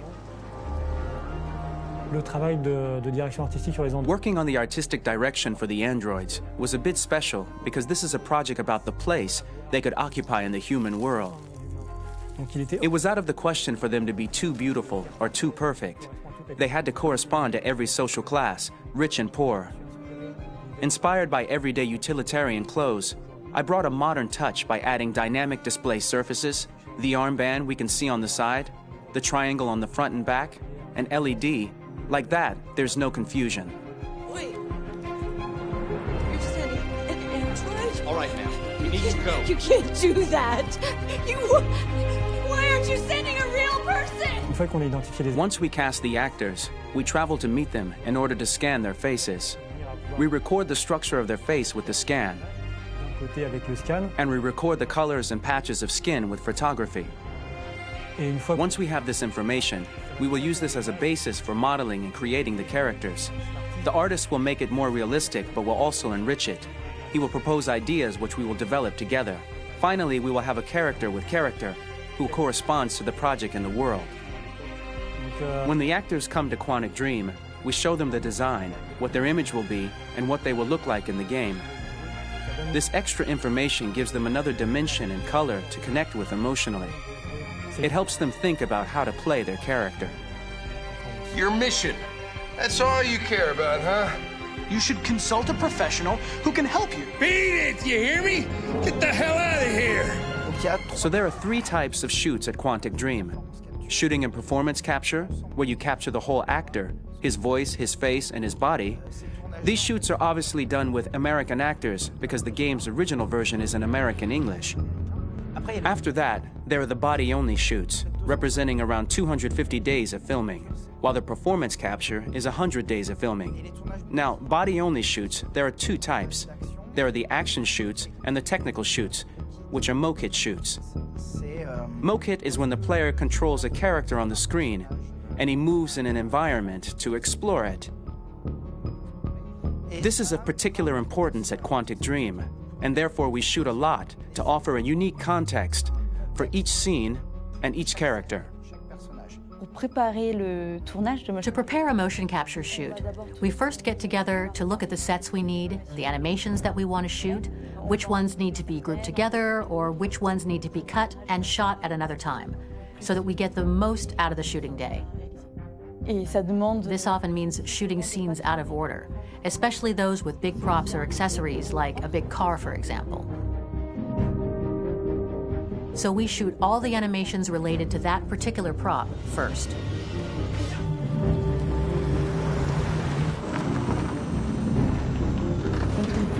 The biggest challenge for the mocap team was shooting a Spider-Man mokit. We had to build a wall and attach an actor to a harness with cables so we could pull him up and render him climbing. The shooting on this game total took about, I would say, more than a year, maybe 1 and 2 years, with about 300 actors on set. So I would say it's quite a massive production. But so much happened on this set between the stunts and the shootings with a little girl and all these great actors that we had. It was really a very, very memorable journey for the team and for myself. Today, Detroit has over 37,000 animations. When we retrieve the motion capture data, it's just a cloud of points, which represent all the markers worn by the actors. From this cloud of points, we have a phase called retargeting, which gives us a skeleton. This skeleton will be applied to the characters of the game. There is still work to be done, but this gives us the main movements. Since we are working on something very realistic, we must recognize the actor and also recover all the emotion he expresses in his performance. We use a system of facts, an identity card for each actor. We make the actor do a whole range of facial expressions. Then we recover all the expressions and paste the animations on a puppet that Jan has prepared. I then recover and refine these poses. I might stretch the lip, reinflate a cheek, tiny details that make the finished product really capture the actor. Because of the nature of our mocap system today, when we receive the animations, we're missing eye movements, and so the character has that dead look. He really has no eyes, so then it's a big part of the work for the animators to find the regard of the actor in relation to his position, in relation to the body, etc. It was crazy when I saw the newest model for Kara, because they've been working on it, and this was the first time I literally jumped in my seat. It not only looked so much like me, it was the fact that it looked so lifelike. It wasn't that it looked just like it was a camera, it was something else, you know, but it looked alive. It's exciting, and it's kind of terrifying. Game after game, we learned the rules of optics and filming, and our goal with Detroit Become Human was to have cameras that would actually emulate the optics of a real physical camera. So basically dealing with real-world imperfections was our main task, and just to make cameras look as real as we can. Once the animations are shot and processed by the animation department, integrated and polished, we film them. That is to say, we really do a mise en scène, as in cinema. The real difficulty of our job is to know if these cameras are telling us something. Are they in the emotion of the scene? Do they describe exactly what the action must convey, what must be felt? The most important challenge for me was one of the final scenes where Marcus decides to start the revolution and go to the battlefield. Very quickly, we imagined this to be a huge sequence shot. We wanted the feeling of a cameraman running behind us, while showing Marcus, the androids who help him, the person shooting at us, etc. Above all, it was necessary to say to oneself, this scene is very violent but does not glorify war. On the contrary, that war is something improbable and absurd. It was really a fun challenge. The idea was to say we have 3 characters. We would like each of them to have a specific cinematography. We wanted Kara to be much more filmed with some kind of handheld camera, to have something very living, very breathing. For Connor, we wanted something very cold and very perfect. And for Marcus, we wanted something epic and spectacular. So it was about the filming, but it was also about the photography. So we worked with a director of photography to give each character a different lighting, different key colors. Each of them would have their own worlds. And finally, we worked with the composers, so they would create a specific sound for each character, so each would have his own world and his own style.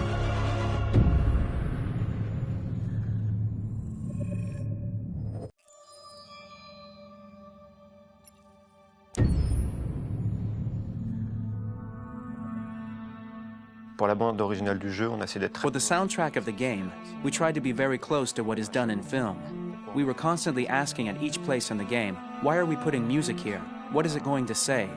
So we focused the music on bringing emotion, which is interactive, and supports the character's arc. I'm sorry, honey. I'm sorry. I'm sorry. You know I love you, don't you? You know I love you. We make games that are very narrative. We're really into interactive drama, so the soundtrack also had to go in that direction, supporting the 3 characters' very different stories. We really wanted 3 colors, 3 musical sound identities, and from there, having 3 composers made sense, since the story of Kara, Marcus, and Connor are all completely different.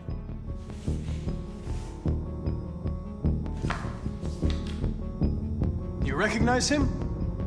It's Carlos Ortiz. For Connor, we wanted a soundtrack that could be very cold and very mechanical, very machine-esque somehow. For Kara, we wanted a soundtrack that would be very moving and emotional. It was about the quest for identity, but it was also a journey about love and empathy. And for Marcus, we wanted something epic, something that would really represent the grand aspect of his quest. And we were very fortunate to find 3 incredibly talented composers, and working with them has been a dream, honestly.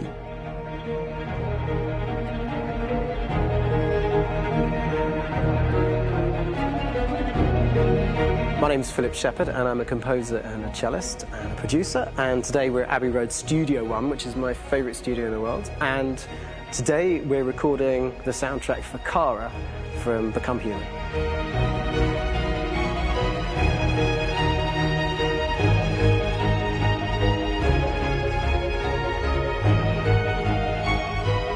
So when I compose a big project, I often travel just to kind of get out, and get some fresh air and some inspiration. And I go hiking and traveling in Montana a lot. I had a log fire in the room that I was staying in, and the flames were kind of making absolutely direct music. And it became the basis for Kara's theme, and it sounds something like this.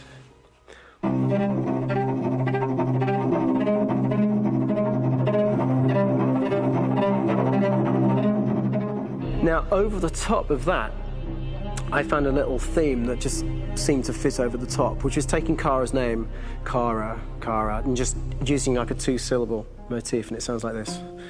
We're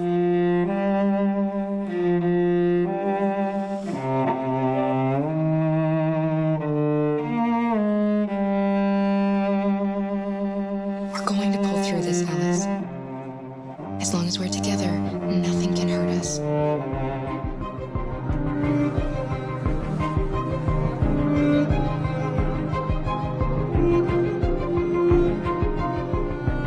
And all the time that's fitting over.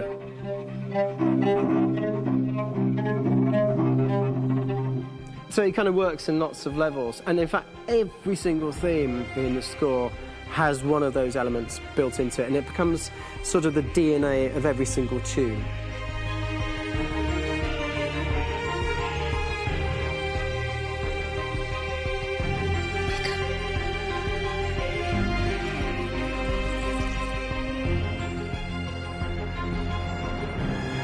For me, writing this theme for Kara, I actually had to tap into what it feels like to be a father to daughters. I really had to tap into everything I feel about my daughters and thinking, well, if I had to write music for them and that sense of trying to protect them but also give them the freedom, that's totally where it came from. Because each composer has been given the sort of narrative responsibility for very different characters, I haven't had to sort of go into other styles. I can actually be very loyal to this particular character and sort of hopefully encapsulate her. But it means also I've suddenly become very connected to this character. And if for some reason it goes to game over early, I'm getting mortified, you know? They're over there! Starting a new project, for me personally, it's always finding the right tone, finding the right color, I like to call it. For me, it's finding that right texture that actually sits against picture really well. One of the biggest things is I created custom instruments for Connor.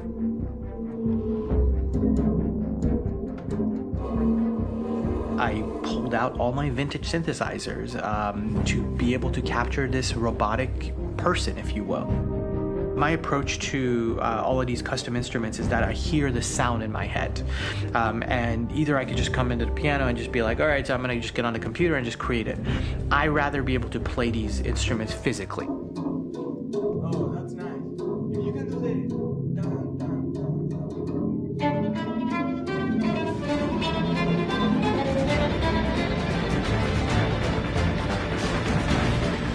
As soon as you see Connor the first time, there is a really interesting thematic idea that you hear, and that's just made out of a Moog synthesizer, but completely manipulated in multiple ways. And it's robotic. It has a little bit of an emotional to it. He's on his mission, so you feel that as well. So it just kind of gives you that cold, motionless, with a mission in hand that you kind of feel throughout the whole thing.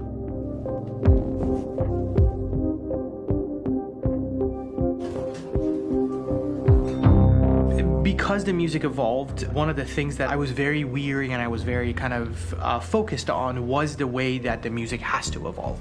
So my idea behind it was that Connor is a singular android that could at any point become a deviant or could actually stay as an android. So I created a more or less an Connor theme, and then I was able to just manipulate it in different aspects of it. Is everything okay, Lieutenant? Chris was on patrol last night. He was attacked by a bunch of deviants.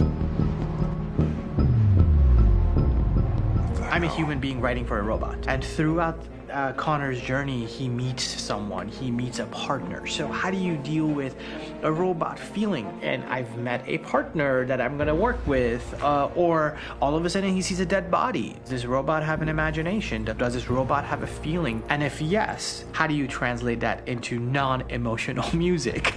So it basically at any point I was just like, I can't do this, and then I just do it. Property was damaged and fires continue to rage in several major districts across the city. Some people are asking, have androids become a threat to our security? When I first started really digging in on Marcus, the one thing that I really tried to capture was the transformation process. You know, Marcus is this android that evolves over the course of the game and really goes from kind of figuring out that he's more than just an android. You know, he's starting to develop kind of a human soul in a way. Try to imagine something that doesn't exist, something you've never seen. Now concentrate on how it makes you feel and let your hand drift across the canvas. The other side of Marcus that I really latched onto was that he almost became a savior for a lot of the other androids in the game. So when I started developing the theme for Marcus, I really made it like a church hymn.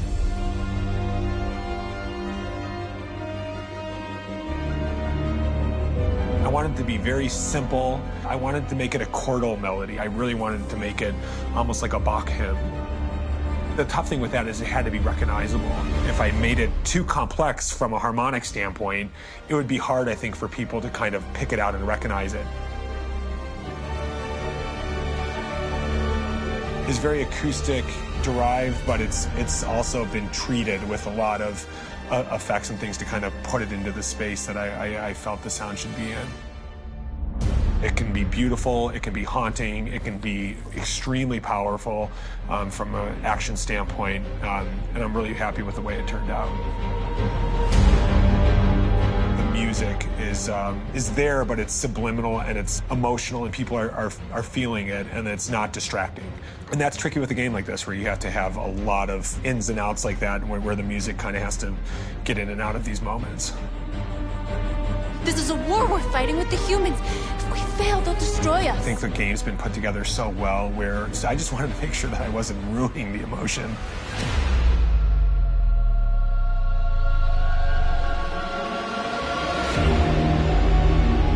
I gotta be honest, when we first started on this path, I said, oh man, this could be pretty messy, you know? I mean, it could feel disconnected, but I mean, it's amazing how they really guided us and got us to really kind of all be in the same world, but at the same time feeling completely different. So it's really gonna stand out and kind of be one of those games where people are really gonna notice the music and kind of how it was crafted, and, you know, and all the hard work that went into being able to pull it off in a graceful way.